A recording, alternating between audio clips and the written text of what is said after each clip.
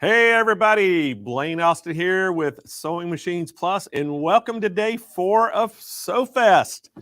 Guys, we are so happy that you're here, and we're looking forward to a great day today. We have another huge lineup of educators, demonstrators, and we got a lot of stuff to go over today. So, hey, I'm glad you're here, and this is what's going to happen today. Not only are we going to have some educational sessions, we have 2 of those today that are going to be an hour long. But we're going to have demonstrations throughout the day. We're going to have lots of prizes we're giving away. And we're going to have Jane Klaus here as my co-host this morning. She's having to come from her radio show, so she's not going to be here the very first thing this morning, but as soon as she gets in here, we'll get her in. But guys, we've got a big shout out to all of our sponsors out there. First thing, because we could not do this without them. Our platinum sponsors were Handy Quilter, the Grace Company, and Brother. Gold sponsors were Juki, Baby Lock, Janome, Brewer, and Butler Robotics. Silver sponsors were Arrow Cabinets, Bernina, King Quilter 2, and our bronze sponsors, Sew Steady, Durkee Hoops, and Stay Perfect Electric Lift Tables. So that was our sponsors, guys, and we sure do appreciate our partnership with them. Also, got to say a big shout out to all the SMP Nation out there that's watching, and want to highlight a few of you out there that are watching this morning. We got Angela Ball. She's watching up in Michigan, so good morning, Angela. We have Tina Shank in Oklahoma, so good morning, Tina. We have Nancy Gonzalez down in Florida this morning. We have Patricia Roberts in West Virginia, so hey, Patricia. Helen Jackson down in my old stomping grounds in Louisiana. We have Cookie Grandma 1 watching today up in Wisconsin. Yvonne Hudson out here with us in California. We have Tammy, is that, how you say it? Smear? Yeah. Tammy Smear. She's over in Colorado. Lori W. in Arizona. And Denise Looney in Illinois. So we got y'all spread out all over the nation today. And so thank y'all for watching. Guys, today our educational sessions we're going to have, we had a little change of schedule. I know today at 1 p.m. Central Time, we had Chris talk. Everybody loves Chris, was coming on. Chris had to cancel. Chris is in the process that he was moving from Texas to Wisconsin. He had a little snafu in the move, and he wasn't able to get his studio set up at his new house in Wisconsin yet, so he had to cancel on us at the last minute. But lo and behold, we had Joanne Banko, who was scheduled to do a session tomorrow as well. She's going to do another session today, and we're super excited that she's stepping up and helping us out. But she's going to have a session. It's called Fun with Your Feet. So y'all can just let your imaginations go wild with that. Because she says she has a foot fetish. So, but it's actually sewing feet. She has a sewing foot fetish. And she's going to talk about how you can do all these embellishments, and it works on just about any sewing machine you have at your house. And then at 1 p.m. Pacific time, 3 p.m. Central, we have Angela Wolf in the house. And a whole wolf pack will be here watching her, I'm sure. And she's learning techniques for ruching. Remember that? I learned what ruching was. I didn't know what ruching was until we were talking about it last week on our Thursday show. And I had to Google that term. And I know many of y'all laughed at me because I didn't know that term, but it's called ruching. And so we've got, I've got something else I've learned in the sewing industry. So, but she's going to talk all about ruching and how you can do it. And so that's our educational sessions today. Now, guys, again, we are giving a lot of stuff away. We're giving over $100,000 worth of product away this week on the show. So every day we're giving a lot of things away. Also, we are giving one person out there a $25,000 dream studio to add to your sewing room, and we're so excited to be able to do that. Look at all that stuff up there. You get that Juki, the HZL X3000 sewing machine. You're going to get that Handy Quilter Amara ST. You're getting the 2-tier Stay Perfect electric lift table, and Kennedy is going to show y'all how to use that 2-tier table I think is that today, Kennedy? Yep, this afternoon. The last session, Kennedy's going to do demonstrations on all of our Stay Perfect tables, so y'all want to make sure you come and see that. And then we have the Brother Airflow 3000 Air Thread Serger. That's the brand new serger from Brother. The brand new print motor from Brother. That's the fabric printer. And then we have that Baby Lock Pathfinder and embroidery machine. So guys, a great lineup of stuff that's going to be in the Dream Studio giveaway. And so how we're doing it every single day, we're picking a finalist and to get in the drawing for Friday. So if you are a finalist, you're guaranteed to win a prize package, regardless if you get the Dream Studio or not. So the 4 runner-ups are going to get a really nice prize package, and then the Dream Studio winner will get what you just saw on the screen. Now, on Monday, we drew out our first finalist, and it was Lisa May. So Lisa, congratulations on getting in there. On day 2, it was Sun Country Girl Designs.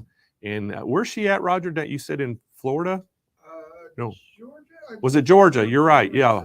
Yeah, Sun Country Girl, she lives down in Georgia. So she was our second finalist. And then yesterday we drew our third finalist, and that was Catherine Hutchinson. And so congratulations to all 3 of y'all. And today, at the end of the day, we're going to draw out our 4th finalist. So make sure y'all chat, get in there, ask questions, make comments. If you haven't liked our Facebook page, go like the page. If you haven't subscribed to our YouTube channel, go subscribe. All those things are going to help you out. Share the video to your own pages. That'll help it as well. So we want you to have every chance possible to win. So lots of stuff to do, but it's going to pay off if you get to win that Dream Studio giveaway. Also that we had the garment contest going on. Now, the garment contest, every time we have a festival, we have a contest where you can enter something to people to vote on. And this one is the garment contest. It was a wearable garment. And we had everybody submitted their garments in. We'll vote, the submissions have closed, but voting opened up. Now, today is the last day you can vote. Voting is going to close tonight at midnight Pacific time, but you can vote twice today. You can go look at them. And if you haven't seen them yet, we encourage you to go look. Go to SewingMachinesPlus.com website. On the homepage, you're going to kind of scroll down just a little bit, and you're going to see a banner. It says SewFest on it. Well, that SewFest banner, just click on it. It's going to take you to the SewFest page, and on the very top right-hand side of the page, there'll be a tab that says Gallery. Hit that Gallery button.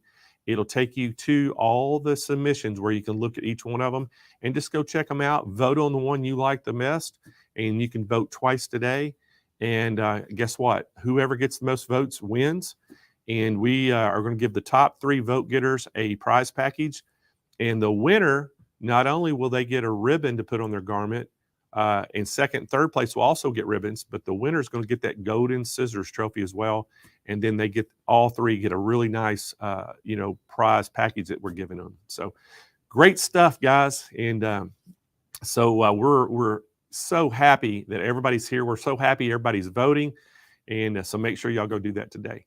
All right, so guys, first up this morning, we're going to kick things off. We have Brother in the house. We have Kathy Gandy with Brother, and she's going to talk all about that NQ3550W. This is a new machine from Brother, and Kathy is a Brother educator. She has 49 years of sewing experience. Her favorite place to sew is her sewing room, and she first started sewing by making her own clothes. So like many of y'all probably have a similar type starts. But anyway, I want to welcome Kathy Gandy to the show. Oh, she's not here. So we're 5 minutes ahead of schedule, I'm told. So I guess I got to tell jokes till. Or maybe we can give away some of that. Why don't we just give some stuff away then? Let's start the day off right. All right, guys. So the first thing we're going to do is we're going to give some event bags away. And these all come in 8 different colors. They have unique sayings on each side of the bag. They're $49.99 for the whole set on our website, or you can buy individual colors for $9.99. but we're going to give 2 customers this morning an event bag set. So Kennedy, let's start it out and start spinning that wheel. Here we go.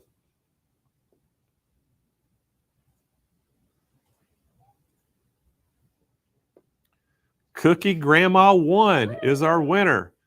Hey, we should give her a shout out this morning too. So congratulations, Cookie Grandma 1. She wins a set of bags. Now, what we need you to do to claim those prizes is go to smplive.tv, scroll down toward the bottom of that page where it says claim a prize, fill out all that information complete, hit submit, and you have 30 days to do this. And then as soon as we get that in, we will ship your bags right out to you. So Kennedy, let's do another prize package of bags. So spin that wheel again.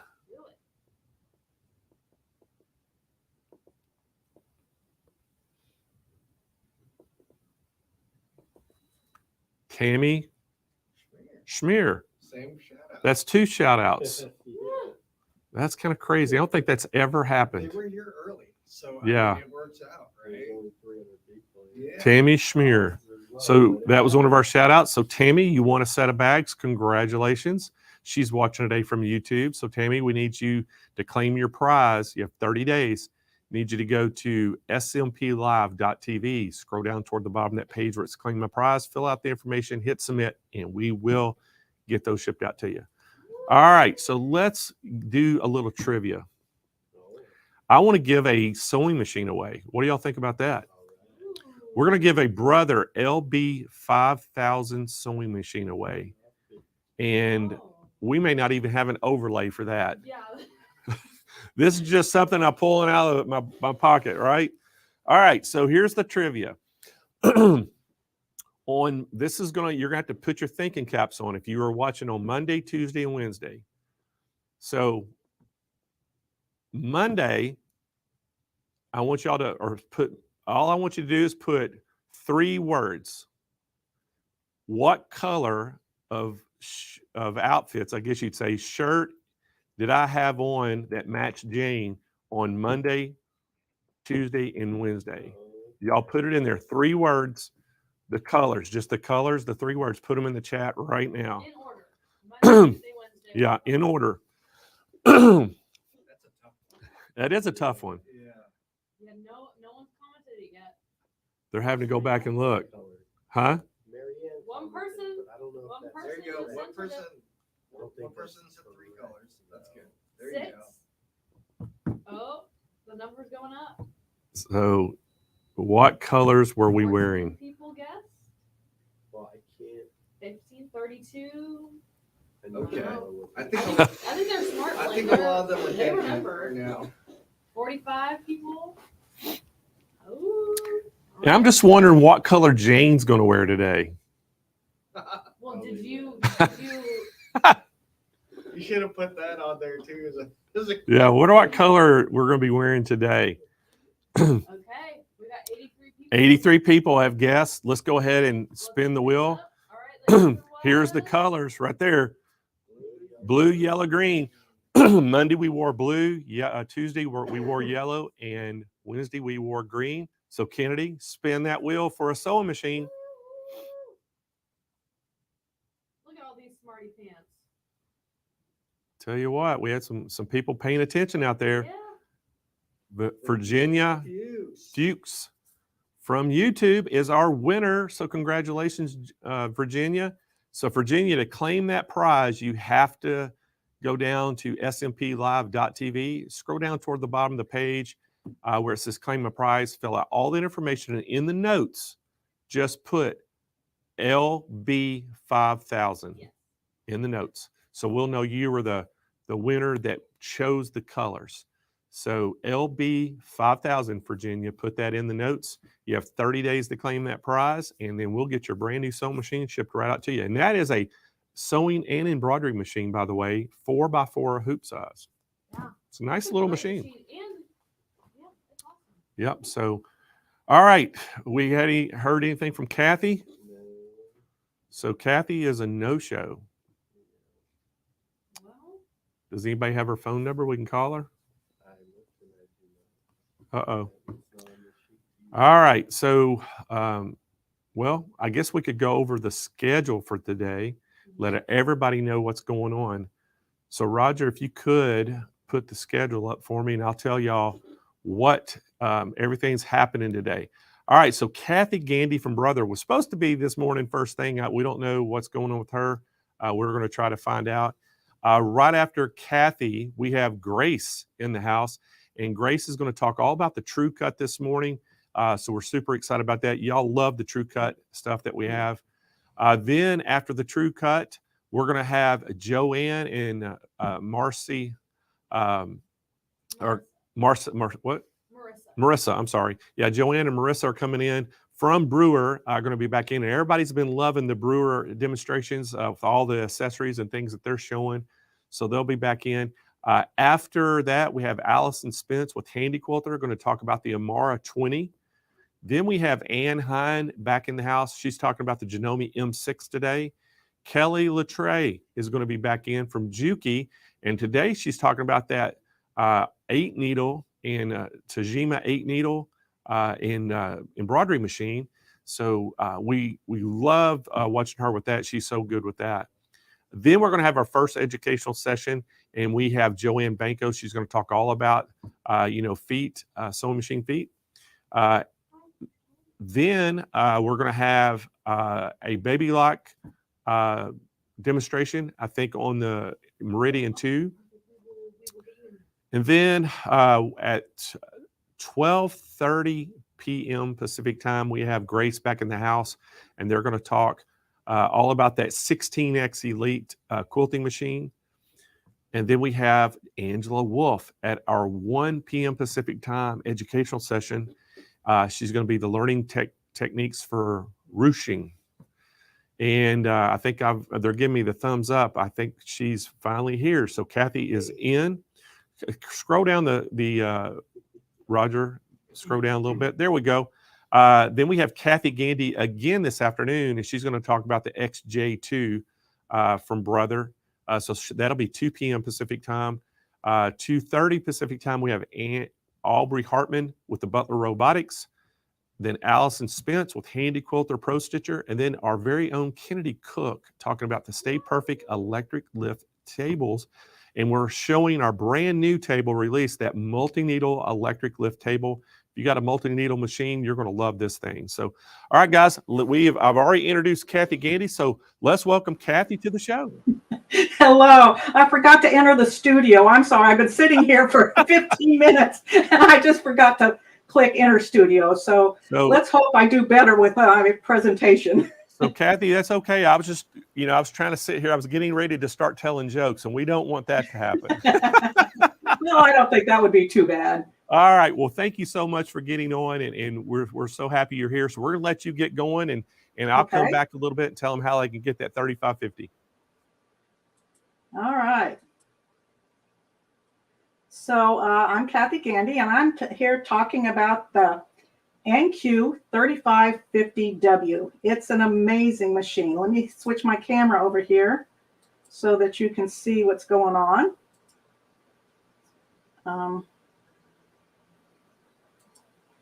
Get here. Here we go. So here's the machine. Isn't it a beauty? It really is pretty. I really like the way it looks. It has a nice screen. It has 8.3 inches from the needle to the head of the machine. It's got nice lighting. It is a sewing and embroidery machine, so it will do both. We're going to start with the sewing side so I can show you some of the amazing things about this machine. I'm going to open up the lid, and you're going to see how many stitches it has. It has 291 built-in stitches. It has 10 buttonholes, and it has 5 sewing fonts. So it has some great features here. Excuse me, I'm a little tense because I forgot to sign in. I feel like such a ninny. Anyway, I'm going to open this up. So it also comes with a knee lift. Brother puts in so many extra accessories. It's really, really a great deal when you buy one of the Brother machines. So we have the extension table here that you get in case you want to sew with this on. And in here, you're going to see that you get several feet and a seam ripper and this is for your embroidery. But besides that, there's a little pouch, and in that little pouch, look at all these other accessories that you get. You get all these extra feet, you get screwdrivers, you get spool caps, you get everything that you're going to need to sew some beautiful work. So let's talk a little bit about the machine here. So you have your speed control. So you can sew without your foot control by putting your speed there and pushing your start-stop button. We have the foot up and down. What I like about Brother, one thing that I really love about Brother, is that they allow you to do things the way you want to do. If I want to use my presser foot lever back here, I can raise and lower my presser foot lever back here. If I want to use my button here, I can use my button. I've got my scissors, but I've got a side cutter. This is my needle up, needle down. I've got my tie off. So that's going to bring you, that's the ties off. So what that does is going to give you 3 stitches in one place so that you don't have you don't sew backwards over your stitches. And this is your reverse. So this way you would go forward and then back. And your start stop button. Now your start stop button, if you see it turn orange, you're going to say, oh my goodness, what's going on? But that means that you're winding a bobbin. So when I push this over here, I'm winding a bobbin and I get an orange color.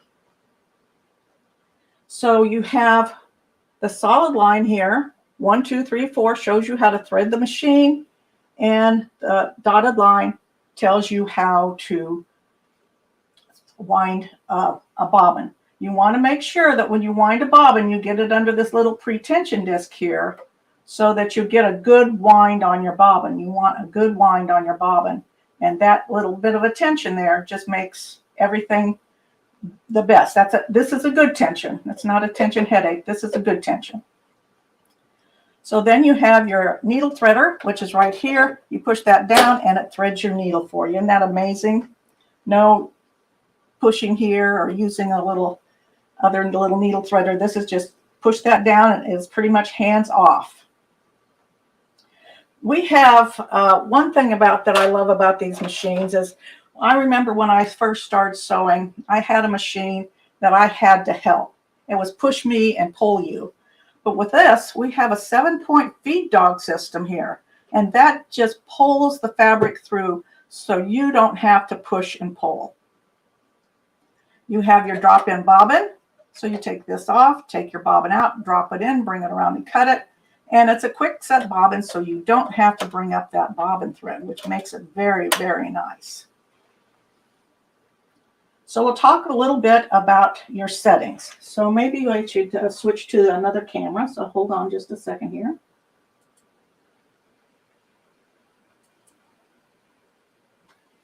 And of course, I'm sitting in front of it. There we go.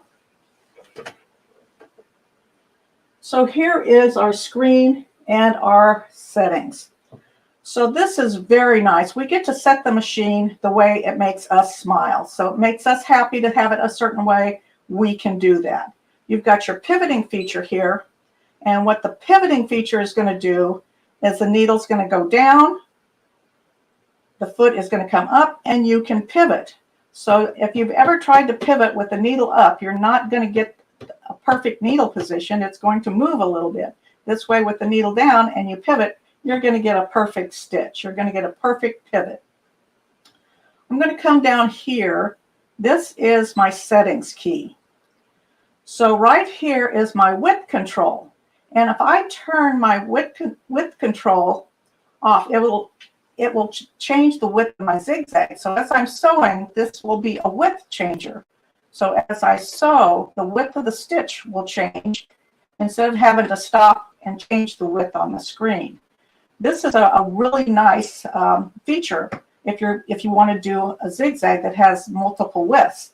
Now the thing is, if you leave it on and you want to use your speed control, it's not going to work.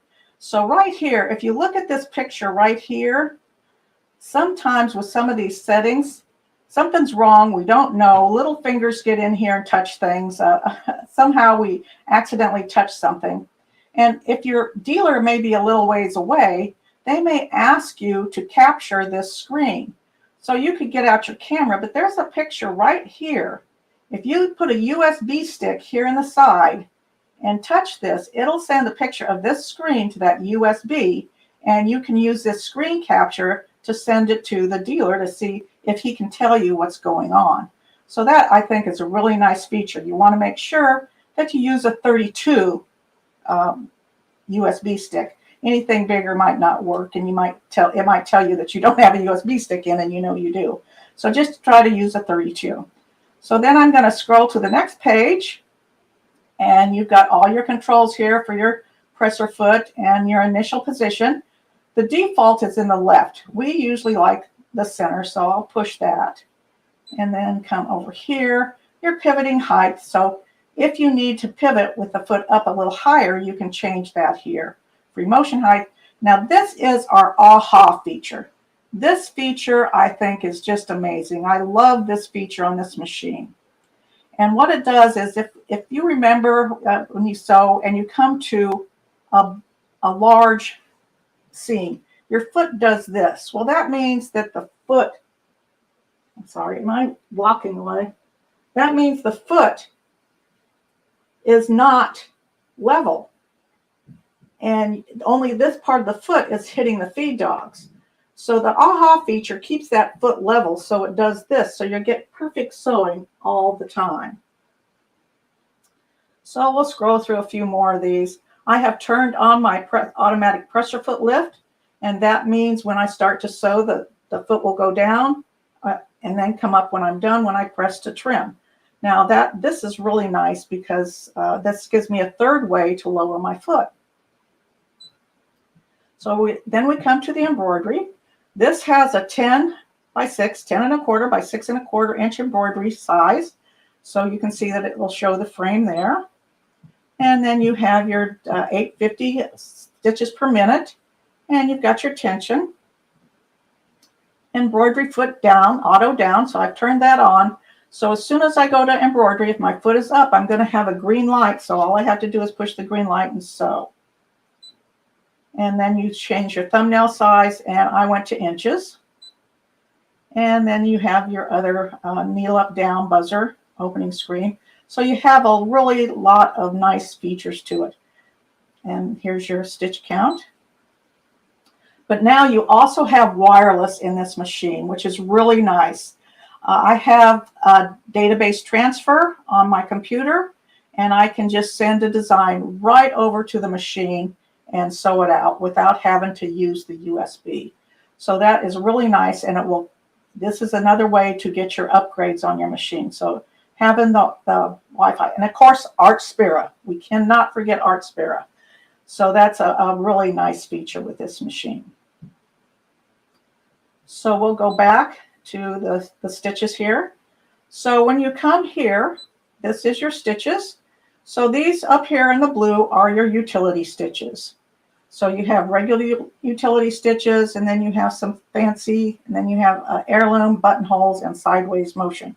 So this machine will work sideways. And then here are your bigger and your memory mode. So if I come here and I scroll, I've got 14 pages of these stitches, and I can pick this one.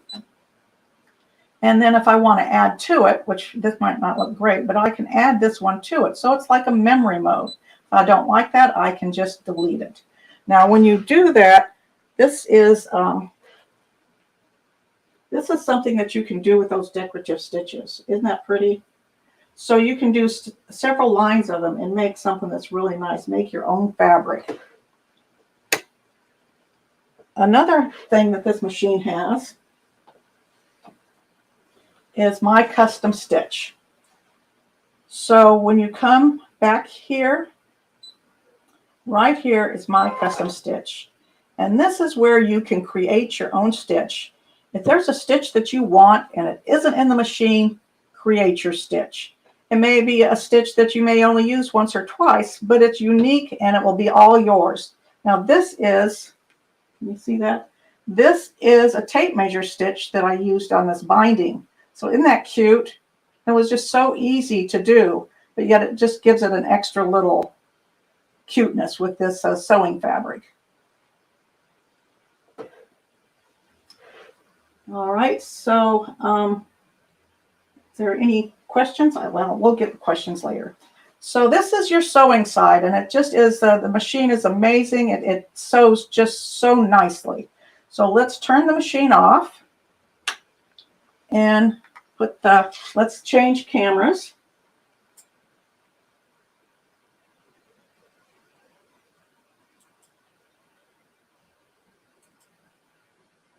Okay, we'll come back here and we're gonna scoot this back on and turn the machine back on.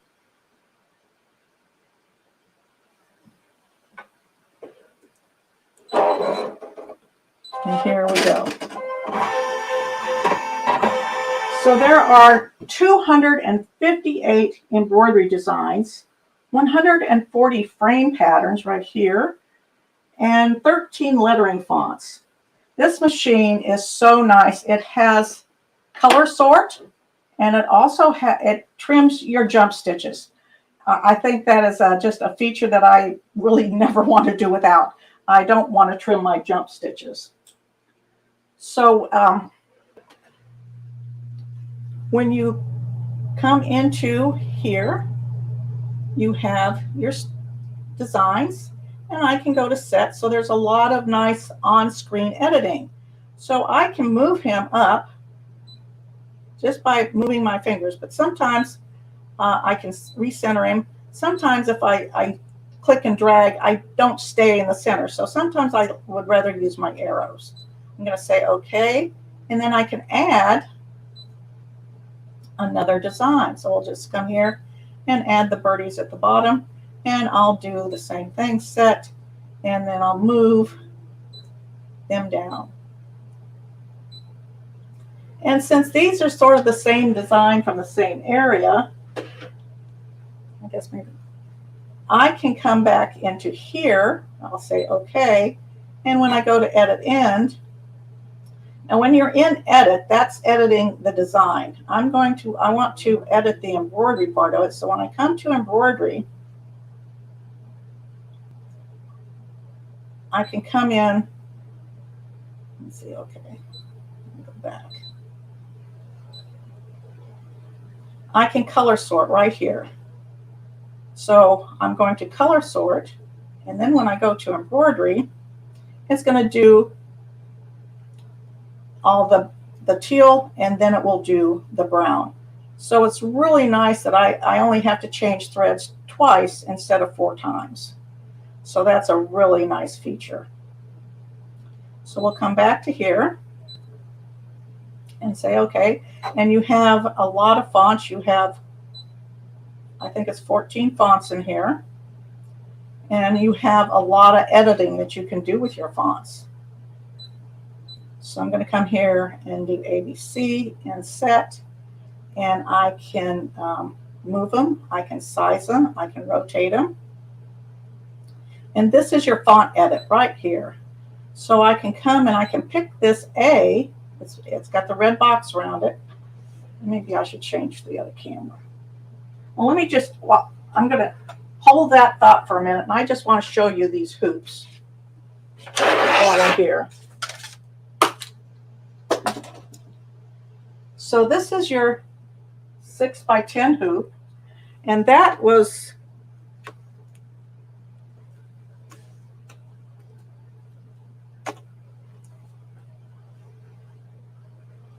did this design. Do you see how large that is? That's really nice, and that's what I'd like to be doing, is eating cake. But anyway, that does a really nice design, nice size. And then you have the 5x7 and another hoop. Now this is extra. This would be an extra hoop, but this is the 5x7 flat magnetic frame. This is an amazing frame. So you might want to check into that when you get this machine. So I was able to take this bib and set it in here with those magnets, and I had a perfect hooping, and it came out just really flat and nice. So this is great for a lot of different things. So if you have an unusual piece of a garment or something that you need to hoop, this will just hoop it perfectly. This is a wonderful frame. And it just holds so tightly. These magnetics just snap on there just really well. It's a great hoop. And then you also get the 5x7 hoop.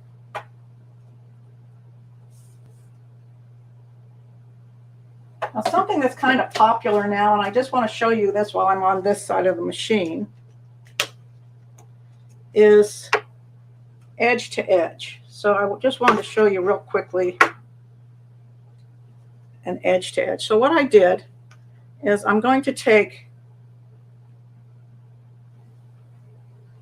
some tearaway, and I don't know if you can see this or not, and I sewed out the design, and this fits right inside of the 6x10 inch hoop. So I use this as my template.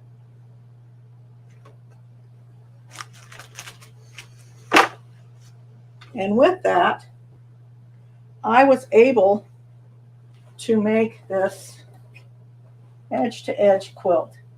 So this was done all on this machine with the 6x10 inch hoop. And this is a built-in design in the machine. So we'll go ahead and switch cameras. So we'll go back over here so that I can show you how I did that.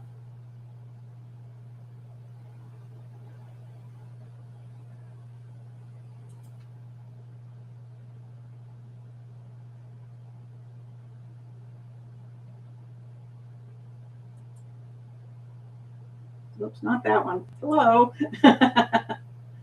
There you go. Okay. So, oops, no, that's not it either. There you go.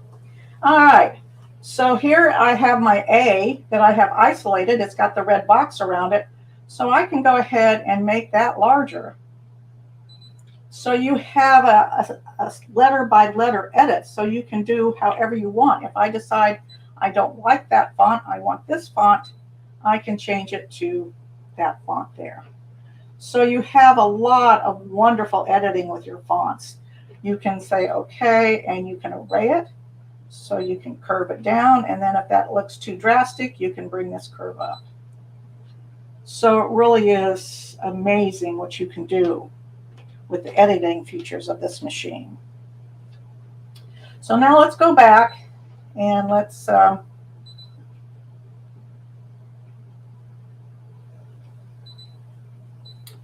come into here. There's some more designs in here. If you notice the crown, this is some more designs. So I'm going to scroll forward and see if I can find that quilting design. There's some really great designs in here. I just love them. So here's the quilting design, and you can see that it just about fills the whole hoop. So I'm going to go to set and edit end. I'm not going to edit it at all because it just fills the hoop. And then come to embroidery. So now if you're a quilter, you're going to wonder that there's no knots on the back of my quilt, and that's because I turned off the scissors. So I came in here and I turned off the color trim and the jump stitch, and that way when it stopped, the needle stopped down, or I could take it to the first stitch, bring my thread up, and then bury my threads at the end. So that's how I was able to make my back look like there's no, I don't know, it's too small, but there's just no knots on it. So we'll come back here. We'll just come back to here.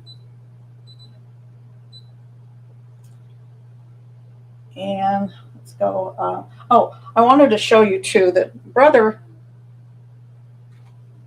does some wonderful things with what they give you. Okay, so I don't know if you can see this or not. On in your packet that you get with your instruction book, and their instruction book is excellent.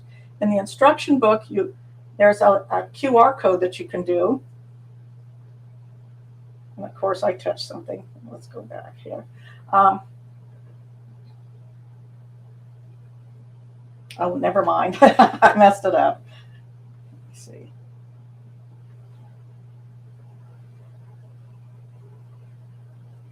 All right, that's got me on the XE, so I'm not doing the XE. But anyway, it will take you through sections on like the pivoting feature and the different things and how they work. So you get that, and you just click the QR code, and it will take you right to where you need to be. So you have some large letters. So you have these large letters here, and you have some other large letters. So you can see that this is 5.1 by 3.4. And you have your fonts here. So you have 3 pages of your fonts. And then you have your buttonholes and your buttonhole decorations. And then these are other designs. You have 18 pages of designs here. So the amount of designs you have are just amazing. And you can always, this machine does not have Disney built in, but because you have a brother machine, you're able to go to Embroidery and get Disney designs, Marvel designs, Star Wars, Pixar, and bring them into your machine. You have to have a brother machine to do that, but it's amazing. You have access to those where other brands don't have access to those designs. All right, I guess that's just about it. Is there any questions, or back to you?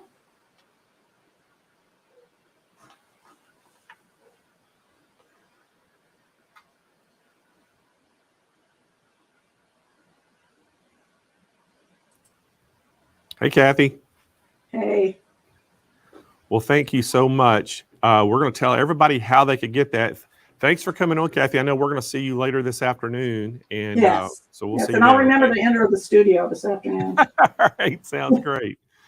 All right, guys, let's tell you a little bit about this NQ 3550. I have to get the 50 in there for you. W. It is a sewing and embroidery machine. And what is great about this, now this is machine, they've just kind of kept up in their game, Brother has, with this type machine. It started out and they've just kept adding more designs and things. And now you've got this great machine, a huge 6x10 hoop on this. But guys, this is a combo machine. It has 258 built-in embroidery designs, 291 built-in stitches. That is a ton, guys. This thing is $29.99 price point. We do have a call in for more information on this. So make sure y'all get on the phones and call us, because we're going to make your day. We're going to make you really happy, but you got to call, okay? But it does have the wireless network, the ability to send files wirelessly to your machine via the design database transfer. See all your designs on that big 3.67 inch color LCD screen. And guys, I just can't say enough about this. It has a really huge work surface, and it stitches up to 850 stitches per minute. And again, guys, we have some financing available. We're going to ship this nationwide free right to your doorstep. And again, the price on it is $29.99. But I need you to call, hint, hint, for more information. Wink, wink. Wink, wink. That's our code, remember? So anyway, guys, this is a great machine. And I tell you, I'm a huge fan of that. And you know, I bought my wife, Michelle, a 3600D because of the 6x10 hoop. And, you know, it just makes a huge difference when you're doing embroidery. It opens up a lot more things you can embroider with that large embroidery field. So Anyway, great special on it, guys. Give us a call right now, 800-401-8151. All right, guys. Well, I'm going to bring in my co-host, Miss Jane Klaus. Hello, Mr. Blaine Austin. How are you today? Hi, everybody. Good morning. I am doing great. We are so glad you're here. I know you had a radio show this morning, and it's causing you to be a little late every morning, but hey, it's well worth the wait. So thank you for coming in, Jane. Thank I you. love the red color, and you missed it this morning. We had a big giveaway, and for a sewing machine, we the trivia question was, what were the colors that Blaine and Jane wore Monday, Tuesday, and Wednesday? And we had, oh my gosh, 80-something people guessed the colors. They know. Out of the 450 that's watching. And so, yeah, and we had a winner. Well, so it's funny because every day after the show, sometimes Blaine and I, well, we talked during the show, but after the show last night, Blaine's like, hey, what color are we wearing tomorrow? And I'm like, oh, and I go, pink? Red? And he's like, red. So it's fun. This is how we decide how we're going to match. It's not a coincidence. We talk about it, right? We get the memo out there. Yeah. You remember the one time, I don't remember how long ago it was, but you, I, and Angela Wolf all came on the air at the same time when we were all wearing blue. And but we didn't talk about it, right? We just did it. Yeah, I mean, it wasn't planned. It was just an accident. No, it's so fun. I can't even remember the colors we wore this week. But what I'm excited about is what we'll wear tomorrow. And maybe we'll just let the audience vote.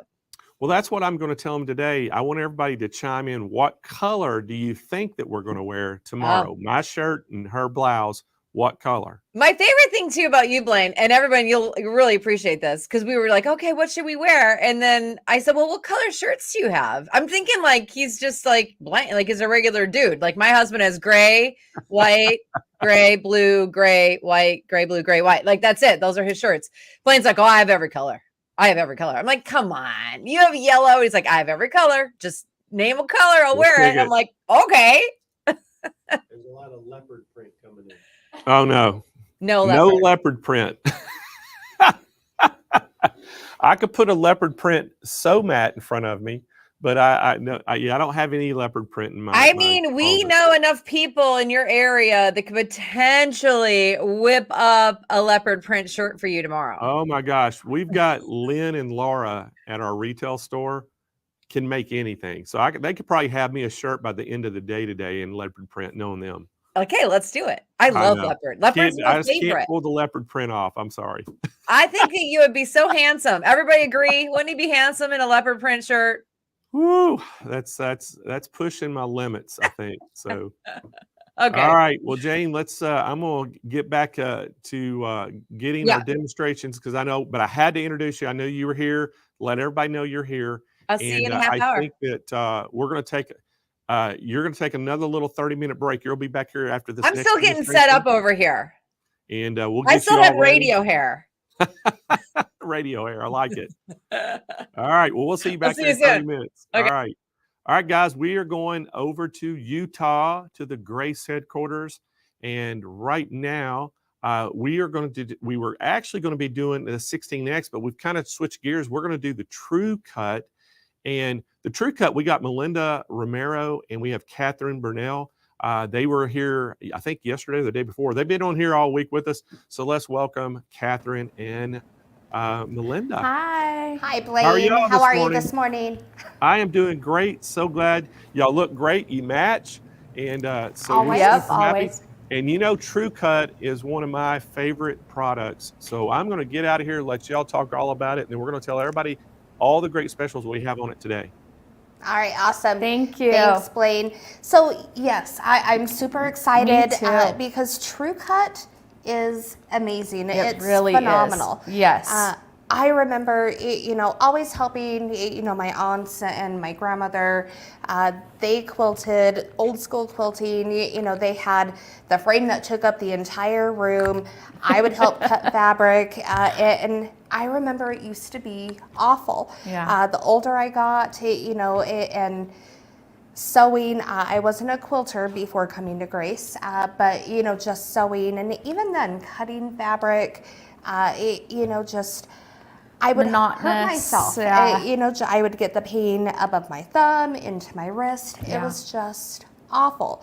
Come to Grace Company, you know, tried the True Cut products, and it just blew my mind away. It is a made- game changer. Game changer. Yes, Made definitely. cutting easier, safer, accurate, comfortable. I, you know, don't have the pains in my hands anymore. It's great.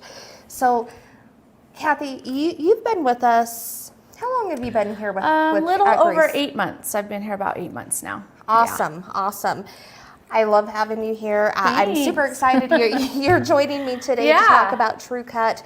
Tell me though, what is your favorite True Cut item and why? Okay, so there's a couple. I love the My Comfort Cutter. Okay. Okay, so that is a game changer if you have any sort of pains in your wrist, your elbow, your back. That's where I have my pain, is from leaning over a screen or reading a book is what I do most of the time. So that has been a game changer for me. That is one of my favorites. And then the other one is the linear sharpener. Yes. And I would love to tell you guys why I love that. All right, awesome, Yeah. awesome. Well, let's kind of get into it and start with our 45 millimeter comfort cutter.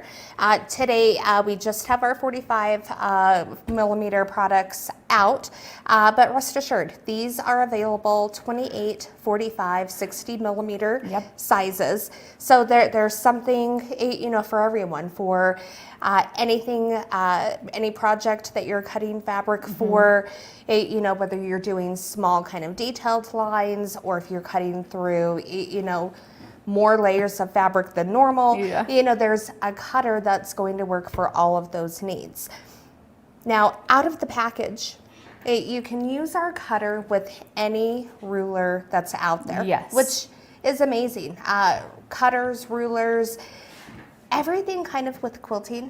It's an expensive hobby. It really is. You know, Yes. so I by all means, you know, didn't have in my budget to completely swap everything out in my sewing room right out the That gate. would be nice, but it doesn't happen very often. Would be nice. Yes. Christmas is right around the corner.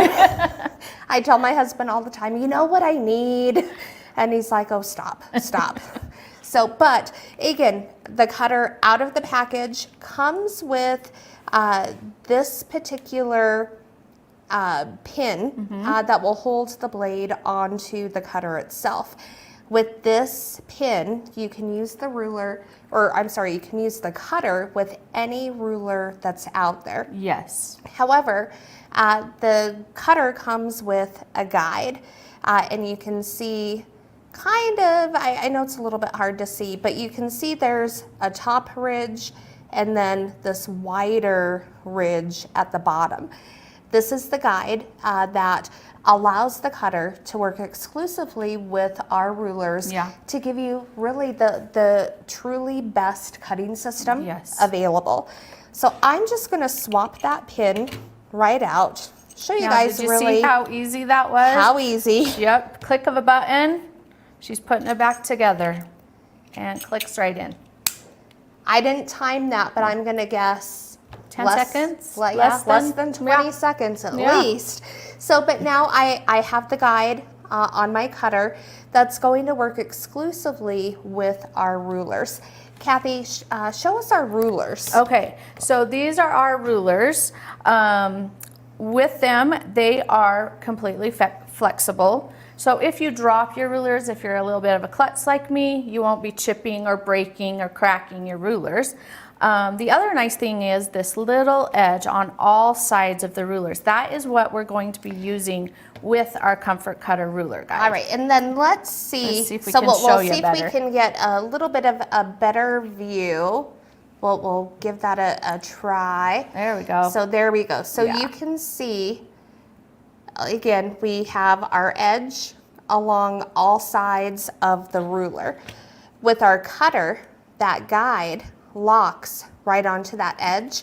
You're always going to make easy, safe, accurate, straight cuts every single time. Yes. I'm the cutter. I tend to veer in. Sometimes I tend to veer out. I've had close calls with my fingers. I think we've all heard horror stories from somebody who's had a Cutting terrible accident The end off of their finger. with their rotary cutters. But I feel completely safe, comfortable, confident in all of my cuts simply with that track and guide system, locking the cutter onto the Yes. ruler into place. And it's great that, again, I mentioned we have the 28, 45, 60 millimeter blades or cutters. All of our cutters have that guide system on them. So we have our comfort cutters. We also have our straight cutters. Now this is the cutter, That we all learned on. yeah, we all learned Yeah. on. We all grew up using this type of a cutter. I would hold my cutter with my thumb forward. I would, begin getting a pain right above my thumb into my wrist. It was awful. And I don't want to say I don't love our straight cutters. I always gravitate and want to use our comfort cutters. Same here. But again, the straight cutters, they're phenomenal as well. Yes. Tell me, Kathy, what blades can we use with our cutters? So our blades need to be the tri-wing blades. So we'll show give you what a that quick means. little show. Be very careful with your blades. This is a brand new blade, so All I'm right. being totally careful. So, Kathy, hopefully we can see this image here in just a moment. Can zoom There we in. go. There we go. So again, these tri-wing cutouts in the center of the blade. Yes. So as long as your blade has that cutout, You can use it in our cutter. yes. So Yes. phenomenal. We also have replacement blades available. You can order all of our products, the cutters, the rulers, replacement blades, everything Yeah. from SewingMachinesPlus.com as well. So again, super easy to Yeah. snap that blade Less than 10 back into seconds place. again. Again, super easy. Love, just the flexibility, the ease, the comfort Yeah. of using these products. Now, Kathy, we Yeah. talked about the pains associated Yes. with straight cutters. Can you give us a demonstration? Of the comfort Of the cutter. comfort, Okay. yes. So when I first learned the comfort cutter or picked it up, I automatically went to hold it like this with my finger up top, kind of how I would hold my straight cutter. Well, I was told very forcefully that is not how the I don't think comfort it was cutter forceful. works. No, I was told by about 5 people, don't do it that way. So with this, the nice thing is you will actually put your knuckle right here on the top and just rest your finger here. No pressure at all on your finger. The pressure is all right here on the palm of your hand. So when you do your cutting, all the pressure is right here. And you'll notice how straight my wrist is when I'm doing it that way. There's no bend, no pressure. Some people are even talented enough to hold it like this, just with the palm of their hand. I'm not that talented, but super easy to use. Yes, Yeah. yes. So again, super easy to use, comfortable. You won't feel the fatigue, in your thumb, in your wrist. Again, our system designed, by quilters, for quilters. All of our cutters have this safety for the blade release. Again, the blade is protected. It's covered. Now it's open. So again, super simple, super easy.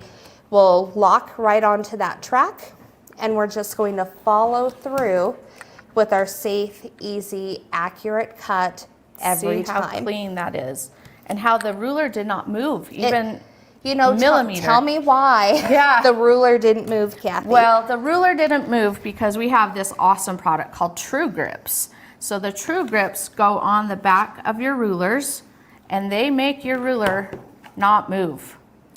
I love True Grips, not just for my rulers. I put them on a few other Yeah. things in my household. The remote control in the living room that gets, set on the coffee table so it doesn't go sliding away and get lost. I have them on the bottom of my bar stools. so Okay. they aren't sliding around when you're sitting in them. Yes. So again, yes, true grips. They're made, for quilting, for cutting, for kind of the crafty projects. But we've all found uses Yes. elsewhere for the true grips. So, Kathy, my next Okay. favorite kind of items to talk about today are our sharpeners. Yes, so we have 2 different sharpeners.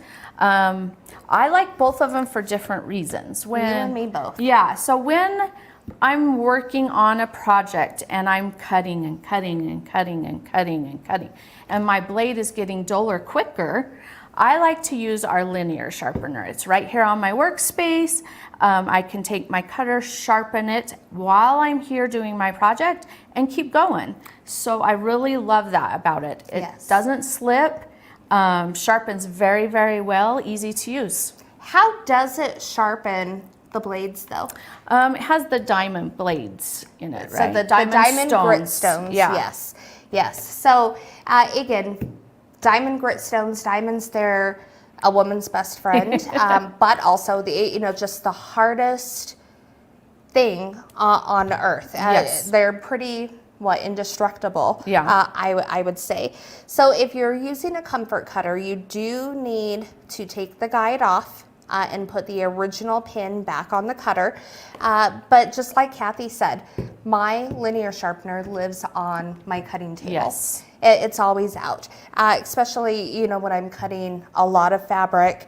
As once I start noticing my blade dulling, I'll run it through the cutter, or not the cutter, but the sharpener a few times, pick it up, turn it around, and then run your cutter back through it again. Now, This way why you're do you turn sharpening it? Yep. both sides. Both sides, because your blades don't just have one side on them. No, They just have like our 2 sides. kitchen knives. Exactly. Just like so our You kitchen. have to sharpen both sides. Yes. Yeah. Now, one question I always get is, will sharpening the blade take any nicks out of the blade? Any divots or anything? I don't know the answer to that. They do not. Okay. Again, I think we've all had our cutter, our project, our fabric all pinned together. Oh. We've run over those pins with our cutters, Yeah. and then all of a sudden we have a little divot in our blade. So sharpening the blade won't take those divots or imperfections on the outer edge out of the blade. Okay. Excuse me, but you're just resharpening or rehoning that outer edge of the blade itself. Okay. So again, it won't take those divots out. Sharpening the blade won't ever take it back to like a brand new factory finished blade. But again, just like our kitchen knives, we're rehoning the surface of that blade. Then we have our electric sharpener. So in our electric sharpener, and there's a blade in there, we'll set that aside. So we have a diamond grit stone on the bottom, as well as a diamond grit stone on top. With the linear sharpener, yes, the blade has to come off your cutter, place the blade inside, close it, lock it, run it for about 15-20 seconds. And again, it's an AC powered device, so it will plug into the wall. That gives it the constant electricity supply. Unlike, batteries that over time, it'll just start running slower. Think of our CD Walkmans back in the 90s. You're aging us. So again, batteries, yes, I love my battery operated devices, but for my electric sharpener, you definitely want to make, have that AC power. But again, you've closed it, ran it for about 15-20 seconds. You'll open it back up.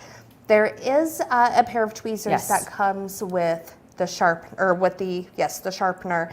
You'll use those tweezers to flip your blade over, close it, lock it, run it again for about 15-20 seconds.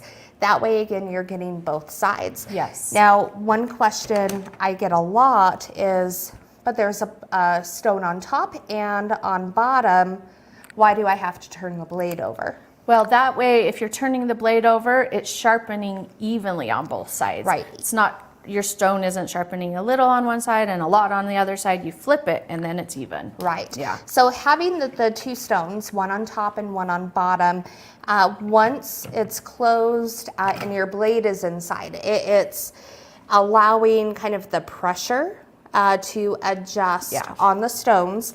Then as the blade rotates, it kind of tilts or applies enough pressure on that blade to effectively rehone or sharpen one side. Right. So again, it's just all about placement, the pressure of the blade as the blade is turning. So yes, two stones, but again, it is sharpening just the one side. Now, how many people, let's ask the audience a question.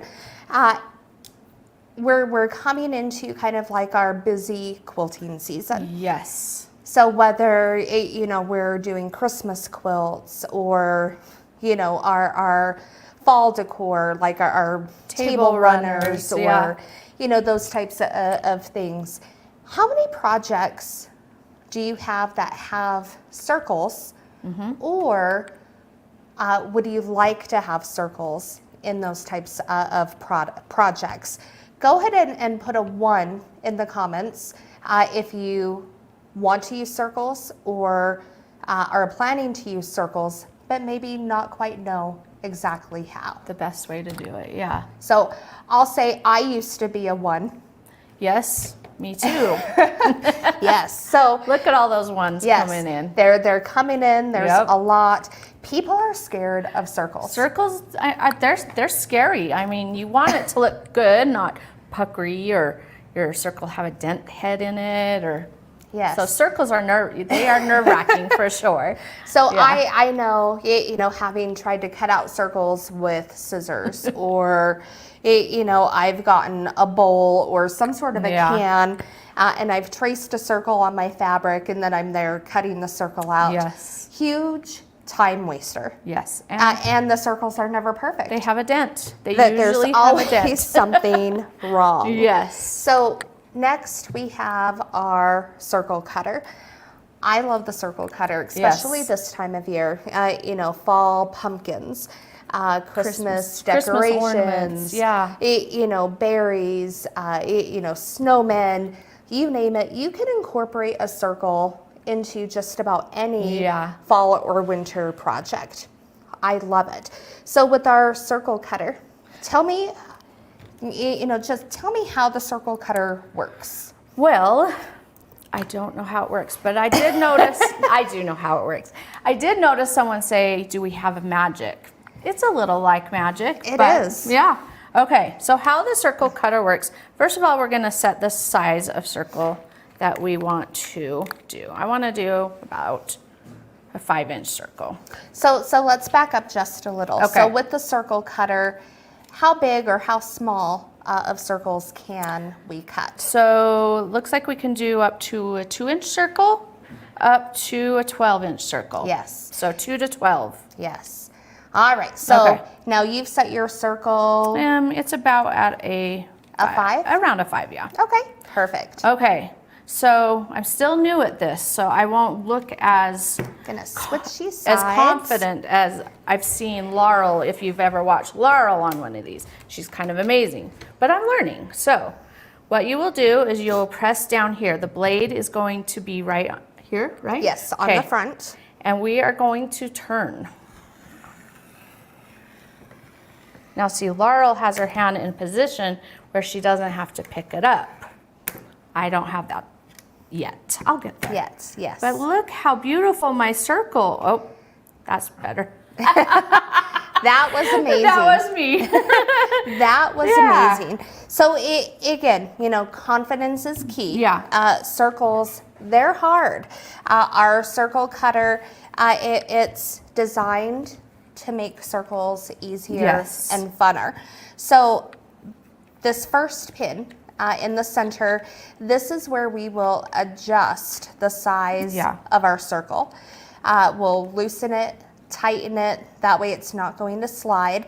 On the opposite side, we have a pin, and this pin, I don't know if we can see It's it. really tiny. Maybe, but the pin holds the fabric. There we go. That's a good So one. that pin will hold the fabric, kind of in place. And then, so we're holding our fabric with the pin. We have to press the blade down. So the blue end is the blade holder. So You can we see the can blade see our right blade there. right there. The blade does have a lock, so you can slide this little piece over. That prevents that from closing, so it doesn't go down. It's a safety. Yeah. We can also completely open and access the blade area. The circle cutter uses a 28 millimeter blade. It has its own little cartridge, but again, this is what's cutting your fabric. Okay, I always tell people you want to go hand over hand. I'm right-handed, so I will press that little pin holder with my less dominant hand. Hand over hand, I want the blade to be right on the outside of my wrist. This way, as I press and complete my rotation, I can do it in one solid, smooth motion. So I won't have a full circle right here, but we'll Look at give you a that. quick show. Melinda is Super smooth. simple, Yep. easy. So Very nice. now our circles, they kind of look like a little snowman. it is. So tons of fun, Little tons of fun. pumpkins. No need to be afraid of circles No. anymore. Makes it so easy. Yes. So easy. And that's what I love about the True Cut line. Yeah. We have all different sizes of rulers. We have Yes. square rulers, rectangle rulers, triangle rulers. We have the different sharpeners. We have the circle cutter. We have our 45 or our 28, 45, 60 millimeter cutters. We have a non-slip pad. We have the True Grips. There's Different size so mats. many, yes, different size Yeah. mats. So many wonderful things about True Cut. And their products, they're not going to break the bank. No. They're products you will use, you will love, and whether you can get the whole, a whole bundle at one time, or if you need, One here, one at a time. build up to Yeah. it, those are options as well. We're gonna kind of close off with my favorite bundle, which is the Quilters Combo. This gives you, it's a great starter option. Yes. Gives you the 6.5 by 24.5 inch ruler, the 45 millimeter My Comfort cutter, and a package of True Grips. Great bundle price, Yep. just to get you started with the True Cut line. Yeah. I have a lot of people that start with the True Cut bundle, and then they call back and say, I need this size and this size and this size. So there's sizes for everyone, depending on what Yes. project you want to do. Yes. Yeah. So tons of items. Yeah. SMP has the products on their website. So let's take it back to Blaine. I know there's some awesome pricing, some deals. He can tell you all about that. Well, thank y'all so much. Hey, I absolutely am a huge fan, and I love that circle cutter. That thing is so awesome, and you make it look pretty easy. When I first started, I can relate. Yes. When we watched Kathy, and because it is awkward, Yep. it's like, wait, what am I doing? Is it supposed to be this easy? Like our mind tricks us and says it's supposed to be harder. Yeah. But Yeah. it's so simple, so I easy think to what use. throws everybody is when you do however you do The it, like, hand over Yeah. hand. you do it like hand over hand and do this. I think that's kind of. I think the first time Yeah. I ever did, I was like, okay, how did they do that again? But, great job, everybody. Yes. I'm gonna tell them how they can get all this True Cut stuff right now. So we'll see y'all again real soon. Okay. All right, we'll see you. Thank you. Thanks, Bye, Blaine. All Blaine. right, thank y'all. So Grace, got to thank Grace as one of our sponsors again. We love working with them guys.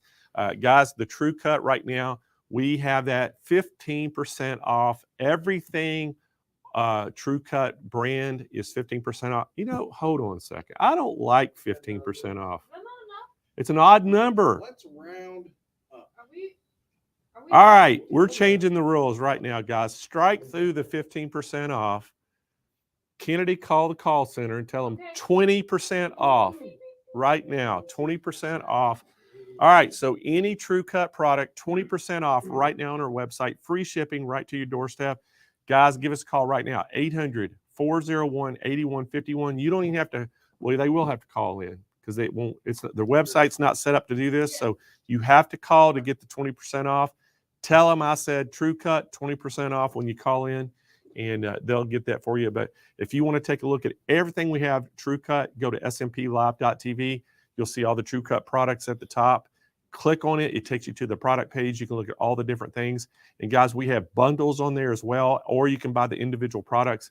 I would highly recommend the True Cut, guys. The cutter is so awesome, and all those rulers makes it really easy. And I love the guide that you have on there. So you're not going to get, you can be able to keep it straight. And it just works really well. If you've never used this, you're going to absolutely love it. Best on the market, by no, I think, my opinion, it is. It's just nothing's close out there. So, all right, guys, give us a call at 800-401-8151. 20% off. Remember that, 20% off all True Cut. All right. Yes. Pick up some Stay Perfect blades while you're there. Yeah, we got the Stay Perfect blades too, guys. Half price. Stay Perfect. We have the 45 millimeter blades, the best in the business, U.S. made. You can do Stay Perfect blades probably in the search bar and find them. But the 45 millimeter replacement blades, there's a 10 pack. They're normally like $40 something, Kyle. $45. It's 50% off right now on all the blades. Half price for the 10 pack of blades for the True or the Stay Perfect blades. So make sure if you want to get some extra blades with that, do that while you're there as well. All right, let's bring my co-host back in, Jane Klaus. Hey, Blaine. I love that. You're always giving deals to everybody. You're the best. Well, you know what? 15% just sounded weird to me. So 20 sounds much better. I love that. I wish everybody that sold things thought the same way you do, like the grocery store. Hopefully, I hope I don't get in trouble with Grace, but oh well. You're like, I'm making up my own rules.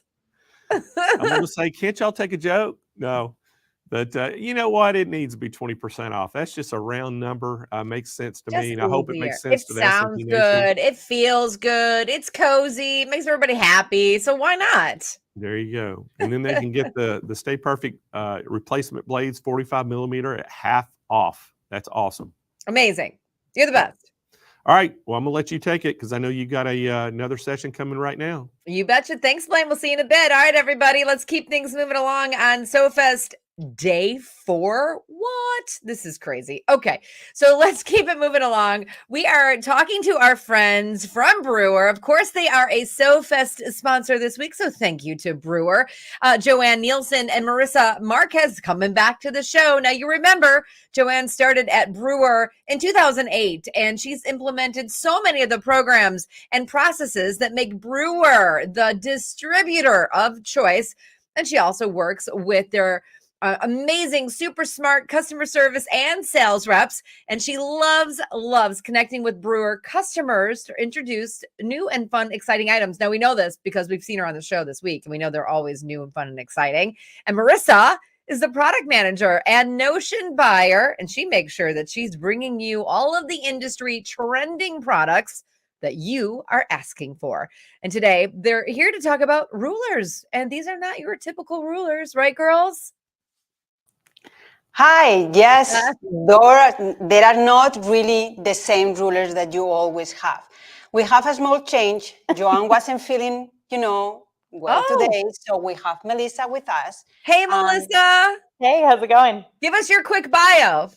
Sure, I'm a sales specialist here at Brewer. I also sew on my own in my spare time, so I'm really excited to get to talk about some of my favorite products with Marissa.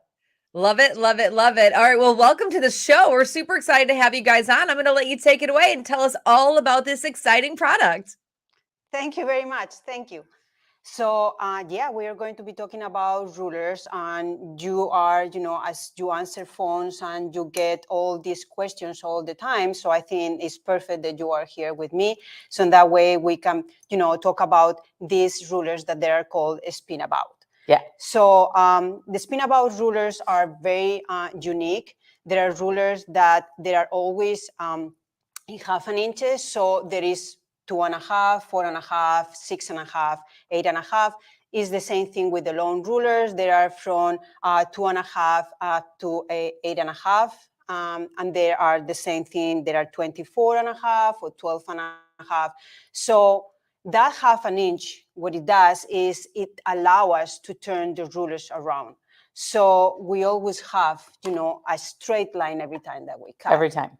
Okay, so we are going to be demoing with 2 cutting mats. So we are going to be moving the light box and the cutting mats, and then you can see the effect of the rulers, not only on the a darker, a pink cutting mat, but on a light in the light box that everybody saw the other day. So if you want to start, let's start with the small one. So we have. Let me just move this out of the way so you can see it. Sure. So we've got this ruler. This one is 12.5 inches by 2.5 inches. So that 2.5 inch mark or width on it is awesome for any kind of jelly rolls or strips that you're working with. Or if you need to cut strips, you've just got your ruler here is already the right length for all of it.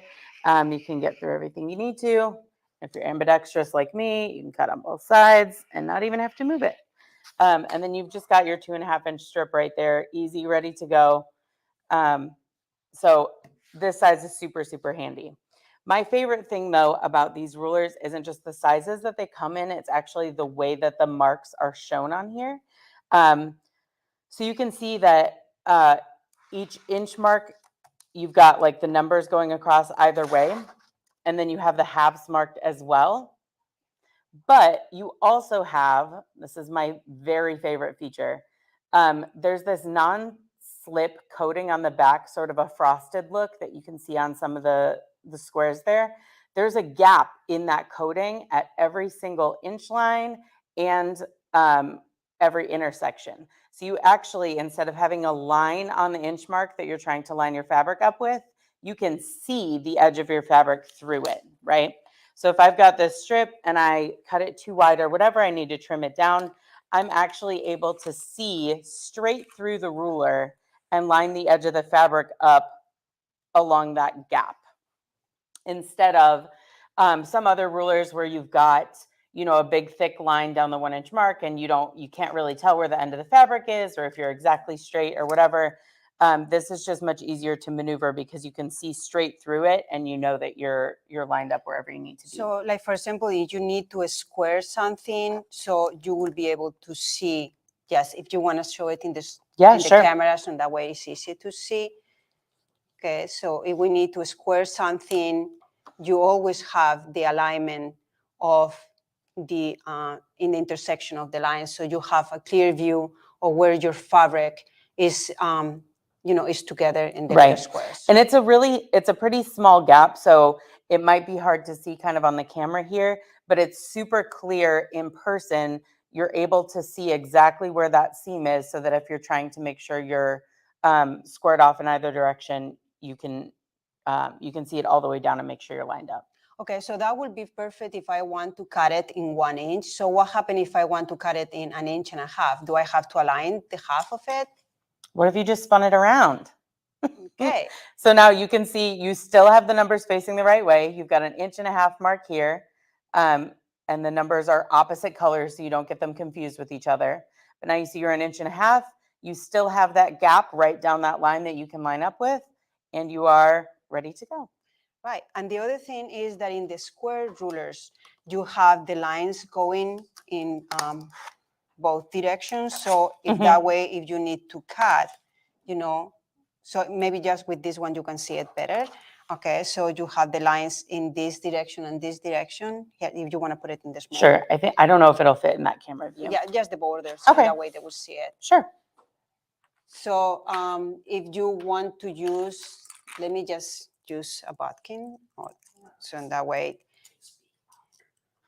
Okay, so let me just show here. So if we need to cut, okay, so you have the lines that are going in this direction and in this direction. So you can always square the blocks because they are making squares. Okay? And it's the same thing if you need to do fussy cut, you can just have the lines that they make another square. So you always know where the center or the center of your ruler is, but you can just cut squares and fussy cut anything that you need. Yeah. Okay, so what else is about, what is these rulers? You know, we know that we can spin about, we can flip them, we have the half, they are all made in the US. So that's, you know, to us is important too. They have multiple sizes. So there are so many sizes. We've got squares that are as small as this 2.5-inch square. And then they go up all the way through a 20.5-inch square, which is, you know, significant. So there's tons of sizes in between. Whatever projects you might be working on, there's all kinds of different sizes that you can find whatever's most appropriate for you. But there's also, you know, some other rectangular shapes, some other sizes. The longest ones that we have are, oh, I'm so sorry. This was the 16.5. I've got an even bigger one for you. I thought that that was a small. It was. There's the 20.5-inch square. So even if you're working on enormous blocks, you're able to square them up all in one go, as opposed to using multiple rulers to kind of work it out or whatever. I was working on something with 18.5-inch squares. So like this would have been perfect. Yeah, so you don't have to fold the fabric, you don't have to fold the block to be able to square it. And I like them too for squaring your quilts, because it gives you a really straight, perfect, heavy weight, so you can cut it perfectly. It'll keep it nice and smooth. Yeah. So the other thing that, you know, there is people that they might not know how to use it. They buy the ruler and they might not remember about it. So how did we fix that? Okay. We have this resource. So we left some of them wrapped up here, so you can see the labels on the corner of the rulers. And this label here includes a QR code. So there's, you know, you'll have the barcode and stuff. But this QR code right here, if you scan this, it will take you to this page that shows you all of those features we just walked through. So it'll list out everything that you can use the markings for. It explains how to use that spin about feature, how the numbers go either way. It shows the Invisalign feature, which is that gap that we talked about between the frosting, like between the frosted backing, so that you can see. And then there's also videos of all three of those features. So if you'd rather not read that flyer, you can watch the video and have somebody demonstrate for you exactly how you can use them best. Right, and those videos, you can just, you know, keep them in your phone or download them. So in that way, you can just always have that information with you, so you don't have to keep remembering how to use it. The rulers are very easy. They are fine. One of the things when you were talking before about the, does not have the coding about the slipping. The other thing is that it does not have that code in the border, the 1/4 of an inch, the 1/2 inch around. Yeah, so you can see on this smaller one here, sorry, they're all starting to stack up. We've got the whole collection out. You can see, can you see? Yeah, pretty well. That there's, besides those gaps on the lines and in the intersections, there's also that extra 1/2 inch that you get around either side. There's no coating on that part either. So you do have an additional area there that doesn't have that frosting. So if there is something extra fussy around the edges that you're trying to line up, it's extra clear on the sides.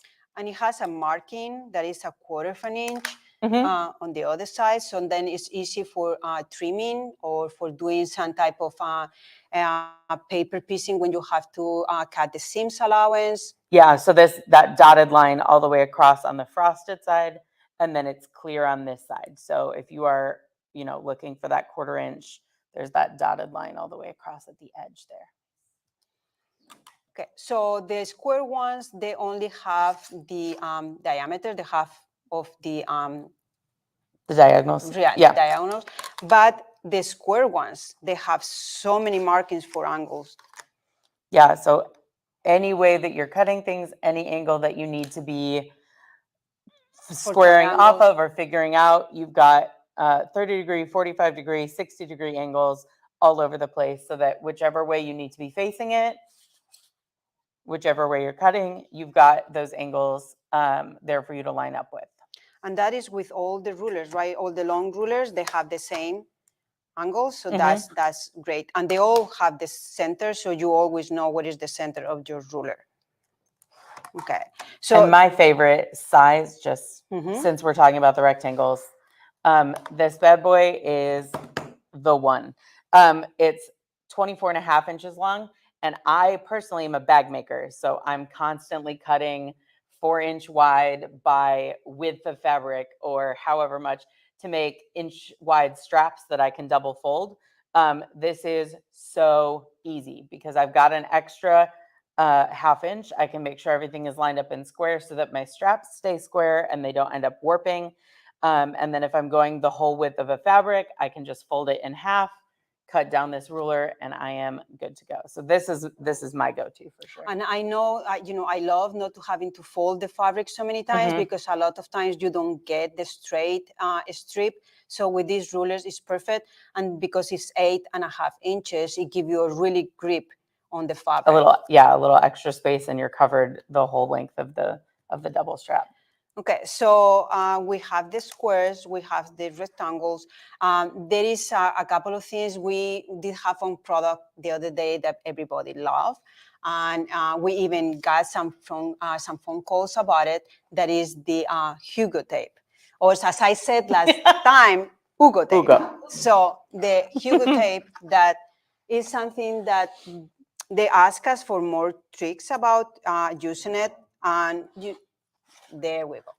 So one of the things that we both like to do is we like to do fussy cut, right? So so we can use the light box that, let me just move.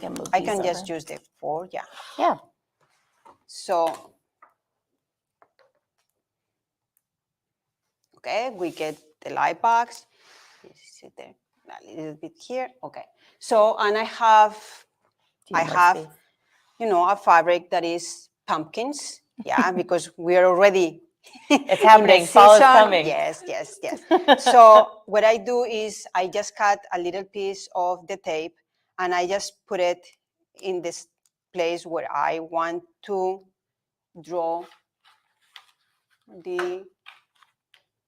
So I just get a Sharpie, and what I do is I just mark, what I want. I want to get this pumpkin. So I just mark something that it will help me to remember which one it is. So in that way I can cut that, and then I can go to the next repeat and I can look for the same pumpkin and cut it again. And I can just. And you can always make sure, since you've got the ruler marks on there, that whatever you're trying to fussy cut will fit in Exactly whatever space you're trying to fill. And I can reposition this. So let's say that I don't want to cut such a big square. I can just put it, so I can cut it at 2.5. Or if I'm looking for another pumpkin, I can just, just play around with the tape.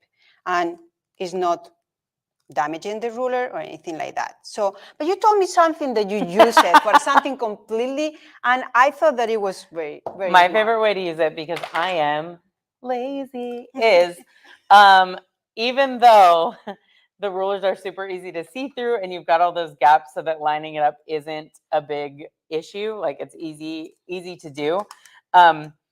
If I've got a ton of the same kind of unit or whatever, and I need to trim them all to the same size, what I like to do is build like a ledge on the back of the ruler out of some tape.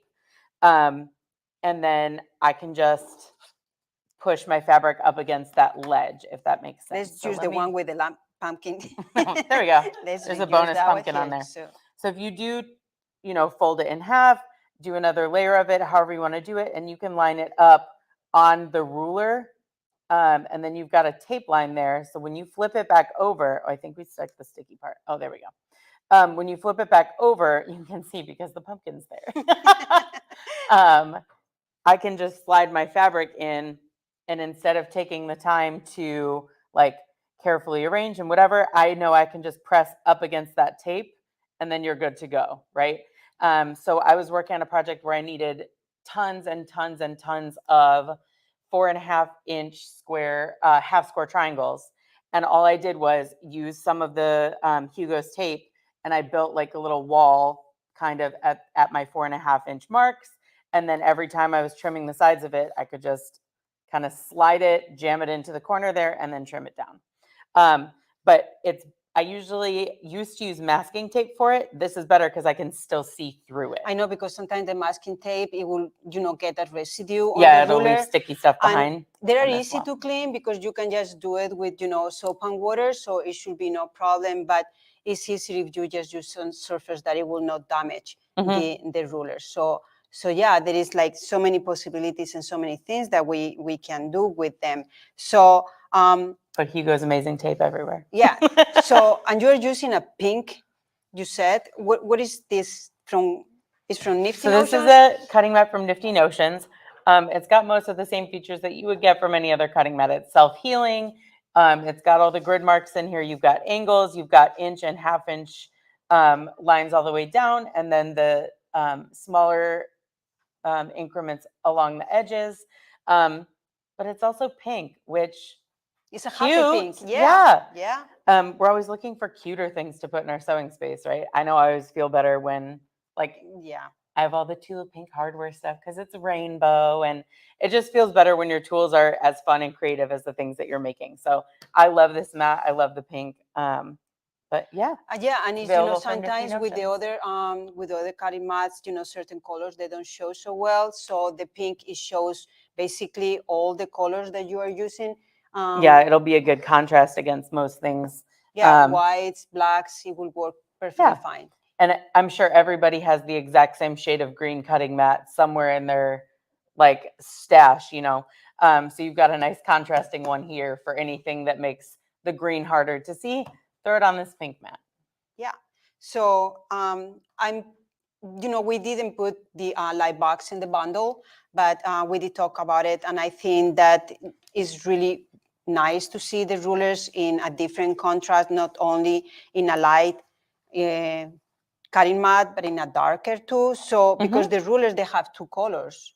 So in that way, the markings are in white and they are in blue too. So if you're using a light fabric, you're still seeing it. If you're using a dark fabric, you're seeing it too. Sometimes I cut a lot of fabrics with black fabrics, really, really dark fabrics. So the ones that they have the lines in dark is really hard Can't to tell see. where you are. Yeah, Yeah. no, I know. So, and we're not getting, any younger, so it's easy to just see the colors that they are bright. So that will make sense. As you said, my favorite one too is the long one, but I use a lot the 12.5. Do you? Yes. I make a lot of blocks that they will be multiples of 2.5. So I make 6.5. I make the 3.5. I make the 12.5. And then when I'm making quilts that I can just match together, so I use everything, 12.5, and I just cut it and I just trim it. So, because even if I'm building a quilt that it will be with 3.5s and then you match it, it's still 6.5, and then you match it and it's 12.5. So that's the ruler that I usually use more. It's very easy for me to use. I love it that I can spin it and I can just cut all the half inches, but at the same time, I can see all the eighths and I can see all the quarters because they are very good, marked with the little lines. So that I like a lot. They do also, of course, all have a hole towards the top so that they can all be hung. So if you don't have somewhere flat to store all of them or whatever, you can make a nice little ruler display on the wall and hang them all up. But because it's like when they are big, you cannot fit them in drawers. So if we can just hang them, that's perfect. So I love that too. So yeah, it's like I think that they are very nicely complemented. So to have the long ones and to have the square ones. Some of the smaller, yeah. So The other thing that we brought today is the crystal quills cutting. There you go. This cutting mat, it comes with already a blade. Yes, you've got a blade in the cutter already, and then a replacement blade as well in the packaging. It's got like a little bit of a soft grip kind of handle. So there's just a little bit of like texture to it that just makes it not slide out of your hand at all. Obviously the beautiful Krista Quilts color, so that's nice. And then it's just got a nice curve to it, so it sits nicely in your hand. But it has a security features too, right? It does, yeah. It's got these guards here. So those will move out of the way when you engage the blade. But as soon as you are done using it, those will come back and cover so that there's no risk of injury. Okay, so what happens if I'm left-handed? Can I use that one too? Yeah. So you would just unscrew this. You can flip the entire thing over and reassemble on this side, and then you're good to go. Thanks for asking that, because I am left-handed. I know you so are. Often that's a struggle for me. I know you are, so that's good. Yeah, it's sometimes, right-handed, they don't think about left-handed. So we're so neglected. So that's why it's perfect that she's here, because she can use, we can use both the rulers and the cutter and everything. So yeah, that's great. So so let's recap a little bit if you want. Yeah. So basically we still have our pumpkin. Yeah, I don't remember all the sizes, so I'm just going to tell you guys that the squares, they go from 2.5 up to 20.5. So they go 2.5, 4.5, 6.5, 8.5, 10.5, 12.5, 16.5, and the biggest one that we saw before is 20.5.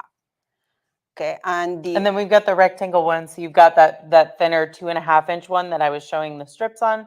That one's 2.5 inches by 12.5 inches. We have a 3.5 by 6.5, 4.5 by 8.5, 6.5 by 12.5, and then there are two that are the really long one that I like, the 24.5-inch length. You can get in a 6.5-inch width or an 8.5-inch width. So there's a whole collection of them. Okay. So do we have any questions that you guys are having that we can answer for you about the rulers? Okay. Oh, no, but I see some lefties in the chat. Okay, good for lefties. So they need all the sizes. Yes. There you go. Yes, you need. I do like to have different possibilities. I just don't like to get only one, because it's true that sometimes you have to cut different sizes. If I'm cutting small pieces, I like to use a smaller ruler so I don't have to just, keep handling a big tool. If you're cutting 2.5-inch squares, can you use the 20.5-inch square ruler? Yeah. Sure. Is it going to be convenient? Not so much. So yeah, you've got some options there in the size, and you can choose whatever is going to fit best for the projects that you're working on. Right. And, it's really good. You can take the smaller ones when you are going to retreats, because you already pre-cut more or less all your fabric. So you just only have to trim it. Usually we don't take yards and yards. So we just take, because we are limited. I know that we love fabric and we love tools, but you are having to, just you got to pare down. Yes, you got to think about it. Yes. Yeah. So that would be great. Like to take in the 4.5. It will depend on the size of your quilt or your block, so you can accommodate the sizes. They want to see the rotary cutter again Oh, sure. for the lefties. Yeah. So we've got this one from Krista Quilts. It does come with the bonus blade in it as well. It's your pretty standard 45 millimeter size. And then just like I said, everything here. If you want, I can open it. So that way gosh, we can don't see cut it. yourself. I will try. That packaging always makes me nervous, Yeah, but let me see if I can open it for you. Yeah. Get in there. I give myself a paper cut. But you can take that entire assembly and just unscrew the bolt on the one side, flip it over to the other side, and then screw the bolt in on that side, and then you're good to go with your left hand. It comes with more than one blade. Whoa! I thought there was only one in there. Is there two? It's 3. There's 3 in there. Okay. So you're saving yourself a trip to buy replacements already. Yes. They're pre-oiled, so Yeah, that's one of the things that when you are getting a cutter, a lot of times you are going to see that it has kind of like an oily residue, and that's because they do it here. There, you got it. Thanks. So you've got this guard here, just a safety measure. When you pull this trigger to expose the blade, then obviously that moves out of the way. But as soon as you let go of it, then it will recover that blade for you so that you're, it does have a lock feature as well. So if you want to lock it in place so that, you know, even if you do pull on that trigger, it's not going to expose the blade. You can do that too. And then let's see if I can do this without any of my tools or anything. All you need to do is pull all of these pieces off. You can flip the whole thing over, and we'll need to assemble it on this side. And you've got, as you're putting it back together, there's a flat side. Can you see it? Kind of. Yeah. There's a flat side there to the screw so that you know it's going in the right way. Oh, I'm so close. There it is. Yeah, sometimes you just have to turn around. Have to adjust it a little bit, yeah. They want to know if you're supposed to wipe the oil off. The what? The oil? No, yeah, you want? you just clean it. Usually when you start using it, sometimes when it's I a little get much, a new one, when I get a new one, I just, you know, pull the blade and with a little bit like a cotton, a gauze, something that it will not be abrasive, I just clean the oil. But I usually you should just clean your blade. If you're using it quite often, I just clean it from time to time because all the lint from the fabric, it gets into the, you know, residues over there. Like so it kind of like damage a little bit the blade. So if you want something that it will stay sharp for longer, I just clean it, your cutter from time to time. So yeah. And then you are left-handed now. So, and we've still got that guard up. So you've still got that safety. Oh, it was still locked. So you still got that safety measure in place, but it's reversible either way there. Yeah. I do think it only fits in the packaging that way though. So no, it will not fit in the packaging. Okay. So yeah, we will turn it. Okay. So any other questions that we can have about the cutter, the cutting mat, the ruler? Can you remind me of the light box size? The light box size? The last, yeah, this is 18 by 11. Yes, 18 by 11. It comes already with 16, maybe? Is it 16? It comes already with a cutting mat. It's 16, I'm sorry, 16 by 11. Yeah. So it comes already with a cutting mat. So it could turn off, turn on, and if you just press it, it will light up. They have two sizes. The other sizes is 8 by 11. So there is the lifting it's like option. the half, right? Like a letter size piece of paper. So yeah, it comes with the cutting mat and the light table or the light box. The light box, what I like it, and we did talk about that the other day, is easy to see if we need to trace anything. I don't think that I have any papers. You're realigning your pumpkin. So if I have the pumpkin underneath, you still can see. Let me just move this a little bit. Okay.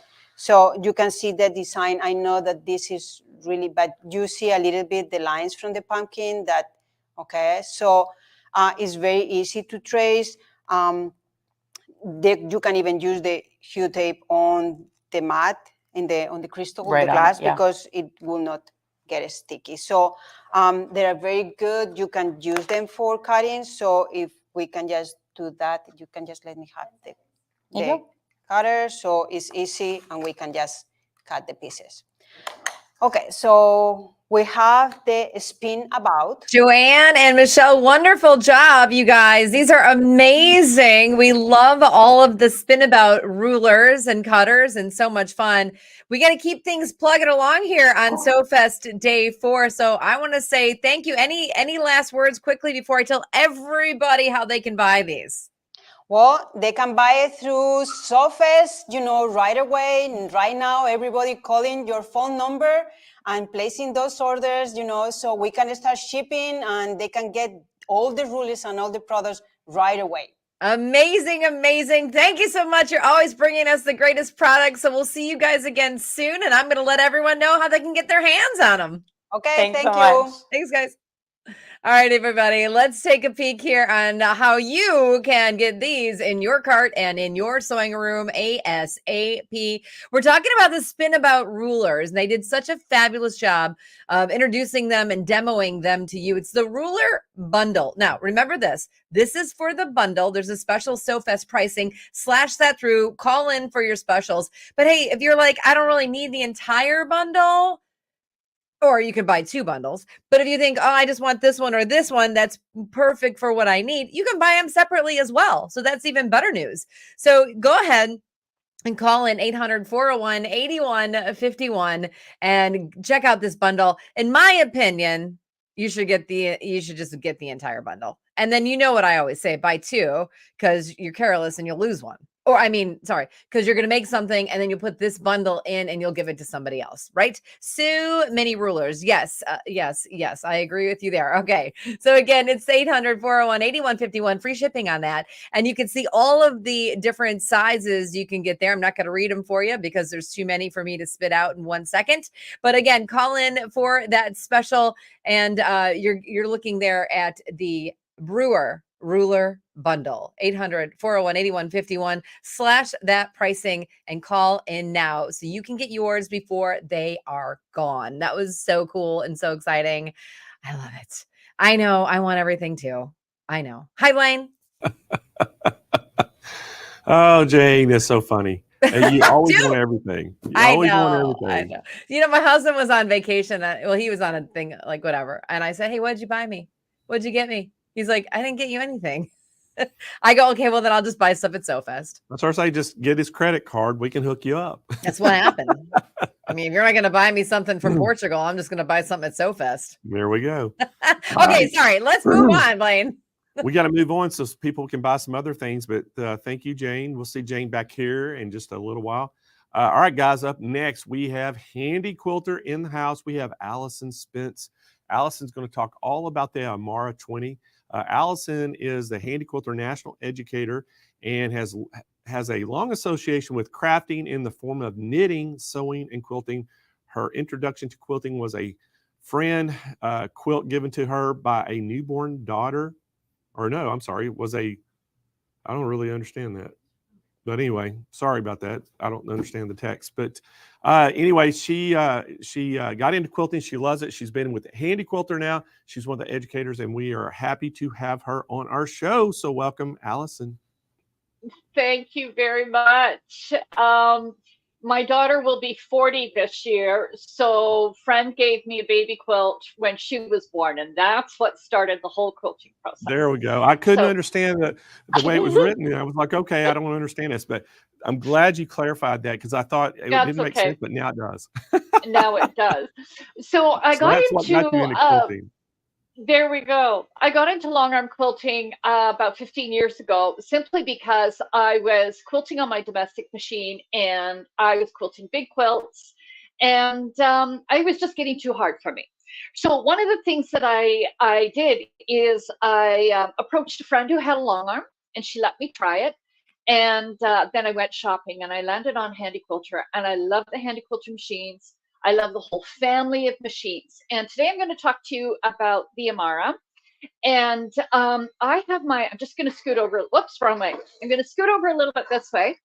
I have my Amara 20 set up on a studio frame, and it's in the clear view. And you can see this big pole down in front. That is my backing pole. And I load my backing to that pole, and then I will load it up to the pole at the top there, behind, and my finished quilt. But because I'm working on quite a large quilt right now, and I needed to load something so I could show you today, I just rolled this quilt, and the leaders are Velcroed onto the pole. So I just unvelcroed that leader and rolled it all up. And then when I'm done today, I can take off my sample that I'm going to show you, and then I can finish quilting this quilt. One of the other things I've done too is I bought extra sets of leaders and I've cut them down.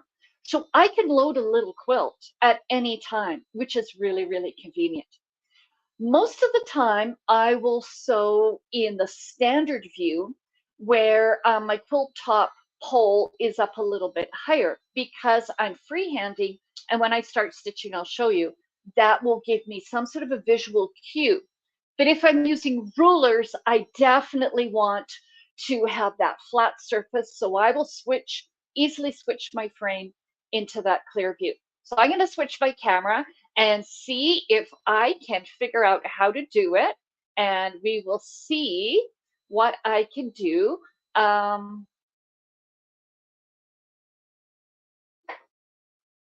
There we go. So here is my Amara screen.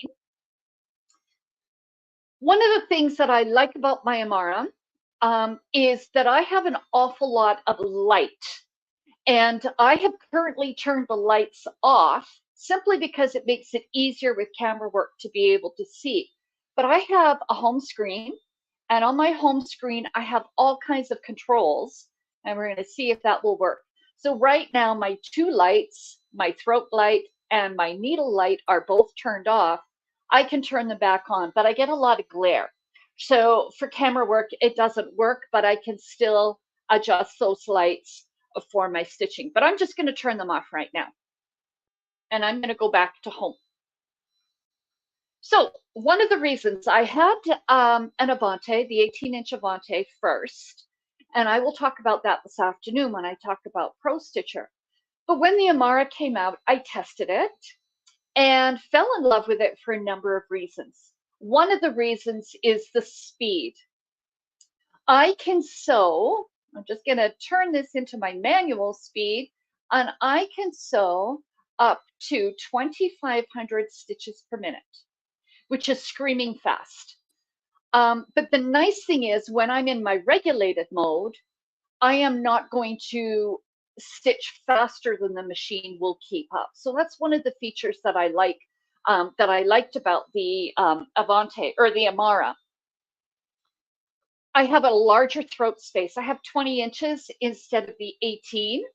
And so I've got just that little extra room. And the other thing, and I'm going to turn my camera down just a little bit, the handlebars. This is one of the biggies. I'm a lefty, and I would sew with my right hand. Because I've moved down, I'm just going to show you how bright those lights are. Let's turn them right all the way up. Look at that. That's a lot of glare there. So that's why I turn them off when I'm on TV. But when I'm working, I like to have lots of light. But my problem is I'm a lefty. I will start and stop with my right hand, but then I will switch hands with my left hand. And one of the things that I can do with my Amara, is set up my handlebars. And this was a big thing for me. So I can set a variety of different operations for that extra. Whoops, you can't see that. Sorry, I keep forgetting. There we go. I can set a variety of different options for that little star button or that diamond button. So right now I've set my start and stop for my left hand. So when I press that star and press it again, the machine will start and stop. And to me, that was a really, really big feature. The other thing is I can adjust my handlebars. So I can come in, I can go down for micro stitching, I can pull them out for further, I can push them in a little bit, and we'll see how I work around. I have a little cheat. I use this corner as a pin cushion, which is a bit of a cheat. So with my handlebars, it's giving me a lot of functions, a lot of controls. I can change my speed with my plus and my minus. I can start and stop, and then I can just go needle up and needle down if I need to go up and down. I have a list of things that I want to show you, and so I'm just checking my my list here. So let's just go back up to our screen. we have this big machine on a frame, and it's quite long, and there's no way I can reach the back of it to adjust my hand wheel. So we have a lovely handy hand wheel here that will cycle my needle through, up and down through the various stitches. I have what's called an easy set tension. Now the easy set tension, the way it works, it's not like our domestic machine where we go from 4 to 5 or 6 on our tension dial. The number is subjective. It's dependent on, on our own machine. But when I put a new thread in, I'm going to have an idea here that, oh, 47.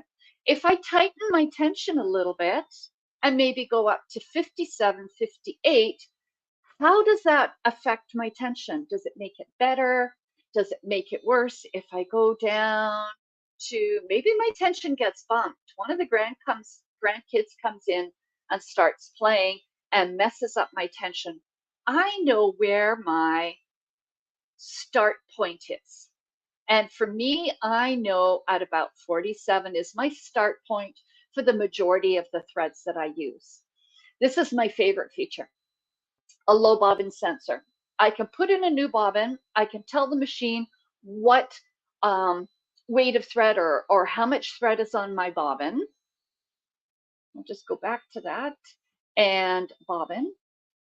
And I can cycle through, get my hand out of the way, a bunch of different, I can put in something, I put in a test, I put in an 80 weight pre-wound, I put in a 60 weight, I put in Omni, which is a 40 weight, and I can tell the machine what thread I put in depending on the weight.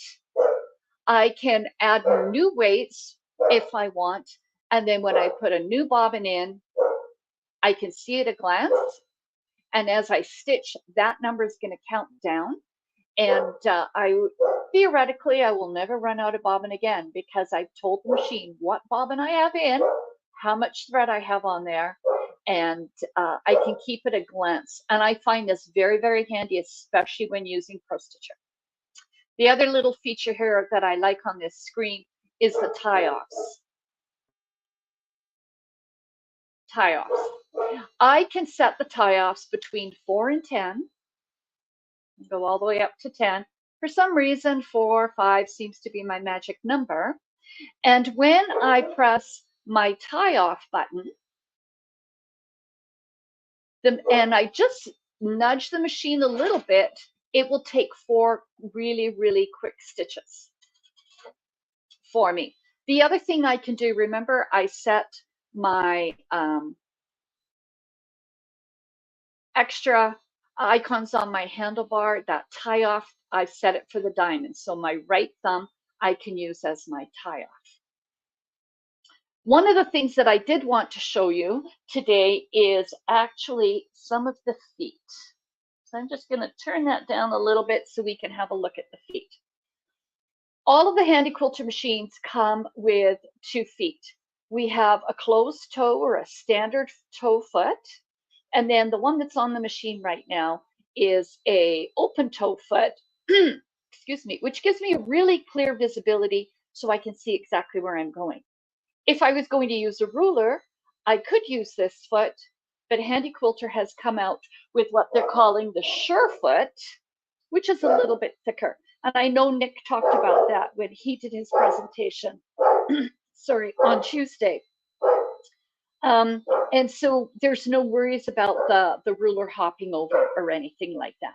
The key thing is to remember is when we have needle down position on our machine, this foot and the ruler foot from the outside edge of the foot to the inside to the needle in the center of the foot is 1/4 of an inch. Let me show you.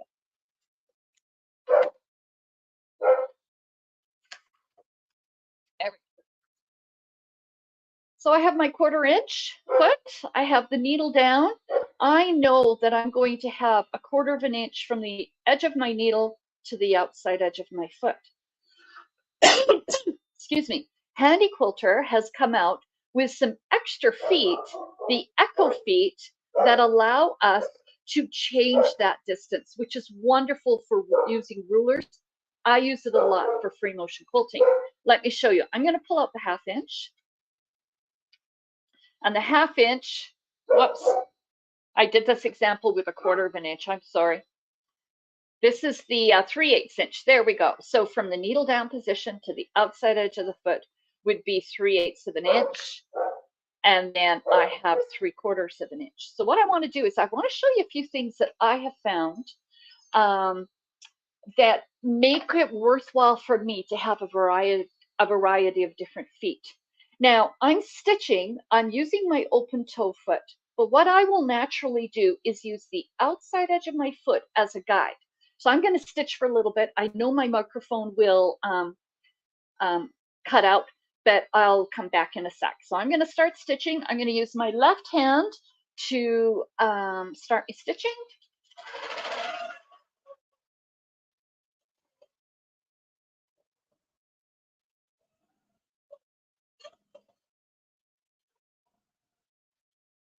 As I'm stitching, I'm watching the outside edge of my foot against the previous line of stitching. Having some different feet available allows us to change our feet and stitch a little differently. Let me clip that thread tail before I go any further. There we go.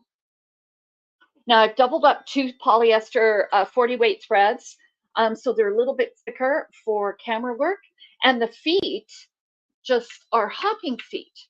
So it's easy to get those feet on and off, loosen up the screw, lift up the foot, a holder, and that foot just pops on and off. Let's do our 1/2 inch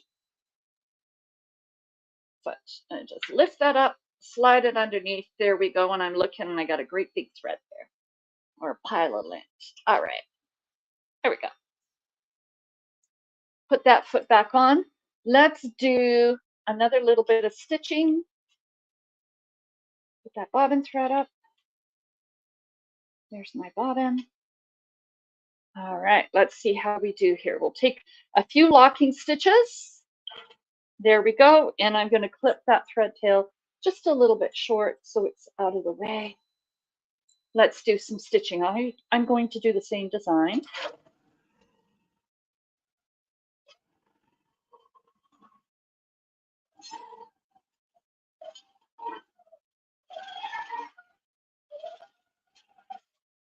So you can see right away that because my foot is thicker, wider, my design is naturally going to be bigger. Some of the features that I like about the machine is I have a manual mode and a regulated mode. When I am stitching freehand designs like this, I'm usually in a regulated mode. Let's see if we can get that camera back up. I will be in a regulated cruise. Now, regulated precision allows me to tell the machine how many stitches I want to stitch within the inch, within reason. If I'm really moving that machine very, very quickly, I may get an alarm that says, you know what, Allison, I can't keep up with 11 stitches per inch. That was a problem on my Avante. It just wasn't fast enough for me. But when I press start, the machine will not move. That needle will not cycle. A lot of people will use it for ruler work. I'm partial to cruise. I'm going to back up a little bit. Manual mode, let's select 550. That needle is going to go up and down 550 times per minute. It's good, but it's consistent. I'm in control of the stitch length. If I move very, very slowly, I'm going to get short stitches. If I move very, very quickly, I'm going to get bigger stitches. But when I go into regulated, I've told the machine, I want you to stitch 11 stitches to the inch. But now I've got sort of a manual mode going on there. So I'm going to switch the camera down so you can see. I'm going to press my start. Without moving the machine, you see how that needle starts going up and down. It's going up and down 275 times a minute. If I just go into that precision and press start, that needle hardly moves. Mine is very, very sensitive, but let's leave it on cruise at 275 and do a bit more stitching.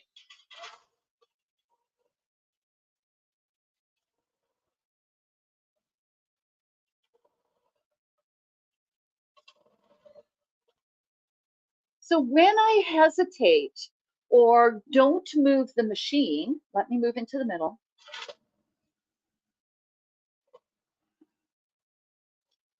When I hesitate or don't move the machine, that needle will be going up and down 275 times per minute.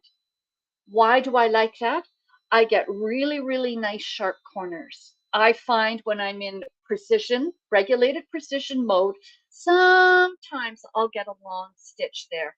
And I like to have my nice sharp corners. Christina Whitney, one of the educators, studio educators, she likes quilting in regulated precision mode because then she can hesitate and kind of hesitate without stopping the machine and decide where she's going to go next, which is a really nice feature. Let me pull up, and I want to switch and show you one more foot.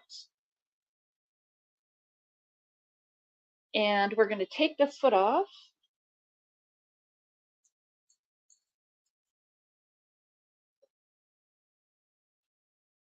And just loosen that screw enough. There we go, got it. I want to show you the micro stippling foot. The micro stippling foot really has nothing to it other than when the needle goes down,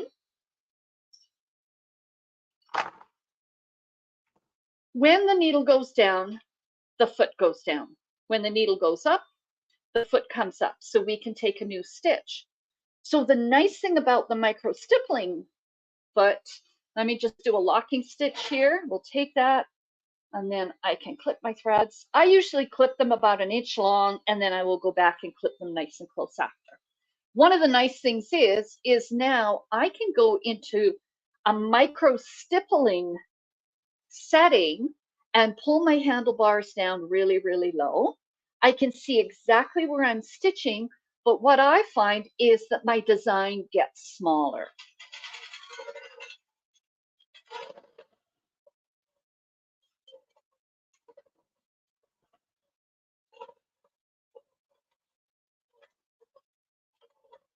I can see exactly where I'm coming in.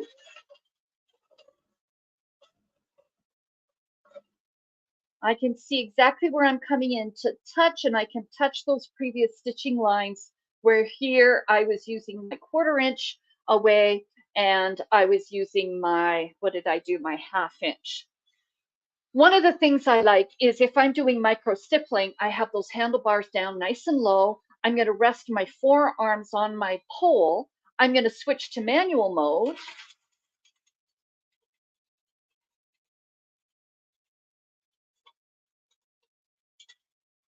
I can stitch really, really close. I may decide that I want to crank up that speed a little bit.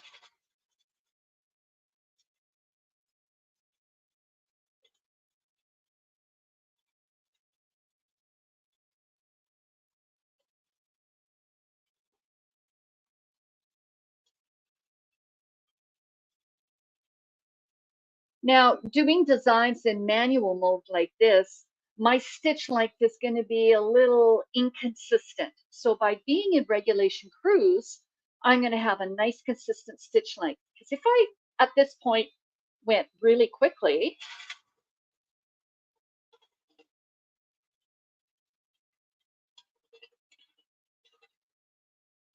I would end up with some super long stitches and some very short stitches. It takes practice and skill to get those stitches nice and even. I'm going to use what my Pro Stitcher Amara, or my Handy Quilter Amara, has given me and allows me to use the tools that are available to me, the different feet, the stitch settings. So a bigger throat machine, which I love, the handlebars, which I love, they're totally adjustable, being able to set a start and stop with my left hand for us lefties. The lighting is amazing, and we have much more speed, so we can stitch a little bit faster. Do you remember that I put in a new bobbin, told my machine I had a new bobbin? I'm now down to 77 yards, where I think it was 82 to start with. All right, let me just have a look at my computer, whoops, to see if there are any questions. And I'm not too sure how that would work. I know one thing that I wanted to mention, so let me just move that cursor or that camera back down again. One of the advantages, and I'll just bring this back, is when I am stitching with rulers, my big rulers, whoops, I need new snips. My big rulers will lay nice and flat over. But the problem is when I am free motion quilting, I think I have all this much visual to stitch with. So when my machine is set up in the standard view, I have that pole that's there that gives me a visual indication of where I can go. Whoops, we'll press that for stop. I'm going to see if I can switch my camera. And I have one more thing to show you. There we go, I'm back. Okay, so handy quilter apron. I wear an apron all the time for two reasons. It protects my clothes, so I don't end up with batting, pin pulls on my t-shirts or anything like that.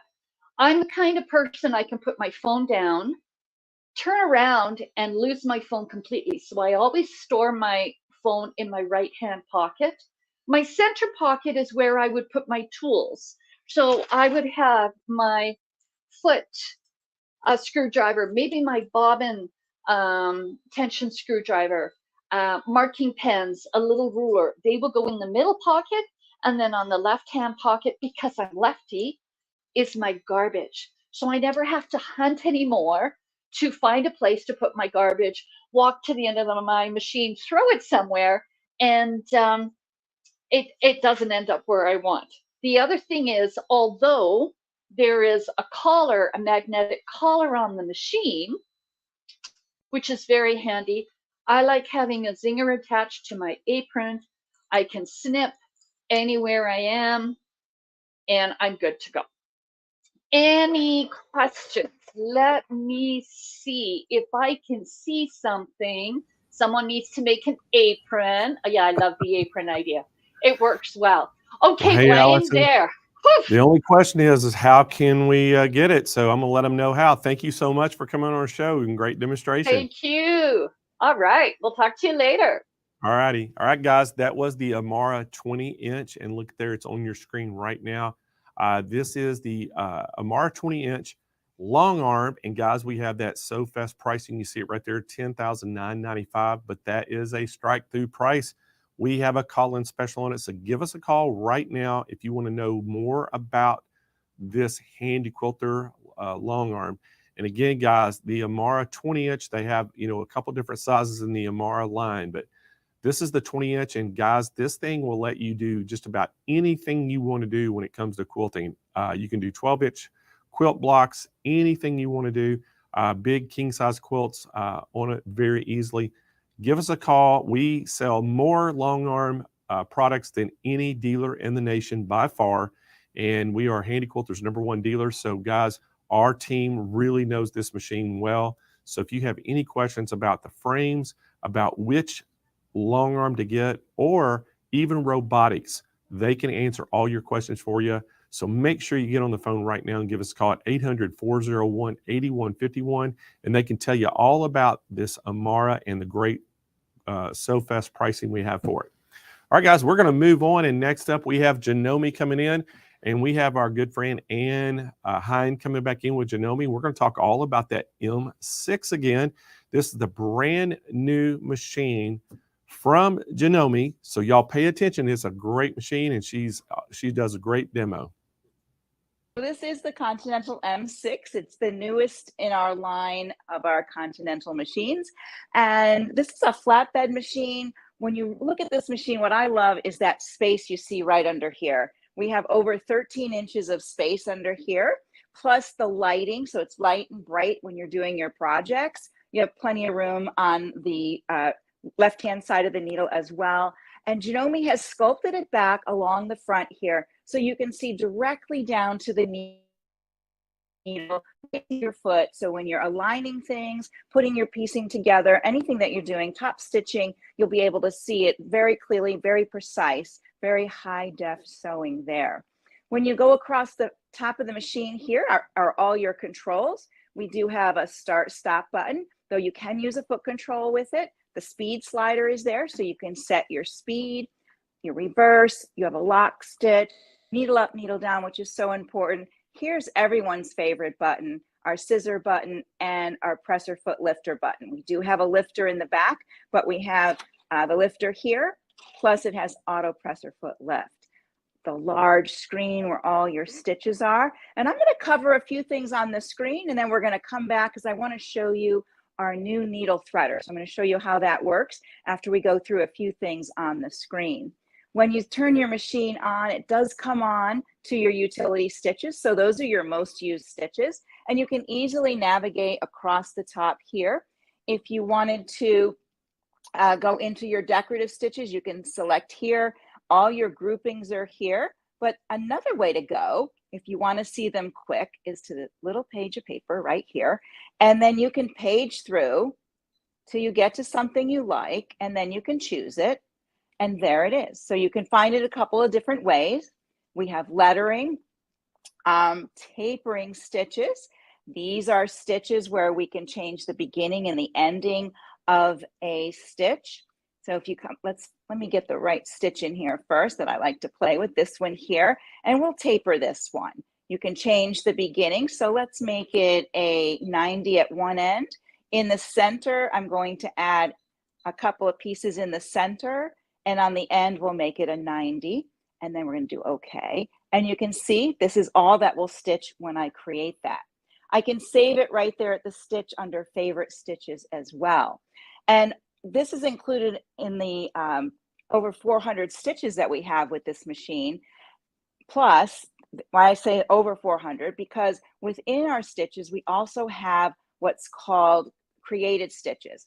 We have a program called Stitch Composer, and you can create your own stitches, which I've done here. I've brought some in through the software, and I created a few, and I stitched them out for you to see. So you have at least 400, but now you can have an unlimited number. So you can meet. Here's my tape measure. I have a little sewing machine, some little trees and houses, and then my X's and O's that look a little bit like hand stitching on there. So you can be as creative as you want using a decorative stitches that's built in, or you can create your own with our Stitch Composer program. And there is a QR code that you can scan so that you can get the software right to your PC and you can use it there. And it's a lot of fun using the Stitch Composer. I am a software specialist, so I love working with stitches and creating with stitches. So let's go back to our utility stitches here. And I want to cover a few of the specialty things that Janome puts on the machine that really helps you with your sewing. And these are the things I really, really like. Under our t-shirt is our sewing applications. And these are a little bit of your sewing helper. There's some on seaming, top stitching, blind hem, shell tuck. But when you go under blind hem, many of us like to, rehem our clothes. If I'm short, I may have to rehem things. It sets up the stitch for you. It shows you how it should be folded, gives you the foot that you should be using. You still have the opportunity to make any changes because Janome lets you be in charge of your sewing. So you have all these different things that you can change. And this little FS comes down here. This means favorite stitch. So once I get done saving it for the hem that I like, I can save it as my favorite stitch. Every time I come to hem my pants, I don't have to reset it. It's right there for me. Janome's made it so easy, makes my sewing day lots of fun and easy going. When we go back, not only are we under sewing applications, we have quilting applications for those of us who like to quilt. from piecing to free motion, ruler work, applique. And I'm just going to pop in applique. It's one of my favorite things to do. And I do love to show off the cornering technique up here. Many of us, when we're going around our appliques and you come to a corner, when you have this turned on, after you get to your corner and you stop, you just touch the button here. It restarts that stitch in the forward. So you don't have those little legs that pop out to one side in the least spot that you want. So this is a very handy tool to have with your applique under here. Let's go back and look at a couple others. Ruler work. How many of us are doing ruler work these days? I didn't think I was a ruler work person, but I am. And a ruler work foot comes with our machine.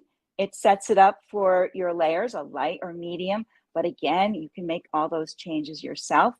Easily, you can lower your feed dogs right here on the screen. You don't have to go look for a latch anywhere. Just turn them on, turn them off right there.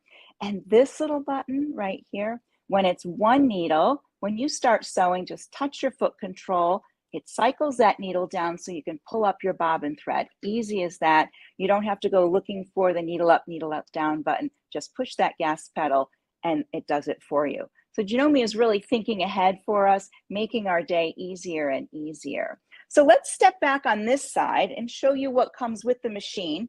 Janome likes to pack in, all the common feet that you get here. We have a couple that look the same. We have our F2 and our F foot. Those are working with your decorative stitches.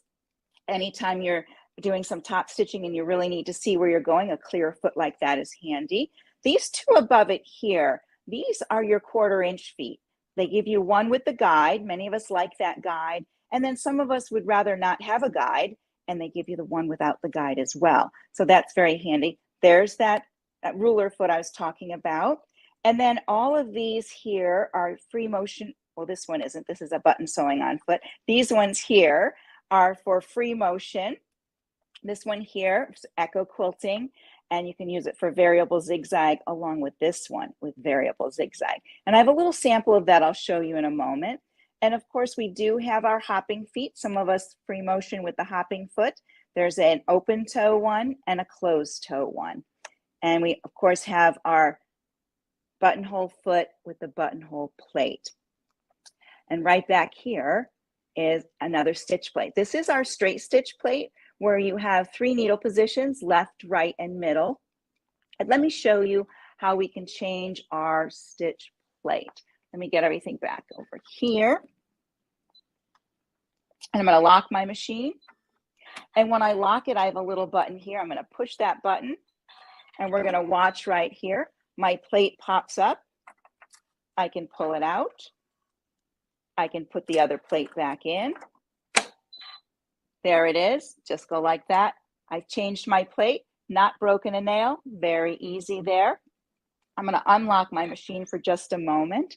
And remember at the top, I mentioned about our new threader. So I want to show you how the threader works. And the first thing I like to do before I thread my machine is I will cycle my needle down and back up so it's in the top position. Then I will lock my machine. And the reason I lock my machine is I want to make sure that my tensions are open. And when you lock your machine, those tensions open, your foot goes down, and I'm just going to follow the numbers. Janome is great at putting all the numbers in, so you just follow through. Come down here to 7.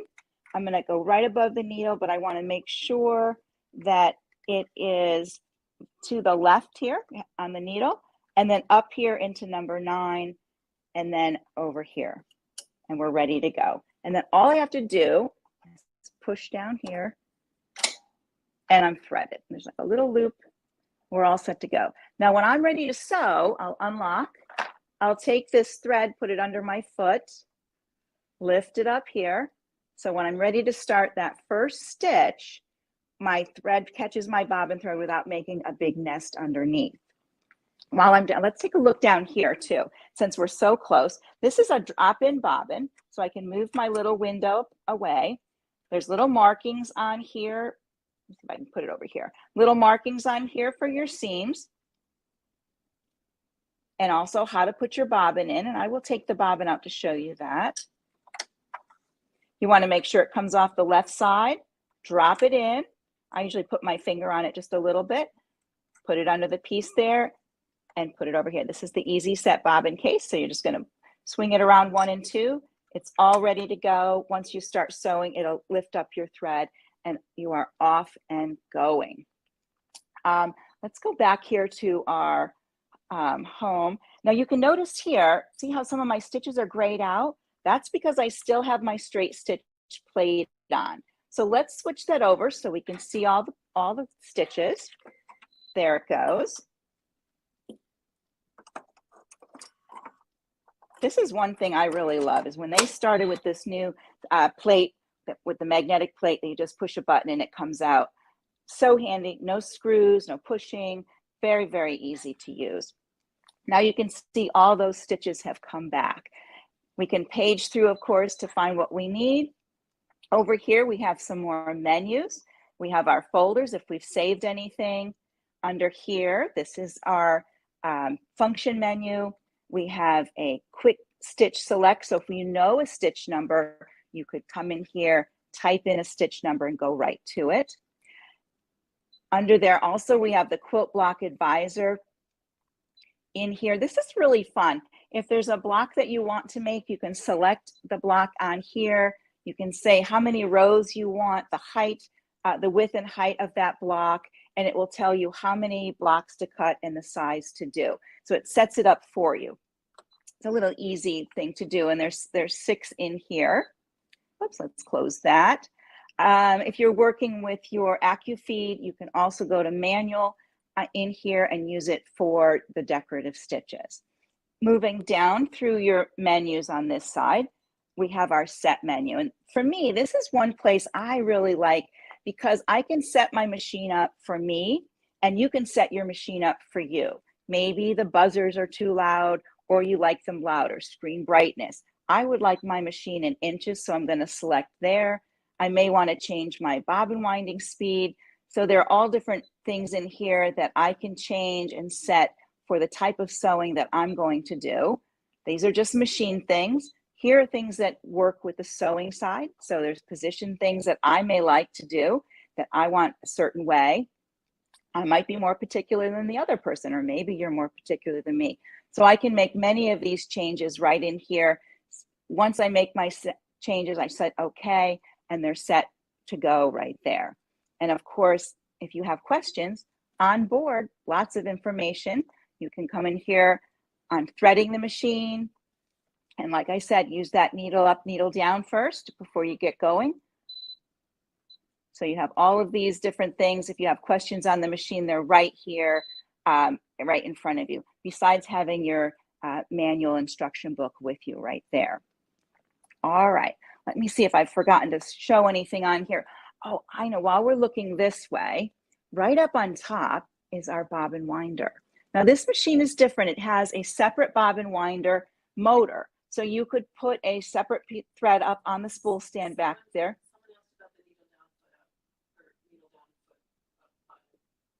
Okay. And I have a question. I'm going to answer that in just a moment. So with a bobbin winder up on here, I could have a second spool of thread. So if my bobbin is low, I can wind a second bobbin, have it ready to go without unthreading my main color. So that's really nice. I like having that extra one. And of course, Janome has put right over here very quietly a little thread cutter. So after you wind your bobbin, you can cut your thread. Now there was a question about the needle up, needle down button right on the front of your machine. It's right here. So you're going to touch it, needle goes down, touch it again, needle goes up. All right. Were there any other questions on there, Tracy, that I might have missed? And the on the screen, the needle down, foot up button. How do you... Oh, for pivoting. Yes. Ah, okay, that. So when you go across up here on these tools, this one here is for pivoting. And what that means is, or hovering. Some people want to say, you know, how do I get my foot to hover? So when you're sewing along and you want to stop with the needle down and your foot to come up, you select the pivot function. And that's exactly what will happen. You'll sew along, the machine will stop, and the foot will come up so that you can keep the needle in. You can readjust your fabric with that.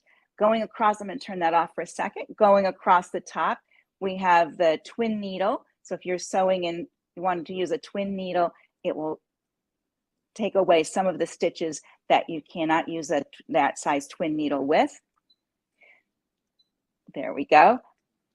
Again, we have our feed dogs right here. You can raise and lower them right on the screen. And you saw when I did that, it changed to a different foot over here. So if I was going to do some free motion or some darning of some type, I would have my PDH foot. This one is for the AccuFeed. You're using the AccuFeed system. It's an optional foot for this machine. So it would give you the straight stitches that were available with AccuFeed. If you wanted to use your AccuFeed with your decorative stitches, that's where you would go to your function menu where I was showing you earlier. And of course, then we are back to our piece of paper. This happens to be one of my favorite ways to look at stitches because they're large. I can go through, I can see all of them very quickly and easily. And the fact that I can just choose them from right here is very nice. And I'm going to go through until I get to this one back here because I have a little mirage stitches. I showed these yesterday and I just want to show them again today because they're so much fun. So a mirage stitch looks like this when you stitch it out. You cannot see the stitches that are between the little designs. They look like they're hidden in the seam allowance there. So how you do that is you fold your fabric right sides together and you lay your fabric on a piece of stabilizer. You pick your stitch, and here I did a combination of the bow and the little dot, and it's going to stitch the bow. It's going to put, I'm going to pull it this way just a little bit. It's going to pull and put little stitches between it on the stabilizer all the way down.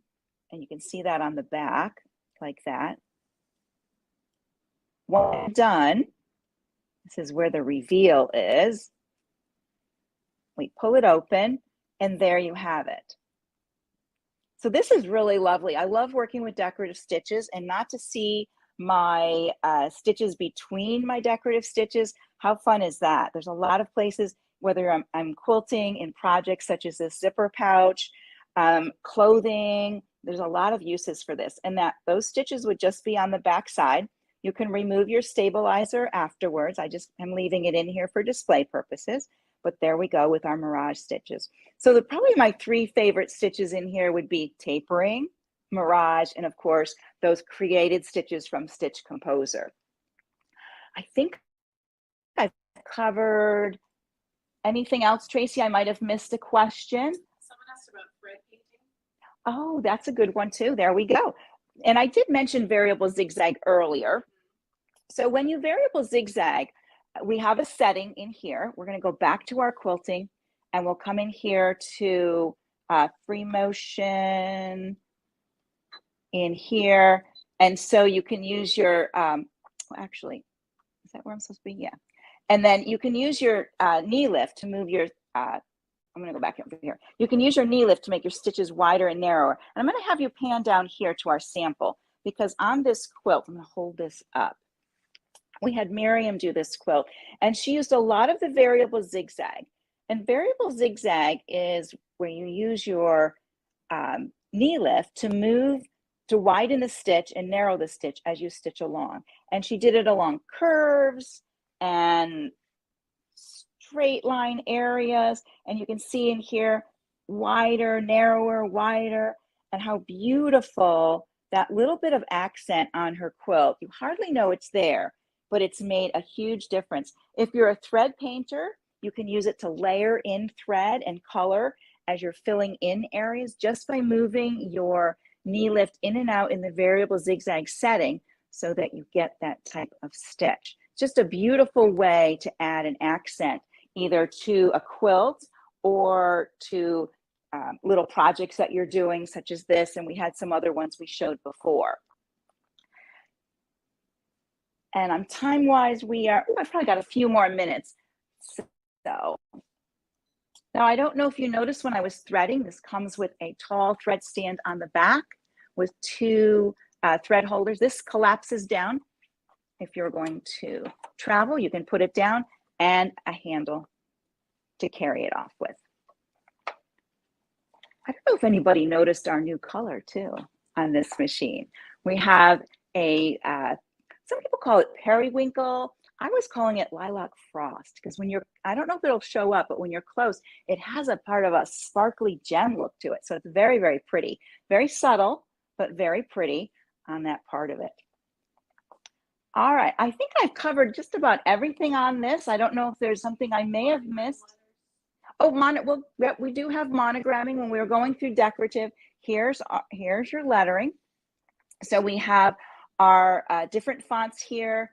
We have a block font. We also have these symbols that you can add in to your lettering as you go along. These different symbols are in here. So as you're typing in names and things and you want to put a star in there, you can add that in as well. So you can pick from your regular fonts here and then a full 9mm. These are 7mm fonts here, and this is the widest at 9mm. And this is a 9mm machine. So most of your decorative stitches will be 9mm, but they give you both sides fonts in here for you to use on that part of it. Let's look at sewing applications again, because I didn't get all the way over to the feet. So besides the sewing ones we went through and quilting, there are some optional feet applications that you have in here. And these are great because if you're going to be doing something, maybe you're going to be doing pin tucking today, it shows you the pin tuck, which one you're going to be using, the wide or the narrow, gives you your settings. We'll go back through and look at a couple other ones. When you're looking at zippers, we have the concealed zipper in here. And here's our variable zigzag tab that I talked about earlier, where you're going to be using, you can use different feet with that, and you'll also use your knee lift to widen and narrow that stitch. So it comes jam-packed with lots of features for you. Again, we have applique over in here too. This shows you your little applique foot right up here, one of my little favorite guys. You can use your F or F2 for applique, but they also make a specialty foot for that as well. So Janome tries to pack in with the machine so many features and benefits to make your sewing day easier, run smoother. Whenever I sit down at my machine, I'm always happy to be there. It has the things that I want to do on it. It's easy to navigate. I don't know, I think that's one of the things I just love about Janome. I've just fallen in love, and I can find my way through anything on their machine that we have. I did mention the foot control. I don't have the foot control plugged in, but when you're using either foot control or start stop, you have your speed slider here, which can set the top speed of both your start stop button and your foot control. And with it all the way over here, you can go 1,300 stitches per minute. So you can be very speedy over here. If you like, if you feel that need for speed, you have that as well. So I mentioned earlier about the AccuFeed system. This does have AccuFeed, but it's an optional foot. And AccuFeed is similar to a walking foot, but our AccuFeed is integrated into the machine, and you can adjust it on the screen, the speed of that machine, to keep your layers even. That's what an AccuFeed foot does. It keeps your upper and your lower layers even as they're feeding through. So, you know, when you get to the end of a seam, sometimes you have one a little shorter than the other. AccuFeed will help with that. That is an optional foot for this, and it comes, there's different ones that come with it, from a wide AccuFoot, a narrow AccuFoot, and also we have an HP2 with our high performance plate as well on there. So I think that wraps it up. I keep getting little questions from the side, which is fine. I love that part of it. And sometimes it's hard to remember everything. There's so many things I love about the machine that I always want to tell everyone. And usually about 10 minutes later, I think of a few more things I should have said. But hopefully I've covered everything for everyone. And if you have any future questions, pop them in the comments and we can get back to you and make sure we get those answered. Well, thanks, Ann. And got to say a big shout out to Janome for being one of our sponsors. Guys, let me show you how you can get this M6 now. Now, this is a brand new machine. It's just being released by Janome right now. We haven't even received these in our warehouse yet, so we are taking pre-orders on these. So again, if you want to get in on the first run of this, you have to get your order in now, because the first orders will probably all the dealers, Janome sold out of their first run, so everybody's already placed their order. So however many the dealers get in the first shipment will be all they have for a little while until the second shipment comes in. So guys, if you want to get one of these, make sure you get your pre-order in now. We do have a call-in special on this.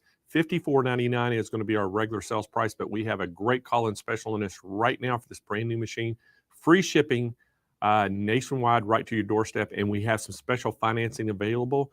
So give us a call right now, 800-401-8151.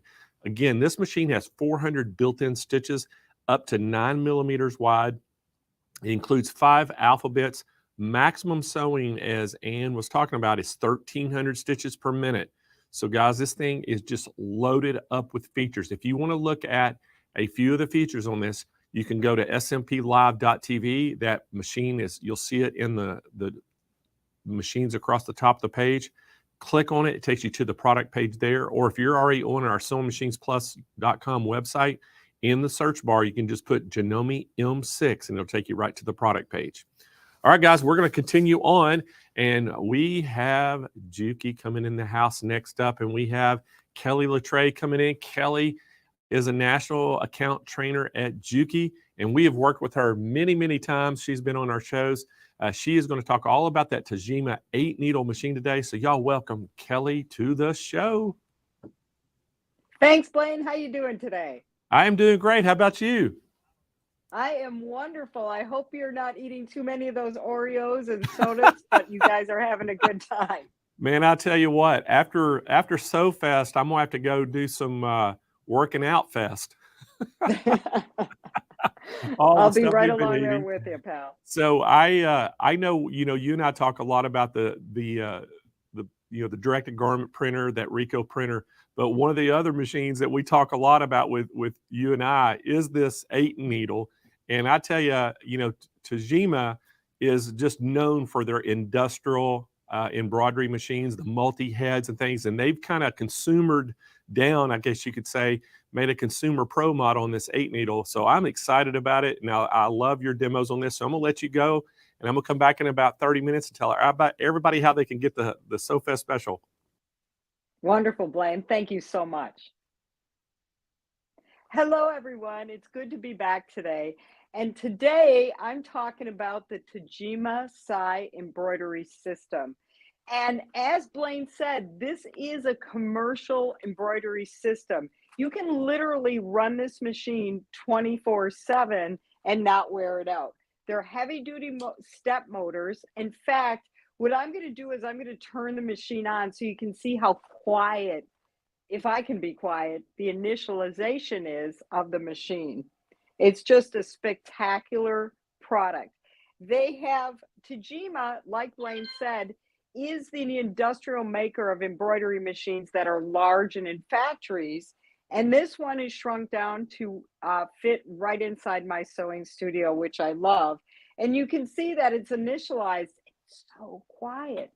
So the feature that I like that it does is it leaves the hoop into the last position you sewed. So if you're batch sewing, if you're making like the polo I have on and you need 10 to 20 of them, the machine will say, would you like to sew this again? And would you like to sew this in the same position?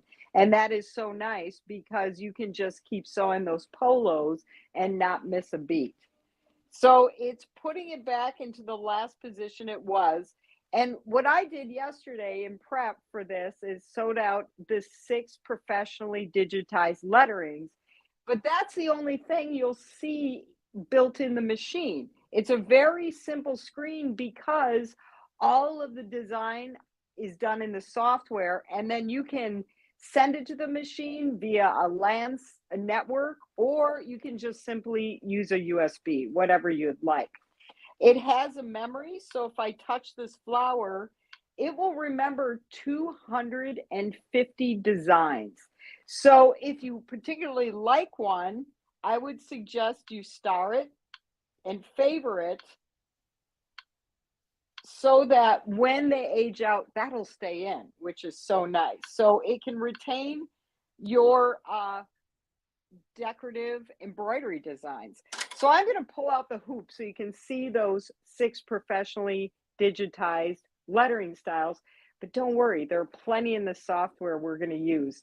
I also want to point out that this hoop can be put on either way. So if you hoop something like a towel and you think you got it wrong, you can just flip around that hoop. This is the 200 by 300 large frame. It is approximately 8 by 12. You get 2 of these. You also get 2 of the 4 by 4 frame. So again, when you're batch working, you can keep on doing embroidery. So I'm going to slip this back on real quick and talk about the caps. The cap frame is phenomenal. This machine does a wonderful job with caps, and it has a large feel for caps. And I've had all other multi-embroidery system. This is the one for me because it's easy and it does a professional job every time. So if you're a cap maker, fabulous machine. And oh, remember, we give you 2 of everything in the hoops. We give you 2 cap frames too, so you can be hooping one while sewing the other one. Just a couple of other things. I like to do thick towels. That's why I moved up to the Juki, because yes, I can hoop these in the hoop frame, and I can float the stabilizer onto, or I can put the stabilizer in. It's really easy, and it goes through toweling and denim jeans and heavy thicknesses like butter. It's very easy. And you saw my print of my Juki. This side is embroidered on the Tajima. It does an excellent job. Let's talk thread. I love using different types of thread. You know, the polyester and rayon shiny ones are really nice. But recently I've been exploring cotton thread because Aurifil makes this beautiful 30 weight. And on this towel, I think it looks great. But look at this blouse. This is 30 weight cotton. Check that out. I think it does such a beautiful job. And I did it in the back too. So again, your creative folks, open your minds and let it go, because this is, you saw this on the print day, but I want to tell you that these are both built into the software, and I put a large piece of black knit fabric in my hoop, stabilized it, and I was able to do both rows. You know, I just had to shift it once and line it up. And what the Tajima offers is a laser point so that you can line it up. It's right up here, and it does have a laser cross mark that is great for lining up. It also, so let me just go into, so if I wanted to do this again, we just set it. Look at all the frames. Now the top 3 are what come with the machine, the 8 by 12, the 4 by 4, and the cap, 2 of each. But then you can expand to pockets, socks, and even shoes. I'm just going to touch set. And here's where it's saying, hey, do you want to sew this in the same spot? And I could, but I want to show you guys this. The tracing's phenomenal because the tracing is going to do the shape. It's not just going to do a rectangle. So really, when I'm at the machine, I'm just simply plugging in my software and stitching out what I designed. So let's go take a look at the software, because that's where the fun's at. And the software comes with the price Blaine gives you today. Isn't that great? It's a whole embroidery system. So let's take a look at the software.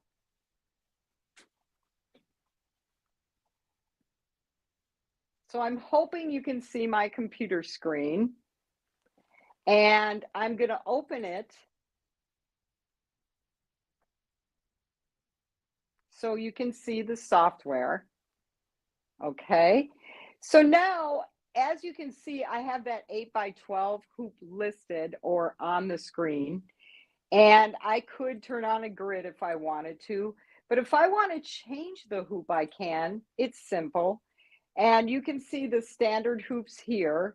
I'm going to show you that cap frame because the field is great. Okay, now I'm going to go back to the large frame just so we can have some fun. The first thing you'll want to know about Tajima Writer Plus is that it has commercial-free designs built right in. If you are in business, you can use any of our designs, any of the lettering, and there's plenty of lettering built into the software as well.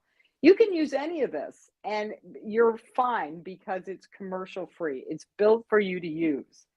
So I'm going to go to flowers and plants, and I'm going to just select this rose to show you a couple of editing things. First of all, you can see it's very small. It's about a 1x2, and it tells me that right on the screen. It says it's about 1.5 by 2 inches. So if I proportionally drag my handle, I can change the design size.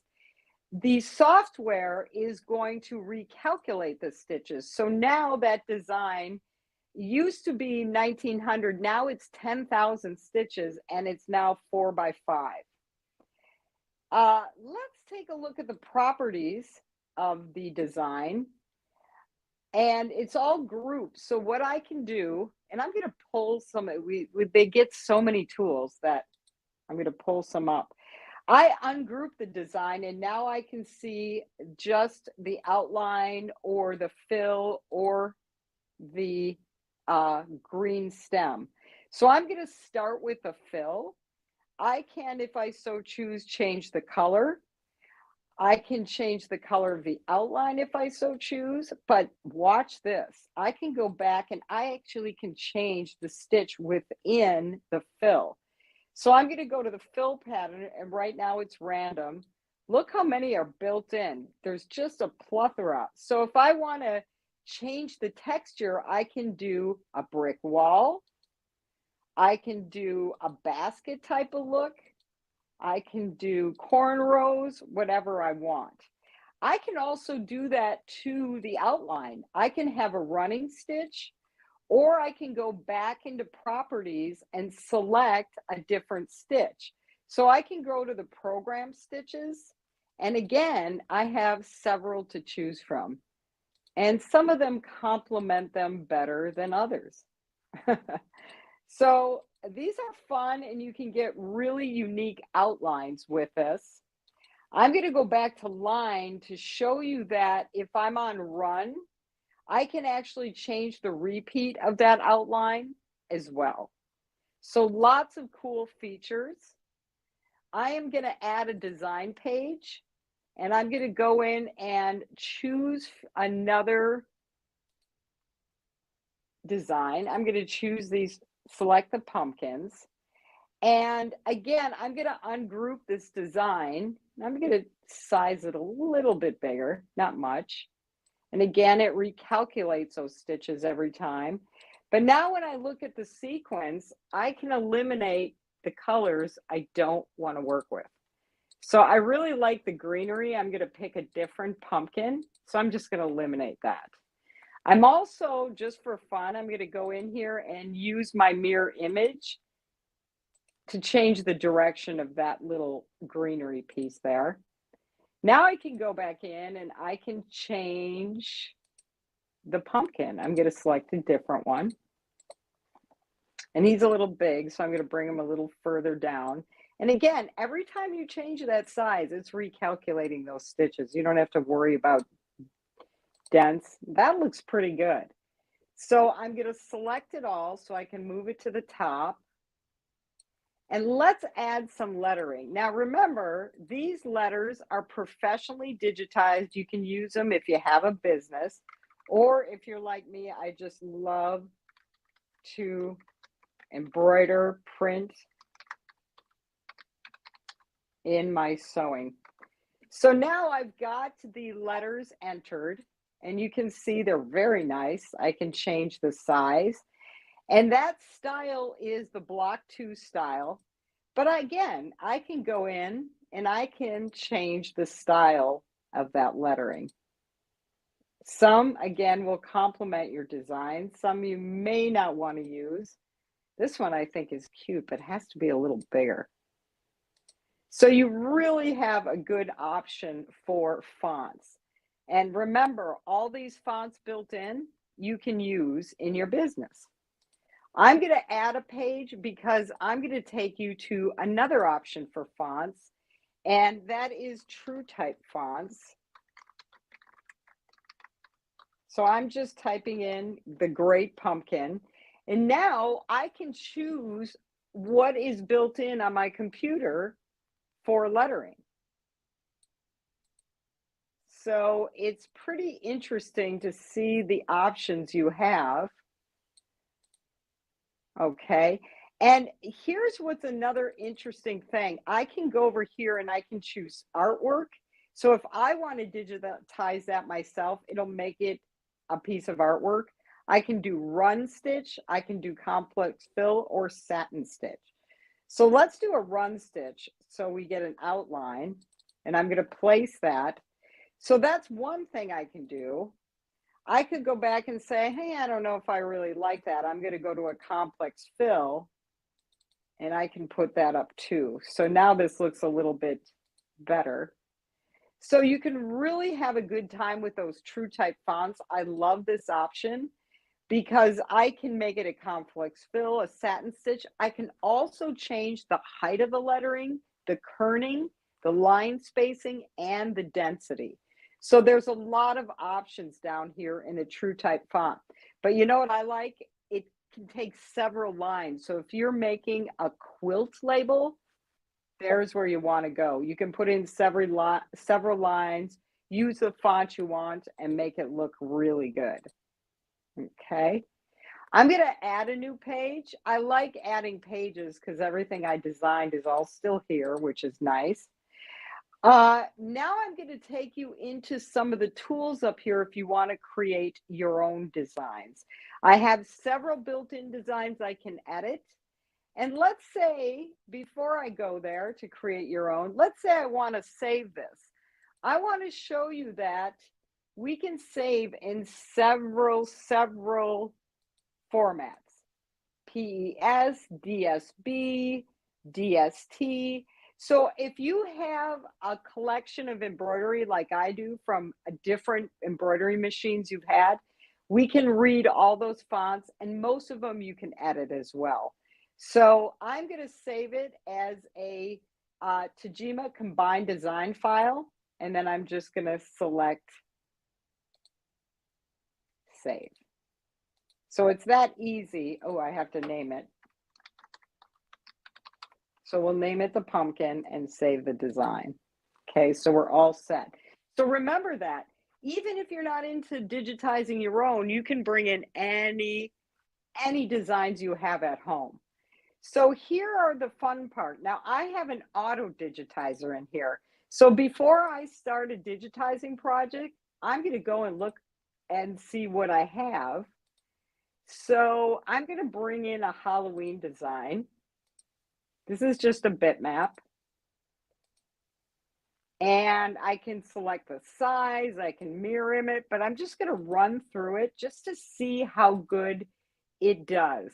Now, this is part of the software you can use whether you're creating your own thing or using the auto digitize wizard. I can say what I'm going to put it on, whether it's fleece, lycra, or a t-shirt. I can tell what it is.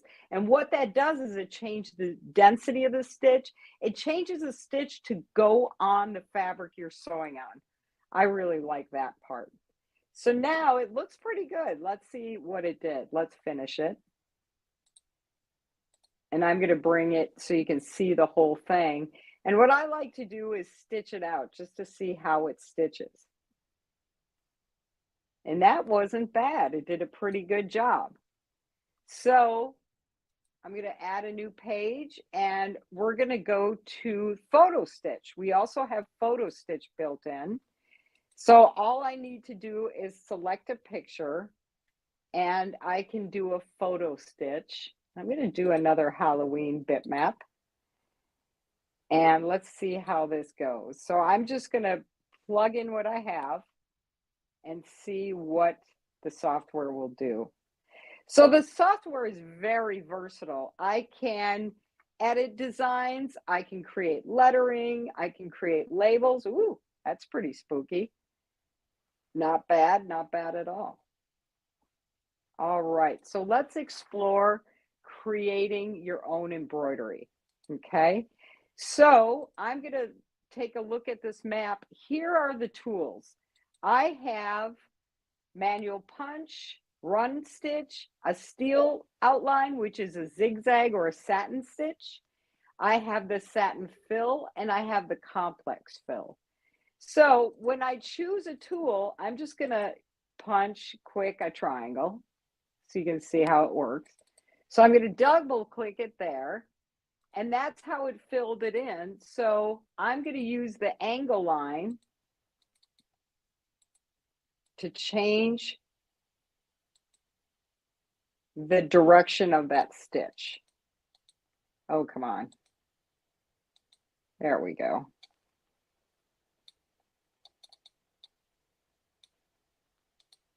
There it is. Okay, so now I can change the direction to make that look different. Okay, I think I like the first one. So I'm going to angle it down there. Okay, if I wanted to, I could also choose a fill pattern. So I want that to look like a basket, I can. So now let's put an outline around it. I'm going to use the running stitch, and I'm just going to click down here.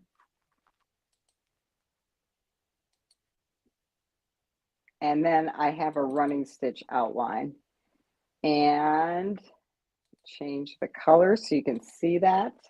So now you can see the outline. So it's really easy to do your own designs, but let's do something more fun than a triangle. So I'm just going to delete the triangle, and now I can bring in a picture. So I can load a picture to trace. So I'm going to bring in our logo, and I'm just going to make it a little bigger. Okay. Now I can choose those same tools. I'm actually going to go back to the complex fill, and I'm just going to start punching around the J. So I'm going to click where I want to set the stitches.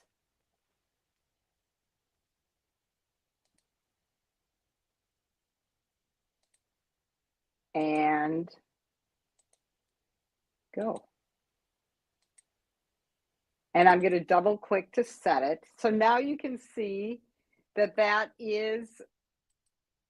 it has assigned stitches to it. And again, there's my angle. It came up so nice this time. I'm going to play with the angle because the angle, ooh, isn't that nice? It looks really good. So let's turn it to blue. And I am going to put an outline around it. Again, I really like that run outline. And so again, I'm just going to go over the lettering. And most of the time, if you're doing a business, you're digitizing logos, sewing out logos, but look how nice that did. And then you can see it stitch out. But this is really large. So let me turn off the picture and go back to one-on-one. So you can see it looks pretty darn good. So it's easy to create your own stitch files as well. And for you artists out there, get ready. This is exciting because I have a sketchbook in here, okay? And I really have to practice with this because the potential is amazing. I can choose the pen I want to do, calligraphy, pressure sensitive. I can choose the stitch, and I can choose the width of the stitch, the density. So I'm going to select this pen, and I'm going to select run. And this is where the stitches are actually being assigned as I draw. So this is the running stitch. Okay, so think about it. If you want somebody to sign a quilt, something like that, and I'll be honest, I'm not the biggest artist in the world, and I need to play in this area more because see, I'm going to put a satin stitch. So you can change the size of the stitch. You can change the stitch itself. So a lot of potential here. So the Tajima Writer Plus comes with the whole embroidery system. So let's take a look at a few more examples. And I'm just going to click out of this. So you can save what you want. And what I like about this machine is I'm just going to save it to a USB, or I can send it through my network straight to the machine. Okay. Very nice machine. It comes with 2 of each hoop. It comes with several designs built in that you can edit. If you have different files around from a different company, PES, DST, HUS, you can use them and you can probably edit them in here as well. So this is a great design. Opportunities here. If you want a quality, industrial quality embroidery system, you can design on the software. I usually design in outside or in a comfortable chair. And when I'm ready to stitch that out, I just put it in the machine and go. Let's talk maintenance, because the maintenance is easy. If your thread starts shredding or breaking, I suggest you change the needle. It's the easiest, cheapest solution, and usually there's a burr or something on that needle. You can wind bobbins, or you can use pre-wound bobbins. I particularly like the pre-wound bobbins. And generally what I'm doing for maintenance is I'm cleaning out the bobbin area of lint, and I'm going to oil that shuttle about every 8 hours of sewing, or if you hear it get noisy. I'm just doing 1 drop in that shuttle. So I'm literally going to take the bobbin, whoop, there it goes, the bobbin out, and I'm going to oil right down here in this silver piece. It's that easy. About once a month, I take the front covers off and just delint the machine. So keep it simple, keep it fun. That's what we're here for, to have so much fun. So remember, the price you're going to get from Blaine today is for a full-on embroidery system. Not only do you get the commercial machine, the SAI, you get the Tajima Writer Plus software and 2 of every hoop. So you're fully loaded, you're ready to go, and it's very easy to learn how to use. I love this system. I run it all the time, and it's not slowing down a bit. So I'm excited. If you're just thinking about the Tajima SAI, it is the way to go. It is the best embroidery system I've ever used because it's easy to create. I can use my own old embroidery designs that I did on another platform, and I can sew for people. If somebody wants a few baseball caps for family reunion, actually, we printed some brides caps, and we printed the t-shirts for them, and then they liked their stuff personalized with embroidery. So there's so many ways you can go. If you've never dabbled into embroidery, now's the time, because the quality of a Tajima is second to none. You can run this all the time. So we are about out of time. Thank you so much. If there's questions out there, let me know. But Blaine, I bet you have a great deal on the Tajima side Oh, today. Kelly, we sure do. I tell you what, I'm super pumped to share everybody about this, because it is a great deal and a great machine. So thank you so much, Kelly. And guys, I got to tell you how you can get this. This is the Tajima 8 needle by Juki. And again, guys, the price on it, you see right on the screen, is $9,999. But we do have a call-in special on that. And I tell you what, you can't beat the call-in special today. So you need to give us a call, because what makes the Tajima 8 needle so special, again, it is, it's by one thing, it's 8 needles. It is a commercial rated machine, because Tajima, that's what they do. So you're getting all those basically industrial type motors and things that are inside of this. It's going to make it last longer. And it weighs, here's the thing, and this is how you can know, it's such a small footprint, but the machine weighs 82 pounds. So you're going to need 2 people to help move this thing around. But it is really small footprint. It's just a heavy machine because all the way they've used it for the industrial strength.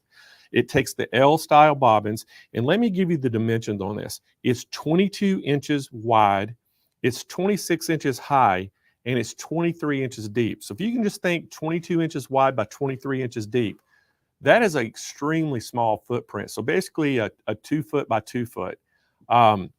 Makes it's extremely small. So the file format that it will do, it takes the DST files and the TCF files. Again, you're going to get the embroidery area on this is just almost a 8 by 12, but you're going to get 2 8 by 12 front hoops.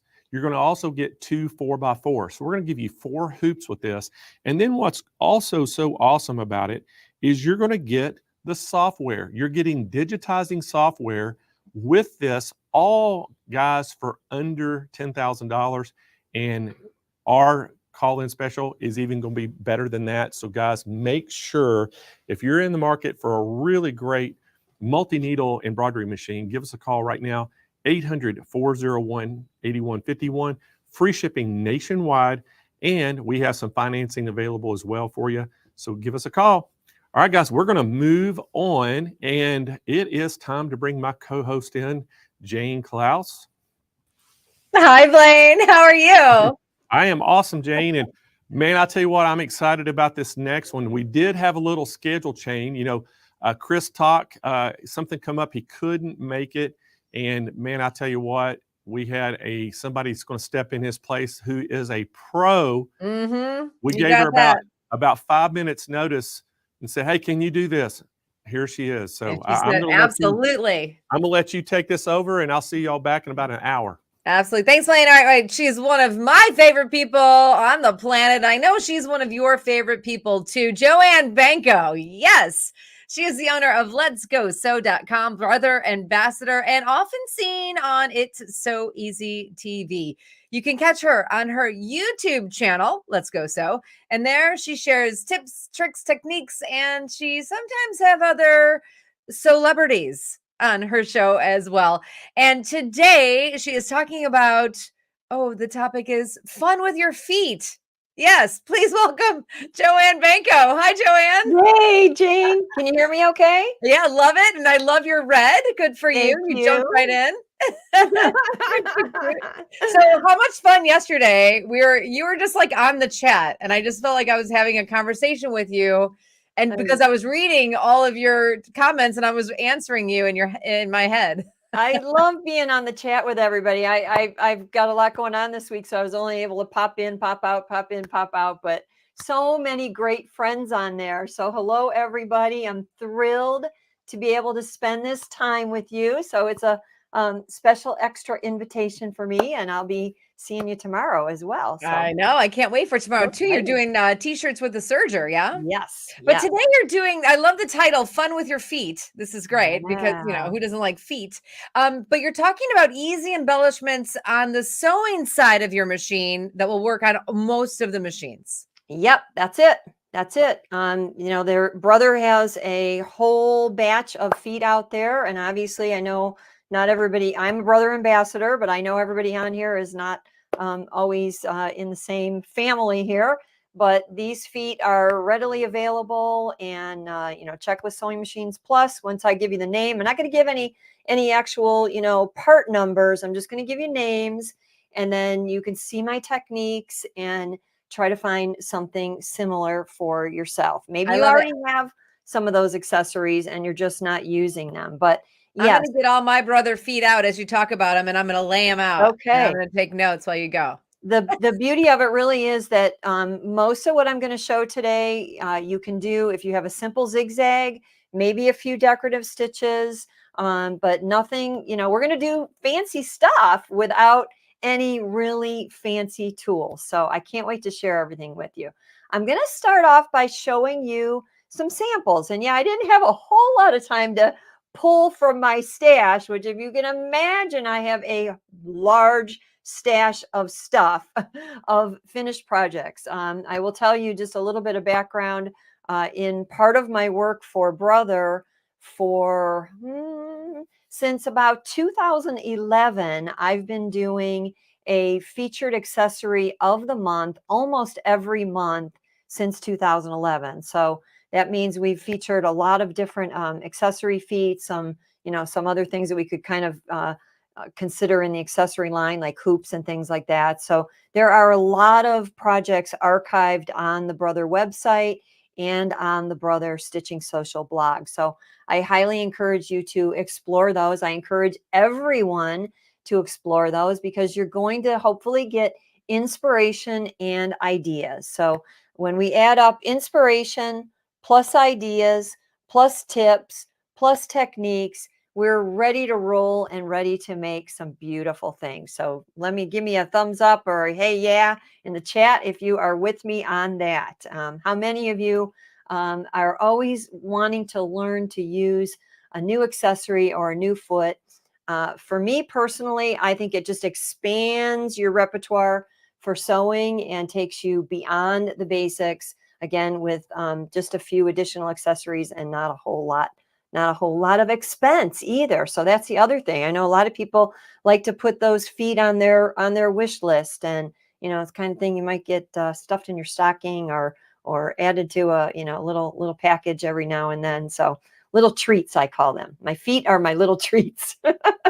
So let me start by just showing you just a few things, and then we will move over to the machine and I'll be actually stitching some things. And I can see your comments right now. So I see some hey yes and some yes and some thumbs up. And I'm just really thrilled to have you all here today. So let's talk first about stitching things that need an accurate guide along the edge. For example, this pillowcase. So you can see here, I've got ribbon trim. I've got actual blanket binding, believe it or not, that I used for, oh no, I'm sorry, this was a wider ribbon. I just simply took a wider ribbon, folded it in half. Sometimes I will use blanket binding, which is even wider, and add the satin blanket binding and add that to the bottom of a plain pillowcase because we all like that silky feeling. So it's an easy way to dress up something. Maybe you're going to add some embroidery to it as well. Maybe you're going to just add some trim, but it's a nice, easy way to dress up a pillowcase. So the trick here, though, is that we want to have consistent stitching along that edge. And I want you to go ahead and give a good examination of that. I have selected a simple feather stitch. A feather stitch, if you don't know what it is, you're going to see me actually stitch it out, but this is a feather stitch. It is available on almost every machine imaginable. Very, very, very common stitch. But again, what I'm doing here and what I often do is try to tie a color scheme together if I'm doing embroidery or I'm just trying to match a room or a decor or somebody's favorite color by using, complementary thread colors. So when I used this kind of a light brown here for this, I wanted to imitate that or mimic that or repeat that for my ribbon stitching. Now, here's the trick. That's going to show a lot because it's not, the easy way out would be to do what? Use the clear monofilament thread, so nobody would see, and maybe just do a little simple straight stitch on there. But hey, I want to shout out my decorative stitches. I want to make use of every beautiful stitch in my machine and really make those decorative stitches shine. So however, and here I'm using a contrast color thread, so it's going to show up. And what I used is an edge joining foot, and I'll be showing you that. Again, I'm going to show you the samples first, and then we'll hop over to the machine and I'll do some stitching for you. But the edge joining foot is one of my all-time favorites. I'll actually grab the foot here. It's got a little toe on it that sticks out from the front, and that's going to allow me to consistently guide that along an edge. And when I do that, my eye is only following the guide and the edge that I need to stay consistent with, and my stitch will automatically fall in the right place. So that is definitely one of my projects with the edge joining foot. Many of you that know me and are familiar with my Wrapped in Embroidery book, which again, it's embroidery, but we're talking a little bit of everything today. available on Sewing Machines Plus. I am a pashmina maniac. So I love buying pashminas. I love decorating pashminas. And one of my favorite ways to decorate a pashmina, I've got one here on my dress form that's actually in the book. One of my favorite ways, again, you can see me tying the color scheme together here, is to decorate with ribbon. And we can use all kinds of different ribbon in all kinds of different places. When I'm doing it on a pashmina, I will tell you that I splurge for silk ribbon because it's the only ribbon that I've found that has the same kind of drape that the pashmina does. So I'll just show you this little sample here. This was actually a project that I completed on the It's So Easy TV show. And once again, I mean, you're not going to be able to see the stitches really good, but I think that shows up good enough. I used an edge joining foot, and I did use a matching thread this time because I wanted it to just blend with the ribbon. I wanted the ribbon to stand out, not the stitch. But nevertheless, I wanted that stitching to be perfectly straight and perfectly even. So this is just another great place to use that edge joining foot and get perfect stitching. Now, how about something like braids and cords? I'm going to show you a whole bunch of different options for braiding and cording, but this particular sample, just another little inspiration idea for you. What I did here is I actually bought a set of white napkins and black napkins. Now, I certainly could have purchased the fabric and made my napkins, but by purchasing a ready-made napkin, I was already partway there. But I wanted to have a coordinated effect. I wanted to create a little bit of a placemat that you might use when you're ordering takeout Chinese and you're getting that food and you want to kind of fit with the theme. So I did an embroidery design that coordinated with that.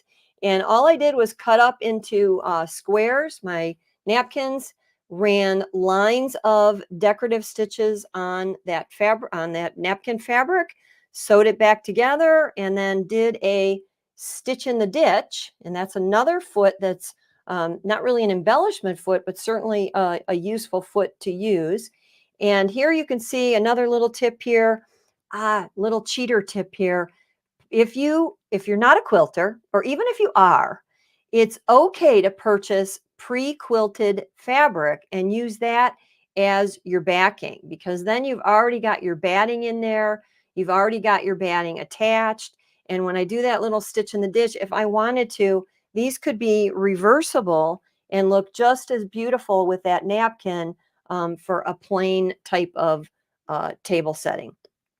But the whole idea here, again, is that I took plain napkins, and you can see everything here. I'm taking something plain, basically, and I'm using fancy footwork to fancy it up. So for this napkin, I used a braiding foot, and a braiding foot, a cording foot. I'm going to show you 3 different types of feet that you can use to add cords, and the foot that you select is going to be dependent not only on the look you want to create, but on the actual cording that you're going to want to use. So in this particular case, I just used yarn. I'll show you some of the yarns that I've got here on hand.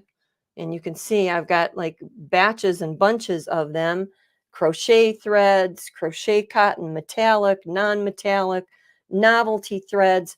When I go shopping in the yarn aisle, I'm not a knitter. I probably would be in big trouble if I was a knitter, because I would tend to hoard all that beautiful yarn. I get really mesmerized in that aisle.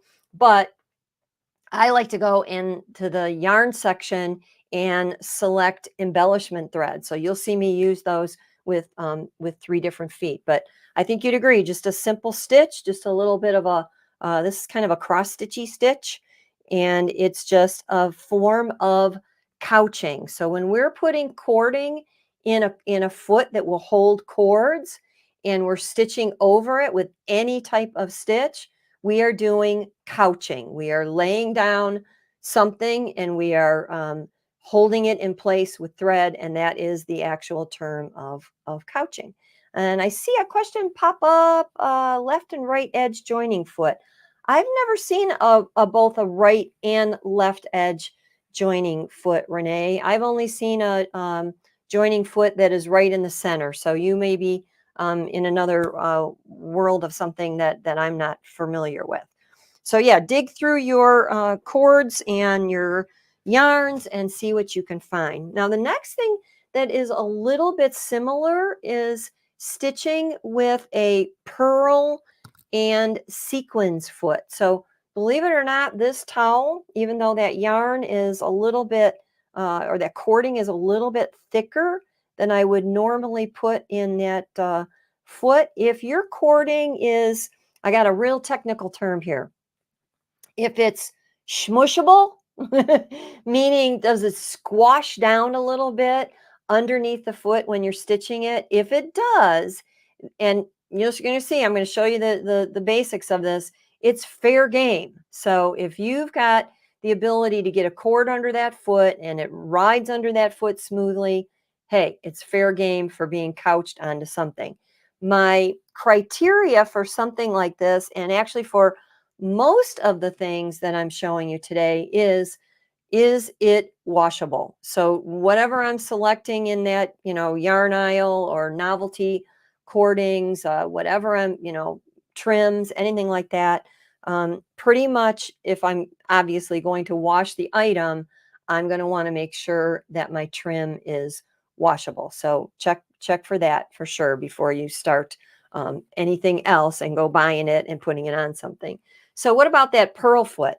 Hey, that is a beautiful way to decorate a very simple gift bag. So again, you're taking something plain. I did add a little bias trim for a casing and added some ribbon here, but basically my bag is just a plain rectangle sewn up, like super simple, but with the addition of those pearls along the edge, I have just elevated this into a very special gift and something that is going to be kept and reused and maybe repurposed to give the next person a gift. So isn't that one of the beauties of being a dedicated sewing enthusiast, is that we're oftentimes making something that we're going to gift to someone, and they're either going to keep it forever or they're going to deem it nice enough to re-gift to somebody else. So that is just one of my favorite things to do, is just make a cloth bag, no matter what you're giving somebody, big or small.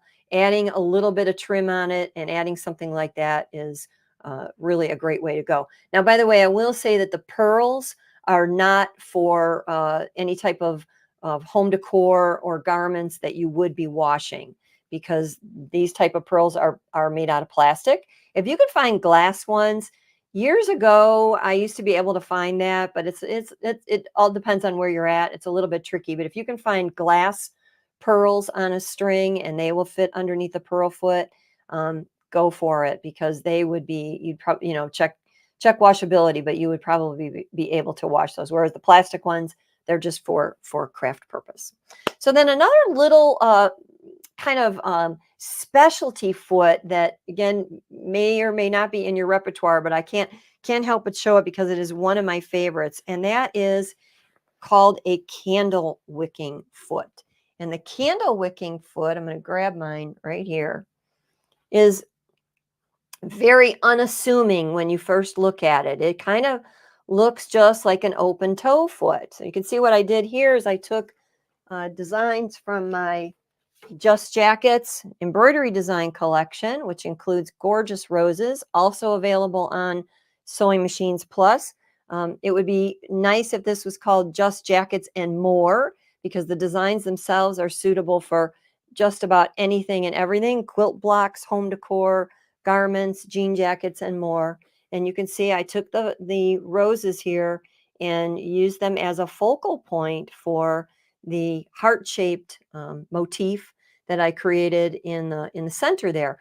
But again, color coordination is my name of the game here. So I took candle wicking stitches that are built into my machine, and stitch them as just an accent with a little bit of lace stitched in between. And yes, I used my edge joining foot to get that lace all nice and neat. So what makes this foot different is when you flip it over, this foot has a very deep groove on it.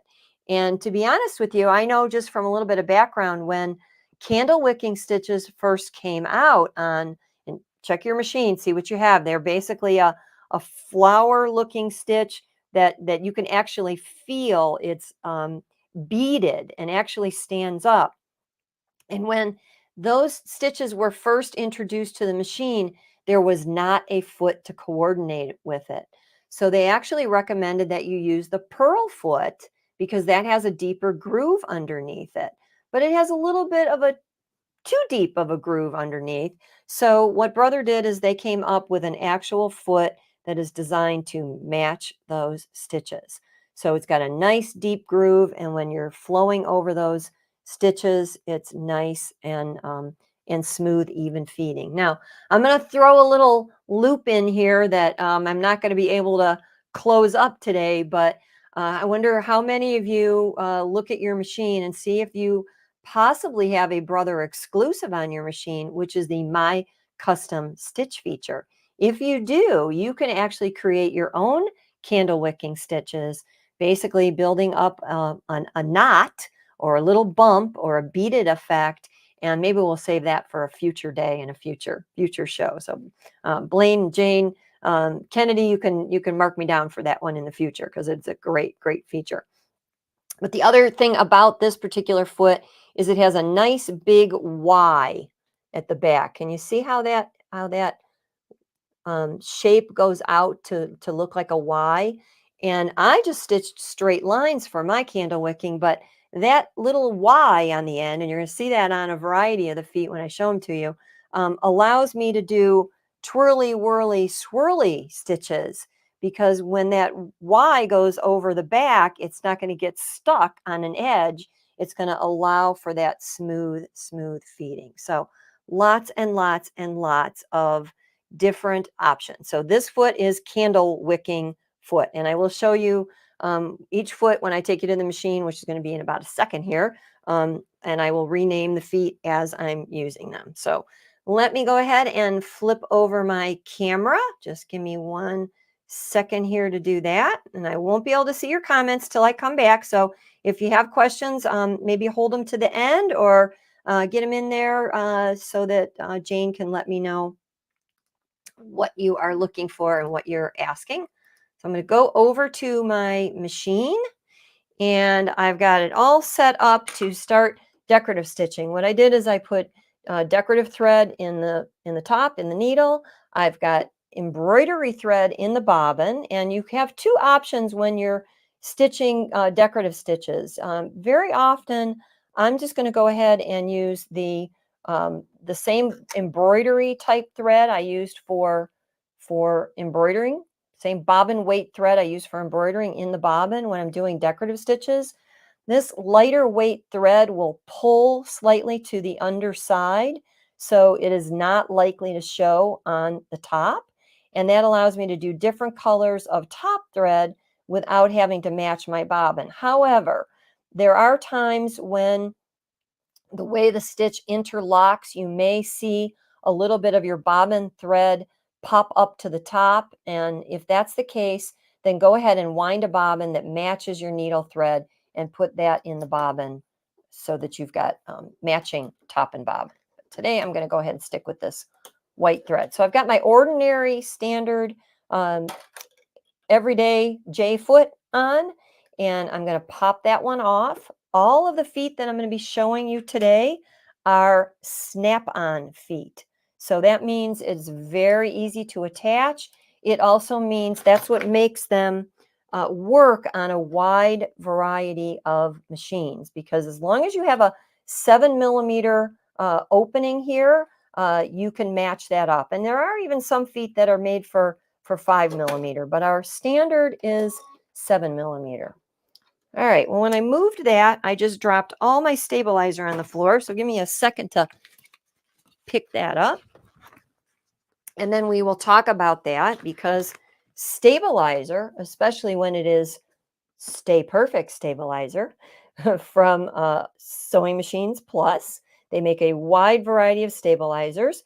Again, we use those in the embroidery world, but if you are doing decorative stitching, like I'm going to be doing today, if your fabric is not already firm and stable, you will always want to add stabilizer to your wrong side. That is so important. And it's something that a lot of times we miss because we think, oh, well, it's just a decorative stitch. It's not a big embroidery pattern.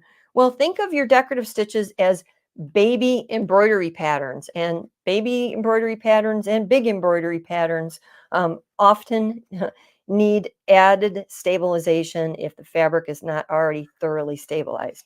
So I'm going to use just a regular tearaway today, and if the wrong side doesn't matter, that's usually my first choice is a tearaway.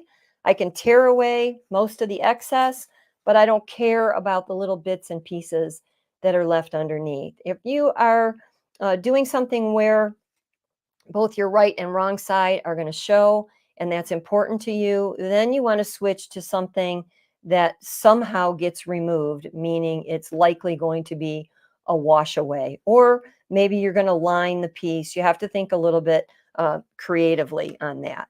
But I'm going to just show you how easy it is to use this edge joining foot. So I'm going to take my little sample fabric. I'm going to lay it on top, and you can see I've got a piece of ribbon, and I'm going to line up the blade on the foot right along the edge of my ribbon. And I'm looking at this foot and I'm seeing that it's got a pretty long toe sticking out. And you know what that tells me? I've actually selected my stitch in the ditch foot. Oh my edge joining foot looks almost like this, but the blade is just a little shorter, and I must have left that one in my accessory bag. So no worries. What this really shows you would be the difference between the two. This would be a stitch in the ditch foot, which we typically use for quilting, and having that longer toe gives you a big benefit because it's going to help you guide longer areas in the ditch so that you're going to be able to line up your stitching there nice and straight. So I don't really need as long of a toe for stitching on the edge with an edge joining foot. But if you have one, you can actually somewhat interchange them. I like to have both because one just has a little bit better properties than the other. So I'm going to start just with a straight stitch, ordinary straight stitch. And mine is in the left needle position. And if you can see, what's going to happen is that's going to come down about 1/8 of an inch from the edge of my ribbon. And that's too far away. I want it to stitch very, very close to the edge. So on our machines, we either have something called a left-right shift key, or we have a width key. Whatever you have is whatever you're going to use to do this. I'm simply going to move my needle position for my straight stitch over until that needle barely bites the ribbon. That looks absolutely perfect right there. So hopefully you can see that needle going in there. I'm going to go ahead and lower that needle down. And I'm just going to stitch. And again, what I'm looking to do here is pay no attention to the needle. I'm not going to glance at that needle. I'm not going to concentrate on that needle. I'm going to focus solely and completely on the edge of this blade going along the edge of the ribbon. And yes, I could have secured this ribbon in place first. Sometimes I will glue based. So I'll just take a nice fabric glue and I will glue that down. But if you find yourself looking at that needle, guess what's going to happen? You are going to go off track. So I am just barely biting that edge. Yes, I'm sewing probably a little slower than I normally would, but I will readily admit I am not a speedy stitcher unless I'm hard pressed in a hurry. So I'm going to cut that thread and let you take a look at that. Does it get any more perfect than that? That is so close to the edge. It is unbelievable. And if I tried to do that by simply eyeballing it, no matter how good my eyeballs are, I'm not going to get that anywhere near that accurate. So again, this foot has that blade, but it also has a little bit of a channel underneath, which means I can use it for some lighter decorative stitches. If I'm working with heavier decorative stitches, I might it might end up getting a little bit stuck there. So it's really meant for lighter decorative stitches. So I'm going to go ahead and select that feather stitch, which again is a very, very common stitch. And I can use this at either, however I want to. I mean, I'm going to use it so that it's actually biting partially on the fabric. But again, if you have that left-right feature, you can actually shift your stitch over a little bit. So I'm going to go ahead and do that so you can see how that works. And I can narrow the width a little bit. And the more narrow the width is, the further over you can shift it. And that just brings that needle over. And I do like it to bite just a little bit of that edge. Again, I'm watching just the edge of the ribbon and the edge of that blade. I'm totally ignoring the needle. The other thing about this is when we're following these straight edges, we are not being distracted by an up and down motion.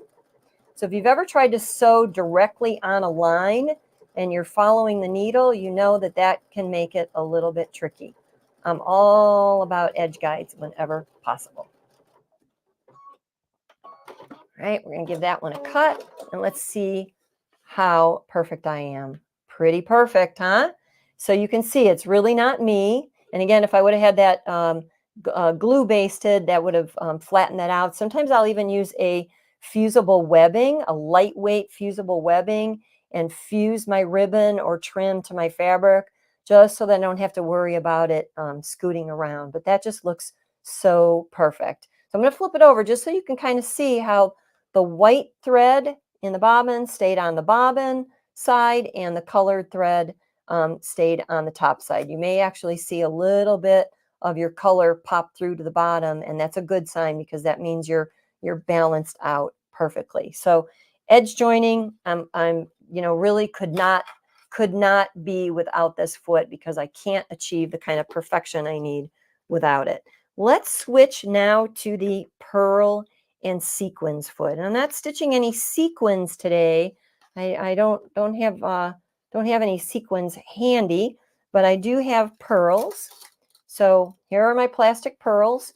How do you know if it's going to work? Well, it's the same principle I'm going to be showing you with any cording and any trim. The way I know it's going to work is I put the foot over the trim and I see, does it easily slide and glide? If it does, I know I'm good to go. That slides right underneath that foot, fits right in that channel. So I'm gonna have success with that stitching. And again, I know this foot's clear, so it may be a little hard to see, but it actually goes out from this channel to a Y shape in the back on both sides. And that is going to allow me to swirl and twirl with my pearls. So I'm going to go ahead and lower the presser foot, get that snapped on. Most feet will have a groove or a slot for you to feed your thread tail underneath. I always like to start with a little tail of thread underneath, especially when I'm doing more precise stitching, because it just makes it go a little smoother. So now I need to find the end of my pearls. Okay, and again, I could mark my fabric. I could take a pen and mark the actual lines that I want to be stitching on. I'm going to show you stitching on an edge here in a minute. But what I'm going to do with this is I'm going to use a simple zigzag, and I am going to use the same blue thread. But if you did want to do this in a more invisible manner, you could do one of two things. You could either choose thread that matches your pearls, or you could use the clear type thread.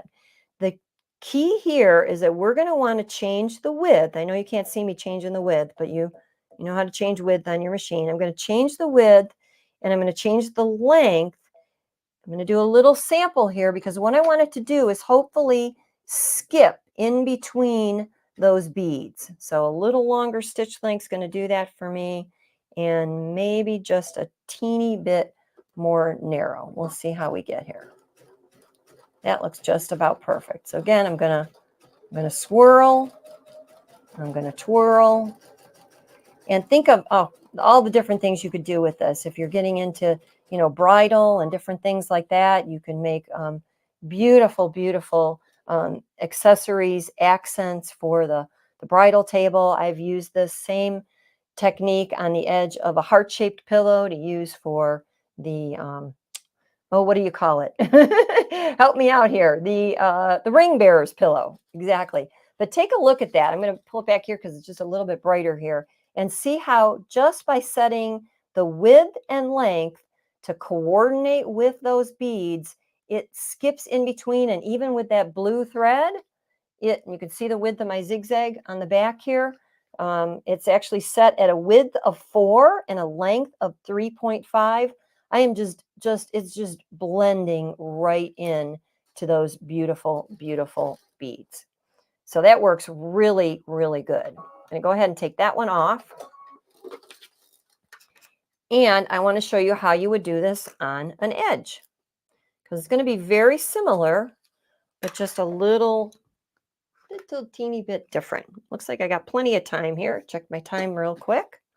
So I'm going to fold this piece now. And because it's folded, I don't need another strip of stabilizer. Most fabrics, when they're on the double for this technique, are going to be just fine.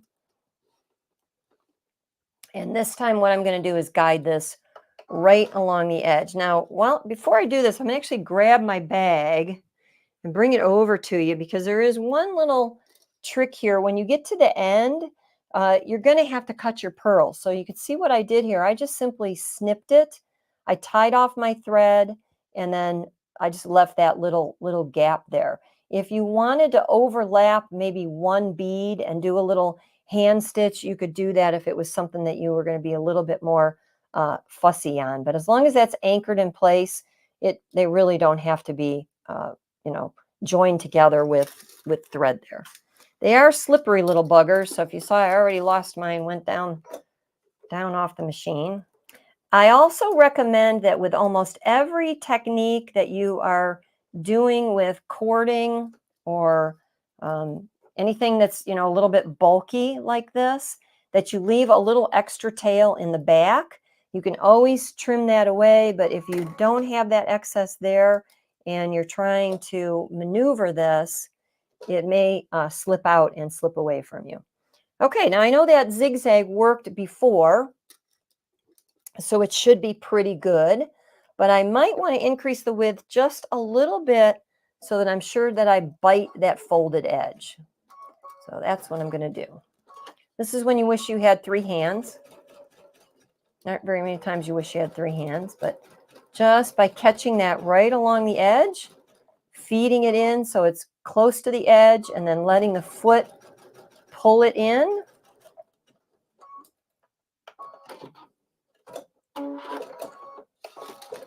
You're going to get a perfect set of pearls on the edge. Very, very, very pretty.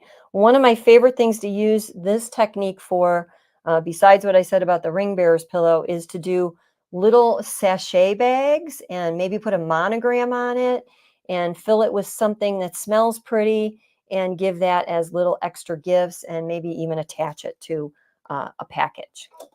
All right, so while I have this foot on, I just want to show you, I'm going to take that little towel that I did.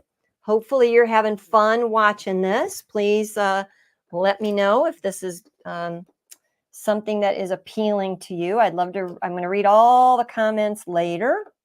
Okay, and so I'm just going to I'm going to do just a few stitches on here. I'm going to have to rip them out later, but I just want you to see that even though this cord was rather thick, it worked perfectly underneath that purl foot.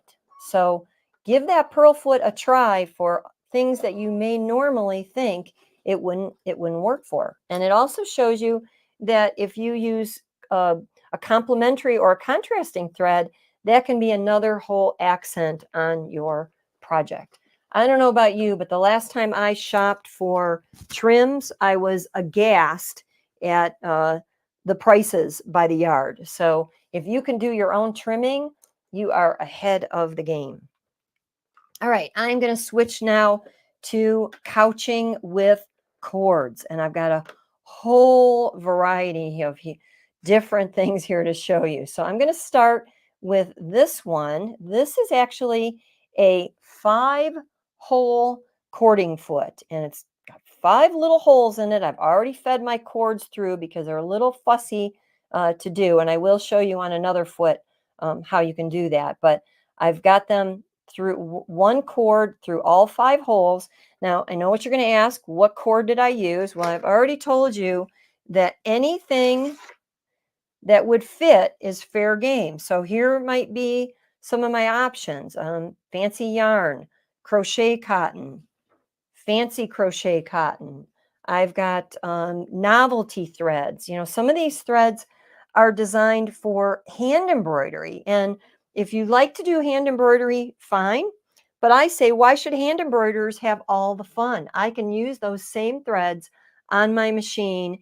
And with the cording feet and the couching technique, I can create some really beautiful effects. Take a quick sip of water here.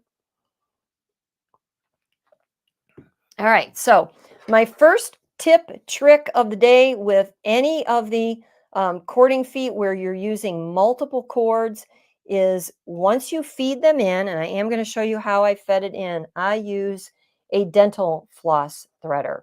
And I'm sure many of you are familiar with these. If you have a serger and you had to thread your serger manually, you probably found one of these to be one of your best friends. Tomorrow we're going to be doing air jet threading, and we don't need this at all, but I do need it for this type of technique. And it helps me feed that cord through. Once I've got my cords fed through, though, the next tip I have for you is to tie them together in a knot. If you neglect to do this, it only takes one little tug and all your cords are out and you're starting all over again. And that is not the most fun part, is getting those all stuck through those holes, especially if you had too many coffees that morning and you're a little shaky. So tie that in a knot, and then that will keep everything in place for you. Now, I'm going to select another piece of thread, another piece of my Sew Perfect Stay Perfect stabilizer. Snap my thread on. And what type of stitches would I want to use with this? Well, I'm going to tell you that you are going to want to, this is going to be a time, and let me show you before I do that. This is one time where I don't have a slot to get my thread under the foot, and I already told you I like to start with my thread underneath. So the easy way to do that is to pull your cords a little to the side, send your needle down, send your needle up. Once you've done that, then take something that is not going to damage your machine, maybe your little point presser tool, and slip that underneath. That can come in handy. And get that thread underneath before you start. So I like to give you every little thought possibility that you may come up with when you're doing this. So we want to smooth these out a little bit, and then we want to pick a decorative stitch. And because your machine is going to be different than mine, I'm going to tell you to experiment. So I like to make a long sample and then just test out what stitches I like best. You will likely have stitches on your machine that are actually called smocking stitches, hem stitches. Maybe it'll even say tape attaching stitch, might say couching stitch. So check those out and then see which ones you like to use. I've selected one called a couching stitch, and we're going to see what this one looks like. Again, feel free to experiment with the width and the length. A lot of times I'm going to bump up that width to 7 millimeters to make sure that I catch everything. And a lot of times I'm going to just slightly increase that stitch length because I want that cord to show. I don't necessarily want the stitches to be the most prominent thing. So I'm going to stop that, just pivot around, and you can see that works really well to anchor that down. But let's switch to another one that's got a little bit more stitching involved and see how that one looks. and maybe a back and forth stitch, that's okay. This foot has a little groove on the bottom, so it's designed for that cord to sweep right underneath. And yes, we can do swirls and twirls with this foot as well, because it does have the channel underneath. And I really like this one. So we'll just stop there and let you see both of these. Again, it's all fair game. As long as those cords fit and as long as that is couched to your liking, feel free to go for it. Try a variety of different types. So that's actually the 5-hole cording foot. They do make one that has 7 holes. That's a lot of cords, but it does allow you to mix and use different colors as well. So try that as another fun technique. Now the next one that I have here is called a 3-slot cording foot. And this particular foot is really just one of my all-time favorites. And I'll tell you why. It's got a little deeper channel than the previous foot. Grab that previous foot just so you can see that nice Y shape on the back. It's got a nice groove. My fingernails going right in that Y, goes right out like that. This one has that same big Y shape on the back. But this one will hold cords that are just a little bit thicker. So if I want to use more like the yarn type threads, I can do that. I'm going to go ahead and snip a little bit of this. My biggest challenge with yarn, if you haven't noticed already, is keeping it from tangling. So if you've got some tips for me on that, I'm all ears, because somehow it all starts out good and then it ends badly. Once I start playing with that, my neatness goes away and it gets a little bit crazy. So let me just snip some of this. And this foot, again, is going to allow for those cords to go underneath. As long as that cord goes and snaps under, I'm going to snap it all the way to the left. As long as it slides, do you see how it's sliding readily? It's not getting stuck. As long as that happens, I'm good to go and ready to sew. So I'm going to go ahead and snap all 3 underneath here. But just because it has 3 slots doesn't mean you have to use 3 cords. You can use 1 cord in the middle. You can use 2 cords, one on the right and one on the left, whatever makes you happy. So we'll get that 3rd one snapped underneath there. And very important trick, very, very, very important trick.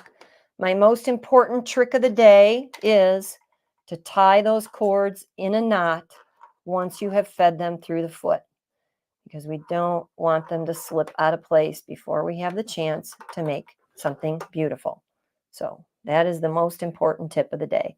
So you can see how pretty that is. I'm going to go ahead and take another, snap that foot on. And then I'll take another piece of my fabric. And once again, this foot does not allow me, well, yes, it does actually, sorry. It does have a slot there, so I can slip that underneath. Take a piece of fabric. Hopefully you're already getting some great ideas for projects that you want to make yourself just by doing some of this easy, fancy footwork embellishment. So again, the same type of stitches that I used for the previous technique can be used for this. I'm selecting now a stitch that is just called a tape attaching stitch, and I'm going to give this one a try. I'm increasing the width to 7, and I'm increasing the length to 1.4 to give me a little more breathing room there. And if all I want to do is anchor that down, that's going to be just fine. But if I want something that's going to be a little bit prettier, I might consider going into my decorative stitches where I've got a little bit more capability and a little bit more options. I'm selecting now a hem stitch. Again, I'm going to increase the width to 7, and I usually bump up the length to 2 beeps. So I'm at a width of 7 and a length of 3.0. And the key is here, you want it to catch every thread. So that's why it's going to really matter how many threads you use and where you put those threads, what decorative stitch you want. Now, if you follow the Brother blog and you saw my notebook cover that I made recently, this would be the perfect place to store your stitch samples in that notebook. Right on your sample or right on a piece of paper and attach that. I'll go a little faster here, so that you can have that as a reference guide. And then the next time around, you don't have to bother doing that sample. I love, love, love, love this foot and this stitch. It is just, to me, one of the prettiest ways to dress up just about anything, whether it's garments, pillows, crafts, quilt blocks, anything you can possibly imagine. You can see how nice and neat that is on the back. All right, we got time for a couple more here. So I'm going to snap that one off. And my next favorite foot is the braiding foot. And the braiding foot has been around a long, long time. This foot has one slot instead of 5 or 3, but the slot is adjustable. So by me just simply loosening that screw, I can open that slot up wider. I'm gonna check the comments real quick. Just give me a thumbs up if you're able to see that. Hopefully you're able to see that foot and how it opens up. Get a piece of fabric here to put behind it. So you can see that that gap gets bigger as I open that up and slide it forward, or it gets smaller as I slide it towards the back. Once I've determined what I need, then I'm going to actually tighten that screw down. So I'm going to open this one up to its widest setting for now. And you'll see it a little bit better when I actually feed the cord piece in there. And I'm going to use the term cord lightly because I'm not using cording at all for this particular technique. I am using 1/4 inch wide bias tape, double folded 1/4 inch wide bias tape. You can buy this already made in various colors. I bet you there's a lot of you that have already played around with making your own with the different bias tape makers. This is really one of my favorite things to use with this foot. I could use ribbon. I could use 1/4 inch wide ribbon. And I've got some here. Let's see, where's my 1/4 inch wide ribbon? This would work the same way, virtually the same way. So if I want a satiny, silky look, I can use this. But if you want to buy something that's ready-made and good to go, ready to sew, this is it. Or if you want to make your own and have a coordinating color trim, again, this would be a nice technique. I know we got a lot of quilters out there. We got a lot of garment sewers. We got a lot of craft sewers, home deck sewers. This would be a great trim around an edge. It almost, it creates a border accent. So once I've slipped that in, again, the criteria here is, does it move readily? Will it slide? If it doesn't slide now, it's not going to slide when I'm stitching. And once I've got that gap set, I'm going to tighten this screw down.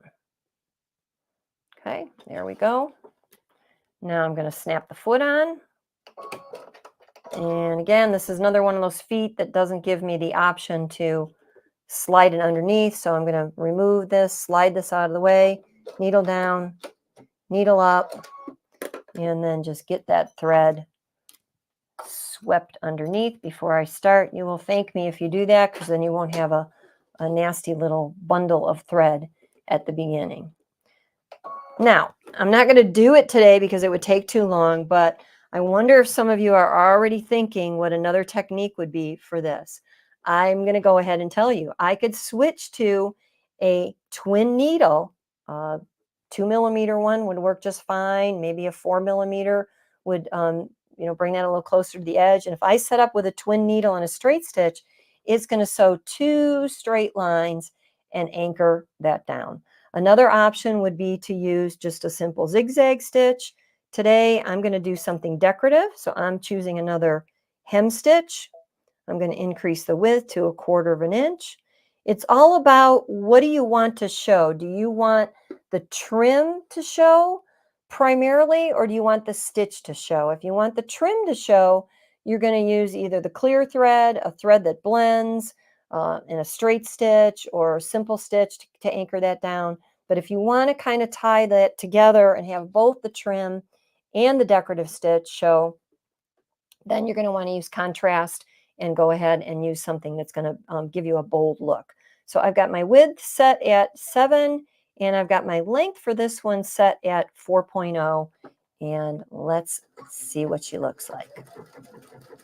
Again, you know, beauty's in the eye of the beholder. We can always switch and do something different, whatever you like. I just encourage you to experiment with those decorative stitches on your machine.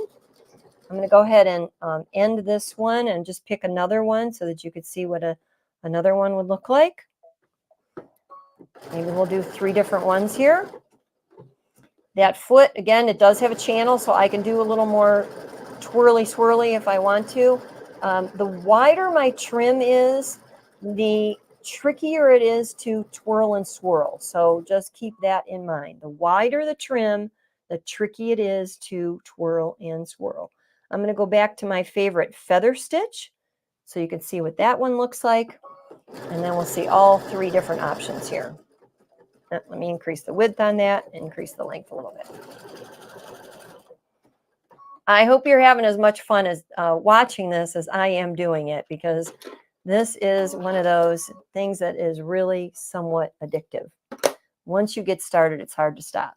So take a look at all of those options. All 3 of those I think are beautiful. All 3 of those really and truly mimic what you would have if you have got you know, fancy trim that you're purchasing, and it's nothing more than fabric and a little bit of cording. Okay, we got a couple minutes left, so I'm going to switch one more. My last foot is going to be that candle wicking foot, just so that you can see that. And we'll just do a few stitches with that. Now for this, I am going to slide my camera over for just a minute, because I want you to see the candle wicking stitches that come from the decorative mode, so that you would know what they look like on your machine and the menu that you would need to find them in. So let me just tilt this back just a little bit.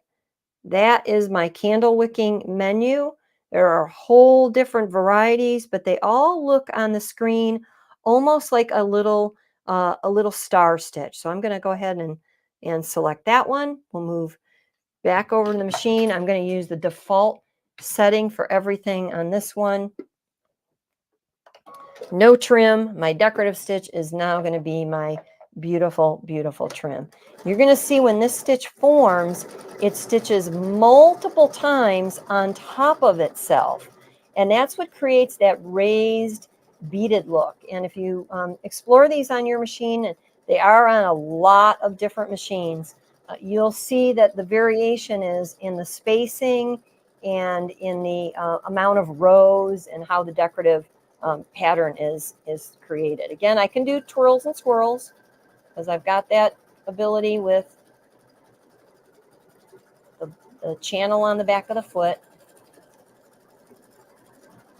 And if you also have on your machine a feature where you can choose to end the stitch by simply selecting a single stitch and taking yourself off the row feature, it will automatically stop at the end, and we'll just do a little tie off and a little cut, and we'll see what that one looks like. Pretty sharp, isn't it? Just that nice little, I wish you could feel it. It's actually a very bumpy stitch, and that's why I say it's almost creates like a beaded effect. All right, I'm sliding back over to the regular camera here, and we'll see if we've got any questions. Joanne. I mean, oh my God, are you kidding me? If I could just speak for everybody, oh my God, cheers to you. Joanne, first and foremost, everyone was asking, how did you actually learn to use all these feet? Oh, that's such a great question. You know what? By playing with them. really and truly. I will tell you that most of the feet come with a little, may I say, skimpy instruction booklet. And there are videos, there are some videos, but they're just not gonna, elaborate. The brother videos are actually silent, so they show you how to attach the foot, how to select the stitch, all kind of the nitty gritty. But for me personally, I've been playing with machines for so many years, and I started out on very basic machines. So when I first got into using machines with decorative stitches, my creativity just exploded, and I really pretty much a lot of this just learned by doing. So I love to share what I've learned by doing so that you could do the same and not have to spend all that time on the learning curve. Really amazing. Okay, just a couple of, I just want to go over the feet that you talked about, because I know we're really tight here on time. Okay. You talked about the edge joining foot, the pearl and sequins foot. Correct. The 5-hole cording foot. Correct. The 3-slot cording foot. Correct. The braiding foot. Correct. And the candle wicking foot. Yes. So you did 6. Yes. Okay, that's the recap. Tons of questions for you that came flying by. And unfortunately, we have to get to the next thing. But a tip for you, pull the yarn by the center of the yarn, put it in a ball, put it in a cup, and pull from the center. You had a couple of people, you said, give me some tips. Very good. And I will go back and read all your comments. And please, if you have any additional questions, you can connect with me at letsgosew.com. I encourage you to do that. I answer all my emails myself. I'm happy to give you any additional guidance that I possibly can. I want you to have as much fun with your machines as I do with mine. And really, it was like, what size needle?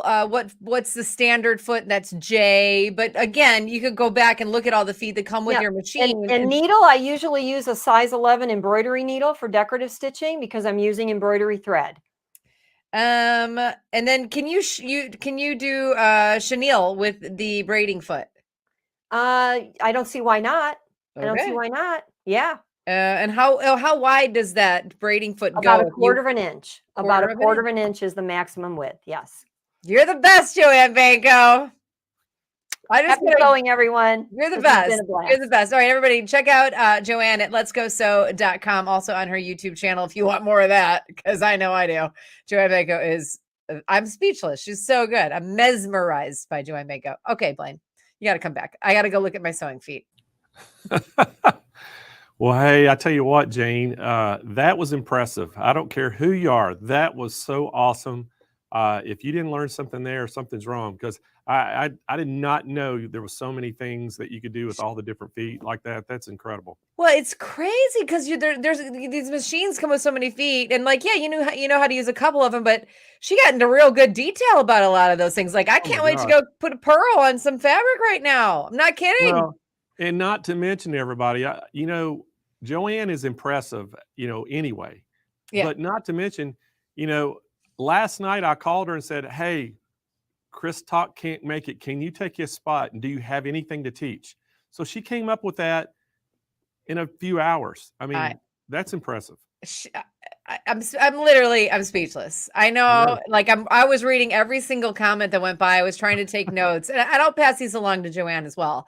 But Blaine, it was so great. Everyone's like, tell Blaine to have her back again. Oh yeah, definitely. We know that. We try to get Joanne as much as we can. So everybody, you're in luck. Guess what? Joanne is going to do another educational session, her regular one that was scheduled.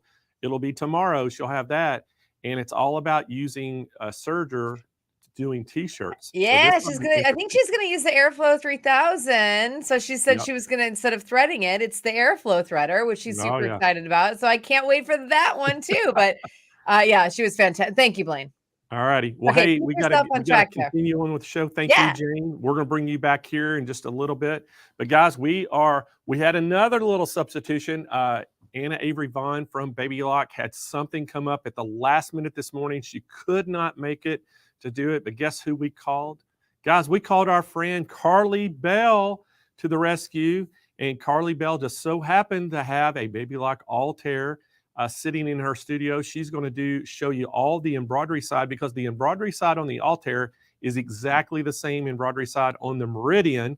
And Carly Bell, She's an embroidery extraordinaire, and she lives in the New Orleans area with her husband and her 2 little girls, Abigail and Elise. She learned how to do embroidery on her own over 10 years ago, and you can head to her website at carlybell.com to learn more. She works with us a lot. She has a YouTube channel. She has all kinds of things. So y'all welcome Carly Bell to the show.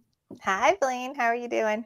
I am so relieved that you were able to come on and be available today, because you're a lifesaver. You and Joanne both are lifesavers. And it wasn't so bad that we had one cancellation for the hour, but then we had the 30 minutes right after. So we were like, am I going to have to tell jokes for an hour and a half? So anyway, you're saving us, Carly Bell. I know you're limited on time as well. So we're going to let you get right at it.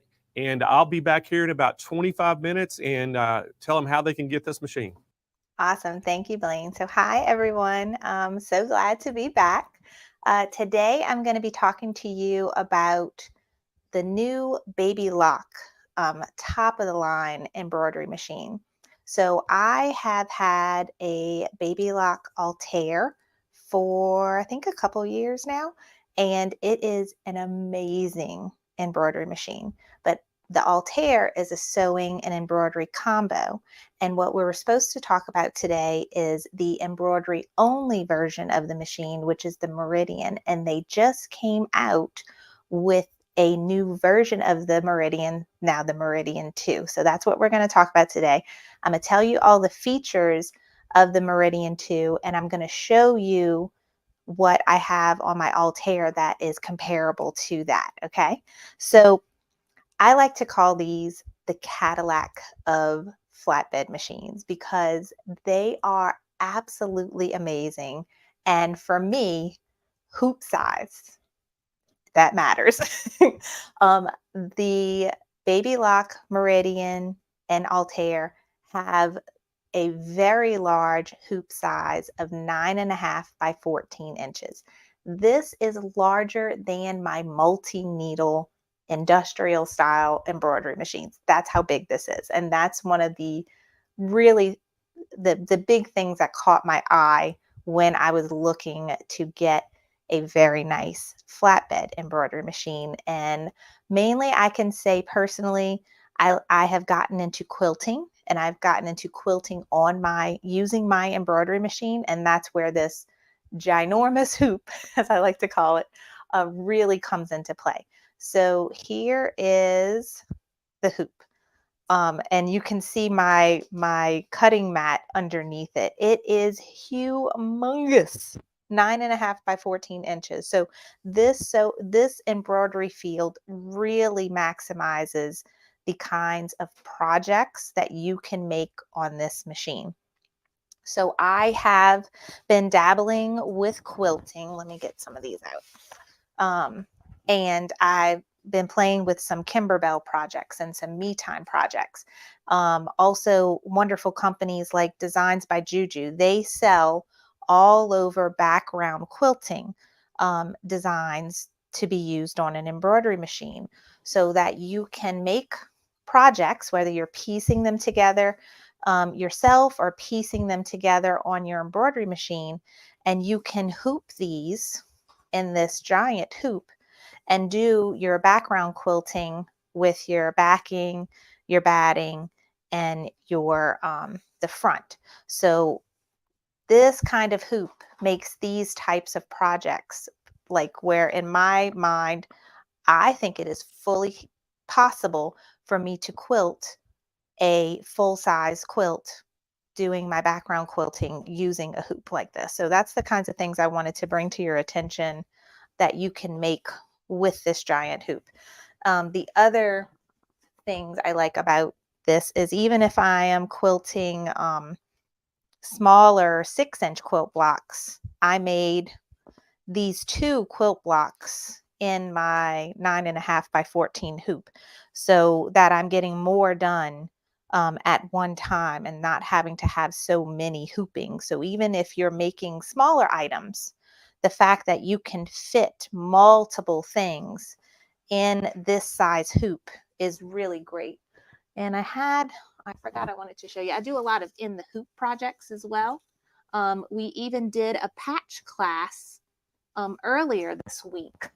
On, what was it, Tuesday, I did an educational class where showing you how to make this patch. So if you didn't catch that class, you can go back on Sewing Machines Plus's YouTube channel and Facebook page and rewatch the class. And I show you how to make this, and the design is free. But say you wanted to make this for a group of your, your friends, your quilting friends, your quilt shop friends, and you wanted to knock out a bunch of these at one time. With this size hoop, you can fill this whole sucker up with multiples of this one patch. So even though this is a small design, the possibilities with this large hoop allows you to make multiples. And that's one of the new features as well on the Meridian 2, is that I can enter this one design. I can upload my patch design on the machine, and there is a matrix feature that will take this and fit as many of that patch as it can in the hoop. So that's another really nice new feature on the Meridian 2, and also is included on the Altair 2. So with the machine, you're gonna get the 9.5 by 14 hoop, and you're also going to get the 5 by 7 hoop. And now you notice I went ahead and hooped some fabric on this 5 by 7 hoop. And one thing I want you to pay attention to with these hoops is that they have these registration marks here on the top and bottom of the hoop. And that is a very special feature that's called IQ positioning, so that I can use an app on my phone. And I had it pulled up. Let's see. Here we go. The IQ positioning app.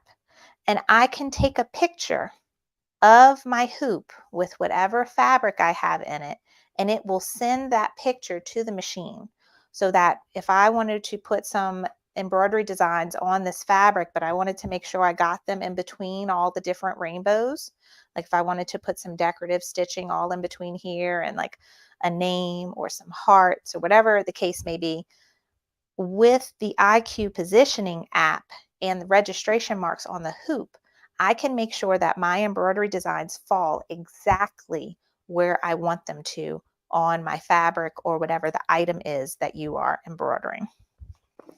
So that is the hoops that I wanted to show you. And then also, while we're here at the craft table, before we jump over to the machine, I wanted to show you another new accessory that is going to come with your foot. And Joanne was just talking about this. And by the way, that class was amazing. As soon as we're done this class, I'm going to play with all the feet on my, my sewing machine, because let me tell you.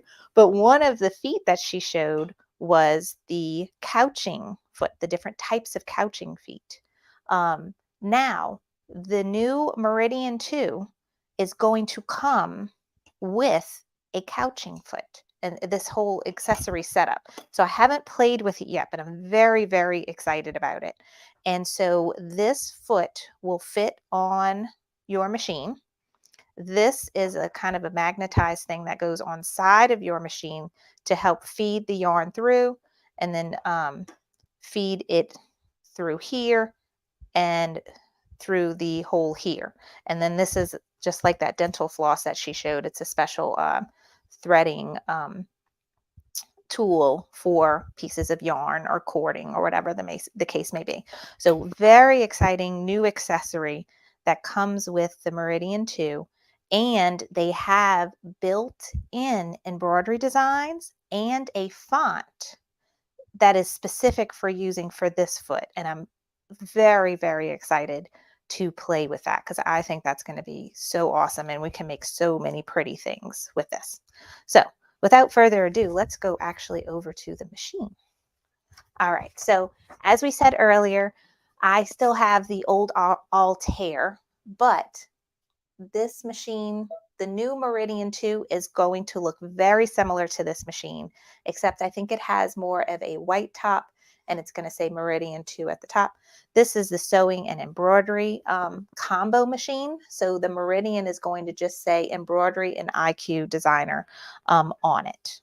But some of the really great features on it that I want to tell you about is that it has so many wonderful built-in designs and fonts. So there are 494 total built-in designs. You have, and let me zoom in my camera on the screen so that you can see them better, but also I'm not in the way when I'm pointing at them. Okay. So just to give you a little preview of the different designs, all kinds of beautiful artwork. I love all of the holiday designs, and I'm going to show you a really cool feature that we're going to play with one of these holiday designs in a second. They have cute kids designs. I love the rocket space one and the cosmonaut. Those are so cute. Novelty, some really pretty designs here. Stained glass, they have some really beautiful ones here. And what I think about with these designs is fun projects where you can go and stitch this and then use fun fabric markers for kids. They can color in these different sections. There's also the IQ designer where we could fill in these particular sections with different colored thread if we wanted to. So really lots of fun things that you can do with these stained glass designs. Beautiful flowers and garden gnome, lots of cute things. I love this tree. I think this is an awesome design where we can actually set this. And I'm still showing my fabric. So we have this large tree with the roots, and we can go and add using one of our fonts. Let's see, something, I like a scripty font, something pretty. And I can go and add a last name, your family name. So my last name is Bonstaff, which I'm looking like I can't spell right now, but I just can't see my letters. Okay, so if I wanted that, and I can hit, I like that size, so I'm gonna leave it as large. I'm gonna hit set, and I can go and drag that using my stylus here and get that right in between the tree and the roots, and that makes a beautiful design in my opinion. So lots of fun designs that you can make, and you have the ability to go in and use a design and add something to it. So if you want to merge several designs, or you want to add a font to a design, that is very, very easy to do. Really cute sewing and knitting designs. So lots of fun stuff there. Then we also have some red work type designs, and some more geometric and floral, and then some nice flourishes. Really, really pretty designs that come with it. So now let's talk about fonts. So there are 30 built-in fonts on this machine, and you can see most of them here. Some very, they have a baby lock exclusive script, which I love. So I can write my name here.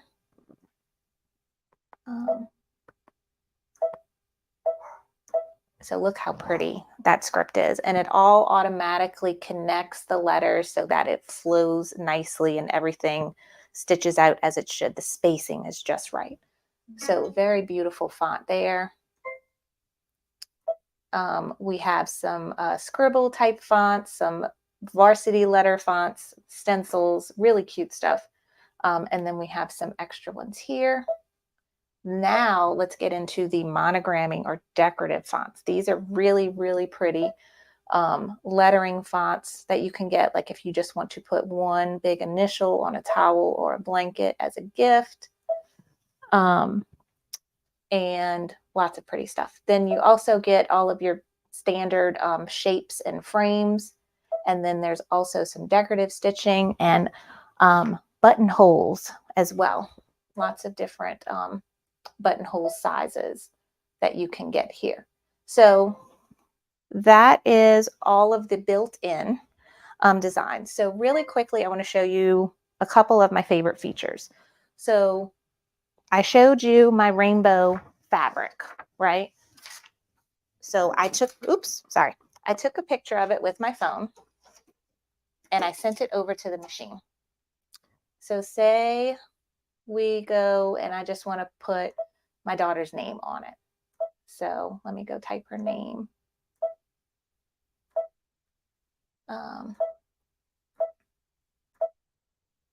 Okay, and I'm going to hit set. Now, when I click this button at the top, this is connecting what I last sent with my phone. So now I can see my rainbow fabric. And if I wanted to stitch her name on this fabric, now I can go and move it right where it falls in between the rainbows so that I know it will be seen. I can then edit that name. I can go change the color so that I can tell, you know, if I'm going to stitch it in this color, what it's going to look like. And now if I want to add something else, say I want to add some decorative stitching. So we can click here and you can see all the cute decorative stitching that they have. I like these stars, so I'm going to hit set. And say I just wanted to put, let's see, I want to rotate it where it goes horizontally. And then, okay, and I'm going to click it and drag it and say I just want it to go right in this long space here, but I need more of it. So this is your matrix feature. So remember we talked about the patch and how we could fill up the whole hoop. This is allowing us to add more of this stitching using this matrix feature. So I can add more to the left, more to the right, up and down. So I can just make this, I can also increase the spacing between them if I wanted to, if I just wanted to put some decorative stitching there and change the color, make it something a little cute. Okay, but you get the idea that with the IQ positioning app and taking a picture with the registration marks on the hoop, you can go and add embroidery designs exactly where you want it to fall, especially on patterned fabric like this, where you want things, if like I can put a little heart here, I can put some other little scrolly work here, and then I could take this piece of fabric and turn it into a bag or whatever I wanted to make with it. So that was one of my favorite features. And then my next favorite, because I have been getting into quilting, I can make custom quilting quilt blocks on this machine, make custom quilting go around an embroidery design. So let's go back to our Celebrate tab, and I'm going to choose Halloween as our next fun holiday. So I'm going to choose this witch, and I'm going to hit set. And I'm going to turn my rainbows off because I'm not using that for this project. So we have this witch. Say I wanted to make an 8x8 quilt block with this witch in the middle and then custom quilting going all around this witch. We can do that using IQ Designer. So I've selected the design that I want, say, in the middle of the quilt block. Hit embroidery. Now I'm going to go to, no, I want to back. I want to go to edit. So before we get to embroidery, we're in the edit field. This little flower outline, this allows us to create an outline around our witch. And we can increase it so that it goes a little bit off. So we can increase the distance here. I liked around 0.04, I think is what I played with. Yeah. So you see this darker black line? This is going all around this witch. So it's giving me kind of a stamp of the outline of the witch. Now I'm going to save that to my memory. Okay. and I can recall it from my stamp pattern list when I'm ready. All right, so now let's go to add. And now we're going to go to IQ Designer. Okay, and I am going to grab the stamp of my witch I just made using the circle and square intersecting. That's going to bring me here to stamps. And so they give you a lot of general shapes, but the flower is where you're going to find your custom shape that you made. But before we do that, we want to select the hoop that we're going to make this in. So, or the size that you want the overall design to be. So I would want this to be an 8 by 8 inch block. Okay. Now let's go back here and choose our stamp. And you can see our witch is already here. And you can see some other ones that I've played with before. So now we have our witch. And we told it that the overall pattern is going to be 8 by 8 inches. All right, so then now we're going to tell it what to fill around the outside of the witch. And there are some beautiful built-in quilting designs. So look at all these beautiful designs you can get. And you can also get basic stippling designs as well. So I really like this one because it kind of looks like spider webs. So I'm going to select that. I want it to be black. I'm going to hit OK. Now I'm going to take my paint bucket. This is my fill option, and I'm going to click in between my outer edge and my witch. And now I have filled quilting, whatever design you would want to choose, to go all around my witch. And I can hit next. There's lots of little adjustments you can make to it by the spacing and the angle. But if you're happy with it, you can hit preview. Okay. And now you can see that design. So I'm going to save that to my memory so that I have it. And now I'm going to hit set. And now it's going to bring me back to my witch that I already had open. And now I have custom quilting going all around that witch. So these are just a few of the amazing features on the new Meridian 2. You're also going to get those new couching designs as well. And that is all going to be built in. There's going to be some special fonts used specifically with the couching foot. And there's some beautiful just like designs that look like kind of outline freehand designs that can be used with this foot as well. So I'm really excited about those new features. There's also all of your wonderful, you have that super large workspace, the beautiful screen. It's wireless. I can send designs, purchase designs online and send them directly from my computer to my machine. So it's really an amazing Cadillac embroidery machine. Carly, that was awesome. Love your LSU shirt, by the way. And made it. Great job. And thank you so much for filling in and just coming on. That was so informative. And I know you've got to run to go pick up one of your daughters. So we're going to go ahead and tell them how they can get these machines. So thank you so much. Great job, Carly Bell. And guys, y'all can reach Carly at carlybell.com. I would suggest you go subscribe to her YouTube channel, and she has all kinds of things going on all the time. And we also even have a class, beginning embroidery, that you can actually purchase on SewingMachinesPlus.com. Just type in Carly Bell in the search bar. But guys, let me tell you about all these machines that she's talking about. The first one is that Altair 2. Now, she was using the Altair, but we talked a lot about the Meridian's features, because both of them have the same embroidery features. But guys, the Altair 2 sewing and embroidery machine, guys, the price on this is $9,499.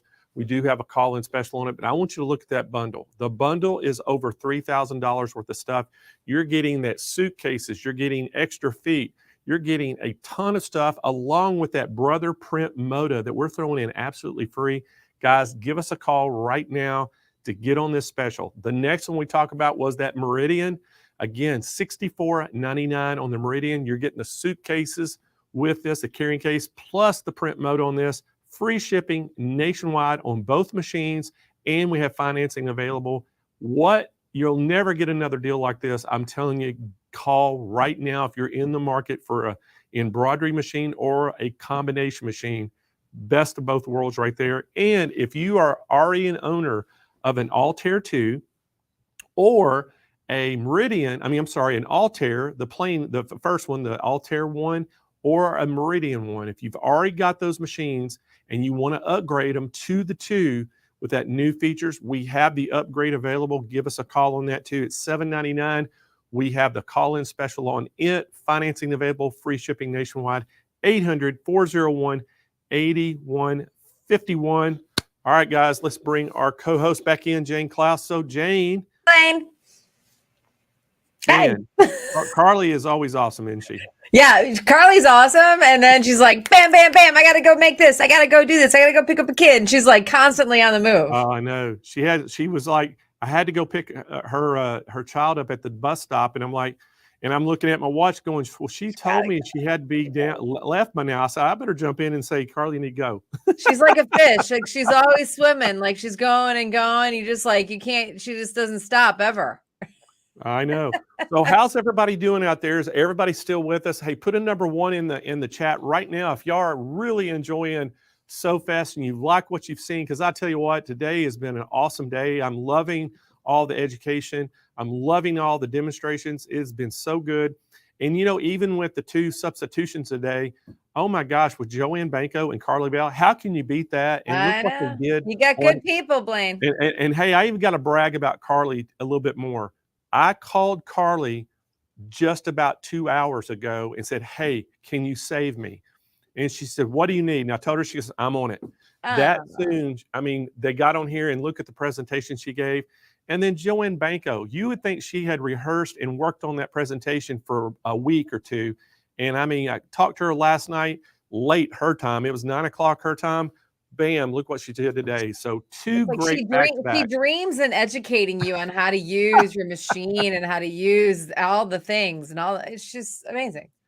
I know, it's pretty awesome. Well, hey, I'm gonna let you go. I know you got another demonstration coming up, and I'll see you back here in just about 30 minutes. You betcha. Thanks, Blaine. All right, everybody, let's keep the train moving just like we like to right here on SewFest. We're looking at the afternoon. We're about halfway through the day. Oh my gosh, I can't believe it. Day 4 of SewFest. Okay, so coming to you from the Grace Company, Melinda Romero and Catherine Burrell. They're dedicated to inspiring you on your next project with their great products. So today they're talking about the Grace True Cut. Let's say hello to the ladies. Hi. Yeah, a little different. So I think we had Melinda and Catherine this morning. Oh, you flip-flop. We got Laurel and Julie. And Laurel, yeah. Okay, so I had Laurel and Julie, and then I looked at a different page, and I was like, wait a minute. Why do I have the wrong name? Okay, so wait, let me just start that over. Laurel Daniels and Julie Slesser are both account executives for the Grace Company, and they're dedicated to inspiring you on your next project. Okay, girls, take it away with True Cut. Awesome. Thank you so much. So yes, a little bit different as well. You'll see we actually don't have our cutting products behind us, so that's the True Cut line. In place, we wanted to share a little bit about the cutie frame and then specifically being able to put a mid or long arm on it. Right. So we're really excited to get into this. Again, yes, I'm Laurel Daniels. This is Julie Slesser. Hi. And then if you are interested in watching that True Cut segment, that was actually just earlier today. Yep. So we did cover it. It just was earlier. So we're excited to, again, give you a little bit something different. But let's go ahead and jump right into it. First, let's talk a little bit about the cutie frame. So Julie, tell me a little bit about it. So a lot of people might already know about it. The cutie frame is very popular. This was made for people that didn't have room for a long frame for free motion quilting. You're in an apartment, you're in an RV, a small space. So we created this that it can fit on any table. And it's 48 inches long, about 38 inches wide. You can fit it on your any table, and you can use, I would say, 99% of domestic machines on this frame. And so people loved that idea. They had an in to free motion quilting. So, and it's just really taken off. And normally you would put your domestic machine on this, but you can also put a long arm machine on that. So we're going to show you how to do that today. Yes, and I'm excited because Julie did talk about it, and we've had the cutie frame. I think it's been I think at least over a year now, maybe a year and a half, maybe almost 2 years now with the Cutie frame. But I am curious, go ahead, put a 3 in the chat if you've heard of the Cutie frame before. Because I am curious, and I actually am still surprised even to this day when I go to shows. People are like, well, tell me about this. I've never seen it. I'm like, how have you not seen this, you know? Because I before used to get comments all the time, like, yeah, I've seen it in a magazine, you know, I've seen an ad for it. But yes, this is wonderful. Oh, that's a lot of 3s. people. Awesome. Yeah, that's where again it is getting word of mouth out there. Wonderful groups of people who created kind of their own groups, if you will, of using the product and helping people be able to connect to it. So that's wonderful to be able to see. And I do also just want to take a minute before we kind of continue this to say thank you to everyone for watching. And really being with Sewing Machines Plus for their SewFest, because for us and to be able to see those comments, I think is one of the most enjoyable parts about it. This is rewarding to be able to see, hey, it is out there. Yeah. And the people that don't, we have a great platform here to tell you about it. Yeah, so let's go ahead and get right into it. So yes, the Cutie frame, Julia talked right about it. Again, it's wonderful, meant for those that don't have space to dedicate to a frame. Or you know, with one that has or needs a set space. Like some people, they're like, hi, I love to quilt, but I can't go take out my dining room table, you know, because they can't go Kick my kid out of the house. I need his room. Yes, I've heard that a few different times. I've heard people trying to trade that so they could get a frame, you know, 2-in-1 type of deal there for it. But it's wonderful, and we do want to show you how easy it is actually to put a mid or long arm machine on it. So. A little bit different, but the Cutie frame itself is actually set up just like you would with a domestic machine. Only difference is you'll see the machine we have here, because it has its own handles and wheels, it does not have the top plate and handles that you typically would use with a domestic machine. So we'll have Julie grab it. So when your Cutie comes, you get this top plate. Sorry, wrong camera. Okay, so this is the top plate that will come with your Cutie. And this is made to sit on the bottom plate to use with any of your domestic machines. As you can see, we have the handles down here so that any domestic machine will fit. And then you can scoot this in to make it nice and tight. Now, when you use our long arm, we have designed that bottom carriage to work without this. So then if you decide you're gonna upgrade, then you just take this off. Exactly, super simple. So that's when people say, okay, well, let's say I've moved to a point and I am ready to get into a larger machine. You know, are there any additional components that may be needed? And the answer is no, right? Nope. Super simple. Because the machines have wheels and have handles themselves, you simply take off that whole portion we showed there, so that top plate, and this sets right on the bottom. So nothing else needs to be added. Super easy transition for you. Right. And now you've got those handles up top. People really do like that up there. Yes. So you don't need to have an upgraded top carriage. You've got your handles, you're ready to go. Exactly. Now let's go ahead and dive a little bit into the machine itself. So with the Cutie frame, it does have the ability to fit, like we talked about, with different domestic machines. Now some domestic machines have a bit of a smaller throat space. So that's from the back of the needle to the main body of the machine.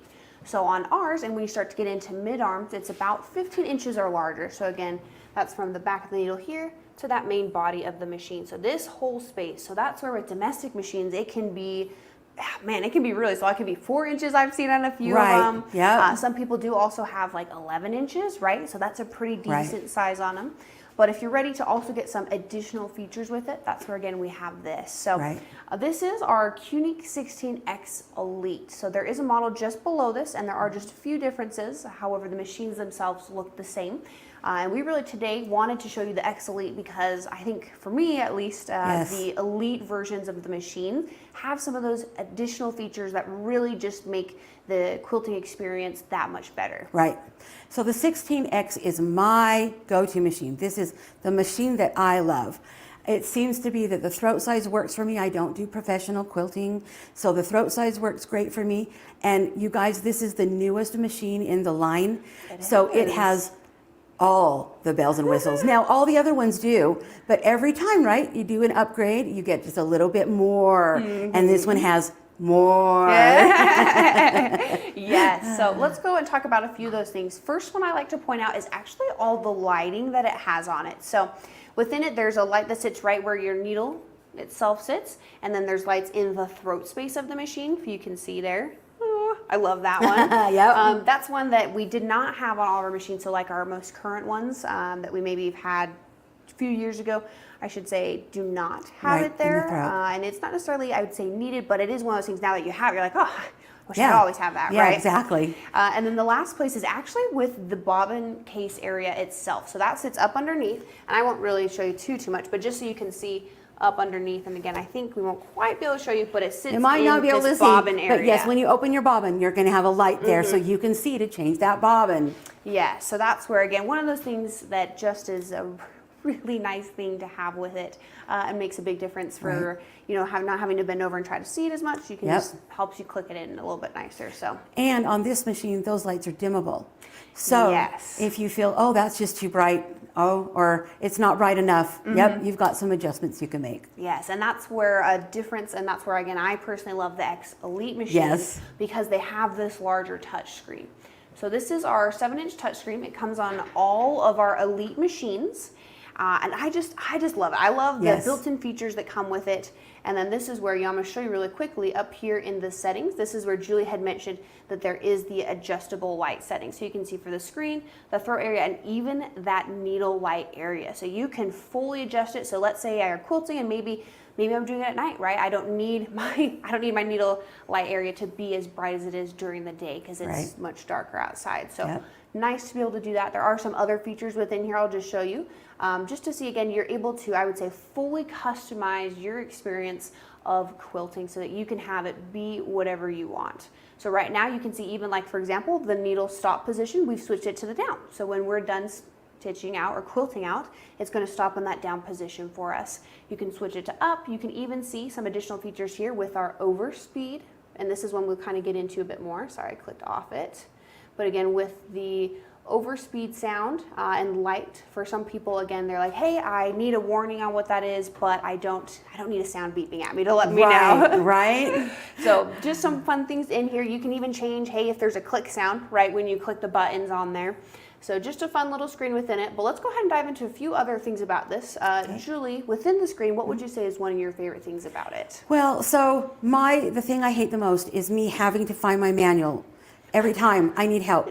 I place it somewhere. I never put anything in the same place twice, right? Oh, yeah. So where is that dang manual? I don't remember how to do it. So the best thing about this screen is that all the tutorials are in here. Oh, I didn't click hard enough. So you've got your help button. It's going to help you. How do I start to quilt? How do I quilt? Oh, something's wrong. I'm going to look in maintenance. Okay, I've tried all these connections. It is not working. I'm going to do some troubleshooting. And then how to use your touch screen. And you guys, there is tons of information in here. I can find almost anything in this help tutorial. Yes, and that's where it is wonderful because, I put things in what I call too safe of a spot. So that, like, I'm like, this is going to be a great spot. And then I'm like, ooh, too safe. I definitely don't remember where I put it. So it is nice that you always have that at your fingertips. And especially if you started out on the cutie with a domestic machine and you're moving into a mid-arm, sometimes there are some different things that you have to learn with it, right? You're like, I've never used this machine. How do I start my machine? You know, all of some of those basics are now at your fingertips. And then again, can be used with this 16X Elite machine. So wonderful. I'm going to show you a few other things about this that really set apart the machine within even its own lineup of the 16-inch series. So one of them is actually within this toolbox. So there's a few other things. I want to first talk a little bit about the edge warning here. So and the reason I want to bring this up is because when working on a hoop style frame, it can make a big difference of knowing how much space you have left to quilt within. Because I actually learned this, first thing I ever did was with a domestic machine on a cutie frame, and someone was showing me, I believe it was with our educator, Carla, she's like, all right, I'm gonna show you how to put fabric on. I was like, okay, I've never done this, you know. They're like, you're gonna be great at it. I was like, okay.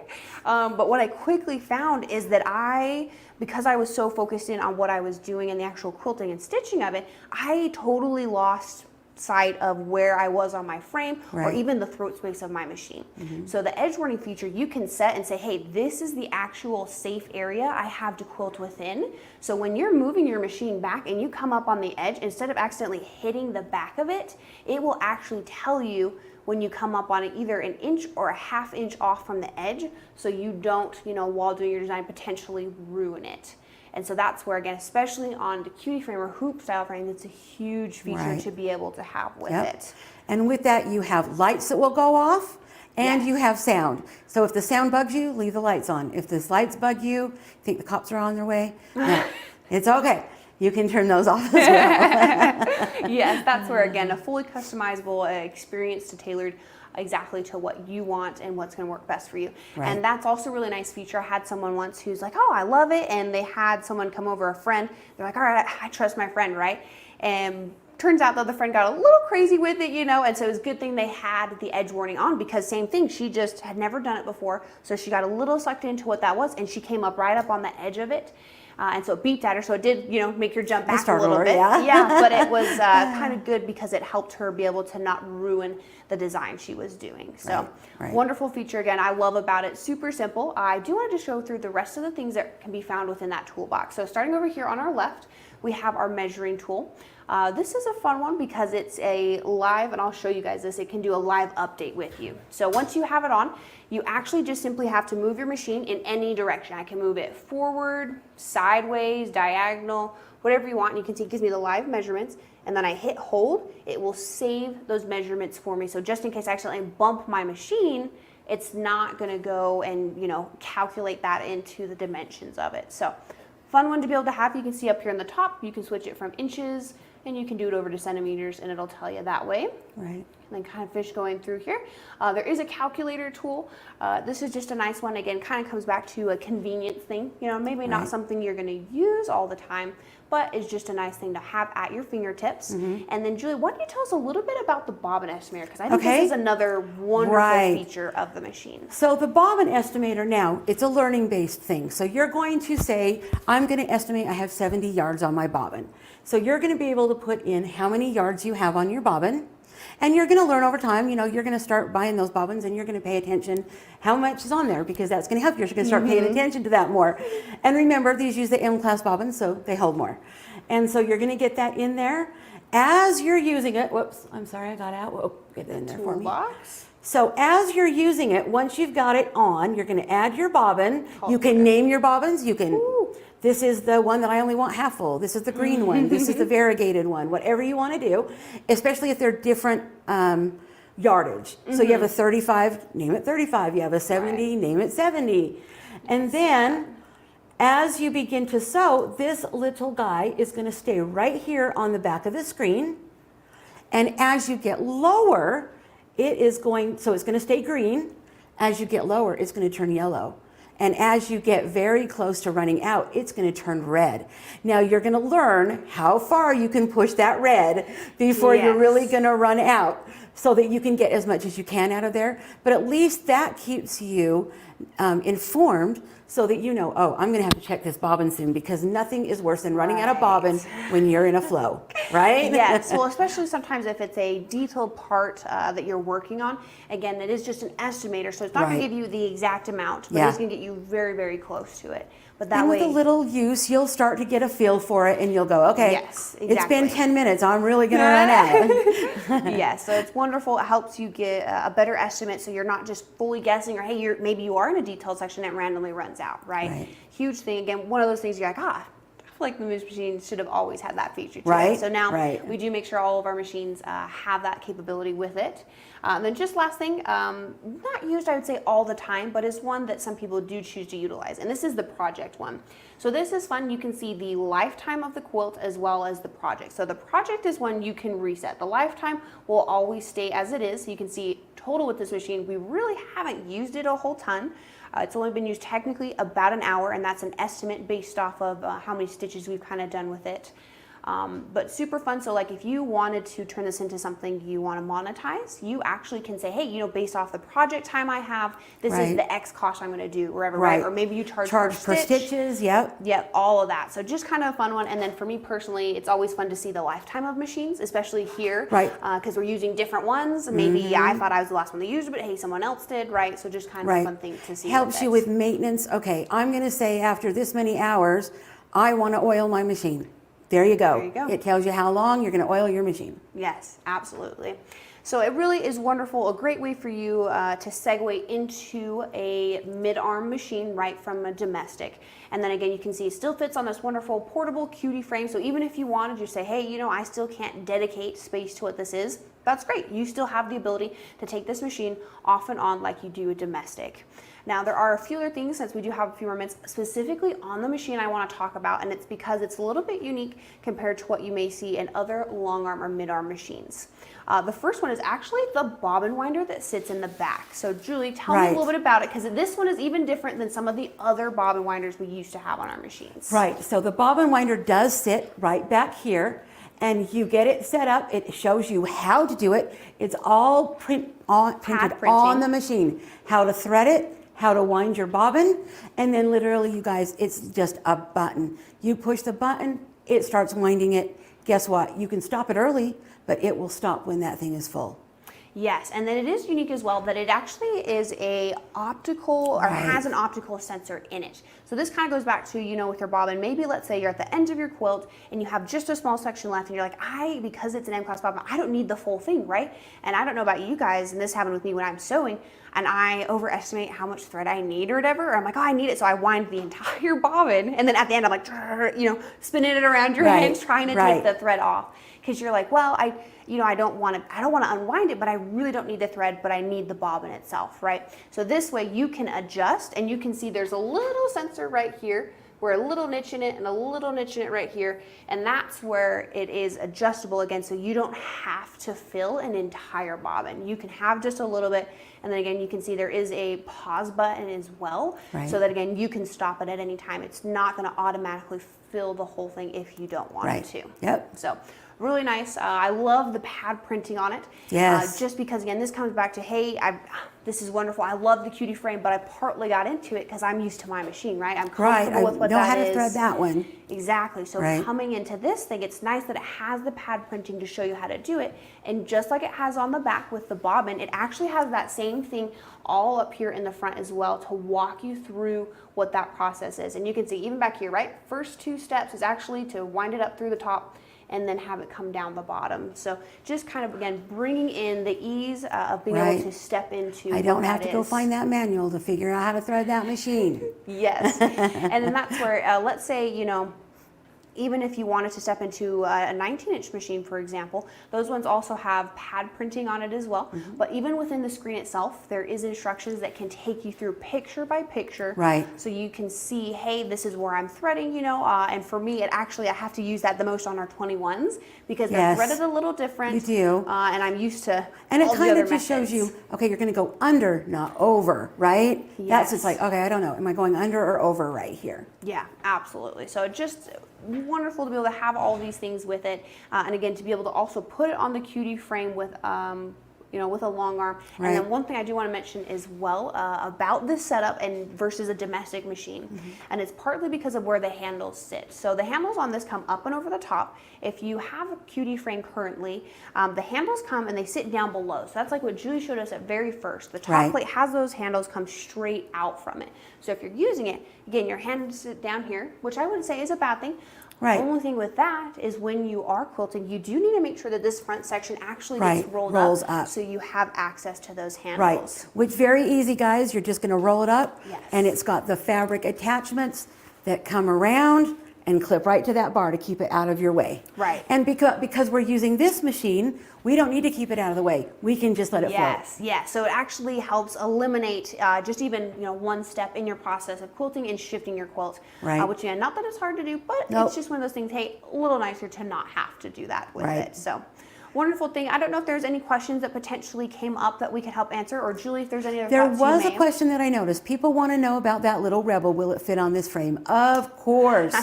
So this is actually the little Rebel and the Cutie Breeze. They were like peanut butter and jelly, made to go together. So yes, the little Rebel will fit on the top plate because it doesn't have the wheels on the bottom like our machines do. So it'll sit on your top plate like all of the other domestic machines, but it has that 13-inch throat. Yes, absolutely. Wonderful question. Yeah, I know we're really excited to be able to actually have the little Rebel that we can do. And then actually stay tuned as well, because tomorrow with Sewing Machines Plus for the Sew Fest, we will be doing a little bit of a demo on it. I want to say maybe later in the day. I think so. Later in the morning, we're going to show you how to do the push through long quilting with the little Rebel if you decide you don't want the frame. Yes, Yep. which is super exciting. And I think even later in the day, we'll kind of continue Yes. to give even what else it can be used for as well, because it's a very versatile machine with it. But coming back to this as well, I do think, you know, like Julie said, the 16 is a wonderful series. It's her favorite. My favorite. And even whether you don't do the X Elite machine, there is, again, a step down from it that really helps do what that is. And then let me go ahead, I'm going to show you guys, you know, we had mentioned before specifically some of the help files within here. And this is partly where Julie was talking about, hey, if I don't have the manual, that's okay because we have everything at your fingertips. So like this one, again, this is the threading your machine. You can see it gives me the different points, shows me a little image of my machine. But then this is exactly what Julie's talking about. Like, you know, you see this picture like, okay, but what does that mean, right? Where does my thread actually itself sit? So it shows you, talks about how you need to get it through those little discs. You can keep going through. It's going to do a zoomed in picture for you. Again, same thing, make sure it tells you where that thread itself for sure needs to sit, and then it takes you through all the way here at the end. So very, very simple. We're going to go all the way back again. You can do, hey, I don't know about this, right? You use different needles when using a long arm versus a domestic machine. Yes, we get that question a lot. No longer. Tells you right there. Do you have to wait for customer service? Exactly. Well, then I do think one thing I really like as well is back here in the troubleshooting. It talks about this, and then if you go further into it as well, it also talks about tension, because I know this is a question that pops up because they're like with domestic machines. There is some adjusting that can happen, but I think for the most part, people are able to really sew without ever needing to adjust that. And so with them coming to this, they get a little bit nervous because they're like, I don't know, I've never done it before, you know, but it is very easy. And that's where, again, at your fingertips, we're providing resources for you to help have any questions resolved. And then the biggest thing really is you can always contact us, but really to also reach out to Sewing Machines Plus. Right, right. They are there. And like you said yesterday, sometimes I think they know more than we do. They know, guys. You can give them a call, but we're here for you too. Yes, very knowledgeable. And so we're so glad to be able to do this with you guys. And thank you. And then let's maybe kick it back over to Blaine or Jane there so we can give you guys some pricing on the Cutie frame. And then I think it's bundled with this Cunique 16X Elite.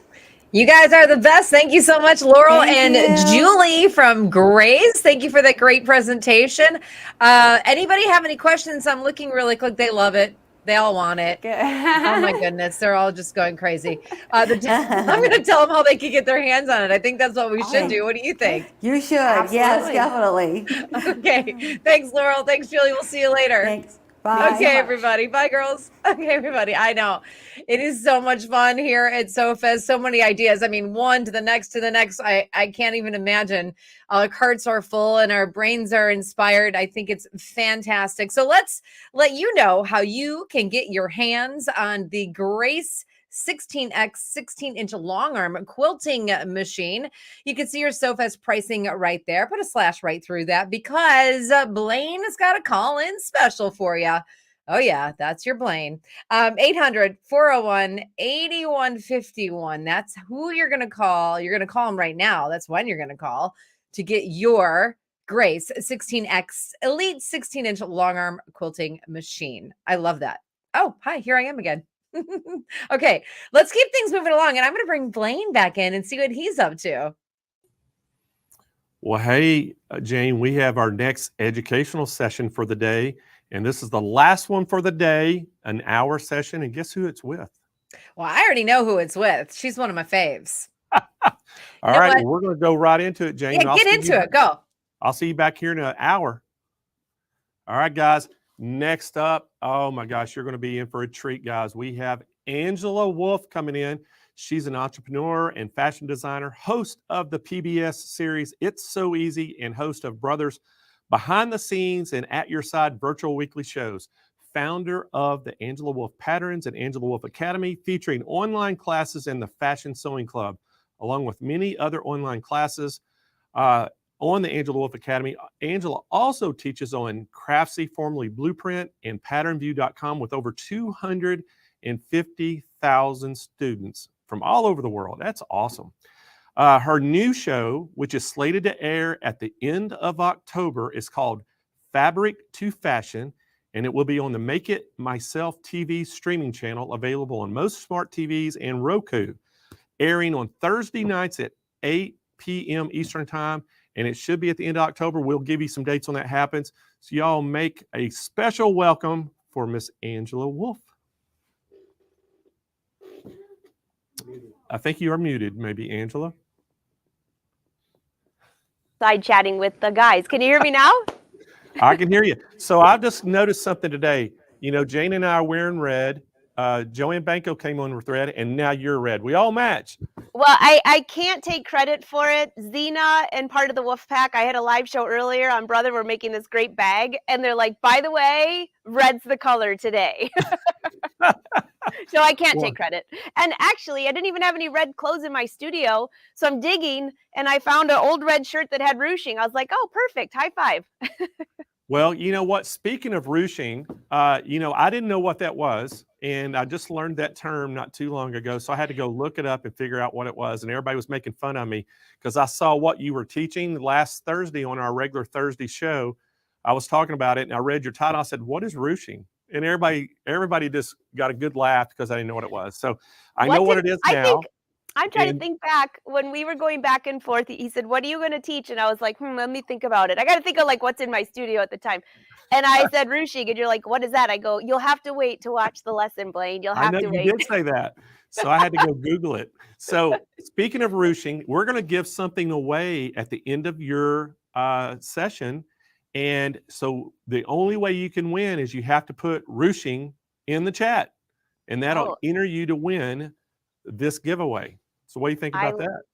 I love that. And see if you can spell it correctly, because it's like it's a weird spelling. I mean, like some people spell it. Well, I don't want to give you any tips. Yeah, they may have to Google it. Yeah. And maybe I'm spelling it wrong. I don't know, but we'll go with that. No, Blaine, whatever you gave me, I typed it in and it came right up. So it must be right. So Blaine, I'm so excited. I've been watching your show, and I got to tell you just a little hint. You know that contest you have with everybody's outfits? Yes. I scrolled through that, and over half of the people that qualified on that are Wolfpack members. Really? Oh, man. So Wolfpack awesome. Is in the house, and you have some very creative people that love buying from you, that love your machines. Yeah. Talented. It just amazes me how much talent is out there in the SMP Nation. They just blow me away all the time. And, you know, people send stuff into us all the time with pictures and things, and what they do is incredible. And you know, I know it's, you know, a lot of them learn these techniques on the show. They learn them by watching you. And I know, you know, if y'all want to find and follow Angela, just go to angelawolf.com. She has links to all her social media things that she does. And I would highly recommend to go subscribe to her channel and keep up with Angela, because you got so much going on. But tell us real quickly before we get into it, a little bit about the brand new show you're hosting that's going to be airing at, you know, hopefully here in October. Yes. Tell us a little bit about it. I'm so excited for this, Blaine, and it's actually been a slow moving. I was like, we're on it. This is launching in March. Well, there's a lot more to putting on a TV show than I had anticipated, but it's a reality show where I bring sewers like you. In fact, we've already taped 4 of the challenges, and many of the Wolfpack and SMP Nation fans are in there. I record you. I give you a challenge, and I record you sewing in your own studio. It is going to be so much fun. I can hardly wait, but I've been having meetings with Made It Myself TV with the crew. We're pretty sure end of October will be the launch. Stay tuned, but it's going to be so much fun. And after that, Katie bar the doors, because I will invite whoever would like to be on the show and accept a challenge to be on there. So, by the way, Blaine, thank you for sponsoring the show as well. Well, yeah, and you know, am I on some of the first episodes? Yeah, you're on all of them. Okay, so I knew we did some taping and a while back. So guys, if y'all want to see me on there, make sure y'all watch the first episodes of it. And because I'm on there representing SMP Nation. But Angela, we're gonna let you get going. So I know you got an hour to do this, and everybody's so excited to watch. So I'm gonna let you go, and I'll be back here in about an hour, and we'll talk all about your project. Sounds good, Blaine. Thank you. Hey, everyone. So first of all, I see so many of you that were on my live show earlier on Brother making that grocery bag. Is that the coolest bag ever? So to give you a little hint, since I left you, I've been embroidering the other pocket. So there's a lot going on in the studio. But today, as I promised, we're going to talk about ruching. So first of all, I want to just mention I'm wearing ruching here. It could be done with elastic. It can be done with twill tape. I do mine maybe a little different than maybe you've been taught, but it works fantastic. So in the comments, I just want to see, and I can see all the comments, all of you on YouTube and Facebook. And So nice to see you all. So first of all, how many of you have ever had a bathing suit? Well, okay, you're all like, yeah. That you've owned for more than maybe 5 or 6 years, or in my case, my one piece that I've held on to, yes, it still fits. It's from 1989. Well, it still fits because it stretches, but I just want to know if you've ever had a bathing suit and the elastic wore out. Where, like my bathing suit from 1989, it's a one piece and it's gotten taller and taller and taller, and I just keep sewing the straps. But I'm running out of room because as it grows both ways. So I'm asking you that for a reason. Okay, so just say yes. Yeah, I see all the yeses. Do you still wear that bathing suit? I don't know. Well, when I do ruching, I choose not to use elastic because a lot of my tops, like this top here, I've owned for so long. I have a few more tops back here to show you. If I'd put elastic in there, clear elastic or thin elastic, eventually, doesn't matter, the air will rot it out. Okay, so there's your bathing suit story. I'll leave that one at the end. We're done with the bathing suit. I'll tell you the end of the story later. But it even happened to Wynn's bathing suit. He has one. We both have one from when we first met. Mine was 1989. That's not when we first met, but his is too. Elastic keeps stretching out, so I put more in so he could wear it. So stick that in your head, and now let's talk about ruching. Ruching garments. So you can ruch pretty much anywhere. You might be thinking, okay, ruching for pattern design, I have to slash the pattern, spread it out, gather it back together. Well, you can do that as well. But the way I have it is something super simple. I'll show you how to alter a pattern. If you need a ruch tee pattern, you know I have it on my website. And if you want to learn more about pattern design, you can join the Fashion Sewing Club. But in the meantime, let's sew. So I think I have my ladies right here. So this top I found yesterday. Oh, you guys are even spelling ruching correctly. Woohoo! Carol has 2 versions, ruching or ruching. All right, so let me come back over here and show you a couple of these tops. You're probably used to seeing me wear a ruch tee where it's ruched on the side. I do that all the time. It's flattering. It looks cute. This top here, it kind of looks like a snakeskin, doesn't it? I wore this to a fashion show, one of my fashion shows, and I had a beautiful necklace, a black leather skirt. It was super, super beautiful. But here, see this in the middle? It's ruching. Now take a look. See how in the center it goes up and then it comes down. So if you want this hem to be even, my technique is not what you're looking for. So this is one technique for ruching, which actually gathers the fabric up, but I'm not slashing and spreading the pattern. We're literally adding 4 inches. That's it. Remember that, 4. Okay, so isn't this cute? I think it's the same top that I'm wearing now. It is. Okay, so here's another one. We did this, I cannot remember, and all the Wolfpack people in here, you have to tell me. Did we do this in Fashion Sewing Club or did we do it live on YouTube for everybody? I can't remember. But this has ruching on the side.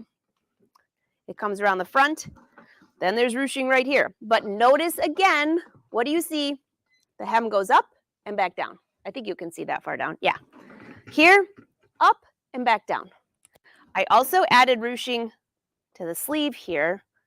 And I did this a little different. This was more of a gathering technique. So you got gathering, you got ruching, you got a whole bunch of different things. But this is going to be so simple. You're going to love it. All right, so I'll meet you at the table. And first I want to show you how to alter your pattern. Now, you could use any pattern. You don't have to use mine for this. It could be any t-shirt pattern. It could be any, well, actually, I do it to my skirts. I do it to my jackets. I have one really cute jacket that I'll bring over to you as well. And I think those of you that have followed me for a long time might remember it. It has a lot of ruching going on. Okay, wait for it. This is really important. So if this is your t-shirt pattern, I see a lot of people here from Fashion Sewing Club. They're like, wait, this is like a Fashion Sewing Club lesson. Yeah, we do this like 3 times a month. We're designing clothes all over the map. So let's say this is your front. I'll bring you a little closer. We'll make this the front, and this is the back. First of all, if you want to add ruching, a lot of times you'll see me add ruching to maybe one whole side here, and then the other side maybe just a little bit. Why? Because then when I'm wearing the top, it will look like this. I can't do this upside down. Hold on. Let me go this way and you pretend you're upside down. So here's my top. And then this side, that's a pretty wrinkly person, right? And then this side might only have some ruching at the bottom. What do you see there? Well, this side was ruched all the way, and this side was just ruched at the bottom edge. Both of these seams right here are exactly the same on both sides. But by adding a lot of ruching on one side and a little on the other, your hem looks like this, and it actually looks beautiful. So that's something that I do quite often. I also do it on my sleeves. So the first thing that you have to do is take your pattern and just draw a line perpendicular to your center front. All of you that watched the Brothers show earlier had to be laughing. We were doing a My Spy for my quilter's ruler, and it was literally like right there. It blended in. I couldn't see it. So if this is your center front seam, draw a line down. Oh, that's your center back. Here's your center front. Draw a line down. From this point, this includes your seam allowance or your hem allowance, I should say. Go 4 inches down. And same here. So let's just pretend that this is 4 inches down. You'll draw a line perpendicular to your center front, and then you'll just extend this line down. That's it. Just be careful when it depends how long your shirt is. If you're more towards the waist, you don't want this to go in. You want this to either go straight down or just out just a little bit to make room for your hip. Now, there are technical ways to do this. I'm not getting into that. I'm making this really easy. If you want to learn technical fitting, then you got to join me someplace else. So there you go. That's your pattern. What about your sleeve pattern?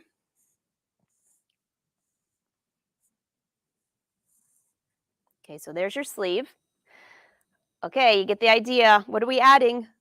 4 inches. So in this case, if you're worried about the angle of your sleeve, and if this is the measurement that you want for your wrist, you can get a little more technical here. Let me just grab my scissors. I just walked away with them. I was visiting right before you guys brought me live. So let me grab my scissors. My paper scissors. I've got my Kai scissors, but I'm not using those on paper. I can't wait to see what the giveaway is for you all. So don't forget, if you're just popping in, write ruching in the comments. Spelling at your own risk. Okay, so there's my sleeve. You can also just cut right across here and extend this to 4 inches. That way, your wrist measurement will be the same as your original pattern. So my ruche tee pattern is already set up like this. I remember, and I would love to know in the comments, for some of you that have, when you first bought my ruche tee pattern, I would get comments like, oh my gosh, your arms are 28 inches long. Yeah, well, I'm not a gorilla, so I actually added the 4 inches, and that's how long your sleeve is because we're going to ruche that. So before I head to this to the machine and show you how to actually do the ruching, I would love to just see the comments real quick. How many of you have that pattern, and how many of you thought that, oh my gosh, my sleeves are 28 inches long? That would be like a real gorilla, for real. Oh, we probably shouldn't get into that topic, right? I know. So that is so funny. Oh, thanks, Angela. Great name too, by the way. So true, right? So, and same with the top. So the top, I add 4 inches to it so you can ruche it. And that's all it is. That's really all it is. So let me go back to the paper, and then I'll show you how this works. There's some more technicalities in here too. Okay, so there is the pattern alteration. What about the shirt I'm wearing now? Well, it's exactly the same thing, but on the shirt I'm wearing now, it's a little shorter. So I did not add the 4 inches. I just kept my shirt the same, and I just ruched the front. So that top that I showed you, the kind of snakeskin looking one, I just walked away with my pen, didn't I? I sure did. I get so excited to talk to you all. Here it is. I got it. And I'll show you the jacket too before we go to the sewing machine. So can you guess what I use for ruching? I kind of gave you a hint earlier. If I'm not using elastic, What am I using? All right, so for the top that I'm wearing now and the top that you saw with the snake skin, here's the, let's say, here's the back. Oh, these sketches are getting better and better upside down. There's a back. And here's the front. Okay, front and back. I actually did not add anything to the edge. All I did was create a center front seam. So if this was supposed to be my fold, I go out 1/2 of an inch, and that's my new seam. And just make sure your neckline looks nice. Sometimes I'll do a V-neck or something like that, but add 1/2 of an inch to the front because you're adding a seam to that. And I'm pretty sure the shirt that I'm wearing now, the red one, I have a free YouTube video to show you how to do that. We did that live during COVID, if I remember correctly. So if you want to do ruching at the center front or center back of your top, you need to add a seam just because of the way I do it. Other people might just do a gathering stitch and gather that, but I make a seam. It just kind of looks nice. All right, so before we go to the sewing machine, you got to check this out. Do you all remember this jacket? I just found it in my stash. Well, it's not really in my stash. After I had a flood this year, I had to empty some boxes. So beautiful hand-dyed silk lining. And what do you see? Lots of ruching. So this was done on a jacket. And it's going to be the exact same technique that I'm showing you here. So 2-piece sleeve. Let's slide my hand in there. You might be able to see it better. A 2-piece sleeve, and look at the ruching on this. This is a faux suede. Oh my gosh, it's so soft. I'm so glad I found this jacket. Score. And so I did ruching here and here on the 2-piece sleeve. What did I do? I just added 4 inches. What did I do to the whole jacket here? Wait till you see the back. So this is a princess seam jacket. You can see it kind of hangs down a little bit in between each seam because it's just ruched. Same exact technique I'm showing you. All right, so let's get into some of the technicalities of this. It doesn't matter if you're doing a shirt. Oops, you're really bright. There you go. I'm bringing you bright and light so it goes with each fabric. Okay. For the top, when I'm doing my ruching, if I'm going to ruche the sides, the first thing I do is press up my hems. And I'll show you that on a piece of fabric, why I do that. But I start my ruching between about 2 to 3 inches down from the armhole. So mark 2 to 3 inches down, and that's where I will start the ruching. I'll explain why later, but that. And I also end my ruching 1 inch above the hem. So imagine that the ruching is going to be within this area. Why do you end 1 inch before the hem? Well, my hem allowance on all my patterns for a knit is 1/2 of an inch. So by the time I fold that up, this would be about where my hem is, and I don't want all that extra fabric in there. It just doesn't even look nice. Under your arm, I don't think we need any more bulk under there than we already have, but every once in a while, I might start just 2 inches because what is this gathering? It's almost like having a dart. So if you have a fuller bust, this kind of camouflages everything. A full tummy, even if you're totally flat, it doesn't matter. It kind of just complements it. But the reason I start 2 to 3 inches under the arm is because you have your seam allowance. That's about 1/2 of an inch. And you really don't want a bunch of bulk right under your arm. It's uncomfortable. Ask me how I know that. I tested this a lot. So the ruched, I've been making the ruched tees for, it was my first pattern, and I think that's all I ever wore. So it's the style that just never goes out of style. How's that? So you could even tell in my sketch here, I started about 3 inches down and left 1 inch down below. All right, what about the sleeves? I lost my little sleeve guy. Here we go.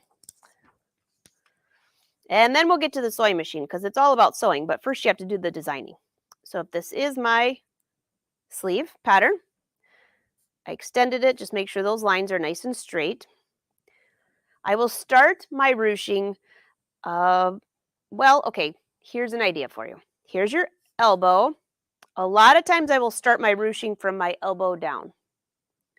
If I want the entire sleeve ruched, I will start no less than 3 inches down. At least that far down. Otherwise, you end up with so much gathering up underneath your bicep and stuff. The most flattering is from your elbow down. That's the best for ruching. So personally, I would mark, and how do you do that? You measure from your shoulder to your elbow on your body, and then compare the shoulder to wherever your elbow is on the pattern. The rest of this down here will be ruched. So measure from your shoulder down, and then compare it to your pattern. And then just ruche from your elbow down. Make sense? All right, and for the center front one, we won't get into all those details because I know I have a free video on that. Let me show you what this ruching looks like on the inside. I've got a couple tops here.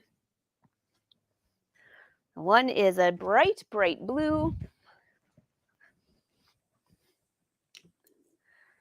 So originally I was going to sew part of the t-shirt, but I heard Joanne's doing a t-shirt tomorrow, and I think she's doing it the exact same technique that I do. So I'll just stick to the ruching and let you figure out the t-shirt tomorrow when she does it. So this is the inside of my top. The first thing you would do is sew together your shoulder seams and then sew in your arm, your sleeve. Sew in your arm, sew in your arm. Oh, I've had too much coffee. So shoulder seam and then attach your sleeve. So you have a wide open seam, and then you're going to literally sew your entire arm and body all in one piece. How many of you ever tried sewing a t-shirt and tried to put a set-in sleeve in a t-shirt? I could feel your eyes rolling right now without even reading your comments because it's nearly impossible. So if you sew the shoulder seam, then attach your sleeve, and then just make one nice long seam, it's so much faster. You can make these in no time at all. But take a look at this sleeve. So here's my sleeve. There's my underarm. I think I went, let's see, 1, 2, 3, 4, 5, about 6 inches before I even started the ruching here. And that is twill tape. When I stretch the twill tape, it doesn't go anywhere. That is never going to rot like a bathing suit. It's sewn, and then I even serge over the edge at the end to make it look nice. I also ended 1 inch above my hem. All right, let's check out the side seams. So here's one where I only ruched close to the bottom. And then on the other side, I ruched this whole side. Again, on this one, I started about 2.5 inches, actually about 3 inches below the underarm seam and ruched all the way to the end. So I'll bet you'd like to see how this works. All right, so let's go to the sewing machine and I will take you there. Before I take you there, I'm going to take you to the ironing board though and explain why I press up my hems first. So there's the top. Take a good look at that top in the center while I'm moving my camera to the ironing board. And you can see how that front goes up a little bit. And that is because I didn't add anything to the bottom of that. It's just like that. All right, to the ironing board. Yep, Lisa, I'm using twill tape. It's the big secret. All right, hold on, my studio's too big. I got to run over there. There's different widths of twill tape. There's different colors. I have white and black on hand all the time. I think mine's about 3/8 of an inch wide. If I'm desperate, I'll use 1/4 of an inch wide. So, okay, let me brighten you up a little bit. Those of you that want to enjoy the grocery bag sew along, we've been doing this on Brother's site using the Brother Stellaire, the Brother Luminaire, all the products you can get at S&P Nation. Okay, so here is just a typical sleeve out of knit. So this is a rayon knit. And if you're really new to sewing knits at all, I do have a class on Angela Wolf Academy. Just go to angelawolf.com. I have a sewing academy there. And there's a really in-depth knits class that shows how to sew knits with a sewing machine and a serger. So if you don't have a serger, there's still plenty of lessons on there. It's actually divided up into serging and sewing. So I fold my hem up before I even get started. 1/2 of an inch. I'm just eyeballing it with you guys, but, well, you all know me. I eyeball it anyways. So I'm using an iron shoe. That way I won't scorch my fabric. I might have to get some chocolate and Mountain Dew from Blaine. Okay. Give it a little steam. And then just hold this in place. All right, and look what happens. There's my beautiful crease. So I mark my hem first for a couple of reasons. One, if I'm going to sew this entire area, I don't want that ruching to be here. Okay. All right, so I'm going to go ahead and ruche this sleeve for you. It's not attached, but I thought you could see it a little bit better. I will be attaching this later. Okay. All right, head to the sewing machine here. Any questions on that so far, by the way? Blaine loves his Mountain Dew. I agree. Oh, you have Oreos too, Blaine? What the heck? Yes. Oh, and by the way, the ironing, you know, you don't use the clapper to hit people. I've had people say they slap it. I'm like, no, you don't. All you do is give it a little steam, hold it in place, and you're good. No, my clapper is hard maple. Hard maple. All right, to the sewing machine. Got to make sure I'm going to the right camera here. And let me show you how this is done. So this takes just a couple of minutes. You're going to have a few different lines of sewing. Bring you out just a little bit. There you go. And I wasn't sure what color fabric I was going to use, so I'll drop some white in here just so you can see it. I'll use white thread and I'll use black twill tape. How's that? Okay. So you just use regular standard sewing thread. You're going to start by sewing the entire seam. And yes, it's a knit. It'll be running through the serger. But for now, you start with sewing. So the first thing you want to do is hit a straight stitch. So you need to pretend that this is already attached to my top because this would already be attached. And I literally do sew from my armhole down when I do this. But you would have an entire whole bottom of your bottom of your top and sleeve. I ruche them separately. So if this is my sleeve, I would have about a 2.5 to 3.0 stitch length and stitch all the way down. So for my pattern, I always have 1/2 inch seam allowances. Why? That's just what they use in the industry. Now, sometimes I will stitch all the way down and then come back and do a basting stitch. But if I know that I'm going to ruche, say from this section down, I've already pressed at my hem. It gave me a guide. No, I don't use pins. I'm going to stitch a little bit further to say where my elbow is. And then right here, do a stay stitch or a back stitch. Now change your stitch length to a 5.0, a basting stitch. Let's go all the way down to the end. I'm hoping I cut my sleeve. I just eyeballed it. I'm hoping I cut my sleeve where it actually meets at the end, or that would be a little embarrassing. Now I actually based all the way to the end. Now we're not going to be ruching all the way to the end, but I based all the way to the end. Do not use your automatic thread cutter. Put your needle in the up position, slide this out. Give yourself a pretty decent thread tail. All right, now let's go back to the ironing board. I think you'll see this better when I gather this. Hold on tight, guys. I got somebody at the door.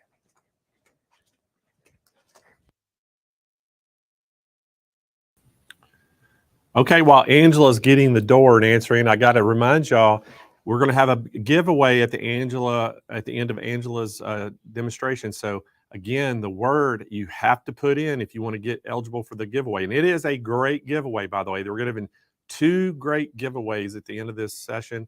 It is ruching. That is it. You have to only put ruching, that one word, in the chat, and that'll get you eligible to win one of the prizes. So as we are waiting on Angela, she is back. Let's go right back to Angela. You are muted, Angela.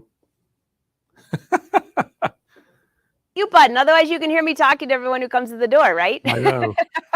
All right, I'm back. I'm ruching. Are you ready to ruche, Blaine? Okay, so we have our strip here. And so you've sewn it with a regular stitch up to here, to your elbow. And then we have basting. Yeah, what is he giving away? Did he tell us? You all are spelling ruching really well, too. Yeah. Okay, so this. And now let's go back to the ironing board so I can show you this. Sorry about the quick interruption, but there's a lot going on in the studio today. Getting ready for our big party next week. Okay, so here's the basting. There's the other section. Start with the thread on your bobbin, okay? Give it a little tug. Gingerly. Why do you do the bobbin thread? Because it's a little bit easier to pull.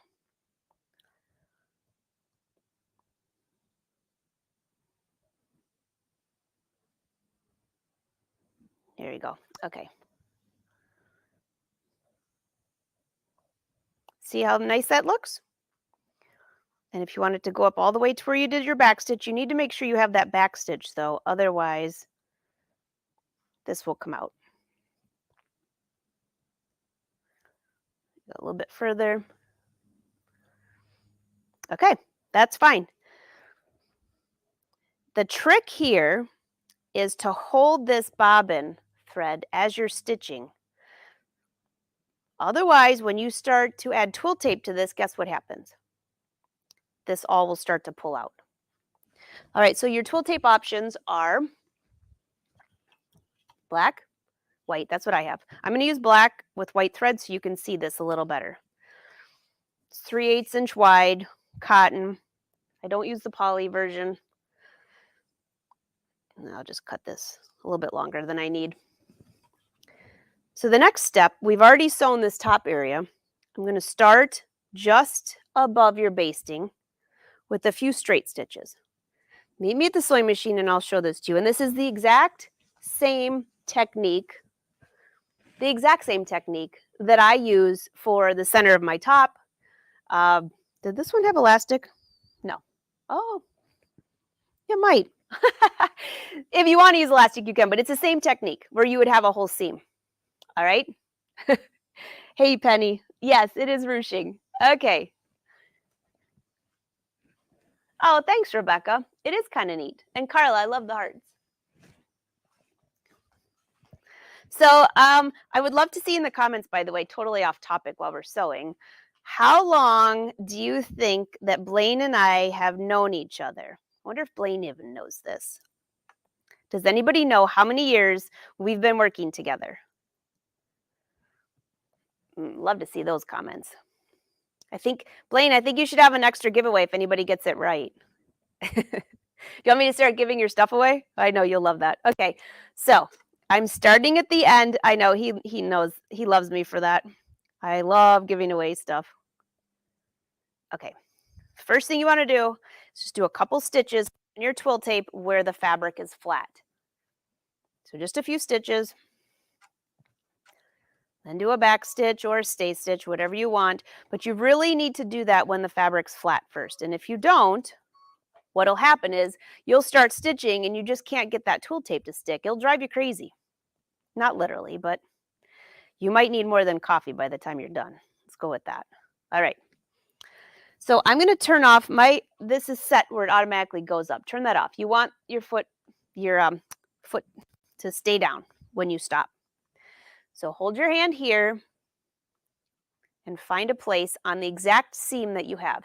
You're not in the seam allowance. You're not in the garment. You're right on that seam. All right, so hold place right here. Do a few stitches. And making sure that I have plenty of ruching through here. Let's just say this starts to stretch out. That's not going to work. If it starts to stretch stitch out, hold that bobbin thread, and pull this back up. Have I ever had it where I'm doing this and all of a sudden my bobbin thread breaks? Yeah, it's not a big deal. Okay.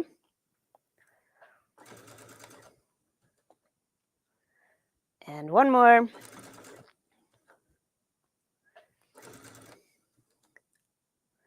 And I'm continuing down, holding this section here to the fabric.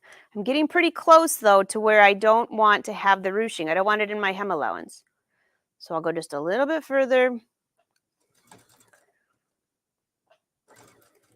Oops, I think I stitched right off of the twill tape just a little bit. That's all right. That's what you get for stitching over a camera. Oh no, I barely caught it. So this line here is exactly as close to my previous stitch line as I can get. If you're going to err to one side or the other, err towards the garment side, because I've seen people where they try to do the ruching in the seam allowance, and guess what happens? Look at all this bulk in here. You don't want that. That would not work. Okay, so now that you have this, go ahead and trim off that extra twill tape. You could go ahead and sew the rest of the seam down if you want. I'm just going to go ahead and do that because I usually do just with this, with a stitch length of 2.5. But what happens when you have a knit and you put it on and it stretches? Let's see.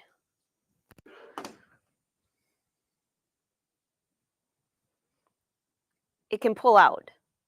Now on your sleeve, it's not usually too bad because this area here doesn't usually stretch. I mean, this isn't going to stretch at all. Usually on your tops, they stretch sideways. So the areas you have to be careful of for that straight stitch, let me come back to you here. The areas you have to be careful of if you're using a straight stitch to permanently stitch, which this is not, I'm not done yet. I wouldn't leave it like this. So this is my sleeve. It's going to stretch this way. So it's really not going to affect up and down, but it's still not secure enough to keep it like this. So your next option, if you have a serger, you are going to serge right over this edge. You're going to get rid of all the extra here and just barely capture that twill tape.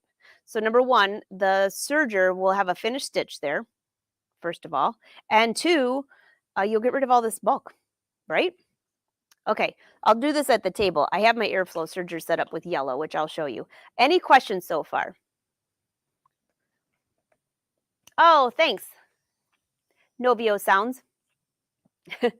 Okay, any other questions on this? So now that this is finished, if I serge this entire edge, I still have that hem. So see at the bottom. So when I turn up my hem, it'll be fine. Sheila, what's the clapper used for? I use it to press all my garments. Yeah, that's the one that I've used on It's So Easy for forever.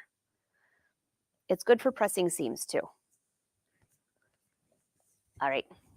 So this is this. Hold tight for 1 sec, guys. Just 1 sec. Hey, Blaine, take me out just for 1 minute. Hey. Okay, guys, you heard Angela. We're going to give a bunch of stuff away right now after into Angela's session. One of the words you have to put in is what is it called? Ruching. Oh my gosh, ruching. And I never knew what that was. So is anybody out there not know what that was today? Because I didn't know what it was.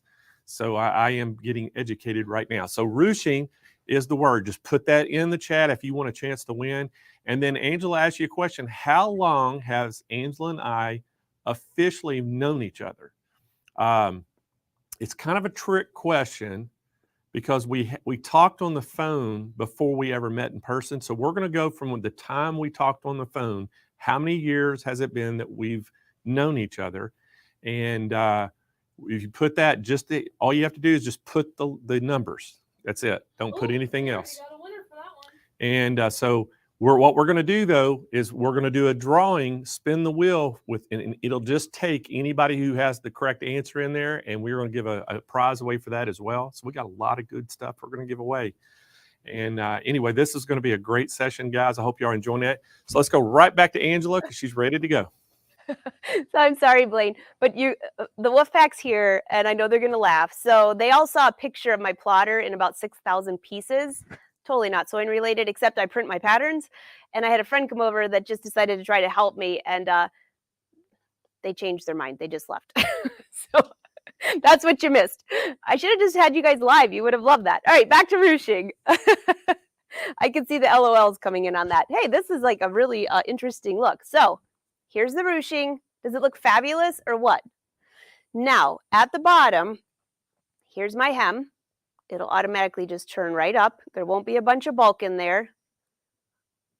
Now, I just eyeballed this sleeve. I would probably have this a little tighter on my arm, but I'm not using an actual pattern. I just eyeballed it.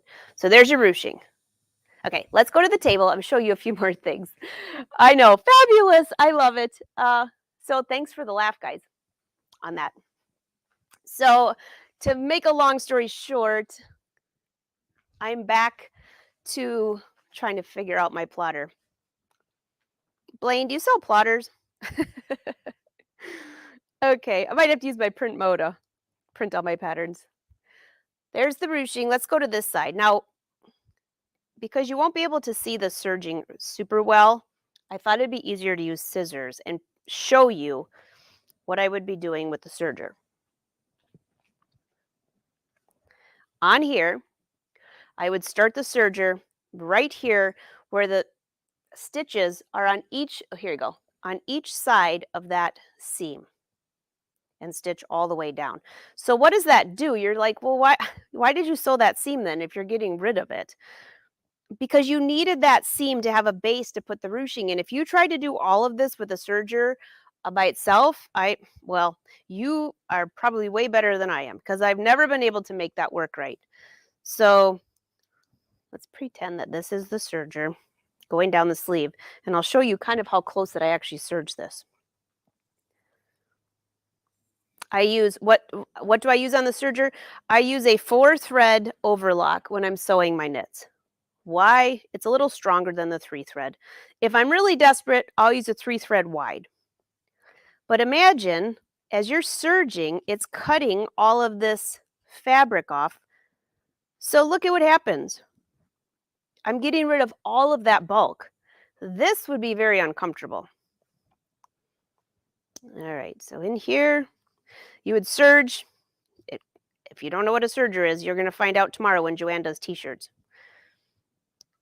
It just trims off this excess all the way down, and then finish serging all the way to the bottom. And then it will look like the sleeve I showed you earlier. So up here, you just have a regular seam. Look at those gathers. They look great, and you got rid of all the bulk. All right, so let's flip this up. And because I used the tailor's clapper on there, it's all ready to go. So I would run this through the cover stitch. So there's my ruching. How easy is that? All right, I'm going to come over for some questions for you,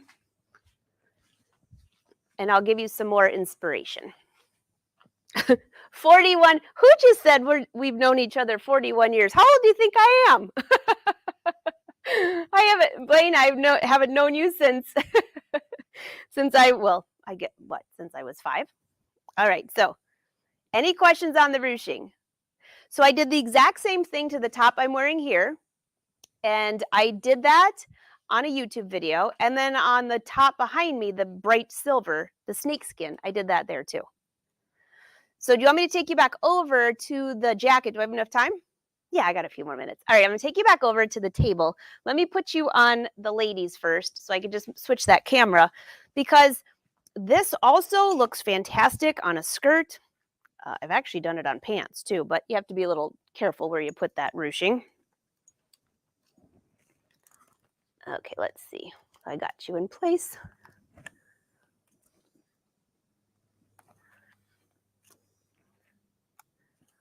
All right, there you are. Okay, let me show you how to do this on a princess seam.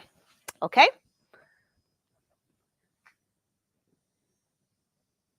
Oh, you're so welcome.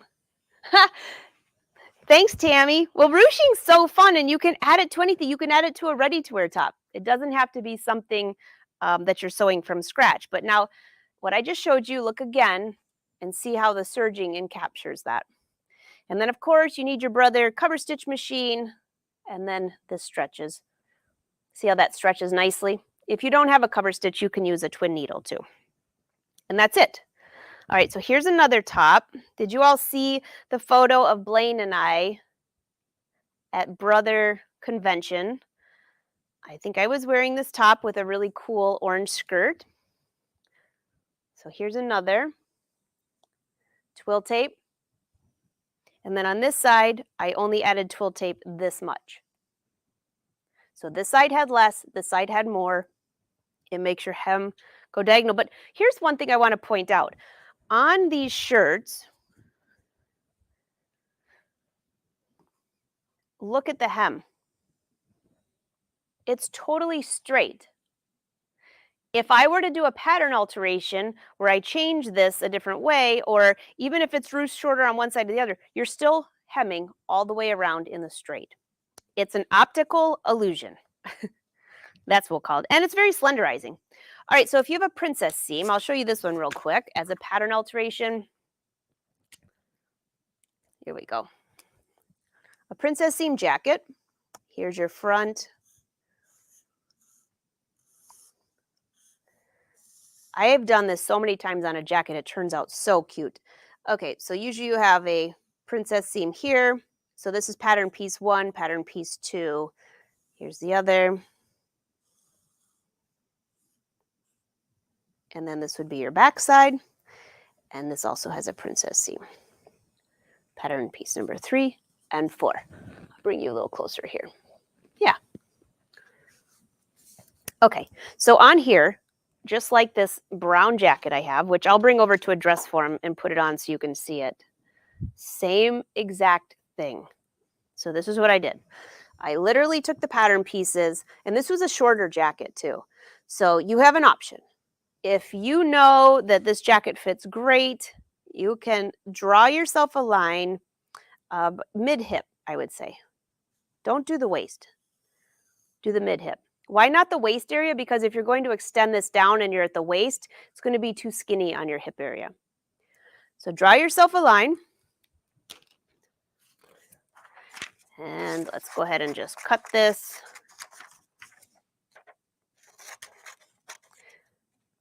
I would love to know from everybody watching, do you sew knits? Are you afraid of knits? Do you love sewing knits? Boy, you can really, I think I can do a top. Well, I don't think. I know I can do a top in about 30 minutes.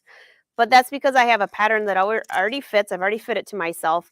And when I want a quick top, do you all remember my birthday week a few years ago? Where, oh my gosh, now the lawn's going on. Sorry about all the noise. You'd think I have like a zoo going on over here. We were talking about gorillas, right? So, oh, yeah. Okay, so here you go. Here's my pattern piece number 1. Anyways, I was making a brand new knit top every single day. It never got hemmed because I never had time to hem it before my live shows, but every single day I had a new top. It was pretty cool. Maybe I should do that again. So draw yourself a line because you'll need some extra paper. These are mini patterns, of course. So let's just say we drew this, since it's a mini. I will usually take a piece of paper, draw myself a guideline, draw another one. So this would be 4 inches, adding 4 inches. Line up your pattern pieces.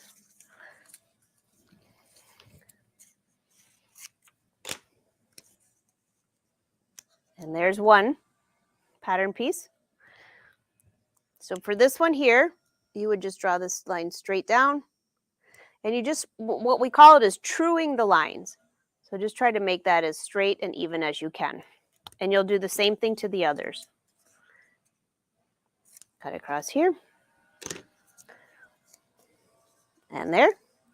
Now, you're going to have bigger pattern pieces. They're much easier to line up than these little guys, unless you're making these for your little kids. And then here. And then from here, you'll draw down, down. That's not very straight, but you would use your ruler to make sure that's nice and straight. You really shouldn't need a curved ruler because it's basically a straight line going in between these. And then here. And that's how your new princess seams would look. Same thing for the two-piece sleeve. So I'm going to bring this over to the dress forms and show you what this jacket looked like, because it's definitely going on my fall must-wear list. Okay, so here is the jacket. And I even added gathering inside here. See all the hand beading? And yes, I did hand dye the lining. I love that. So there's no gathering on the shoulders, just down below. And I'll put it on the dress form just to show you what it looks like, because it turned out pretty cute. And then I know that we're going to do a great drawing. So, oh, thanks, Cindy.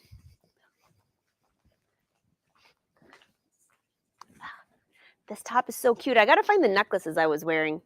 I'll find the outfit. It was one of my last fashion shows before I got into the sewing world, when I used to design for people.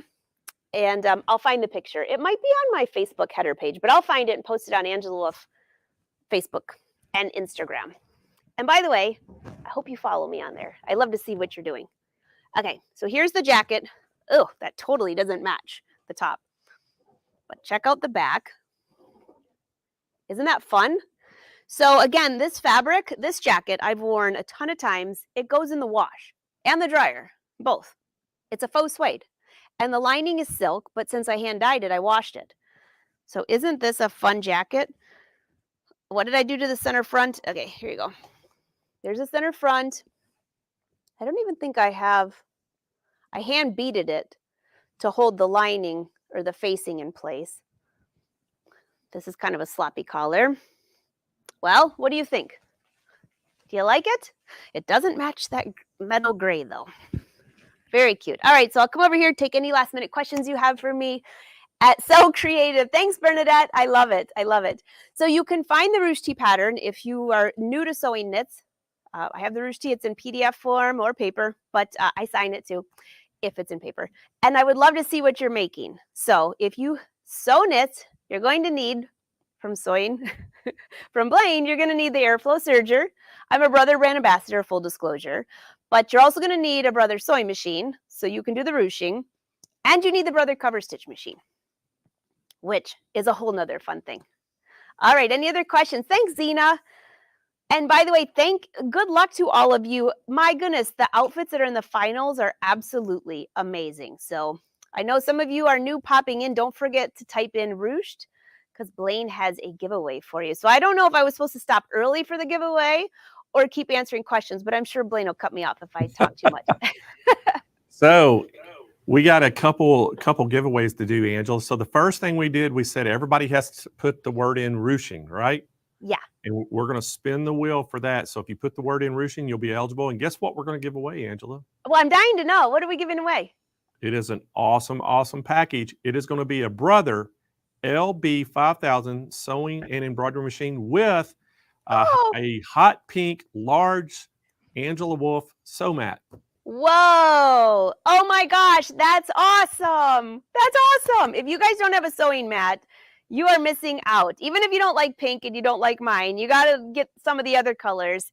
Blaine, those sewing mats make it so, I don't know what's my favorite on the bigger machines or the Serger, but it keeps it so quiet when you're sewing. It does. It cuts down on the noise. It reduces the vibration, to the electronics. So they're very, something you really need. They're very usable. And so again, we have a ton of colors, guys. We have 14 different colors, all kinds of different sizes, 4 different sizes. But you're going to get this. You're going to get the hot pink Angela Wolf Pack mat with the LB5000 sewing and embroidery machine. This is a 4x4 hoop area on it. So let's do it. And Kennedy, spin that wheel. Good luck, everyone. Someone said, I didn't know there was pink. Of course there's pink if it's Angela's. Oh, yeah. Angela picked that color out, hot pink. Here we go. Carolyn Atkinson. So Carolyn Atkinson, congratulations. you're watching today from YouTube. So what we need you to do, Carolyn, is go to smplive.tv, scroll down toward the bottom of that page where it says claim my prize, fill out all the information complete, and hit submit. Oh my gosh. Congratulations, Carolyn. I hope you like pink. And it even has the Wolfpack logo on there. So it's so much fun. That was fun designing those with you, Blaine.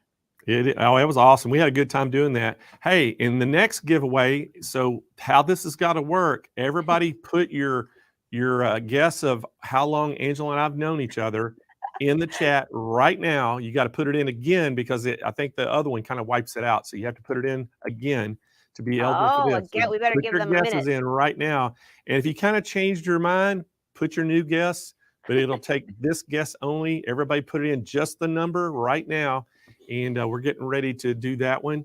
And so it's kind of a trick question a little bit, Angela, because you and I talked on the phone for a few months until the end of the year. And then we met like at the first of the year, the next year. So, Technically, do both numbers count or no? No, we're just going to go with the one. And that's what Kennedy's got in the giveaway already. She's ready to go. So here is the number. We're cutting it off right now. We're getting ready to spin. Spin the wheel, Kennedy. Right. We've known each other, Angela, officially 11 years. Oh, she got the wrong number. Wait, she put in 10. It's been 11. All right, so 10 years. 10 years. So that's actually official. Let's go to our first meeting. Yeah, we've met 10 years face to face, and 11 years we talked on the phone is almost, well, it's 10 years and 2 months. There we go. That's true. That's true. Not everybody's writing 11. 11 and 10, 11 and 10. Yes. Oh my gosh, Blaine, it's been fabulous years. It's like our reunion. Yeah. So she said nobody guessed 10 years. So put 11 in. All right, we're going to put 11. So 11, I know that everybody probably guessed 11. Was there a lot of 11? There we go. So it really is 11 years. And because they've known this probably from other shows, but we've officially started talking 11 years ago. And so we're going to spin the wheel with 11 because I know there's a bunch of 11 guesses. And I know whoever guessed 11, you're going to be in the chance to get a prize. This prize is going to be a scan and cut SDX 230D with a Wolfpack mat. So Kennedy, spin that wheel. Oh my gosh, that's awesome. Yeah, there's some people that guessed this one this time. Don't you love it when I just add more giveaways for you, Blaine? Yeah. You know me. You know me is watching today from Facebook. So she got herself a Wolfpack mat, a scan and cut. So congratulations, you know me. And oh my gosh, we need you to go I added the K. We need you to go to smplive.tv, scroll down toward the bottom of that page where it says claim your prize, fill out that information complete, hit submit, and we'll handle it from there. So great job. I thank you so much for having me, Blaine. I'm sorry for all the craziness, but thanks for covering for a few minutes. We have got a lot of action going on in the studio today, more than I'd planned. Well, I figured the UPS he usually comes about this time of day every time, so I figured he was going to interrupt us. Well, I think they know that you're on. They're like, I'm here. And then we had the plotter, and then now the lawn. So I mean, hey, come on over, Blaine. We're having a party. Hey, we've been dealing with jackhammers for a week now here. In last Thursday during our show, they were jackhammering really close to the building, and I could hear it. It was very distracting, but nobody on the broadcast could hear it. And then this week, starting the SoFest, we've had jackhammers again, and but only a couple of days they were loud, but nobody could hear them but us. So I know exactly what you're going through. Yeah, it's all good though. Well, thank you for having me, Blaine. It's been a pleasure. Thank you, Angela. It's been a pleasure as always. We surely do appreciate anytime you're on SMP with us, and I know everybody out there loves you. So, guys, again, encourage y'all to go to AngelaWolf.com. Check out everything Angela's got going. She's a busy lady, constantly doing things. And then also she will update us on the airing date of her new show that she's having. And if you're interested in being on the show, I'm sure she's going to have a way that you can enter your name and say, hey, I want to accept the challenge. So kind of go get on AngelaWolf.com. You'll be able to see that. And I encourage everybody to try to do the challenge on her show. Oh, thanks, Blaine. So by the way, As I promised, as soon as I have the exact launch date, I will ask to come on your show on your Thursday the week before so everyone knows, nobody will miss it, and then they're not stressing like, where is it? Where is it? So I will let you know, and you are the first one that will know that. Awesome. So y'all heard it here. The SMP Nation will know first. So thanks, Angela, so much, and we'll see you again real soon. All right. Bye, everyone. Thank you. All right, guys, let's bring my co-host back in, Miss Jane Klaus. Well, you guys are just having too much fun. Oh, we are. It's always a lot of fun with Angela. I know. It's so much fun with her, but I know we've got another great demonstration coming up, so I'm going to let you go, and I'll see you back in about 30 minutes. Yes, from our friends at Brother, who are a sponsor of SewFest this week. I'm excited to bring back to the show. She was here with us this morning, Kathy Gandy. She is a Brother educator. She has 49 years of sewing experience, and her favorite place to sew is in her sewing room. And she first started sewing by making her own clothing. Love that. Okay, please welcome back to the show, Kathy Gandy. Hello. My son has told me that the whole house is a sewing room. So I guess I don't have one special room. I love that, because my question for you is describe your sewing room in one sentence, and you just did it. The entire house. He said, somebody wanted to picture my sewing room. He says, go outside and take a picture of the house. The whole house is a sewing room. I love your son for saying that. That is so typical of anybody that is a sewer. Their room just spills out to the entire house. I grew up in one of those. All over the house. Yes, it explodes from one room to another. Yeah. Well, Kathy, you're talking about the Stellaire XJ2 today. Is that right? Yes. I am loving this machine. And one of the reasons why I love it is it has the really big embroidery patterns. Yes. It's an amazing machine. It has so many ways to do so many different things. And tomorrow I'm going to be showing the XE. So I may not do a whole lot of the embroidery. I'll do perfect. You'll do that tomorrow. Talk more about the embroidery tomorrow, but Kathy, are you sure we'll have to talk about it today? So are you sure you're not a TV host? Because that was a great tease to tease your own segment for tomorrow, embroidery only. So that's perfect. But yeah, of course, you'll talk about all about the Stellaire XJ2 today, and then you'll be doing the XE tomorrow, correct? Exactly. And this is the brand new one. This is the 2. That's right. So, if you have the 1, you can get the upgrade, but there are some things that I want to show you on the 2 that is really fun. And they're so fun. I love this machine, Kathy. Can't wait to see what you're going to tell us. So I'm going to let you take it away, and I'll be here looking for questions. Okay, thank you. All right, I'm going to switch to my camera here in just a second. And here we go. So this is the XJ2. And what I want to tell you about it is some of the things that it comes with. So this XJ2 is going to come with a multi-function foot control. So I'm going to come to my screen here, and I'm going to go to my settings. And when I scroll to page 2, right here, it has my multi-function foot control. So I can I have set this one for thread cutting. So if I do the heel kick, it'll cut my thread. And the little one is set for a single stitch because I may want to do applique. And I think that's the perfect setup for applique. But I can change them. I can do needle up and down. I can do single stitch, reverse stitch, presser foot up and down, or no setting. So you have a lot of settings. So whatever your project is, you can customize your multifunction foot control for your project. I just love that, being able to set it the way I want it. I'm going to unplug it and put this down right now. Another wonderful thing about this new machine is that they gave us a stitch plate. Now you get your straight stitch plate. It comes with a straight stitch plate, but we used to have to take the screws out to get the plate off. And now we can take our screwdriver and put it in here and turn to the side, and it just pops right off. So it's just using this black screwdriver here, and it pops it right off, so I can take it off and put my straight stitch plate on. So with the straight stitch plate, when you get this plate on, there's a sensor and it will not let you do anything but a straight stitch down center for your little hole here. And so that's a good thing. So no broken needles. I would break a needle for sure, I'm sure. But it has some great markings on here. You've got your 1/4 inch and your 5/8 inch.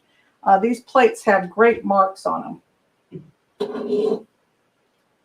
You also get, this is just with the regular XJ, you probably have this. And this is a thread stand. And this is really nice, I think, for the large cones. And just to even just stage your thread. Have one here and one here, one to wind a bobbin and the other to sew with. Because what's nice about this machine, well, there's several nice things about it, is that it has an independent motor to wind a bobbin.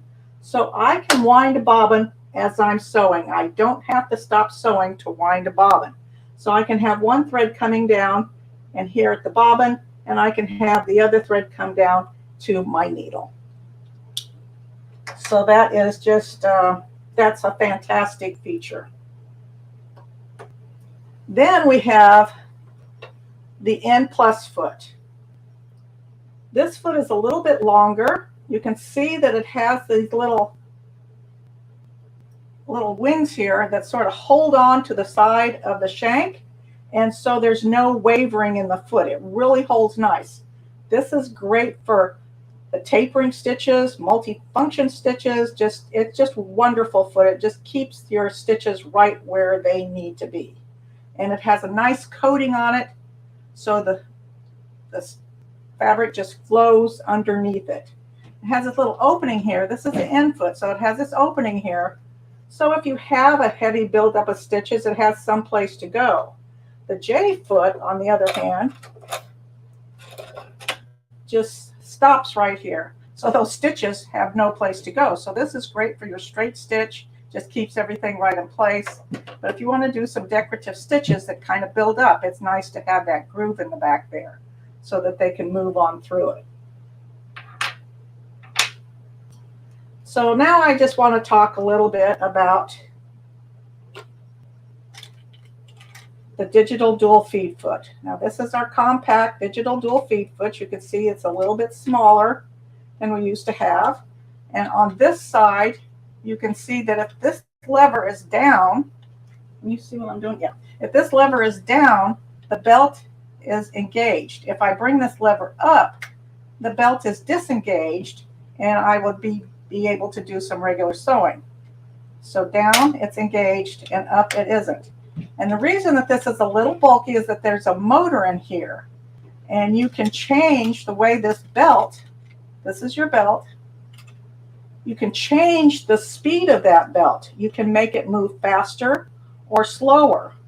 So what makes this so much nicer than a walking foot is that this belt is constantly moving.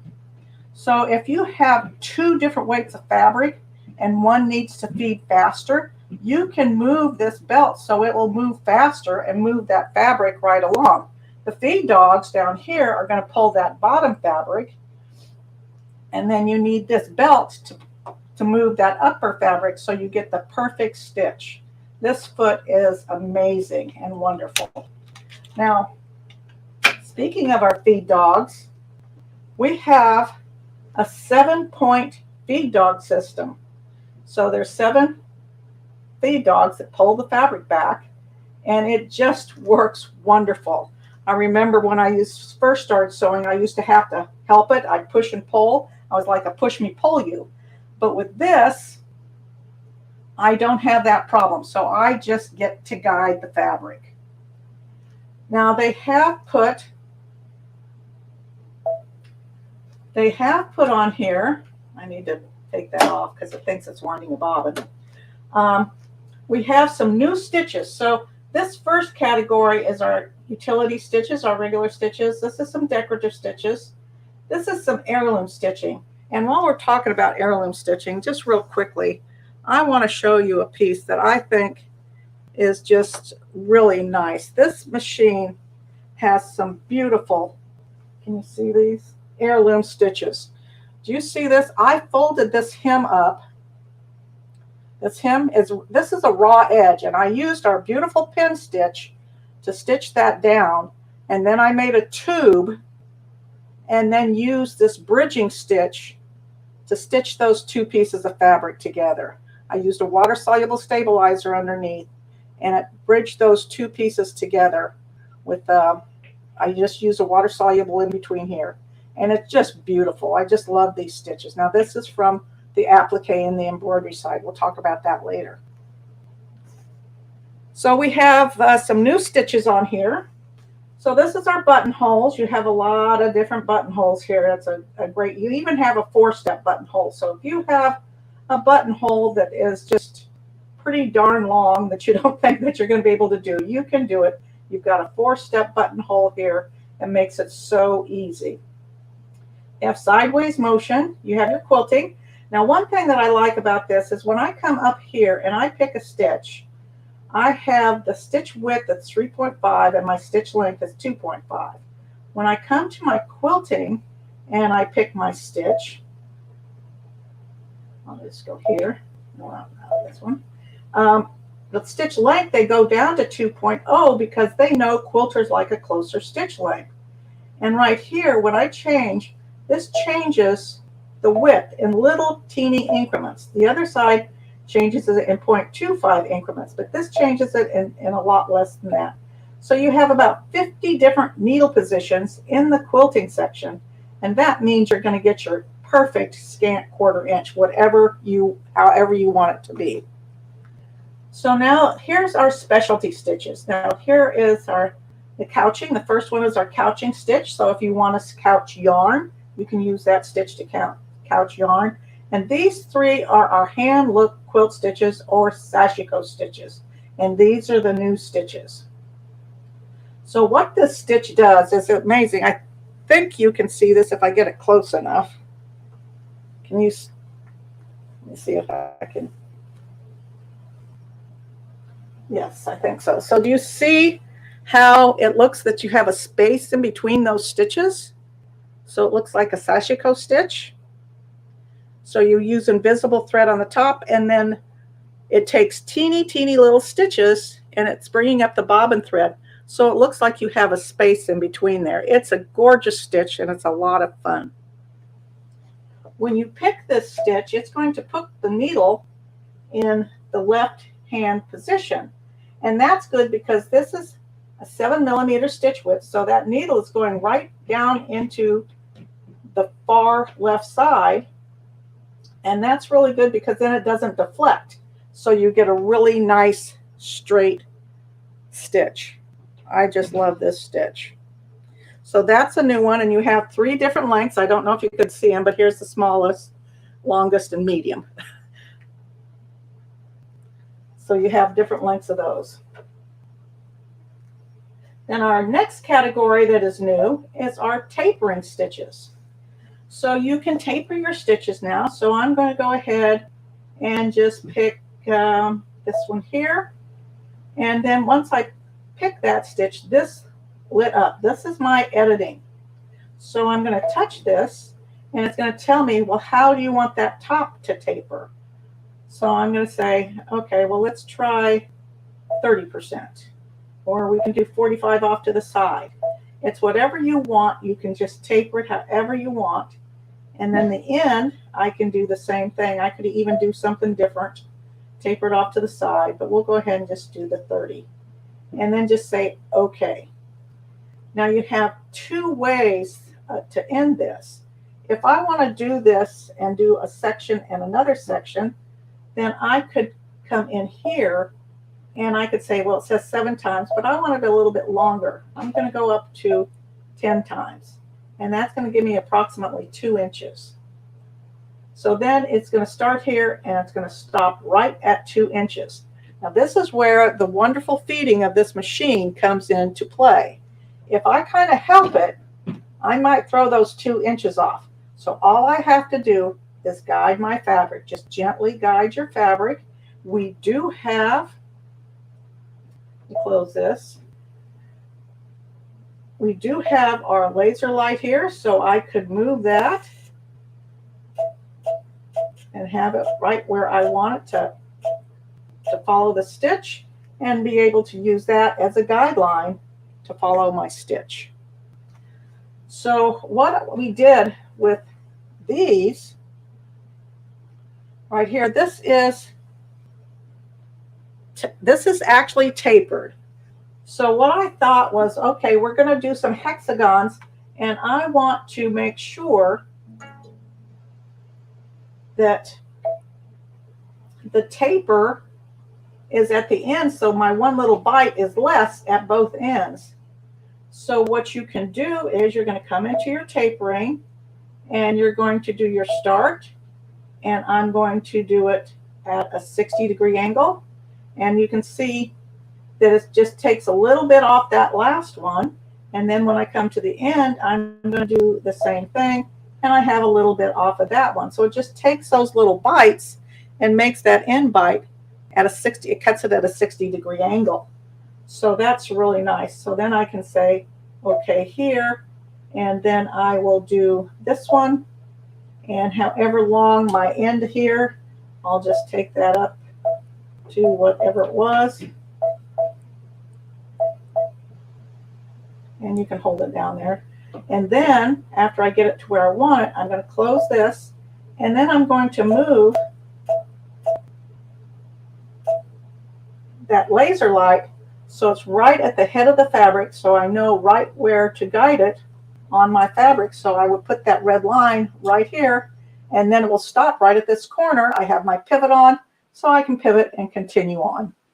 It's excellent. It just makes it so easy to get a good meeting with your corners. So that's our new tapering feature.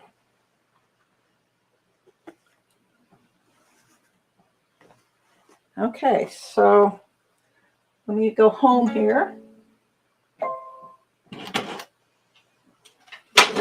Going a little faster than I thought, but anyway, so we have, this machine is amazing because it has sewing, embroidery, your Disney, of course, is embroidery, and then it has My Design Center. So My Design Center is where you can create your own design.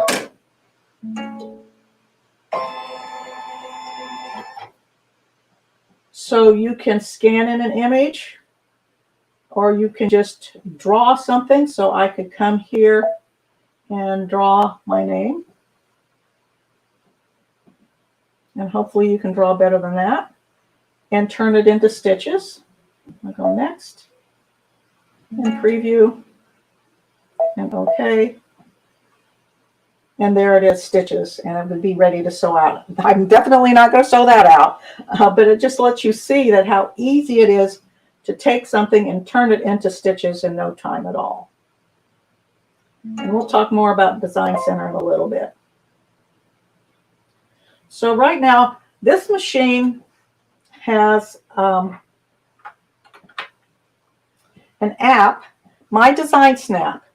So with My Design Snap, I can capture my fabric. So I went ahead and hooped some fabric. So this is what I wanted to do. So I have this panel. Let's see. I have this panel, and I want to put something on this fabric panel. So how am I going to place this? So I put my hoop over here, and I snapped it. So this now is going to become a background on my machine. So I'm going to come into here, and I'm going to pick the genie, and I'm going to go to set. Now I've already snap apped this and sent this to the machine, but I turned off the background image. So now I can come in here and I'll turn it back on. And there you go. Isn't that gorgeous? So now I can just put him right where he belongs so I can sew him out. And then I can add, I can come back into Disney and come here, and I can add Aladdin and go to set and take him down and put him over here. So that to me is just really amazing. And it's just such a bright, wonderful image here on the screen. So you can use that. I'm going to turn it off. Go back home. I'll come back into embroidery. So you can use that to have your placement. So you can place your design using that application. Another thing that you can do, so I made this little dress here.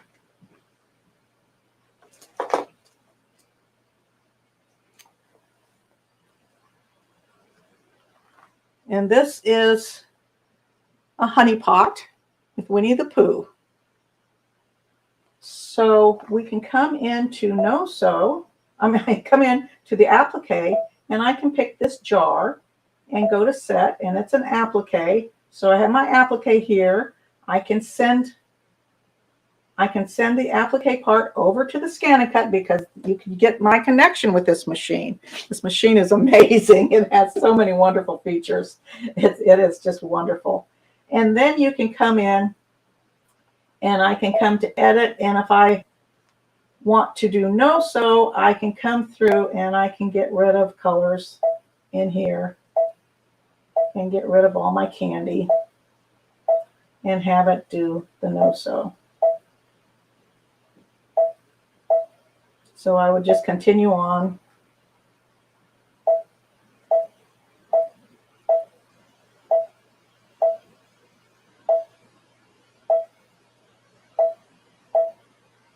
And then now all I have left is my jar. So then I can go okay. And then I can add, and I'll come back into Disney. And I can come up here and I can get Winnie the Pooh and go to set and take him and put him in the honey jar. And then as far as the jar goes, I just went into my design center and did some bees, drew some bees and drew honey pot and just brought it over and put it on the pot. So there's just all kinds of just fun things that you can do with this machine. So let's go back to, delete that. Now this is from here down to here to 16. This was all in the Stellaire 1, the XJ1. So now they've added more designs. So this is lines and corners. This is large designs. These are really beautiful large designs. And then I'm going to come down, and here you have lightly stitched designs. Those are really pretty too. They're pretty large, but they're lightly stitched. So we can go set here and make it bigger. And you can see how beautiful that is.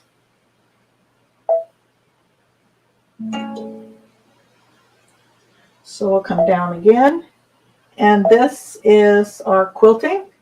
So you have some quilting patterns in here that you can use however you want. You can probably do edge to edge with some of those. And then we'll come return here and come down again. You have 3 applique designs, which are really cute. You got these little gnomes here. They're really cute. Set. And then you can use different fabrics in there. Jennifer was on the other day, and she used print moda fabric for her applique, which is really nice, really fun. So we'll delete that and okay. And we'll come back down again. Now these are crochet patterns. These are really, I think, beautiful. So I did stitch some of these out. And I want to show them to you. And you can see how gorgeous they are. They're really nice and thick. Pinned it on here. I didn't pin them on and they all fell off a little while ago. But you can see how nice and thick they are. They are like crochet. They're just gorgeous designs. So this was freestanding lace. I used a layer of water-soluble mesh, and then a layer of heavy-duty just film water-soluble, and then another layer of the mesh. And I was able to, when I dried it, I just lift up the wings a little bit so the wings curve on the butterflies. It's just, they're gorgeous. Obviously, I love these designs.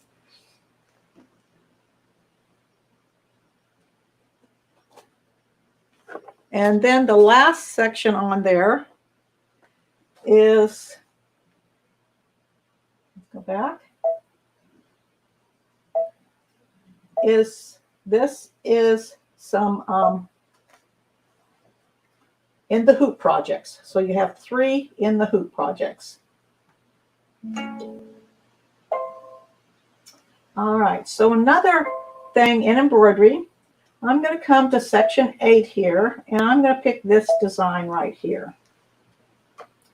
This is a new feature on this machine, and you're going to say, no, that's not a new feature. That's been around for a long time, and yes, it has, but there's one little thing added to it. So it's our border function, and our border function we have had for a long time. A lot of our machines have this border function, but what they've added is this little feature here, and that's called the matrix.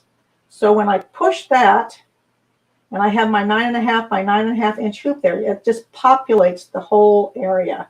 And so this is what I got. I just think that's gorgeous. And I'm going to sew a couple bigger ones, and I'm going to use this to do a couple cuffs and a collar and a placket up on the front of a blouse. I just think that turned out gorgeous.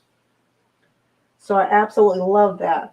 But not everybody's going to want to make their own fabric. So I'm going to come home here. I'm going to come to embroidery. I'm going to come to our frame patterns, and I'm going to pick a frame. This is a little more practical use for the matrix. And I'm going to go to set, and then I will add a letter. So I'm going to come into my fonts, and you can see how many fonts we have. There's 22 fonts in here. You have some great ones. I'm going to come in here, and I'm going to pick the letter B and go to set. So here I am going to make a patch. So when I come to, and these, there's only a red line around the B, so that means that they're still separate. I need to make them one. So I'm going to come here and press this and say okay, and then group them together. And now they move as one. Okay, I'm going to go ahead and I'll just put that in the center. I'm going to say okay, and then I'm going to come back to the border function and push my matrix again, and there it's going to populate my patches all at one time. I don't have to keep adding them. Now you're going to think, well, I really don't want them that close together. So I can come right here and just put them apart. And if I go too far, it's going to get rid of those because that took too much room, but I can come back over here and I can bring them back. And that looks like they'll be far enough apart for me to cut them apart. So to me, that is just an absolutely wonderful feature. I'm going to cancel this and say, okay, here, and delete this. And then I want to come in and one last feature, I guess my time is getting there. I do want to show you one more thing that they've done with this machine, and this is our 2-point positioning. So I'm going to go ahead, I'm going to have to put the embroidery foot on. Do I have time? Yes, I do. Okay, so I'm going to take this off, this shank off.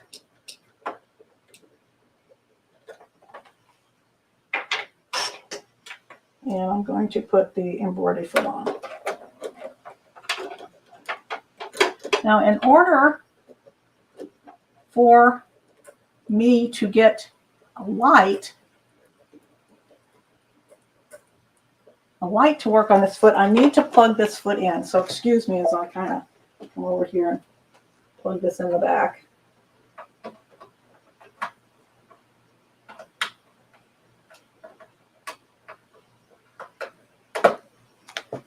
All right, sorry about that.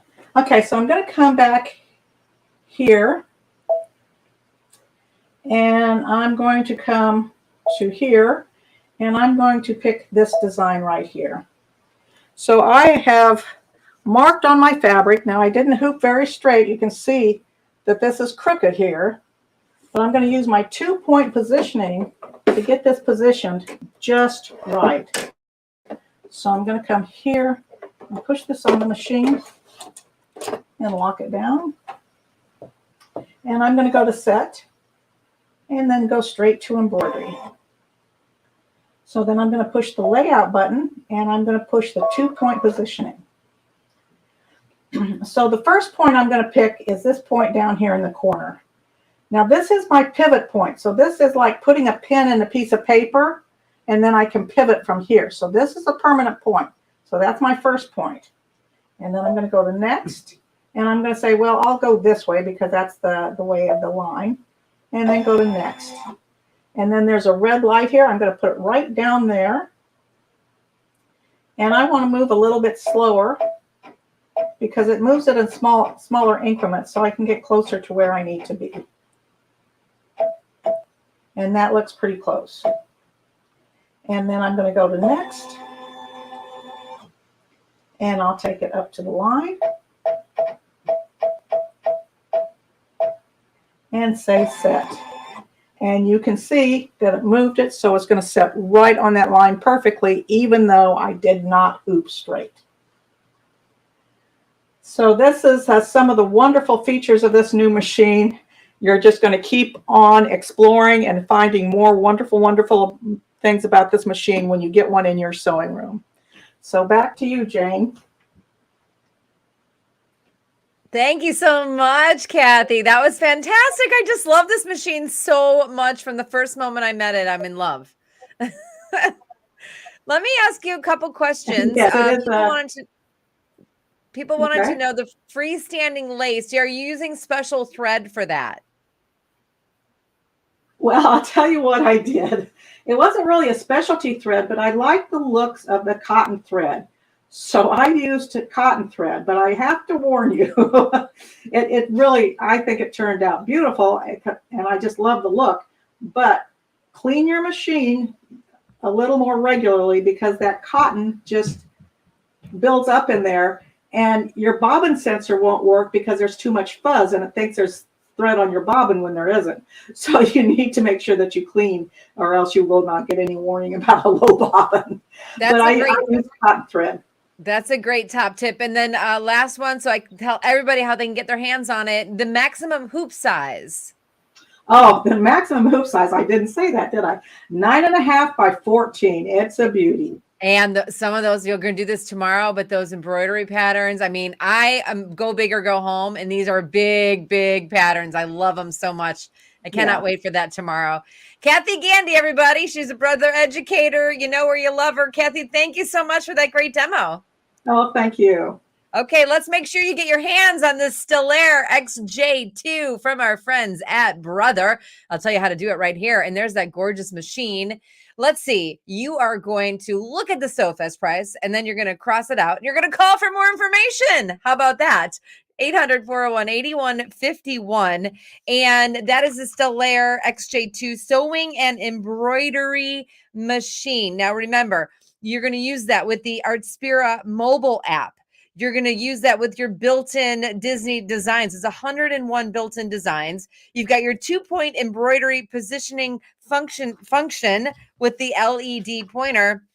And you can see it right there on the screen.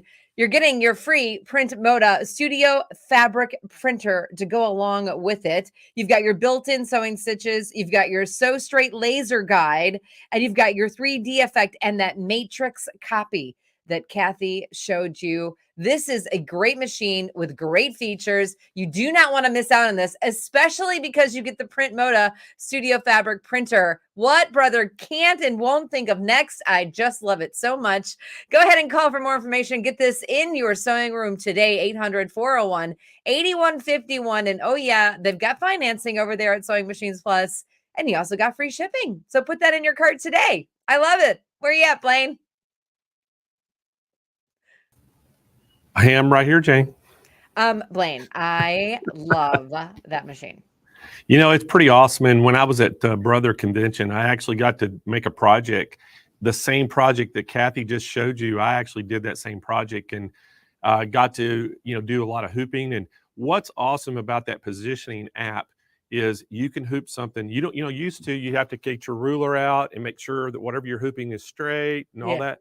You don't have to do it anymore. Just hoop it up and you just get your position, like she said, putting a pin in it, and you can skew that design however you want to make it line up on whatever you're doing that's hooped. It's great because sometimes we just don't get it straight and you're like, oh, I don't want to rehoop it. And this is so great. And by the way, I'm a brother ambassador and we get like a sneak peek at the things that were launched at the Back to Business, the Brother Experience. And when I saw this one, I'm like, whoa, this is so cool. And I was excited for it for a really long time. So I'm so glad to be able to talk about it too.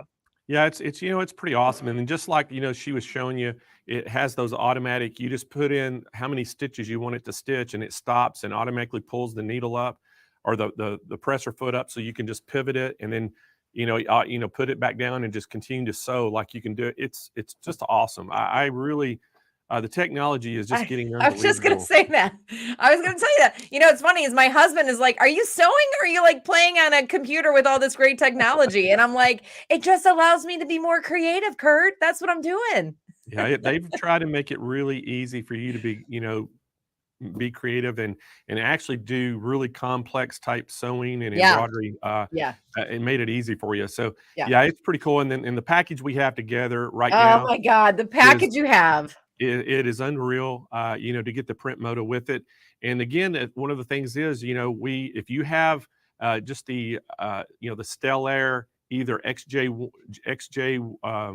or the XE one, if you have the 1 series, we have that upgrade to make it a 2. So just keep that in mind. We have a really good price on that. And it comes with that magnetic hoop and it comes with that couching foot with the upgrade, all the new upgrades. So a really good price on that. We have a SewFest special. So if y'all want the upgrade, you have the existing ones, give us a call and they can tell you all about the upgrade and give you the pricing on it as well. It's so great. Hey, how are the people in the call center doing? They just totally. Oh my gosh, they're covered up today. The warehouse is slammed. We're having actually the biggest day in sales we've had this week has been today. It's big sales. Everybody's starting to kind of figure out what they want. And, I think so. So they've been extremely busy, and we sure do appreciate everybody out there shopping with us and everything they do for SMP, because that's what we want to do is everything we can do for them. So y'all continue to call in. If you can't get in, Kyle's going to be putting that Google Sheets link in the chat, and all you have to do is click on that, and it'll basically open a sheet up. You put your name, phone number, what you're inquiring about, what machine or what you're asking, and it updates real time in the call center on their screens, and they'll basically see that. As soon as they get the phone, they'll give you a call back. So that's only if you can't get through, because we want to make sure we get through to you. And then we have live chat on our website. If you're on the website shopping and you can't get on the phones, you can just chat on the website as well, and they can actually take your order right there. So let me ask you this. And you've got all these great SewFest prices, and obviously people like we're watching because you got to get through the week because you put all these things. You're like, I want this, I want this, I want this, and sometimes you just got to figure out what is it that you're going to get this week. How long are you going to honor SewFest pricing? Will you do it just till Friday close of business, or will you go into Saturday? Well, right now the plan is close of business on Friday, and what we normally do tomorrow, we'll take a look at inventory. If we're okay on inventory on a lot of the items we have, we may extend it till Saturday. But right now, I have to look at that tonight and see where we're at, going into tomorrow, and we'll make that decision. But right now, it's going to be the end of day. So it'll be 6 p.m. Pacific time, Friday, which is tomorrow. All the specials go off, but we'll let you know that But if you're tomorrow. on the call list ahead of time, like let's say I go on the call list and then I go on the call list late tomorrow because I'm like, okay, I've got everything I want, and then I'm on the call list. If they're on the call list, we will honor the pricing.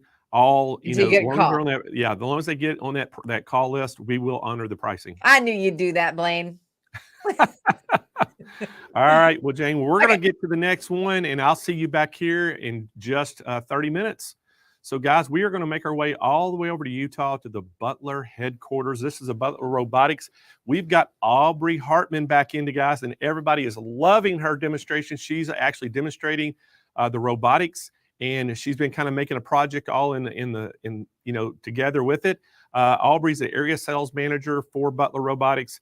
She has a long history with thread and fabric and everything that goes with it, and she has been knocking it out of the park this week. We got her here today and tomorrow. So guys, y'all, welcome to the show, Aubrey Hartman. Hi, Blaine. Nice to see you in the SMP Nation again today. Oh my gosh, we're so excited that you're here, and this, you've been a really big hit all week this week. Everybody is loving watching you do this, and it is fascinating to see all the things that this robotic system will do. So I'm not going to talk anymore. I'm going to let you get right at it because I know we're limited on time. So we'll see you back in about 30 minutes, and then we'll tell them about all the specials we have. Great. Thanks so much, Blaine. Thanks so much for being here, everybody. We're so thankful to be here with you to show you our robotic system. For anybody who was with us yesterday, you saw our technical difficulties, and thank you guys so much for hanging in there. We wanted to let you guys know that the issues we were having with our robotic system were caused by an HDMI cable that we had plugged into our system so that we could project our screen onto the screen that you're viewing so that you could see what we were doing. We've got a picture of that right there. That would not be something that would happen to you guys at home if you had one of our systems. So we didn't want you to worry about that. If you were to purchase one of our systems thinking that that would happen to you, it wouldn't. It was something that we did to make it viewable for you at home. We've tried to take care of that so it wouldn't happen again today. So I don't want you guys to worry. So I'm going to go over to our systems and introduce them to you now. All right, guys, so right here we've got our 3 different Butler Robotics system. You can call into Blaine's team and order any one of these 3 for you. It just is a matter of what you think is going to fit your needs the best. We've got our basic Butler Robotics system here, and that comes with an 8-inch screen. We've got our deluxe system right here, and that comes with a 10-inch screen, and our professional system in the middle, and that comes with a 12-inch screen. We've also got down here on the bottom of our display our Easy Shield AVR. This is an automatic voltage regulator system. If you plug your machine and your robotic system into this, they will be receiving a nice even feed of power supply. That way you don't have to worry about power surges coming into your home. Everything will be nice, even keel for all of your electronics plugged into here. And this also has a battery backup system in it. So should you lose power at your home due to a storm or something like that, you can complete the project that you're working on fairly quickly, properly turn down or save whatever you're working on and shut off your system so that no damage comes to that. So this will be included in your purchases this week during SewFest if you purchase a Butler system. I want to let you know that all of these 3 different systems are available for any long arm you may have at home. This is a universal system. So you just call Blaine's team, let them know what machine you have and what frame it's on, and they can get a system to meet your needs. All right, guys, we are going to come back over to the project we were working on yesterday when we encountered our technical difficulties and see if we can get that completed for you. I do have a little name stitched out on my fabric here. It says Pixie, which is the name of my little dog at home. And we're going to put a design around the name, but make sure we don't stitch over the name. So on my screen here, I've already got a layout box added in here into my quilt area, and we're going to go ahead and put a design in place. I'm going to go up to my patterns, and I've pre-selected a pattern that I'd like to use, so I'm going to go ahead and select that, and then I'm going to go to my repeats and add a few more of those so we fill in a little bit more space. I'm going to go down to my scale option, and I'm going to smart scale that to fill in my box nice and even and get everything looking beautiful. I'm going to go back to my layout, and I'm going to add a new layout box onto my screen, and that layout box is going to be around the entire name Pixie. So I'm going to hit my plus sign to set a new layout box, and I'm going to give my first point, and then I'm going to go catty corner and complete that box. I'm going to go to my edit screen, and I'm going to go back to the layout box that I put my beautiful design in, and I am going to hit crop, and I am going to crop out the name. And if you can see on my screen, it is now taken out the area where the name is. It is that simple to take care of that. And we're going to go to where our pattern's going to start, hit our home button, engage our needle, and start our design. We're going to let our King Quilter 2 do its thing.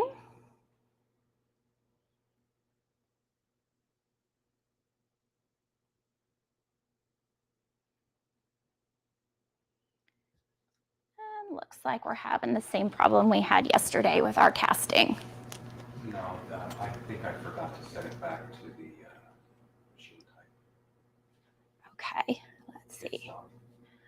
Okay, we need to just go into our machine type, HQ.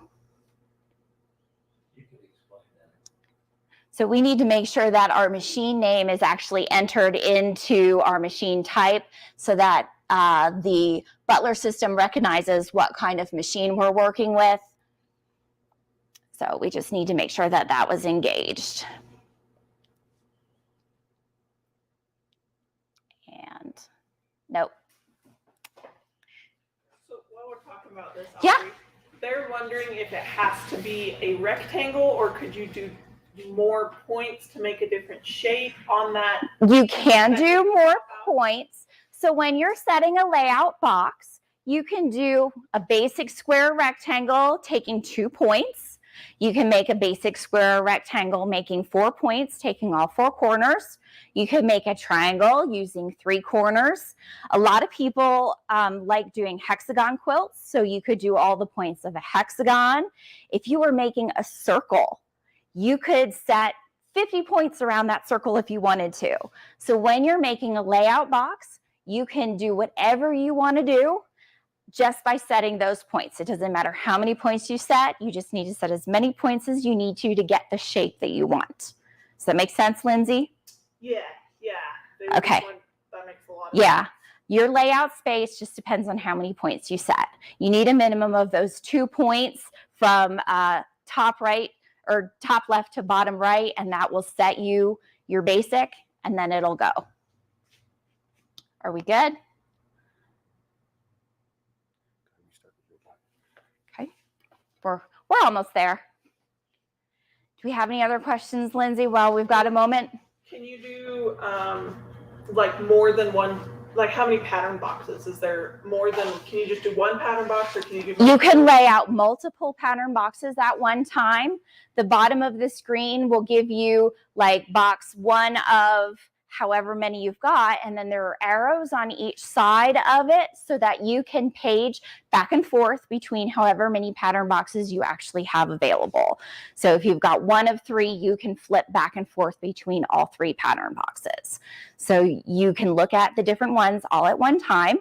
And then there is a button that looks like a little checkerboard, and you can actually view all of your pattern boxes that you have available all at one time.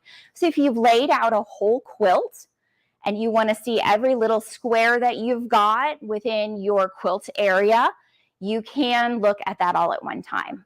So that's really helpful if you're working on a large project. And then another one is how big can the quilting area be? Your quilting area will be essentially the space you have available between what your frame is available and then the throat of your machine. All right, I think we're ready. Thank you guys for being patient. Take it off the on-screen because of technical difficulty it's causing. Okay, so our on-screen broadcasting where you guys got to see my little screen on your screen, we've taken that off because it's causing so many problems. That's what happened yesterday and it happened again today. So we're gonna go ahead and stitch out the design around the name Pixie.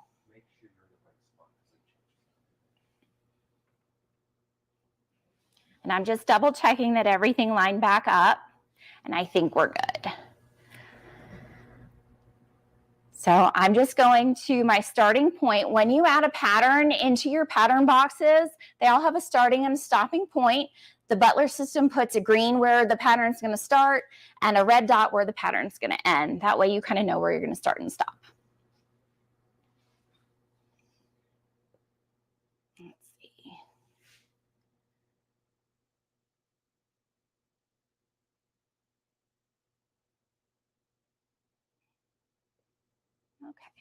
Well, I don't think it likes the way we restarted, so I'm just going to start this one over real quick. Doesn't take but a minute. All of this takes a little practice. I try to make it look easy for you guys, but it really is simple to add pattern boxes and do edge-to-edge designs. And that's what most of us like to do with our automation. I don't know about you guys, but when I got my robot about 6 months ago, I had a stack of quilts in my closet that needed to be worked on, and I've gotten through all of them except for one. I've done a lot of edge-to-edge design work, and it's really helped me learn how the automation system works.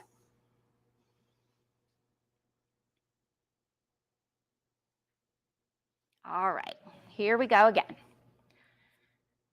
We're going to go to our home and stitch out. And our King Quilter 2 has moved into place.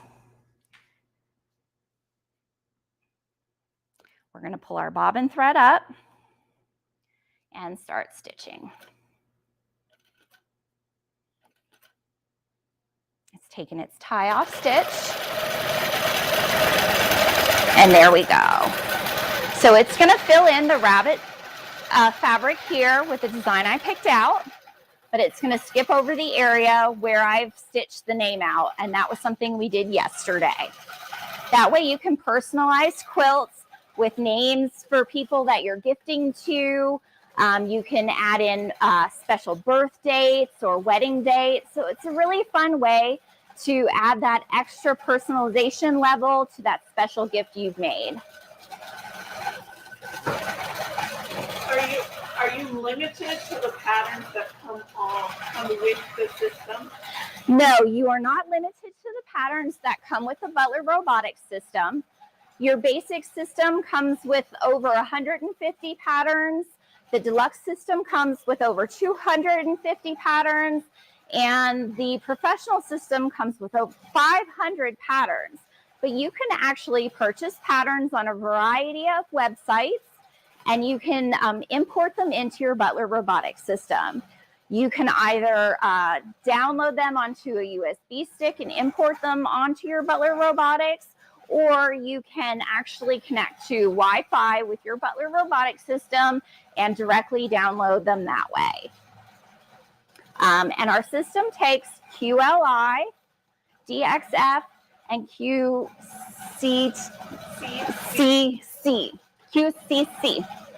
So you have a variety of different formats that you can use on our system. And a lot of people buy patterns from different sites, so you just have to check for those formats before purchasing. And I don't know if you guys can see this or not with the lighting and the angle, but the King Quilter 2 is making beautiful stitches with the Butler Robotics system. So if you are needing to purchase a long arm, or if it's something you've been thinking about this week, this is a great long arm to buy, and getting our robotic system along with it is really going to be a wonderful thing for you to take on. And it's something you can learn and be able to make presents for Christmas time. So we are that close to the holiday season, but I really think you can learn this and make some beautiful gifts for the holiday season. Do we have any other questions, Lindsay, while this is stitching out? Someone asked if you can do it without stitching to make it sure it fits. Yes. So if you want to make sure that your stitching will fit within a block or a certain area that you've laid out, once you've put your pattern in and you go to the home screen, you can actually turn off the needle and it will trace your pattern above your fabric without running the needle. That way you can make sure your design will fit within the space you've designated, that it won't bleed over any stitching lines, or it will stay within the fabric area you want. Sometimes when you're laying things out, you get close to what you want it to be, but you might be off a little bit. So that's a great way to trace your pattern by turning off that needle, make sure everything fits where you want it to before actually stitching. So I have used that before on a block layout quilt just to make sure everything was where I wanted it in place before I actually took the steps and did that. Sometimes you want to make sure it's really going to be in place and not have to seam rip. So what's happening right now is I have my jump stitches turned on. As I'm going around the name Pixie, my pattern is going to start and stop a few times because I've edited out that space. So the pattern is going to start and stop and start and stop as it's going around the space we eliminated for the name. I will go back when this pattern is finished and clip the threads in between.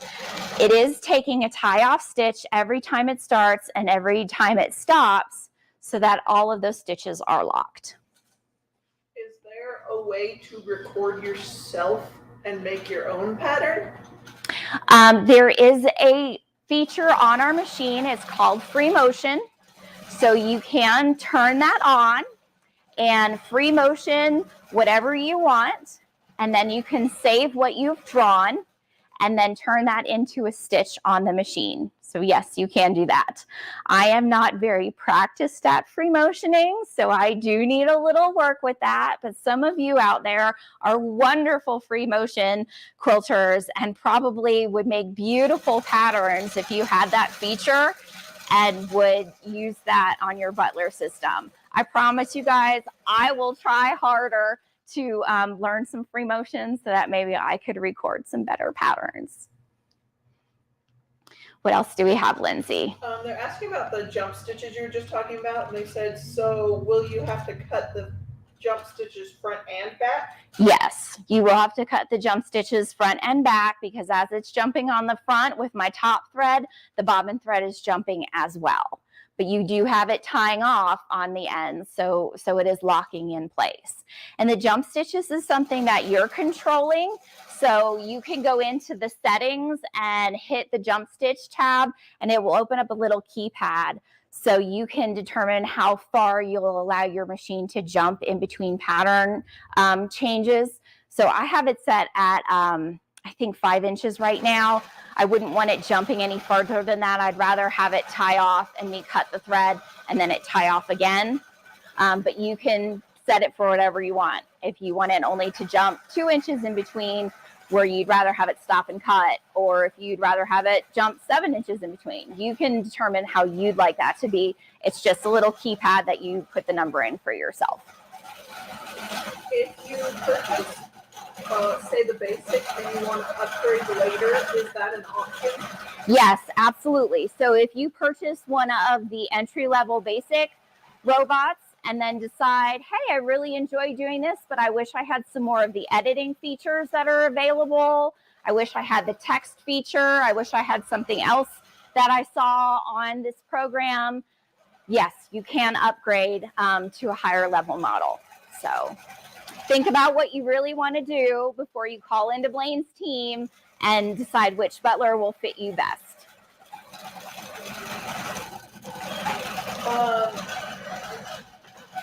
Does the record feature come on all the systems? No, the record feature does not come on all the systems. That is only available on your mid and top of the line. So that's going to be on your deluxe and on the professional. So if that's something you're interested in, make sure you take that into consideration when you decide what model to take home with you. So I don't know if you guys can see, but we're around the middle portion of the name Pixie, and we're kind of coming over to the other end. It is going to kind of swirl around and fill in a little bit underneath still, and a little tiny bit on the top. We've got some blank spaces, but it is making progress around the name. So it does take a little bit of time to stitch out around a name, especially with a dense design like this. That's going to be something you'll want to think about when you're doing this process, is how much starting and stopping it's going to take, how long it's going to take to fill in, if you're crunched on time. Because if you're like me, I do projects last minute when I have to have a gift for a baby shower or something like that. I'm a last minute person. I try not to be, but it happens. So if you've got a big quilting project you need to get done in a short amount of time, think about how dense your design is, because it's going to take longer to stitch if it's a really dense design. Hey, Aubrey, Yes. Can you change the speed of the robot? Yes, you can change the speed of the robot. So right now I'm running at a 30. You can slow it down if you want it to run a little slower, and you can speed it up if you want it to run faster. You need to take into consideration how dense your pattern is. The more dense the pattern is, the slower you're going to want to run it, because there are far more chances of your thread breaking. If the pattern is curvier, you're going to run it a little bit slower as well, because as it goes around those curves, you'll have a higher chance of your thread breaking as well. So if you have a more straight line pattern, you might be able to run it a little bit faster, but the denser patterns and the curvier patterns, you want to get it slowed down a little bit. That way you're not going to break thread or miss stitches or things like that because it's running too fast. You also want to make sure that your machine's not vibrating too much because you're running too fast. So take those things into consideration with your speed. Are there any like information videos? Yes, actually, Lindsay, there are built-in information videos on your Butler Robotics system. So there is a little I for information button on your Butler Robotics screen. And when you hit that, you can hit any other icon on the screen, and it will bring up a video for you to watch. Now, you have to be connected to the Wi-Fi to download all those videos, but once you've downloaded them, they're there. And those videos will give you a full explanation of what the feature is and how to use it. So you don't have to go chasing after videos on your laptop or thumbing through a manual. If you don't want to take the time to read something, you can actually see a full color video of how every feature works right there on your Butler Robotics screen.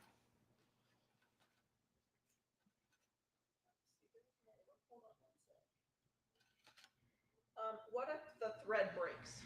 Okay, so the thread breaks on me all the time because I'm learning what kind of thread my machine at home likes, and you try different things, and sometimes you go too fast, sometimes it's just not the right thing for the project you're using, so it's experimentation. But when your thread breaks, you can hit your pause button that's on the bottom of your screen. It will ask you if this was for a thread break, and you hit that button and it will stop what your machine is doing and let you acknowledge that it was a thread break.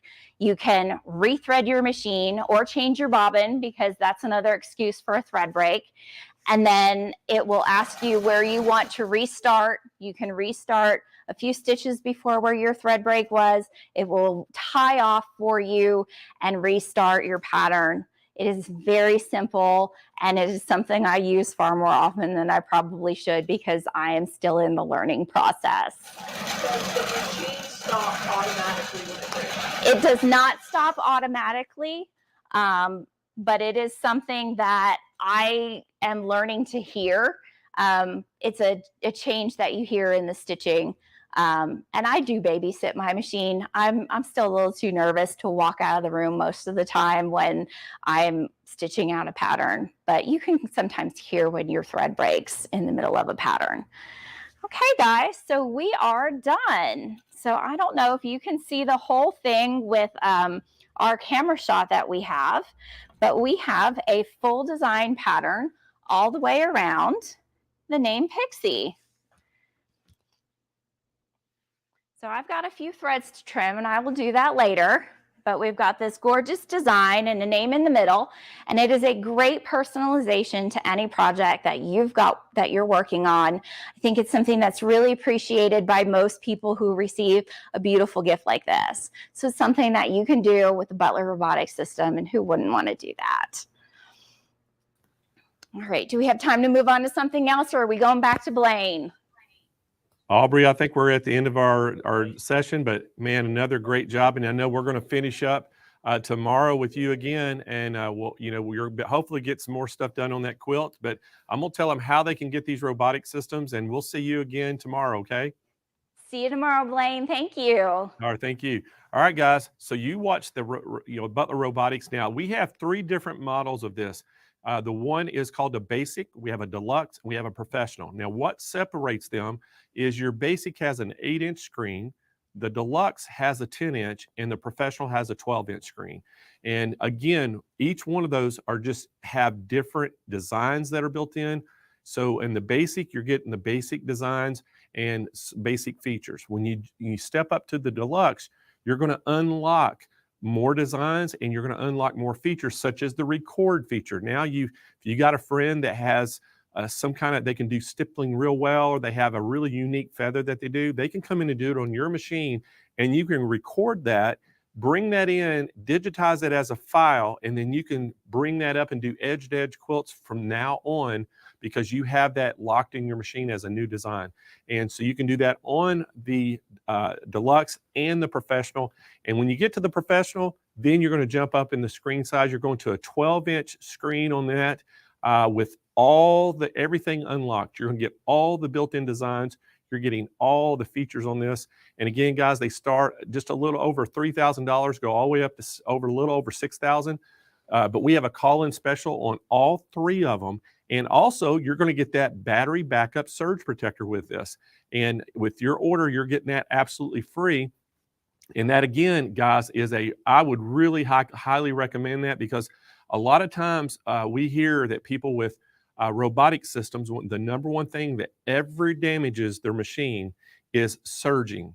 If something surges, your electrical system, or you get a surge during a storm, and this will protect it. And this is a really, really nice surge protector, and it's also a battery backup. So if your electricity goes off, it's going to give power to that quilting machine to get to a stopping point. So you're not going to lose where you're at. So a great addition. We're throwing that in absolutely free.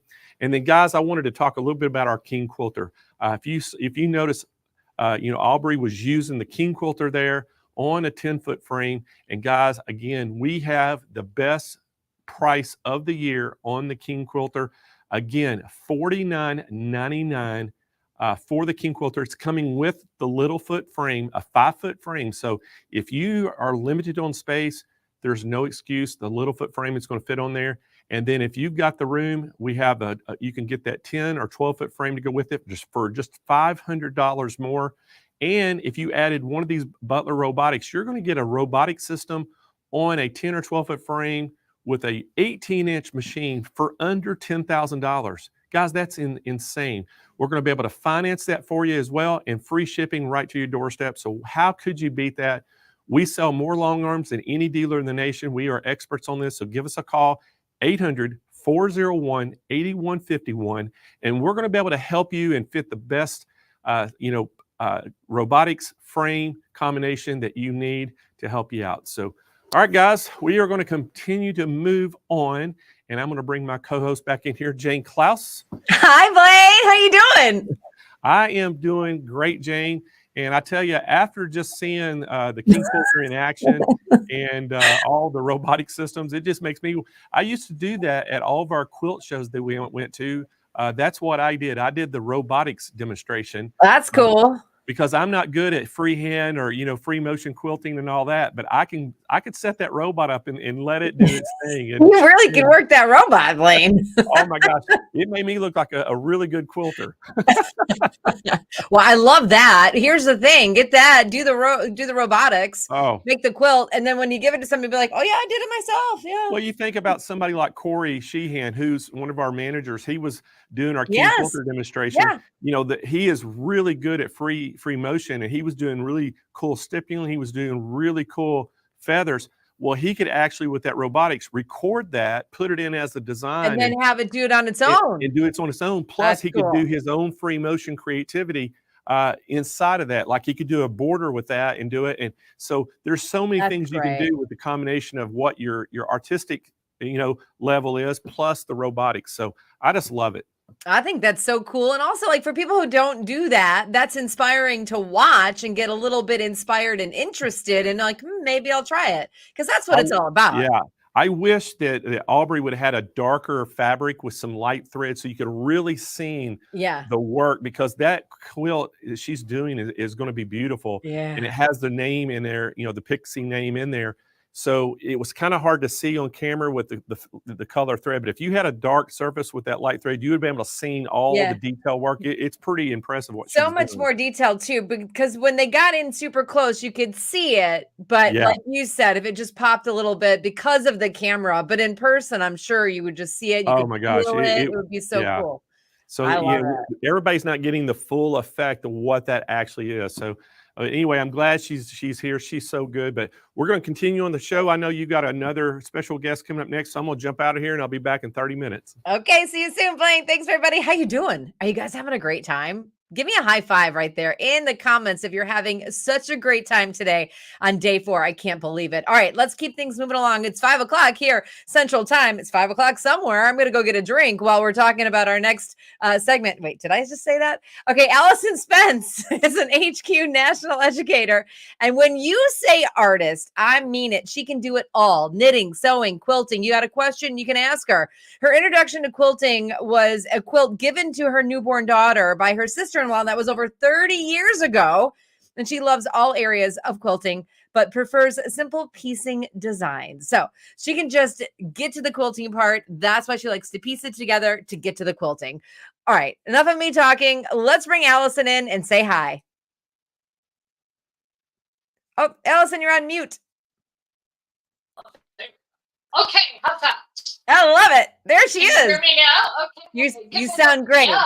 So it's been almost 40 years now. My daughter turns 40 this year. So I've been So you quilting a long got the time. quilt and then you got interested in it and then you just said, okay, I'm quilting. I love it. Yeah. You're the best. Yeah. That's so fun. Super. And it just took over your house, I'm sure. Yeah. We don't have a basement anymore. I've taken over. Yeah. That's fine.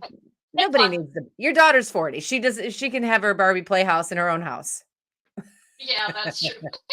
All right, I'm not going to take up any more time. Today you're talking about the HQ Pro Stitcher Premium? Yes, I am. Okay, very good. You take it away, All Allison. right. I'll meet you back here in 30 minutes. All right, then. Thank you. So this morning I talked about the hand quilter Amara, and I'm fortunate in my space that I have enough room for both machines. So my Amara is over on my left-hand side, and here's my Avante. It was my first long arm. And when I started working with Handy Quilter, it was kind of like, oh, do you have Pro Stitcher? No, well, you got it.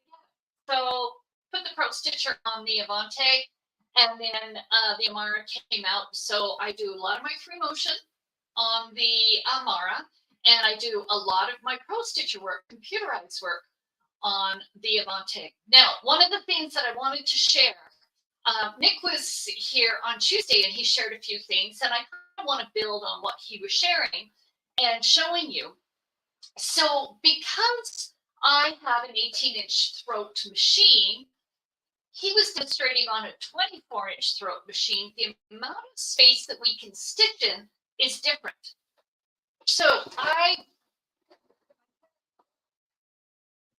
when I am quilting, I think in my mind that I can stitch that full 18 inches, and I cannot.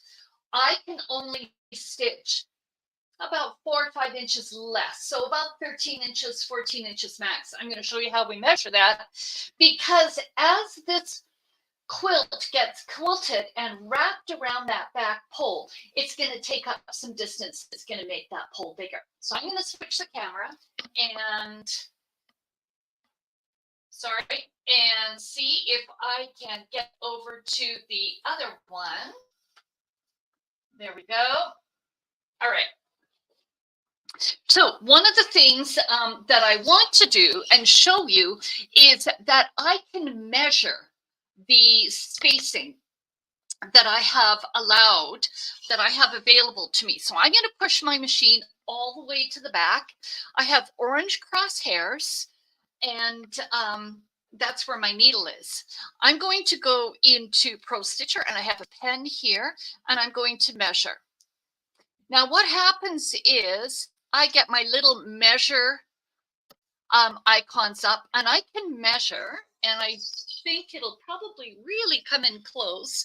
It's telling me that my distance is 14.61 inches. So I know that even though I have an 18-inch throat machine, my safe maximum amount is 14 inches. But I usually work in about 11 or 12 inches. Pro Stitcher updates. We have a robust, we have a good engineering department, and they're constantly updating and improving on Pro Stitcher Premium. So the latest update has given us the ability to, let me see if I can get there. There we go. To connect to the internet. And we now have what's called Pro Stitcher Patterns. And I can log in and I can get a membership, a monthly membership. And my monthly membership will entitle me to 2 downloads of designs every month. And the nice thing, oh, it's just loading. And the nice thing is that I can bank up to 10 designs. I'm just going to go in here and we can see all of the designs that are available for us to purchase. And because I'm a member, I get a discount. So a design that would be $15 is, because I'm a member, I get it for, what was that, $11.25. If I have logged into my account, I will see that I can get a Pro Stitcher membership download. And I just download directly to, oh, there it comes up. I download directly to my Pro Stitcher tablet, and there's some of the designs. So I have, I'm going to go out of that. I have today downloaded 2 new designs. My designs, and I'm going to pull this just a bit closer and hopefully you'll be able to see it. My designs are stored in, most designs are stored on my C drive. There's my designs folder. But also I have my PS patterns. Those are designs that I have purchased or downloaded as part of my membership. When I download designs, sometimes I will see that I've got 3 different formats. The beige one is an HQF format. The blue one is a QLI format, and the green ones are an HQV format. And those formats, the QLI is sort of a universal one, HQV is a previous version, and now the HQV is now a vector format, and they stitch out a lot nicer for us. So what I've done here is I have downloaded 2 designs, and what I wanted to do is I want to show you a little bit of my process when I want to create something to quilt. So what I'm going to do is I'm going to zoom, and I'm just going to zoom right over and zoom in on those 2 designs. When my design is open or selected, it will be black. And I can see on the right-hand side here how big that design is. Now remember, I measured my space, and I have made an arbitrary decision for myself. I'm not going to stitch designs any larger than 11 inches. This design is 12 inches in height. So what I'm going to do is I'm going to change it, and it's very easy. I'm going to modify. I'm going to use my finger because my pen doesn't seem to work. I am going to resize. And then over on the right-hand side here, I can change my width. I can change my height. I'm going to lock my aspect ratio, and I'm going to change and enter my height to 11. And it also changed my, let's go over here. It also changed my design down to 12.42. I'm going to check this other design out. Oh, is it not letting me? There we go. I got to go this way. There it is. All right. This one comes up and it tells me that this design is at 10 inches. So I'm going to resize it again. And I'm going to lock that height aspect ratio, and I'm going to change that to 11 inches. I'm going to turn off my lock. I'm going to turn off my resize. Both of those designs now will stitch out at 10 inches high, but I look at them and it's like, what's the density? Sometimes it's really hard to scale or to judge the density. So one of the things that I will do is I will select down at the bottom my 1-to-1. I'm going to select pan, and I'm going to turn my grid work on. And what I can do, sorry, I'm just going to go back to refresh. My crosshairs are over here. So I think I'm just going to move that design. Crosshairs. Oh, let's see. Workspace. There we go. We'll select it. We will move it. See, it's moving on the screen because I'm in pan. I need to select. There we go. And then I can take this one and I'm going to bring it over to my crosshairs just because it's easier to look at. I'm going to turn my grid on, turn my pan on, and on the bottom, I'm going to turn on my 1-to-1 size. So now I can go through my screen. Where did my design go? I've lost it. There it is. Okay, we need to go back to that 1-to-1. Just go up a little bit further. Everything moved around on me.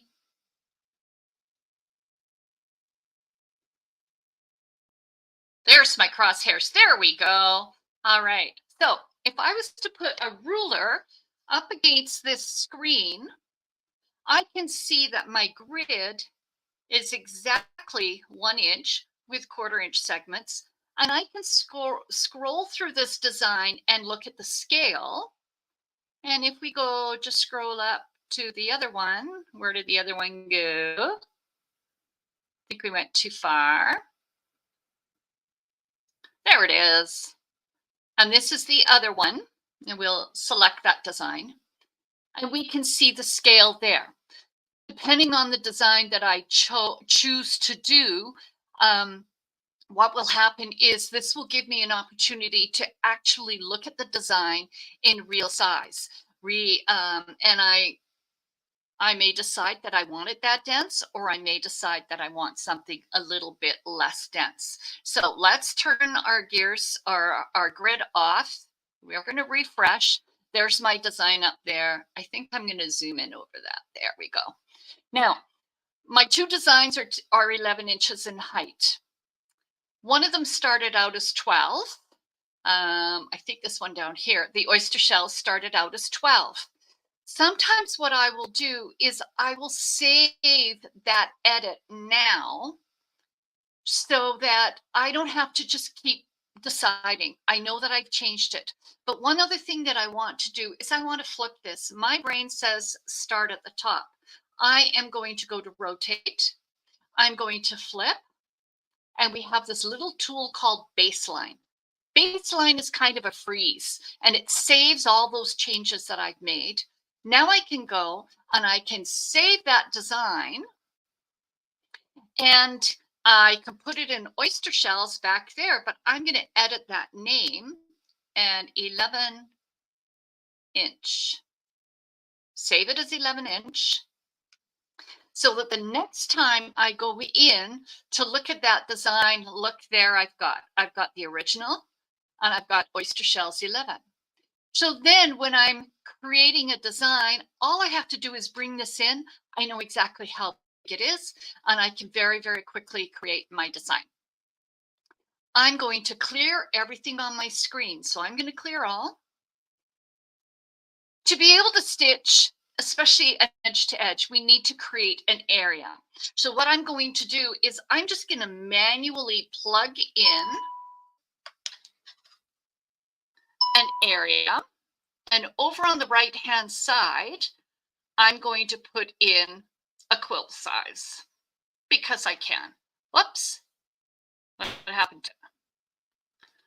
Let's clear it. We'll try it again. 2 corner. Let's see if we can go this way. 50. And will it let me do 60? There we go. That's my area. I'm going to refresh and it's going to fill my screen. So my design, I'm going to bring in my design, that oyster shells 11. And here's a nice handy thing. All of those designs that I've had open recently, they will be listed here. So I don't have to go hunt for them again. Now I can tell Pro Stitcher to repeat this design. So I go repeat. Over on the right hand side here, I'm going to tell Pro Stitcher to fill. It's going to fill that area with as many repeats as it can without changing the size or the scale of the design. Now I'm looking here and I think to get right to the edge, maybe I'm going to add an extra repeat on the side and I'm going to switch to vertical and I think I'm going to add an extra, and there's a lot of space there. Let's close that gap down and maybe we need to add a couple of extra repeats. And I can make this as perfect as I want. Remember, I can go back into that 1-to-1 and I can move things around. I think I'll add a couple of repeats. There we go. So if I'm happy with this design, I'm going to freeze that design by baselining. So if you look over here, it says I have 8 vertical repeats and I have 5 horizontal repeats. So 4 times 8, I've got 40 designs in here. When I baseline, everything is frozen. I now have 1 design. My design is too big for my area. I don't want to stitch outside all of that. I'm going to go to modify. I'm going to crop. I'm going to crop the outside and get rid of all of those little green and red dots. And I am going to close the edges. I'm going to baseline again. And then I would simply go up and save that as a temporary workspace. And then I would stitch this out. And the machine will stitch the first row. It'll get to the end. It'll stop. I will clip my threads and it'll come back to the beginning and stitch. Super simple. Very, very straightforward. The key that I find is changing, editing that design. So let's just slide it over. Whoops. Let's select that design. There we go. And we will zoom out a little bit. There we go. Select that design. And if I select the original, we can see the changes that I've made. My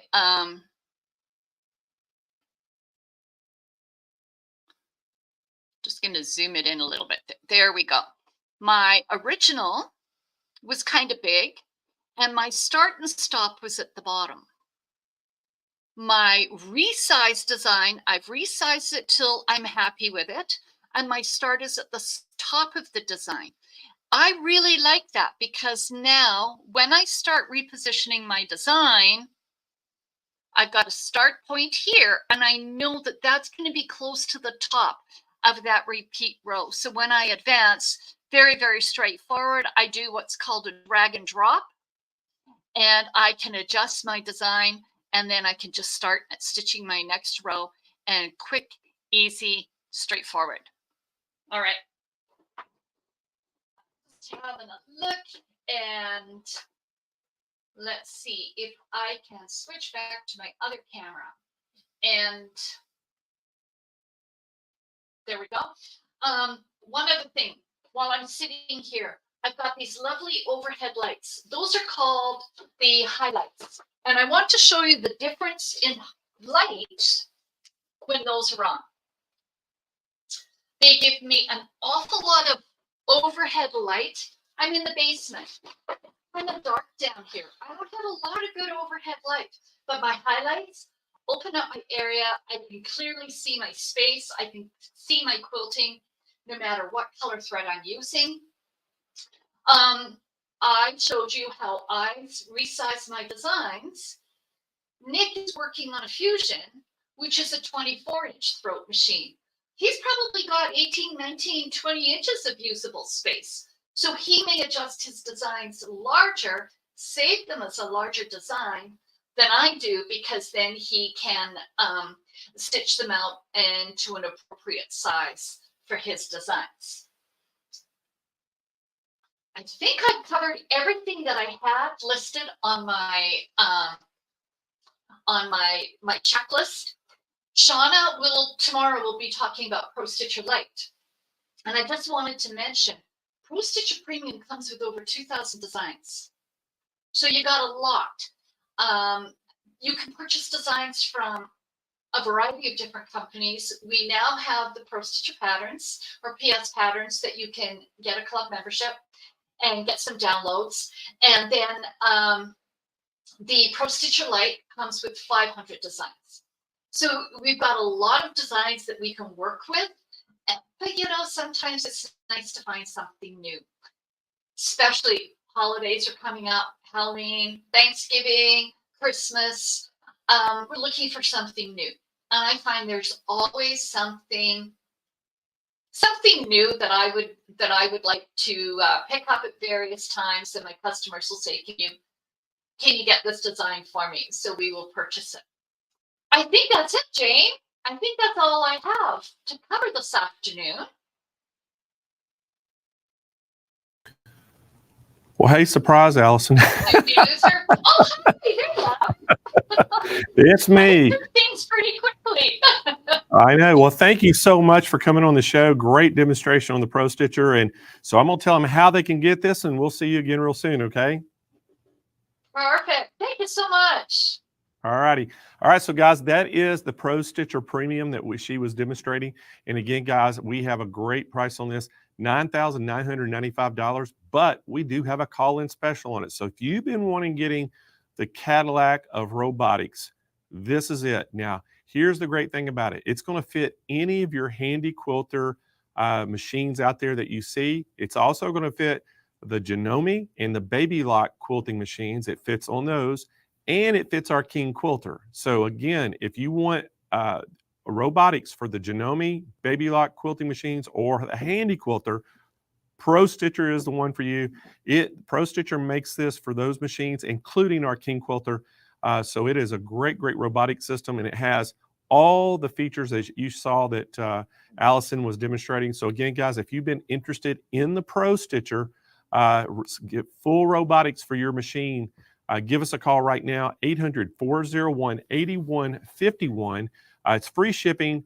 And again, guys, you see that great, great display we have right there on the screen. It is, I've used this many, many times at a lot of quilt shows, and it is very easy to use, very user-friendly.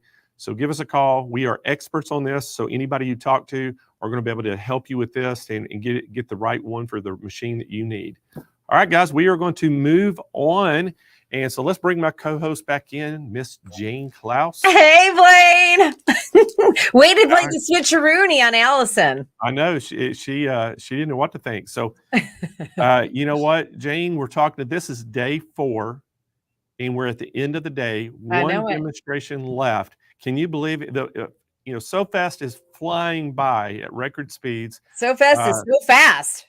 So everybody, don't go away, because we have some giveaways after this next demonstration, and we are going to announce or draw and announce the 4th finalist for the Dream Studio giveaway, which is a $25,000 Dream Studio. So cannot wait for that, but I'm gonna let you take it over and get going and introduce this last demonstration, and then I'll see you back here in 30 minutes. Okay, sounds good. Yeah, you guys want to stick around for the end of the day, prizes and games and all that good stuff that happens after this next demonstration. But oh boy, you're going to want to watch this demonstration. Our guest today, I am telling you what a surprise. She is a social media specialist and producer of the SMP live shows. She began sewing when she started working at Sewing Machines Plus and has started to love it every single day more and more. She's a full-time student pursuing her marketing degree, and I'm going to say she has a successful career ahead of her. You can catch more of her every Tuesday at 10 a.m. Pacific time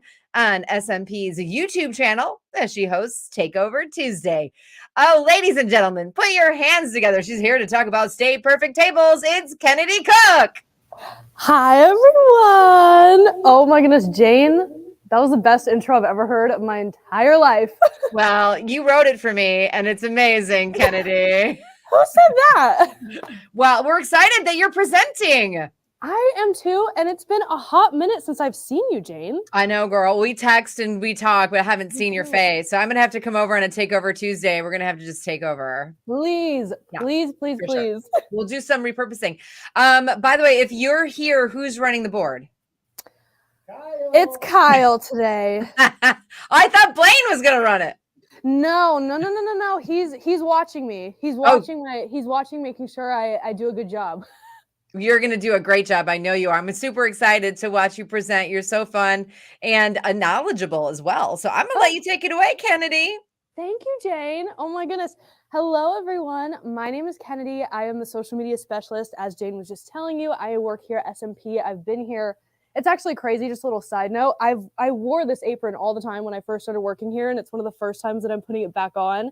And I've been here for almost like 3 years now. And so it's like reminiscent. I'm like, oh, my little apron I used to wear. But I'm here today to talk to you about some of my favorite products. And these are the Stay Perfect tables. We have launched them, I think it was a little over a year ago, probably just over a year now, that we released the 2-tier. And now we have a whole little family of Stay Perfect tables. And you might be wondering, okay, everybody's got a table. Everybody's got something they sew on. But let me ask you, what kind of table are you sewing on? Are you sewing on a folding table? Maybe did you just get one because you needed one? Or are you sewing on a countertop? Are you sewing in your kitchen? You know, I don't judge. Some of us do sew out there. You got to have all your areas covered, right? But just let me know where you guys are sewing. Do you have your own sewing room? If you do, I'm so jealous. But we're going to talk about the convenience and kind of the fact that these tables are so essential once you really get your hands on them and you really see how they benefit you and your sewing. And one of the things that I always say when I demo these tables is we want to keep you sewing for longer and more comfortably and, you know, to your whatever you feel is best. So, you know, there's so many ways that someone can like to sew. For me personally, I love to sew standing up. A lot of people sew sitting down. I don't know, maybe you like to walk on a treadmill and then sew at the same time. I don't know if that would even work, but you know, whatever the choices may be, these Stay Perfect tables are going to be the perfect addition to your sewing room. And I'm going to show you all of the reasons why. So first, we're going to talk about our newest launch. And this is the multi-needle table that we just released. This is the Stay Perfect multi-needle electric lift table. Now that is the big whammy here when we're talking about these tables is because all of them do have an electric lift. So that means they can go all the way down from our lowest is 27.6 inches to the highest being 47.5 inches. So that is a lot of space for you to really kind of run free and really find what you like and what you like to do and how you want to be comfortable sewing. So when we talk about this one, a lot of the tables that are on the market for multi-needles are small and they only fit the machine itself. So what we did here is, you know, when Blaine was working on this with just the team and we were kind of going over, you know, what would somebody with a multi-needle need when they are working? Do we need, you know, space on one side, one on the other side? Well, you know, Blaine, it's go big or go home. So he has all of this amazing workspace on each side of this table. So as you can see here, we'll get into all of the measurements and all the different things for the different machines in just a second. But with this one, I have an Elna here. This is their 4-needle. Great machine, by the way. Highly recommend you guys check that out. But I have it here, and as you can see, it's got this opening here. Now, this is going to be crucial for any multi-needle because chances are you're doing hats, you're doing shoes, maybe you're doing larger projects you can't do on a, you know, domestic normal machine, right? So this is perfect. You've got that opening there so you can easily take your hat hoops, your cap frames, all of that stuff, put it perfectly right in there, and you have all this space underneath to lay all of your pre-embroidered products and fabrics and materials just hanging right there. You have all that space. And with going back to the e-lift, so say you've set up a machine here, like here, let's go ahead. We'll talk about this little nifty tool in just a second as well. But say I am going to get started on embroidery something. I've got my hoop here and I'm going to lay it right in here and say we're just getting started, right? Well, what you can do is, now that you've got that here, say, I want to sit down when I'm sewing, or say I want to sit down while this is going. Maybe I've got another project off to the side. You can easily lift this table up and down so easily. Let's see, I don't remember this one. Yes. So let's bring it down all the way to the lowest, actually. So we're going to bring this all the way down, and this will get us to, hold please. This will get us to 27.6 inches tall. So this would be perfect for anybody who wants to sit down, who wants to, you know, maybe you're in your amazing Aero hydraulic chair and you got to swing back and forth between workstations and you're super busy. Maybe you're a business owner and you've got, you know, tons of things you need to be doing and you're a multitasking pro. This is perfect. You can just easily sit.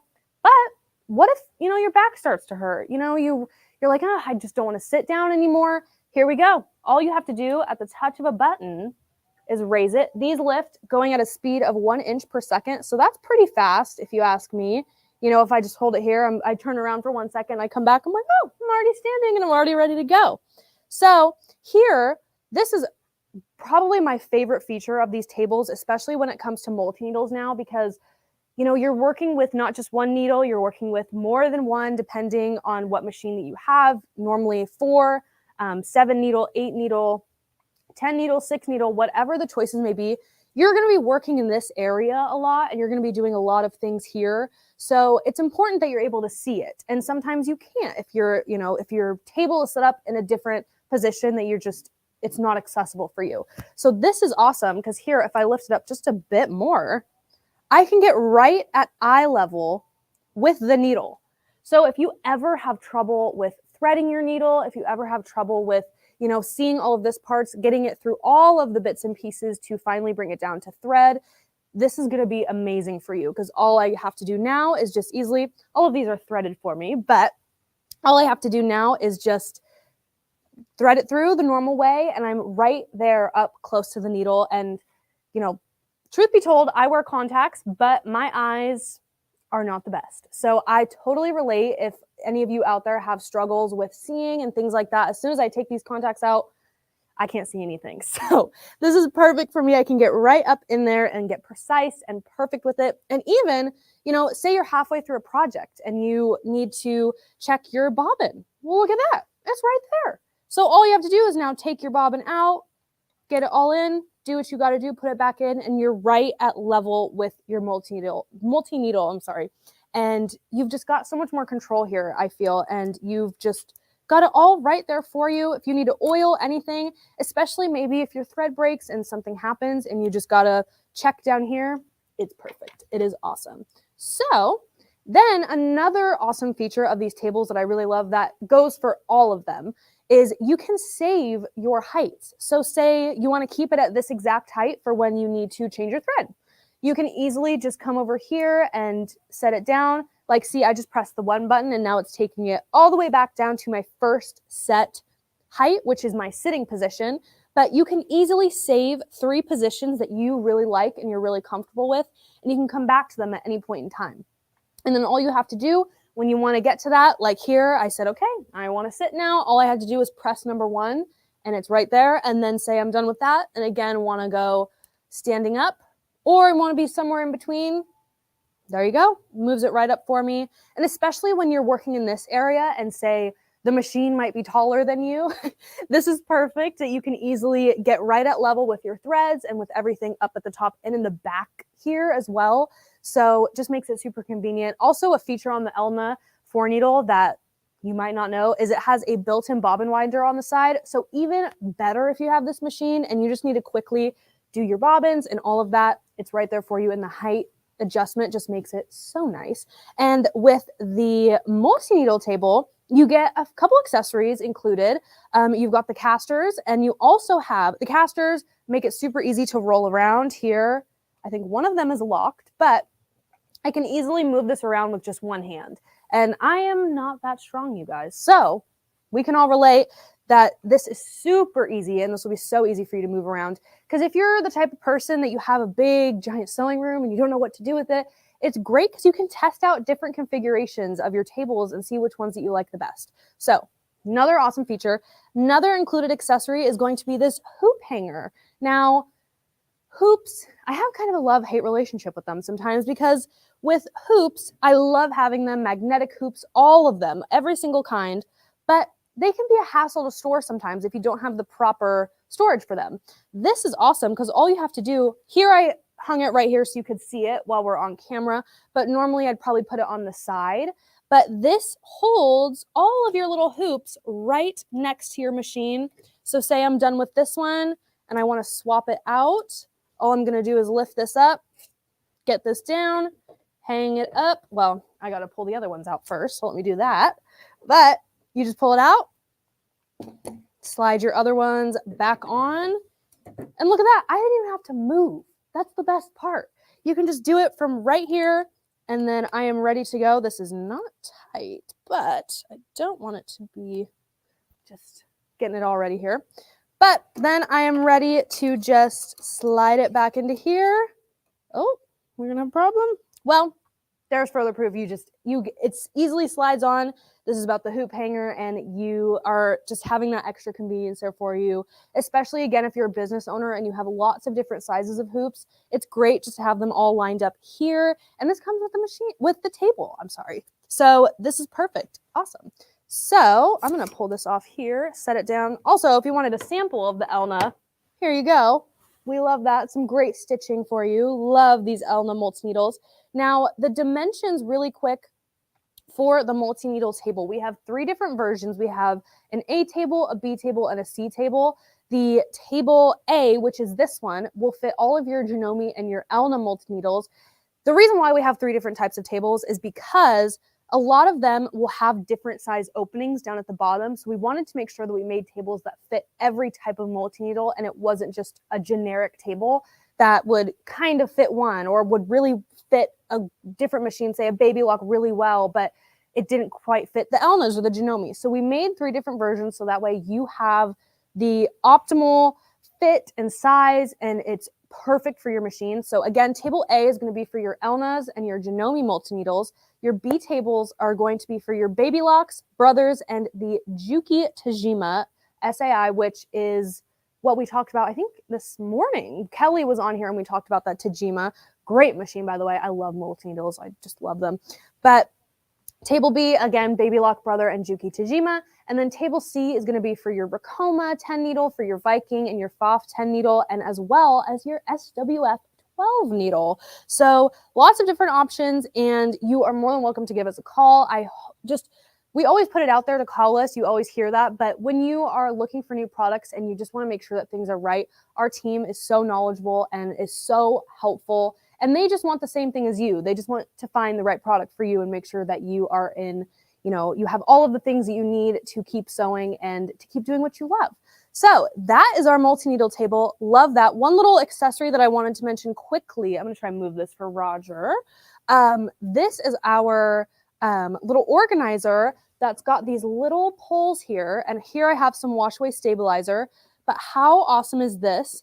This is perfect. Again, as you can see, it fits really well on this multi-needle table. So I can easily set this up, put my favorite rolls of stabilizer, fusible. Gosh, I mean, I can't even imagine anything that can come on a roll. You can slide it right here. Let me move this over really quick. And set up a cutting mat. Here you go. You can start cutting and hooping right next to your machine. Grab your hoop. Here we go. Lay it down, cut it, put it right there, and you're ready to go, all in one table. And normally you have your multi-needle on a little side table, and then you have your giant cutting table, and then you have all this stuff. So it's perfect for someone who's trying to conserve and, get the most out of their space as they can. So another great accessory, and all of these accessories here, the hoop hanger, this organizer, and then as well as the rack and roll, which I'm going to show you in just a second, all fit on a up to 3-inch thick table, I believe. So you can buy these separately. These are on our website. You can go check them out right now and see if these work for you, because I love them. And as someone who loves convenience, oh my gosh, these are just the best. So with that all being said, that is our multi-needle table. We love it. Highly recommend you go check it out. smplive.tv. You're welcome, Blaine. I saved you. I said it first. So let's go ahead and move on to our dual tier table. So as you can see, I have got lots of fancy pants machines here. I've got the Butler XJ1, and we love this machine. Go get your upgrades if you haven't already for your XJ1s and your XE1s. Go get that upgrade so you can get all of the good stuff that comes with the new XJ2 and XE2. There we go. A little bit of a tongue twister. Okay, so this is our dual tier table. Now, as you can see, I'm going to try and move this out so you can just see a little bit more. Pull this out. Oh, perfect. I got it. We're good. I'm just pulling it out a little bit. So as you can see, this top table here has a cutout perfect for pretty much any machine. We have put so many machines on here and use them when it comes to shows, you know, you name it. We've put a machine on here and it fits. It's perfect. It's awesome because these also have the same motor capabilities as the multi-needle table. So these lift from 27.6 inches all the way up to 43. I'm referring to my notes, 47.3. There we go. Lifts up to 47.3 inches. And obviously this is just one way that you can set up your two tables, but my perfect vision, I actually have these over in our studio and I use them every single day. I use them whenever I do Takeover Tuesday. I use them with all of my projects. They are just a staple and I love them. They're the best. So my ideal setup for these tables would obviously be this machine down here. But what I would do is I would lift up this table right here to be flush with this one. And then you almost have kind of like a little extension table made up for you right here. I obviously have the embroidery unit on, so I am not going to show you that today. But with that on, you can create a total extra, I mean, look at all that workspace that you can have if you get your machine up there flush with it. And Angela Wolf actually has these tables as well, and she is a big fan, and we are a big fan of her. So we love that. But again, these lift up, you can save up to 3 positions on them. And of course, with all secret little drawers that come with any of the products that you have, I mean, the only right answer is to put Reese's and Milky Ways and all of the things. So this is just for Blaine. I save these, I keep them hidden, and I'm like, here, you have a little treat here. So we've got lots of things. Blaine also loves Chick-fil-A, so I thought it would be funny to throw in some Chick-fil-A sauce. So there you go, all of the essentials. You know, if you're snacking, you got to have some extra dipping sauce, right? So that is awesome. Of course, we have our sew mats on there because what are you doing, guys, if you don't have a sew mat? Yeah, you're doing your machine a disservice. So you want to change that. Get yourself a sew mat. But love this. And the fact that you can move these around with the casters, you can add those on as well. You can pretty much do anything with this with these tables. You can set them up, you know, side by side from each other. So if you have a friend that wants to come and sew, if you want to teach grandkids how to sew, there's so many different ways you can set up these tables. And that is why they're my favorite. And I always love to talk about them because, I mean, your mind kind of goes wild when you think about different tables and, you know, your sewing room setup and what you want to do and all that kind of stuff. So super fun to be able to kind of make your space your own with really high quality products that will be with you for a long time. And I did want to mention, I don't know if I did this before, but the multi-needle table also comes with a little secret drawer. So that is super nice. We have all of the extra materials in there. Like what you'll get with that multi-needle is some strips of kind of anti-slip material that you can use to keep your multi-needle from moving. But in the times that we've been using, I mean, all of these machines, they don't move. They really don't move. And in fact, the table really helps to minimize a lot of the movement that may come from your machine, especially with multi-needles and, you know, larger embroidery machines like this. You want to be able to keep your machine still and keep your table still so that way you get the best finished product, right? So these are amazing. They really help to minimize the noise. They are made of high density polyethylene, which is so heavy duty. I mean, if you guys could feel these tables in person, they feel so sturdy. They are a little on the heavier side, but they're not too bad because you can obviously move these around with, you know, just one hand. I'll just, you know, throw these around all over the studio if I'm, you know, trying to film and I need the tables to be a certain way. So that is super nice. But that high density polyethylene just is further like just trust in the fact that it's not going to mess up your machine. It's not going to do anything like that. It's just to keep it safe and comfortable. And especially while you are doing what you love, you don't want anything stopping you, not even a needle breaking. I know you just changed the needle, but still, we don't want any distractions. So that is our dual tier table. I love them so much. Again, I use these every single day. And if you guys have any questions, you can always reach out to us. I am also running the Facebook and the Facebook group. So if you guys have any questions about these tables, please feel free to ask. I love to answer any questions that you guys might have and help. As someone who uses them frequently, I might be able to give you some more insight anytime. You guys can always ask. So that is our dual tier. Now, if you're looking at the dual tier and you're like, wow, I love this bottom one. There's a lot of space here, but I don't know if I need this top section, and I don't know if I need or can have that much in my sewing room. Well, if we come over here, we have our single tier table right here, which is almost the exact same as the bottom one, but this one has 30 by 54 inches of play space. You know, we always say workspace, but this is just so much room for you to play and get creative and come up with your own things and, you know, just do what you love again. So here we have another roll organizer. And again, you can check all of these accessories out on our website. But we've got all of our different stabilizers here. And here I've got some tearaway. Let me move all this stuff. I'm just all over the place today. But you come over here. Here I've got some fabric. And look at all this. I mean, you could, of course, get a bigger mat, but for the sake of today, we're just using this one right here. But I love how I can keep all of my stabilizers here, everything like that. This stabilizer is sticking to itself, but I can keep everything here ready for me. Again, if you are a business owner and you are constantly working, or you just love to sew and embroider and you're constantly working on something new, this is so amazing. And I'm doing a horrible job at rolling this up, but that's okay. So here I've got also just some, I believe this is some tearaway, and then also some fabric. So maybe if you're working on the same project or you're doing multiples of the same thing, back to school season, as everybody's kind of mentioned throughout today, is the Christmas season, the holiday season. All of the gift giving seasons are coming and upon us.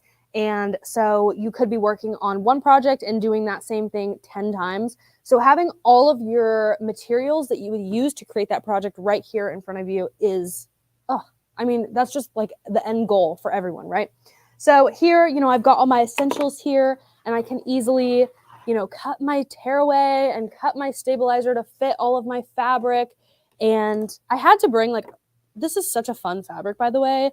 You guys should definitely come into our San Marcos store, especially for our new product party on September 23rd. We're going to be doing a ton of demos. I'm going to be demoing these in person, actually. And you guys can shop all the amazing fabric that we have in store, because we have a whole retail store filled with fabric, but you don't see it when you're online. So you just have to come in. I mean, that's just the only answer. So this fabric is from our San Marcos retail store, but here I just can easily cut my fabric. I am good to go. Or I'm sorry, cut my stabilizer, and I am good to go to start working and doing whatever I need to do. This is not a part of the table, this back little piece here. This is not a part of the table, but that is a quilt stopper. So you can, when you're quilting and you say you've got a king size quilt, or maybe you've got a really big quilt, you can easily set your machine up right here, put a sew mat down, set it all up, and you can let it not hang, because that's what it's going to do. It's going to stop your quilt from hanging down. So it'll keep it all clean and protected, and it's just awesome. We love it. The last thing I'm going to mention really quick before we get on to the last table is this rack and roll. Now this is ideal for backing fabric, batting, anything like that. And it is just awesome. We love it. Again, this can fit up to a 3-inch thick table. So we love this. And you can also get extras of these as well. The last table I want to mention really quick, because for the first time ever, I'm on time. So the last table is the nesting table. And this is the perfect little sidekick to whatever sewing space you have already. It is a smaller footprint, and I believe it is 18 by 35 inches in size. Again, you have all of the e-lift capabilities as all of the same tables. You can preset all of your sizes. You can do whatever you got to do. You can lift it up and down. All of these, again, go up from 27.6 inches to 47.3. So take that how you please. This one, though, last time, if you guys were watching us, and watched me do these demos last time, I did sit on all of these, but I will tell you, yes, it all worked. No one was injured, but this has a weight limit of 85 pounds, I learned after the show. So I would not do what I did and keep it to smaller machines, simple machines, ironing, all of the things. Love that. All of these tables are so amazing, and I hope you guys go check them out. You really don't know how much a table and furniture can really step up your sewing room, your motivation, your daily routine when you're sewing and crafting, and it's really been so helpful. And the response that we've gotten from all these tables is really amazing, and you guys all seem to love them. And yeah, I hope I did it justice. I think I'm out of time for the first time ever. How are we doing? Well, hey, great job, Kennedy. And again, guys, we're going to tell you how you can get these tables. Now, again, this is our very own tables. They're called the Stay Perfect tables because, man, they keep everything perfect in your sewing room. And we have 4 different models you saw that Kennedy was showing you there. And again, we have the 2-tier and the single lift. We have the brand new multi-needle embroidery table, and then we have that nesting table. Again, guys, every one of them, we have Quilt Fest special pricing on them, so you need to call in to get that special pricing. And if you go right now to smplive.tv and click on the Stay Perfect table, you'll see it. It'll take you to the product pages. When you see the product pages, if you scroll down, you'll see on every product page all the accessories on each one of the tables that you can actually get as options. Now, some of the accessories come with it, but some of them have options of all the different things. So you'll see all the different options. Now, I know sometimes people say, well, will these fit on other tables? They'll fit on anything that you have room to be able to slide that clamp on, and it has to be, 3 inches or less. So they're going to fit a lot of tables other than just our Stay Perfect tables. But again, I always talk about the electric lift. Think about multi-needles now. If you're just trying to thread, put your spools on the top and start your threading, pulling the thread down. Most of the time, if you have it on a regular surface, it's so high, it's hard for people to reach. Now you can lower this down so it's easily to reach. So that's why we came out with that. There's so many uses for the electric tables. And then our single tier table, think about this. All you people out there right now that have the Cutie frame from Grace and have your domestic machine on it, well, you can put that on that table, and now you have a electric lift quilting table that you can sit down or stand up at. So, guys, so many uses for them. Give us a call right now, 800-401-8151. Ask them about the Stay Perfect tables. We have them all kinds of different uses for it, guys, and we would love for you to get one because I think you're absolutely going to love it. And the 2-tier just increases your work surface. If you think about an extension table, the way that 2-tier works, you can make it any height of the machine to give it that other extra work surface. So again, great addition to the Sewing Machines Plus website. And guys, we hope that y'all will take advantage of that and go check them out. All right, guys, let's bring our co-host back in, Jane Klaus. Hey, Blaine. Wow, Kennedy just crushed that demo. Well, she knows those tables really well because she uses them every single day, sewing and making videos on them. And, it's amazing, everybody where we got, the inspiration for these tables was in our office. Everybody has those like stand-up desks. Sure, absolutely. And it's, electric lift desk. Yeah. And they're all L-shaped. And we just got to think of like, man, this would be so awesome if you had a sewing table doing that. I think they're great. It's just evolved. And now, we were thinking, well, the multi-needle tables are a brand new one. And you know what? It makes sense. And one thing about it, there's a lot of these. If you type in to go to Amazon and look at these, you'll see them out there that are real cheap. And that's exactly what they are too, guys. They're really cheap made tables. They don't have the lifting capacity our motors do. And the other thing, a lot of them are made out of that melamine board, they call it. That's just sawdust, basically pressed sawdust with a laminate. Mm-hmm. These are not that way. These are polyethylene, high density. They're going to hold up forever. And the motors that lift these things up are really high capacity motors with a lot of lifting power. So these are not cheap tables by no means to even make. So don't get You confused. would never do anything cheap. Well, but you can go to Amazon and find a $300 table that looks like these. And I promise you, they're not. Are Read they up on them. heavy, Blaine? They're they've got a little bit of weight to the base, but the tops are not heavy at all. They're just really strong. Yeah, no, I mean, I've seen the tables. They're really, really Yeah. fantastic. And the thing is funny, I also stand up and sew. And then sometimes when I'm tired of standing, I want to sit. So I have to go from one side to the other side because I've got sit down over there and stand up over here. And so if I'm moving, I can't sit down if I'm working on this one machine. So this is a great option. Yeah, I was just talking to Angela Wolf about these. She bought some and put them in her studio, and she said she couldn't believe how much difference it made in time because she was doing the same thing you're doing, was up and down doing different things, and now she just pushes a button, stands up, and so it makes a big difference. And they just look good too in your room, and you don't have to just use them just for sewing. Any kind of hobby that you're doing that you work on things. Sure. Even just work. You want a stand-up desk. Yeah. And they're in casters too, Blaine, right? Yeah, the casters are really nice. And then the other thing that we have an ironing mat that you can put on to even iron that covers the entire surface, and it has a moisture barrier that goes under it. So that way you could even steam and not even get the table wet. I love it. I love it. They're so great. And then you have the nestling ones. Can you put them all together? Yes.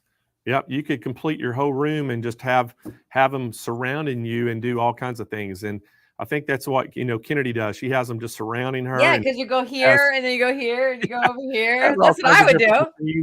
And so that's the thing. That's what it's for. It's basically productivity to increase your productivity and super cool. Make it a lot easier for you. They're really, really, really great. I'm gonna have to take a second look at those, Blaine. I didn't know you had the new multi-needle one. Yeah, and that fits every multi-needle pretty much on the market. And we had to do some extra stuff with that one. Basically, as far as the weight, because it supports up to an embroidery machine that's 250 pounds. So you had to make sure that it would support all those. And naturally, embroidery machines are going to be, the multi-needles especially, are going to be a little heavier side. So we had to do some reinforcement so the table would not bow. Fantastic. I mean, they're so great. And I just saw somebody wrote, they said, and then get an arrow chair so you can be surrounded by, you can go up, you can go down, and then you can roll around in your arrow chair.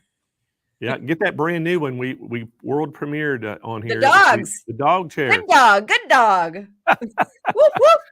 All right. Well, hey, we are at the end. I can't believe it.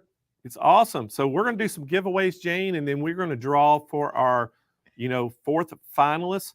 But hey, let's do some giveaways. We're going to start out with some of the event bags. Everybody loves these bags. Love these bags. We're going to give 2 customers a set of bags. So Kennedy, spin that wheel. That was pretty good. Here we go. Wow, we've been waiting all day. You did some giveaways earlier, but this is good. CS. Oh, CS. CS is our winner. Is that ours? Customer service? They're all jumping up and down in the call center over there. We won. They're like, you get a bag, and you get a bag, and you get a bag. Just kidding. So 8 bags wouldn't be enough for them over there. So that's CS watching today from YouTube. So CS, what we need you to do to claim that prize, you have 30 days. Go to smplive.tv, scroll down toward the bottom of that page where it says claim a prize, fill out all that information complete, hit submit, and we'll get them right out to you. All right, Kennedy, we're going to give our second set of bags away. So Kennedy, let's do it. Spin that wheel. Here we go. Look for your names flying by, everybody. Cynthia Cook. Hey, Cynthia Cook watching on YouTube. So how can she get her prize, Jane? Well, Cynthia, you need to go to smplive.tv, scroll to the bottom, and you'll see I won a prize. Fill out your name, where we're going to send it to, and hit submit, and we'll get you those bags, and then you can keep all of them for yourself, and you don't have to give them to anybody. All right, next up, we are going to give away some of our sewing mats. And guys, we have we love 14 different colors, including the one you saw today, the Angela Wolfpack mat are in there. They all come in 4 sizes, except for the leopard print only comes in medium and large. And the blueberry mat only comes in extra large. So Kennedy, spin that Will. Did you talk about the leopard one, that it doesn't come in the big size? Do we have any of those left? What's that, Jane? The leopard one? Yeah, there's leopard print. Kathleen Queen. What a great name. So Kathleen Queen is watching today from YouTube. So congratulations, Kathleen. You need to go to smplive.tv. Scroll down toward the bottom of the page where it says claim my prize. Fill out all the information complete. Most importantly, in the notes section, put what color of sew mat you want, what size, and you have 30 days to claim that prize, and we'll get it right shipped out to you. All right, we're gonna give another sew mat away, Jane. So Let's Jane, do it. Do the honors. All right, Kennedy girl, crushing that session you just did on those Stay Perfect tables. You ready? Oh, I'm ready, Jane girl. Let's do it. Kennedy, spin that wheel. Hey, Blaine, did we vote on what color we're gonna wear tomorrow while this is going around and around? I don't know. They can tell us. I thought it was leopard, you guys. Oh, you guys won! Hey, Congratulations, Blaine. You and your team are the winner of a sew mat. Yeah, we won twice this week. We won once from YouTube, and now we won on Facebook. You So went that's on awesome. watching us on Facebook today. I guess we can't win, so let's respin it. Go ahead, guys.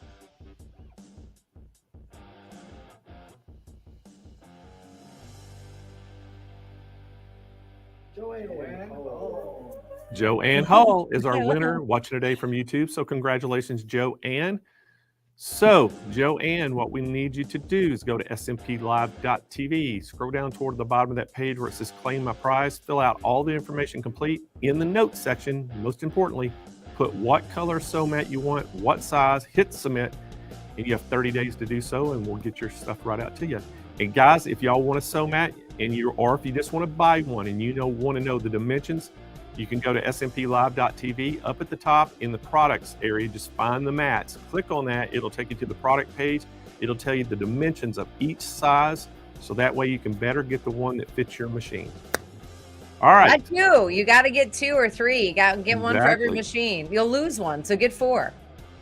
All right. What are we giving away next, Kennedy? You're not going to lose it. There we go.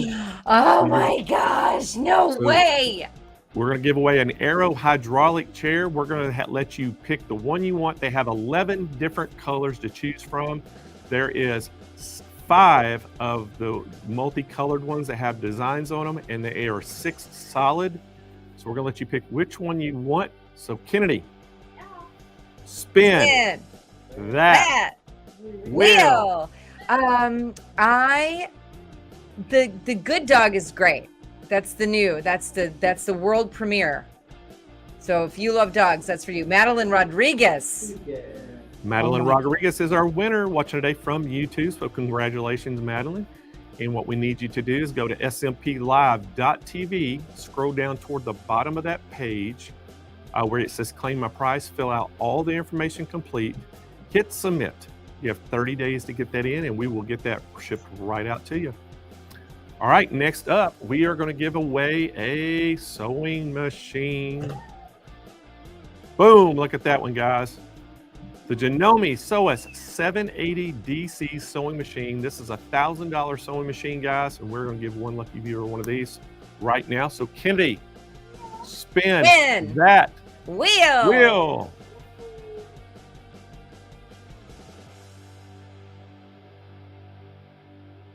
I like to see the names go by. Ooh, Gene W. watching on YouTube. Gene. I think that's Woodward in our office. Okay, how do we verify that? Yeah, we will. If it is, we'll redraw tomorrow. If we find out. So this could be. But for now. All right, so we're trying to clarify that if that's one of our employees or not. Our employees are not eligible to. That's what we're thinking. She loves Star Wars. That is. All right, that was Jean. So Jean is one of our customer service agents. She is not allowed to win. So Kennedy, respin that wheel. Yeah. Oh, she's so bummed right now. I know. She's like, ah. Heidi Wow. Cervantes. Cervantes. Cervantes. I'm just going to say Heidi. Heidi is our winner. She's watching today from YouTube. So Heidi, congratulations. You just won your Janome sewing machine. To claim that machine, you have to go to smplive.tv, scroll down toward the bottom of the page where it says claim a prize, fill out all that information complete, hit submit. You have 30 days to claim the prize or it will go back into the prize pool. That's the most important thing to remember, everybody. 30 days. Get it now. Do it now. All right. So Jane, we have come to the end of the show. And now we get to pick our 4th finalist for the $25,000 Dream Studio giveaway. I get so nervous right now. I know, this is crazy. I mean, think about it. 1 of 5 people are going to get to win that tomorrow. It's tomorrow at this time, we're going to be like, ah! And what's so great about it, the 4 people that are runner-ups, they all get a prize package. So they all insane. You'll tell the prize package tomorrow, right? Yep. Okay. And then guess what? Tonight at midnight is the deadline for voting. Midnight Pacific time is the voting ends for the garment contest. So y'all make sure you go look at them, vote on your favorite one because it is really, really close right now. We looked at the votes and there is just a few votes separating the top 10. So guys, y'all got to go vote. It is so close. It's the closest voting we've ever had in one of our events like this. Wow. And so guys, make sure y'all go do that and help these people out that have worked so hard to put their garments in there. But again, if you want to go vote, guys, you can go to SewingMachinesPlus.com, scroll down and you see that SewFest banner, click on it. When you get to that page at the top right corner at the top of the page, it has a gallery. Click on the gallery. It takes you to all the pictures. You can look through them and you get 2 votes per day. So if you haven't done it yet, you get 2 votes today and at midnight tonight, Pacific time, it ends. Yeah. And we will crown the winners tomorrow afternoon. Such great entries on there. You're going to get inspired just looking at them. You're going to vote for your 2 and then you're going to be like, oh, why didn't I make that? So great. I know. What a great idea for you to do that. It's awesome how many talented people. All right, Kennedy. Yeah. So let's see who we can get for this finalist. Everybody's on. So Kennedy, spin that wheel. Oh my gosh, my fingers are crossed for you. Finalist. Here we go. Bam! Bonnie Spicer. Bonnie Spicer. All right, so Bonnie Spicer is our 4th finalist for the Dream Studio giveaway. Bonnie, you are guaranteed to win a prize package tomorrow afternoon. And who knows, you could walk away with $25,000 worth of product to put in your sewing room.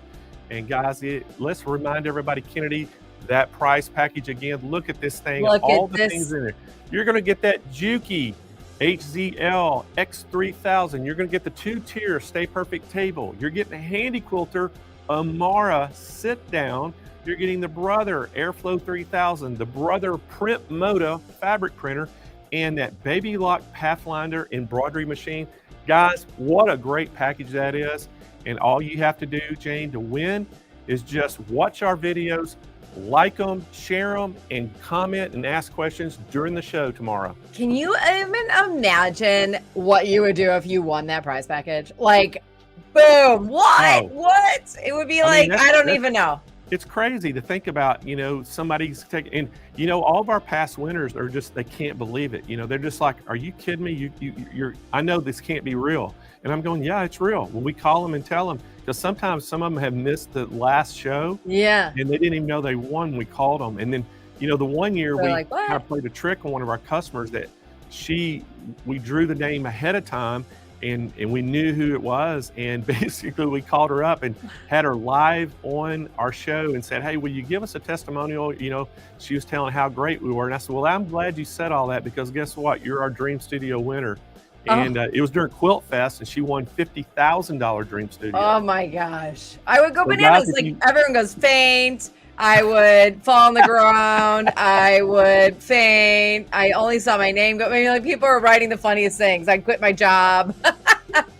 Well, y'all remember this. This is not the only festival we do. March of 2024, we will have Quilt Fest, and it'll be a $50,000 Dream Studio, and we'll be giving $150,000 away during the show for that week.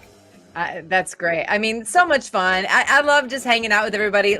Like while you're doing all the talking, I'm like over here reading all the comments and like I feel like I'm just hanging out with everybody all day. It's so fun. Well, it is, and what's great is just it's fun to do this because you get to see all the comments. And I'll tell you what I really enjoy most of anything. It's just how good all the demonstrators are and how good the educators are. Totally. It's just inspiring to see how much talent is out there. Yeah. And then to see how many talented SMP Nation is just when they enter these contests and see all the things that they can do. It's especially during Quilt Fest with all the quilts. It just blows my mind.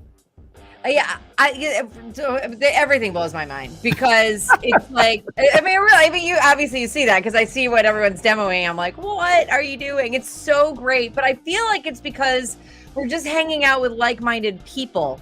When I go off into my world and I'm talking to people about sewing, they look at me like, what?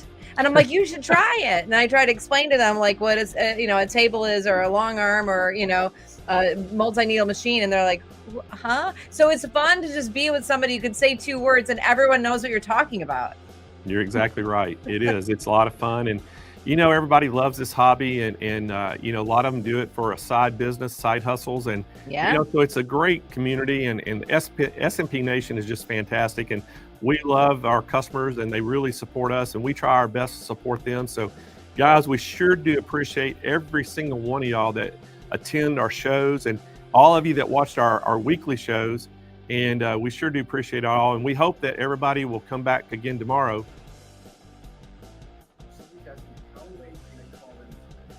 Oh, so Roger had a good point. Said somebody was asking how late can they call in today? Guys, we stay open till 6 p.m. Pacific time. So guys, you still have you got 2 hours, just about 2 hours still to call in until we close the doors. And then tomorrow they'll be there at 6 a.m. Pacific time and go all the way till 6 p.m. Pacific time. So a lot of shopping time tomorrow as well. And again, like I told everybody earlier in the show, depending on how much what our inventory looks like, we're going to either extend these specials until Saturday or we'll cut them off at 6 p.m. tomorrow night Pacific time. I just have to look at the inventory and see how we're doing because I hate to extend the specials when we don't have them. And so we're going to look at that. If everything looks good, we may extend it till Saturday. So, but anyway, it's going to be a big day tomorrow, Jane. We got extra phone help tomorrow, extra chat help. So we got extra and we had a great help. show. I'm looking at the rundown right here. Joanne Banko's coming back with another great education session. I can't wait. She's going to make a t-shirt with a Serger. By the way, everyone's asking what color. Pink, purple, polka dots, everything starts with a P. I think they're just going to have to tune in tomorrow to see. I think so too. It's got to be bright though, because you're on a dark background. I'm on a dark background. We need bright. Can we zoom out, Kennedy? I want everybody to see this awesome backdrop that these guys got for me here. It just, we kind of been keeping it hidden all day, but man, it really looks great. And I tell you, I just love the looks of it. Look at that. It's so cool. Keep going. Yeah, look at that. So look at that. Oh, wow. Yeah, because if you show it all, then we can barely see you. Yeah. So, it's so big. And guys, this is not a green screen. This is an actual big, huge backdrop. We use real stuff on our stage behind me and the backdrops and everything. But it just looks so good. I love showing that. And but it is so fast, and we have these for every festival we do. And guys, remember, I told y'all to mark your calendars down. Cyber Monday, we're going to have a huge show that'll start early morning and go all day. We'll probably have over 40, there's no telling how many demonstrations. It's going to be about every 15 minutes. We'll have a different person coming up. That's what's so great about that, because it's like really every 15 fast minutes. Pace. Yeah. And then on December the 11th through the 15th, we have our Countdown to Christmas show. And I'm sure, Jane, hopefully you're going to help me co-host this year again. We did it last year. We had some crazy outfits all year, and we had some great specials. We did have some fun outfits, didn't we? It's so funny. Somebody just wrote by, Blaine, you look so small. And then somebody else said, what day is Cyber Monday? Cyber Monday is the Monday after Thanksgiving. It is. I think it's on the 27th this year of November. So you just take a look at your calendar. I think it's the There's, Black Friday is right after the day after Thanksgiving, and then it'll be that following Monday after that weekend.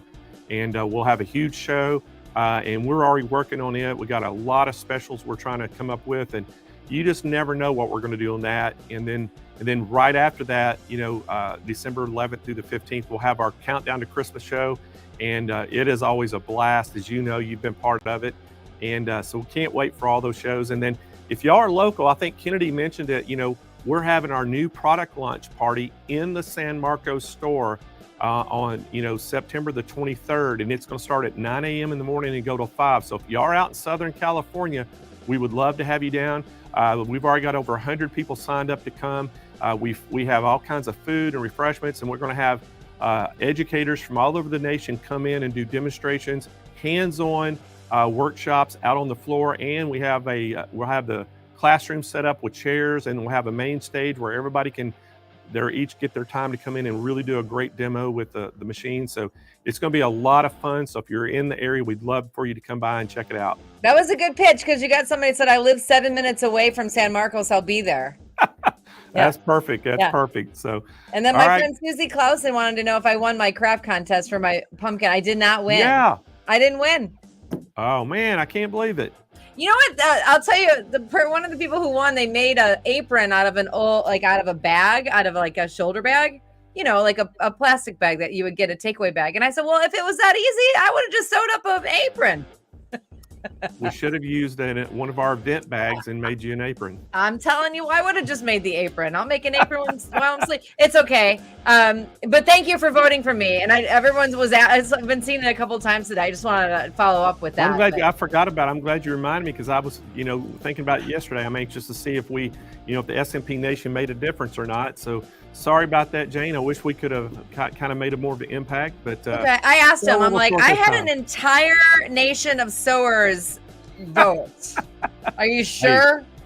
Hey, that's all it takes. Just a little. You might it's totally fine. I'm not a sore loser at all. I'm good. I'm gonna have to buy something to make myself feel better, like a 6 needle or something, or like a electric lift table and a chair. Right. Okay. All right. Love you guys.